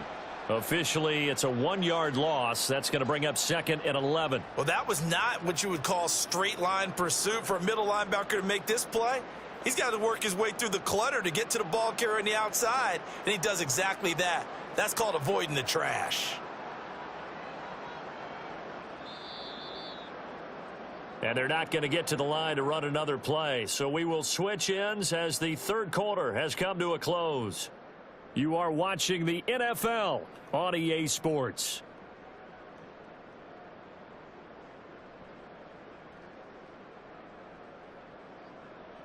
Back now here on EA Sports. It's the Cowboys with a football. They'll be looking to tack onto their lead as we get set for the fourth. Here's Prescott. On the out route, it's Lamb with a grab. That's good. The completion there for 7 yards. And that'll bring us to a 3rd and 4.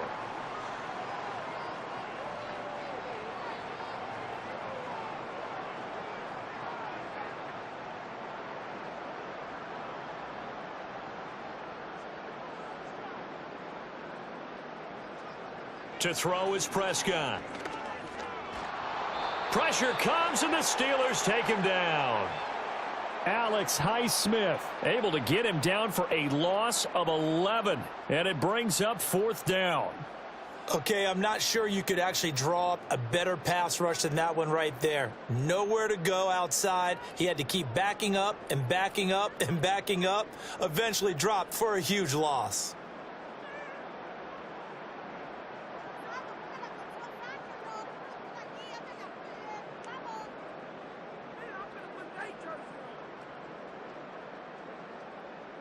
Here's Brian Anger now as he'll punt it away for the 2nd time.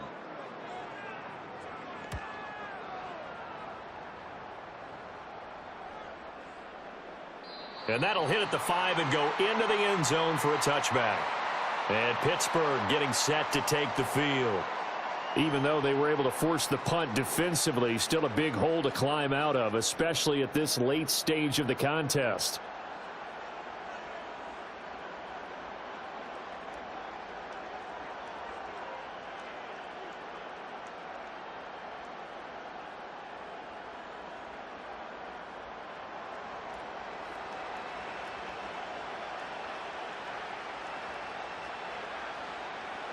To throw is Wilson. To the right side and complete to Washington. And he's brought down, getting this one up to about the 35. 15 yards is the pickup there, and the drive starting very nicely. First down. Well, I can put my defensive cap on right now, and I know they're saying don't give up any big plays now. They've controlled this game throughout, and all they want to do is see it through to the end. I think they let their guard down a little bit with that last completion. Sometimes when you're trying not to give up bigger plays, you don't react as fast as you should on other throws.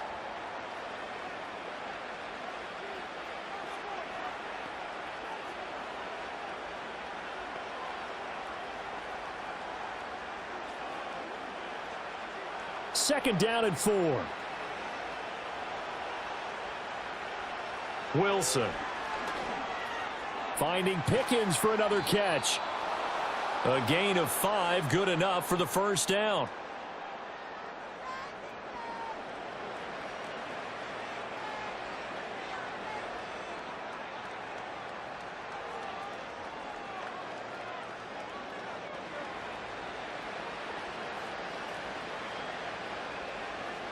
Here's Wilson. Finds the open man. It's Mike Williams. And that's good for a gain of 6, and it'll be second down. I think as he began this throw, you saw that the area was congested, but he has a lot of confidence in his arm, and he fits that one in there nicely. They pick up the catch, not much yardage afterwards. Here now, second and 4. Wilson. That's going to be caught by Pickens. It'll be a pickup of 4, good enough to earn him yet another first down.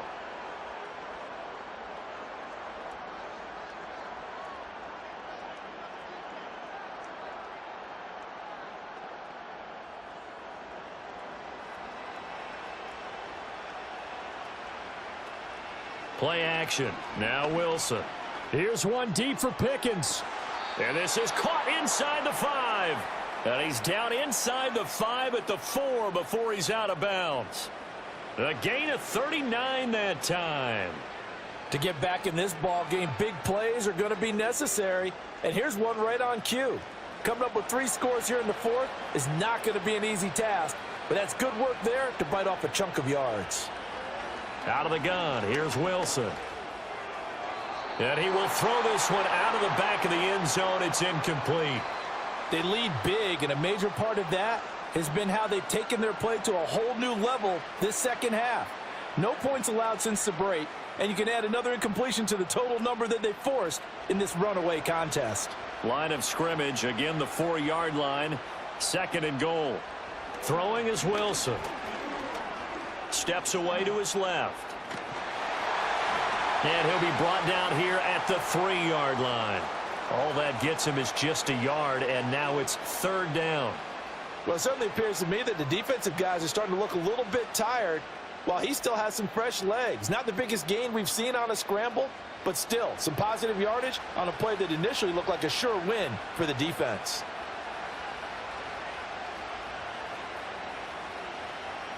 On third and goal, Wilson steps away. And he's going to take it in for a Steeler touchdown. Russell Wilson, a 3-yard touchdown run. And the Steelers are finally into the end zone here in this 4th quarter. The 4th quarter touchdown there, back to a 2-score game, but time is not their ally. No, it's not, partner. They still have a pulse, but it's probably a little weak right now. A lot of things have to go right in these final 2 minutes plus for them. I think they have to be thinking onside kick here, and we know how difficult those are to recover. Chris Boswell now for the extra point. It's up and good, and the lead is down now at 11. It's 21-10. That time a 9-play drive. And it was Russell Wilson finishing things off with a touchdown run.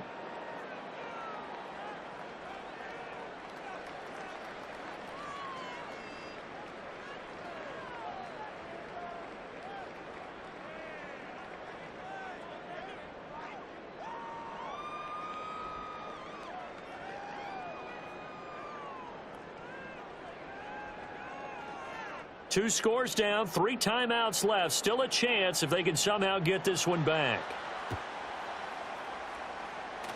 And the Cowboys are able to recover.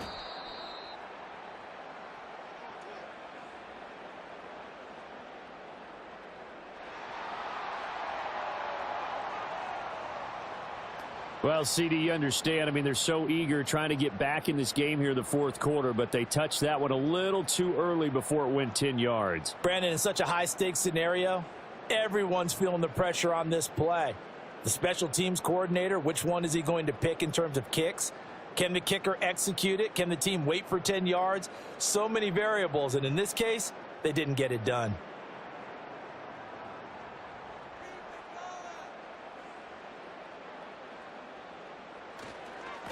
They'll try and run some clock here as they keep it on the ground to the 27-yard line.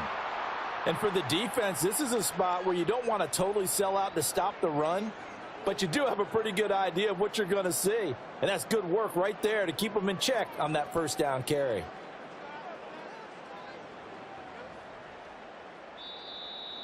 Two minutes left to play in this football game here on EA Sports. So the Cowboys in possession of the football here as we get you reset. And no doubt what they're looking to do is just salt away the final couple of minutes and escape with a win. Another run on second down, trying to cover up. And now right out of the 2-minute break, we'll get a timeout used defensively with 1:56 to go.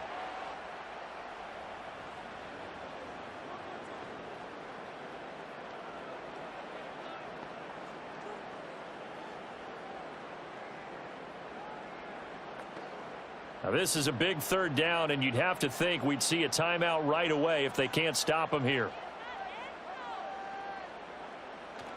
They run again with Dowdle. Oh, and fine work there as he gets this thing down to the 11-yard line. The Steelers signal for the second of their timeouts. That'll leave them with just one remaining in this fourth quarter of play.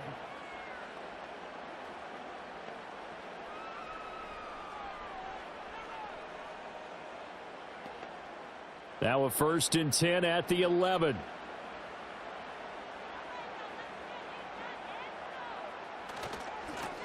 And now here's a carry heading left. And able to get him inside the 5 here, just inside the 5 to about the 4. Now the Steelers going to use their third and final timeout as they'll talk things over prior to this upcoming second down play.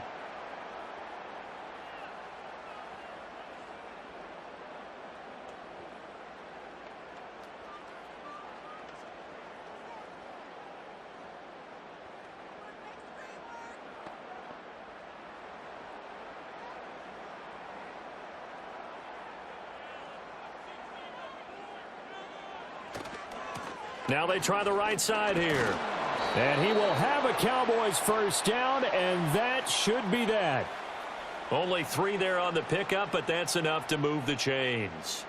It's nice every now and then in this game not to see people overthink it. Just hand it to the old reliable guy. Let him pick up the first down.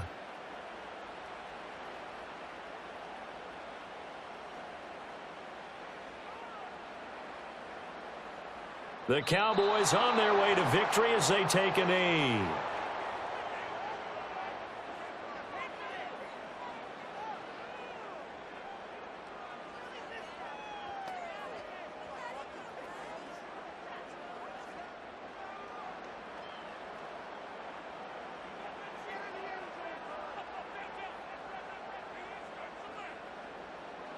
Prescott, he goes down to a knee, and that should just about do it. Listen, anytime you take a knee to end a game, that means you've won it. So it doesn't matter whether it's home or on the road, but there's something a little extra special about doing it in front of your home crowd, isn't there? And the home crowd applauding. They're happy with what they've seen. Chalk this one up in the left-hand column for a win. Yeah, that's right. Head to the locker room, throw the wristbands in the crowd for the kids, your gloves, your towels. Get to share it with the home team. So it's a win here for the Cowboys, and it was Dak Prescott, their quarterback, who really led the charge. Yeah, he really had his A game tonight. He threw a couple of touchdown passes, and he was instrumental in earning this victory.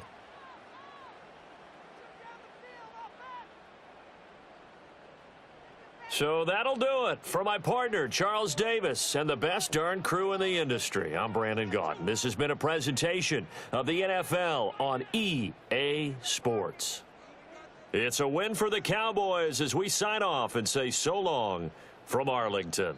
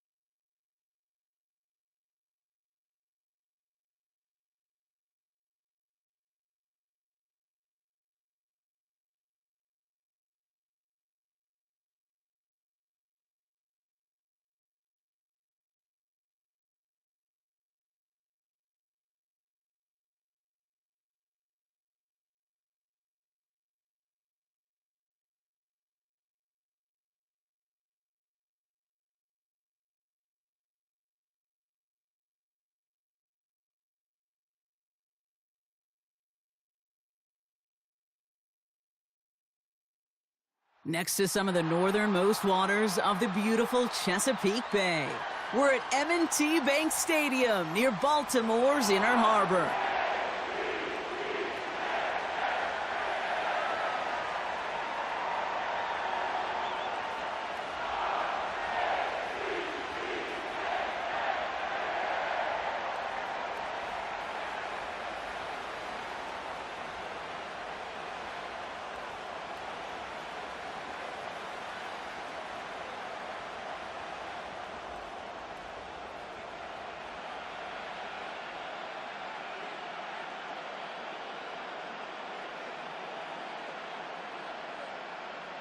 Justin Tucker has this all teed up.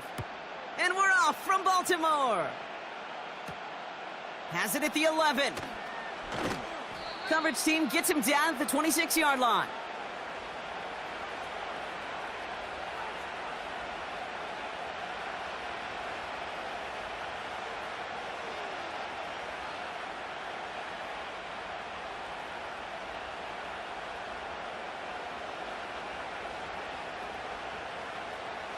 All right, let's get this show on the road. It is 1st and 10.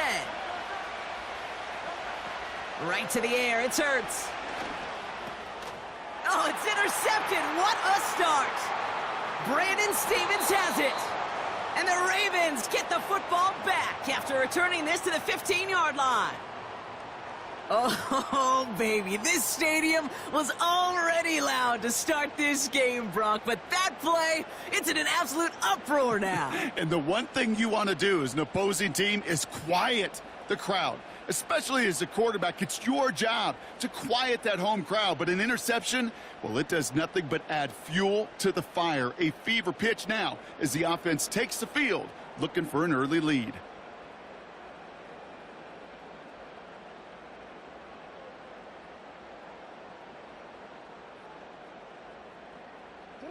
Offense ready to begin this drive. 1st and 10.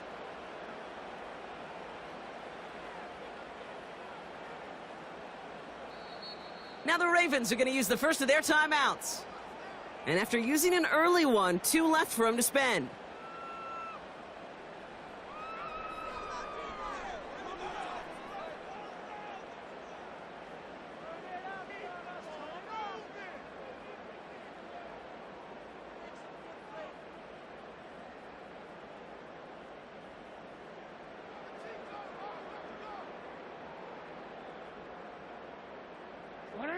And the drive will start out with a 1st and 10.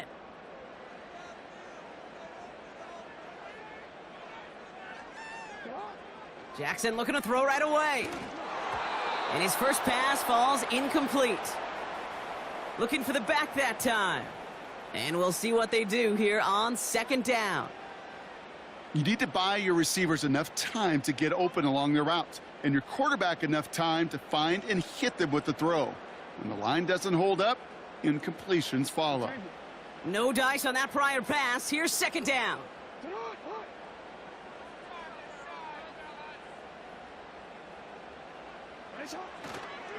Here's Derrick Henry getting it on the ground. And the defense is all over this one for a big loss. Kate, I'll never forget walking into the Hall of Famer Dwight Freeney's meeting room with those defensive linemen. The late, great John Tierlink, his coach, he had a little sign up in his office, and it was sacks, and that money sign was the S, because ends and D linemen make their money with sacks. But you win games when they stop the run like that for a tackle for loss. And he'll get this inside the 10 to the 9. You know, I like the completion. You never turn down a completion. But that's just not the right throw to make in that spot to move the chains. Staring at 4th down, the Ravens will go with Justin Tucker to try for 3. Now we're going to have a timeout taken by Baltimore. It's 2nd. And after burning a couple early, they're down to 1 to work with now.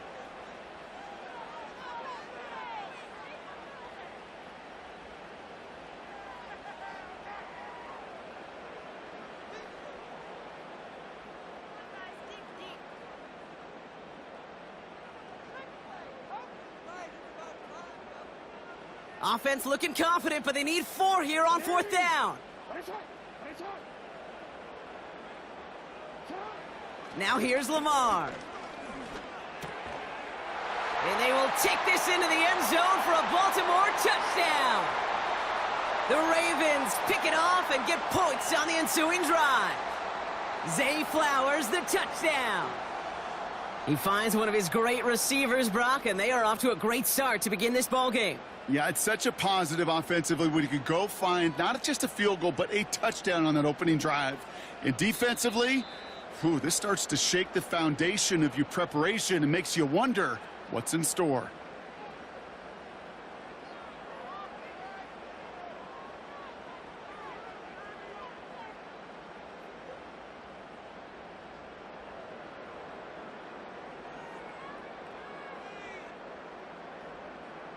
Justin Tucker to try the point after. And he misses on the extra point, so a good start for their offense, but not for him kicking it. Score stays at 6-0.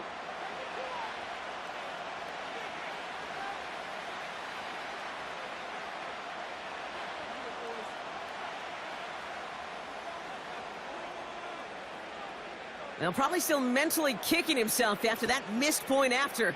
He can take a little frustration out here as he kicks this away. On the return, Britton Covey. And he's brought down just inside the 25 on the return.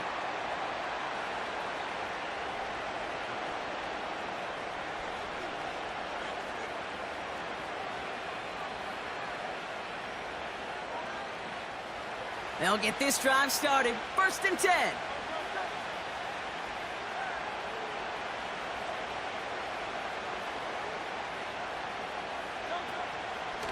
They run it with Saquon Barkley. He's contained at the line for no gain. Sanusi Kane able to make that stop.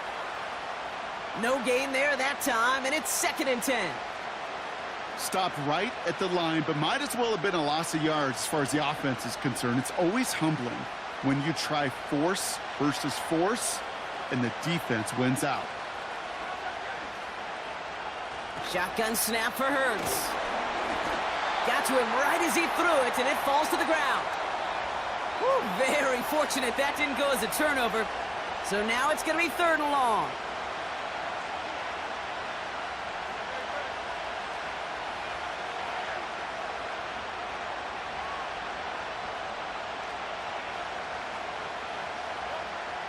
Operating from the gun, here's Hurts. This finds Smith. Jukes out a one-stop. Space, left sideline, and he's off to the races. Devontae Smith. He does it. Touchdown, Philadelphia. The Eagles find some points there. It's a Devontae Smith touchdown. I think we actually saw him call it early there, Brock. He made that throw, and then he signaled it was gonna be a touchdown. Like a guy calling it before his three-pointer goes through the net. Oh, you mean like Larry Legend Bird in the three-point shooting contest in the 80s? Well, maybe like a Tyrese Maxey, but whatever. Well, the kids aren't alive, I get it. And they weren't alive in the 80s. They didn't see Larry Legend do it, but he did. And he anticipated, just like the quarterback. Point after added on by Elliott. And they'll take the lead.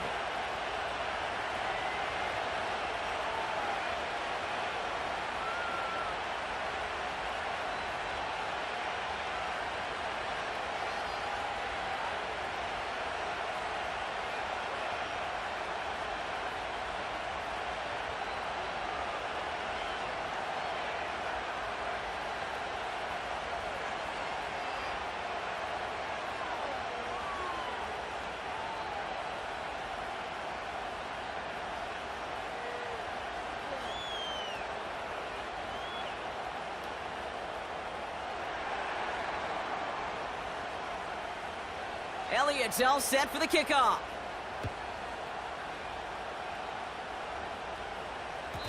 And no return as this bounces through the end zone for a touchback.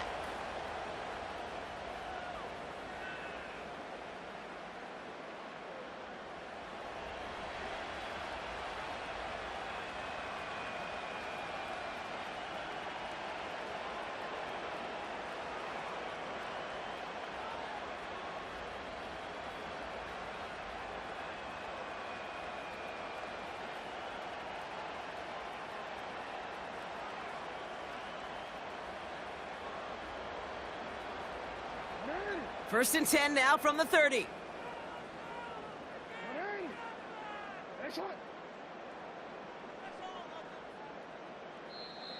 Now 1 second before they call delay a game, a timeout comes in. And they cannot be happy to have spent all 3 of theirs in this opening quarter.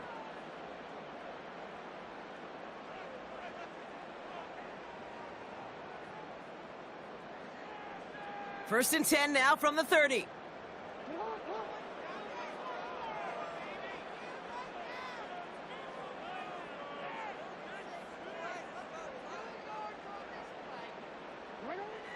From the gun, Jackson. Pocket isn't holding up. They're able to drop him. And the big play drives them backwards. Second down coming up. Sometimes I wish everybody could feel what that feels like. When you're a QB and you just feel the air in the pocket getting sucked out and you know there's no escape, it can be just one heck of a deflating feeling. Not for that defense who puts a sack on the board.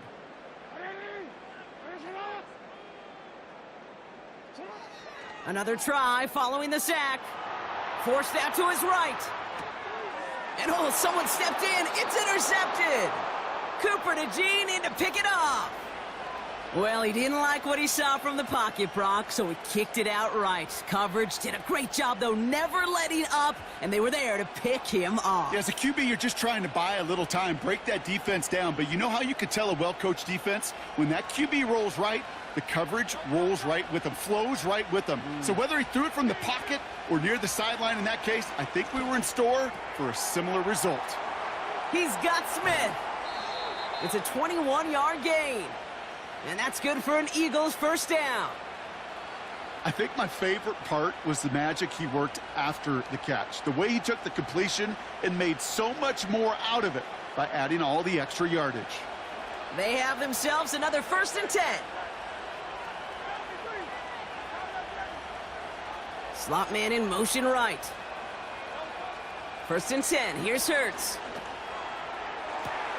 Big catch made, and he got both feet in. And even 20 yards on the play, and it awards them with a first and goal. I love throwing on first down. And when you see a first down pass just like that, it's taking advantage of a matchup you plan for, and you go out and execute.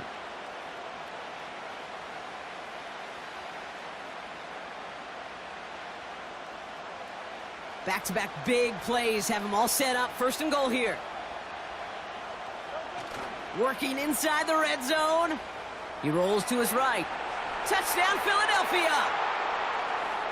No hesitation on that throw. He got the guy he wanted right away, and he got it to him for the touchdown. You know, it's great, Kate, to draw up plays that have all sorts of different options, but it's even better when you don't have to get to your second read. His first broke open just like they planned, and that's 6 in the end. Elliott on now to attempt the point after. The point after splits the uprights. And the Eagles grow their lead to 8.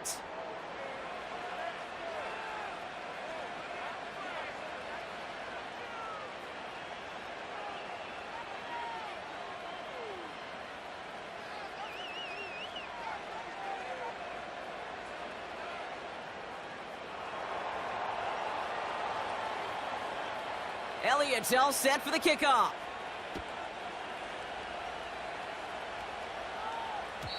And the kickoff is into and then out of the end zone. Touchback. This drive starting from the 30.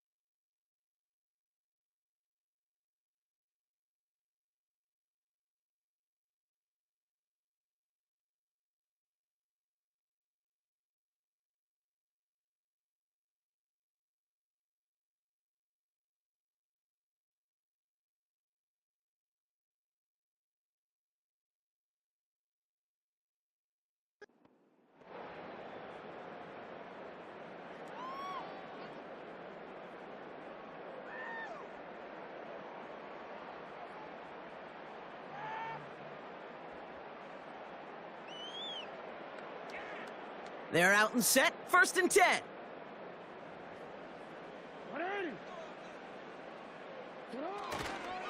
Henry gets it here to start the drive. He's descended upon quickly and dropped after looks like a yard gain. Milton Williams making the stop. Manages just a yard on 1st down. Now it's going to be 2nd and 9. Hey, we know running the ball in the NFL is hard, and that play pretty indicative of it. Here's the key, though. At the end of the game, those type of plays got to be in the minority, and the majority have got to do some damage. We will not get another play in here. That's going to do it for quarter number 1. Neither side separating much so far. Back to the bank in just a moment.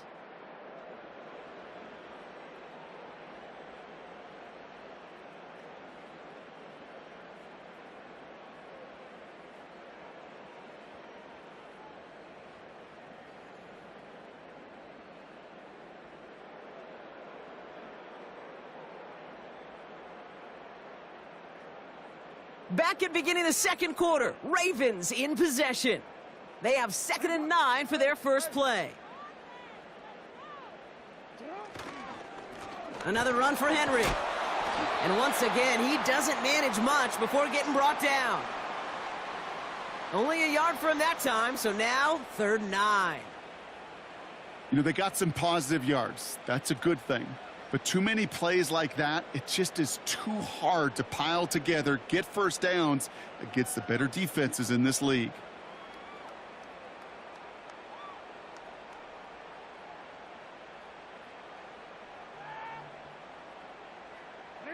Drive in dire straits. It's 3rd and 9. Blitz coming. Lamar. Chased out to his right. He'll make a bid for it on the ground. That play good for 17 and a 1st down. Well, I think he was looking for that running lane and that running room from the very start right there, partner. Even as he worked through his progression initially, he was waiting for space to open, and then he takes advantage with his legs. 1st and 10. Ball set up at the 48.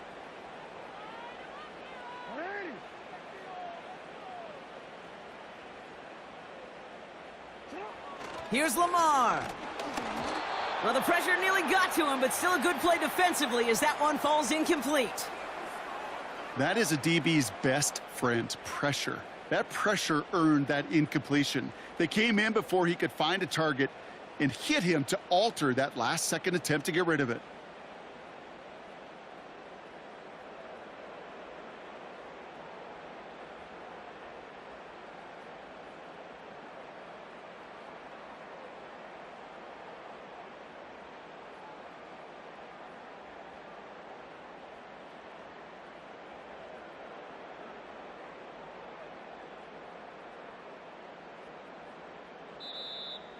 They don't get this snapped in time. This is going to back them up.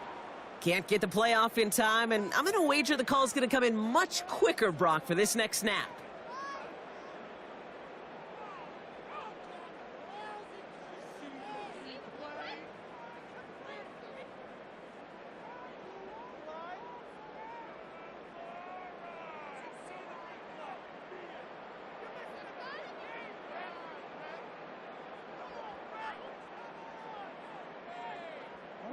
So things getting a bit tougher following that penalty. We've got 2nd and 15.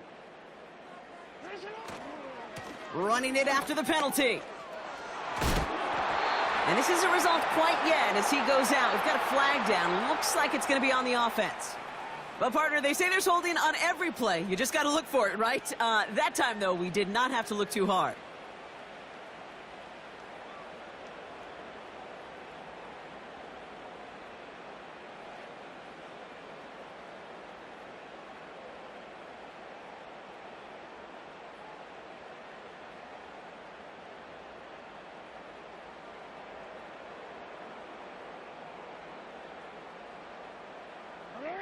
All right, here we go. 2nd down.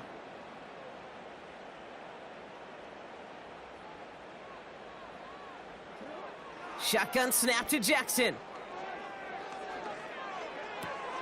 It's another first half mistake. He's intercepted again. Picked up by Nakobe Dean.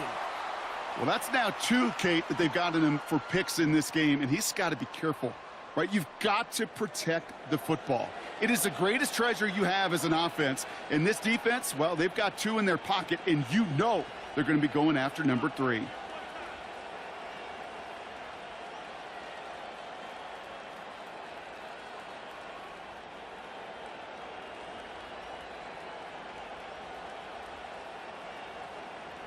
First and 10, ball set up at the 48.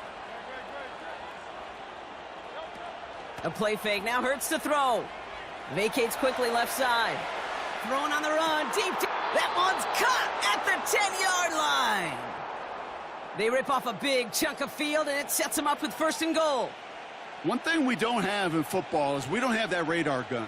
But if we did, Kate, this is the kind of throw, when you throw it that deep outside the numbers, that requires a serious fastball, serious arm strength, and he just showed it off. That brings us to the 2-minute warning at the Inner Harbor. The Eagles with a chance to boost their lead. They'll break the huddle and come up on first and goal. Hurts now from the gun. And look at the footwork there. Touchdown! The Eagles grow their lead just before halftime. It's a Devontae Smith touchdown. His second scoring catch of the game.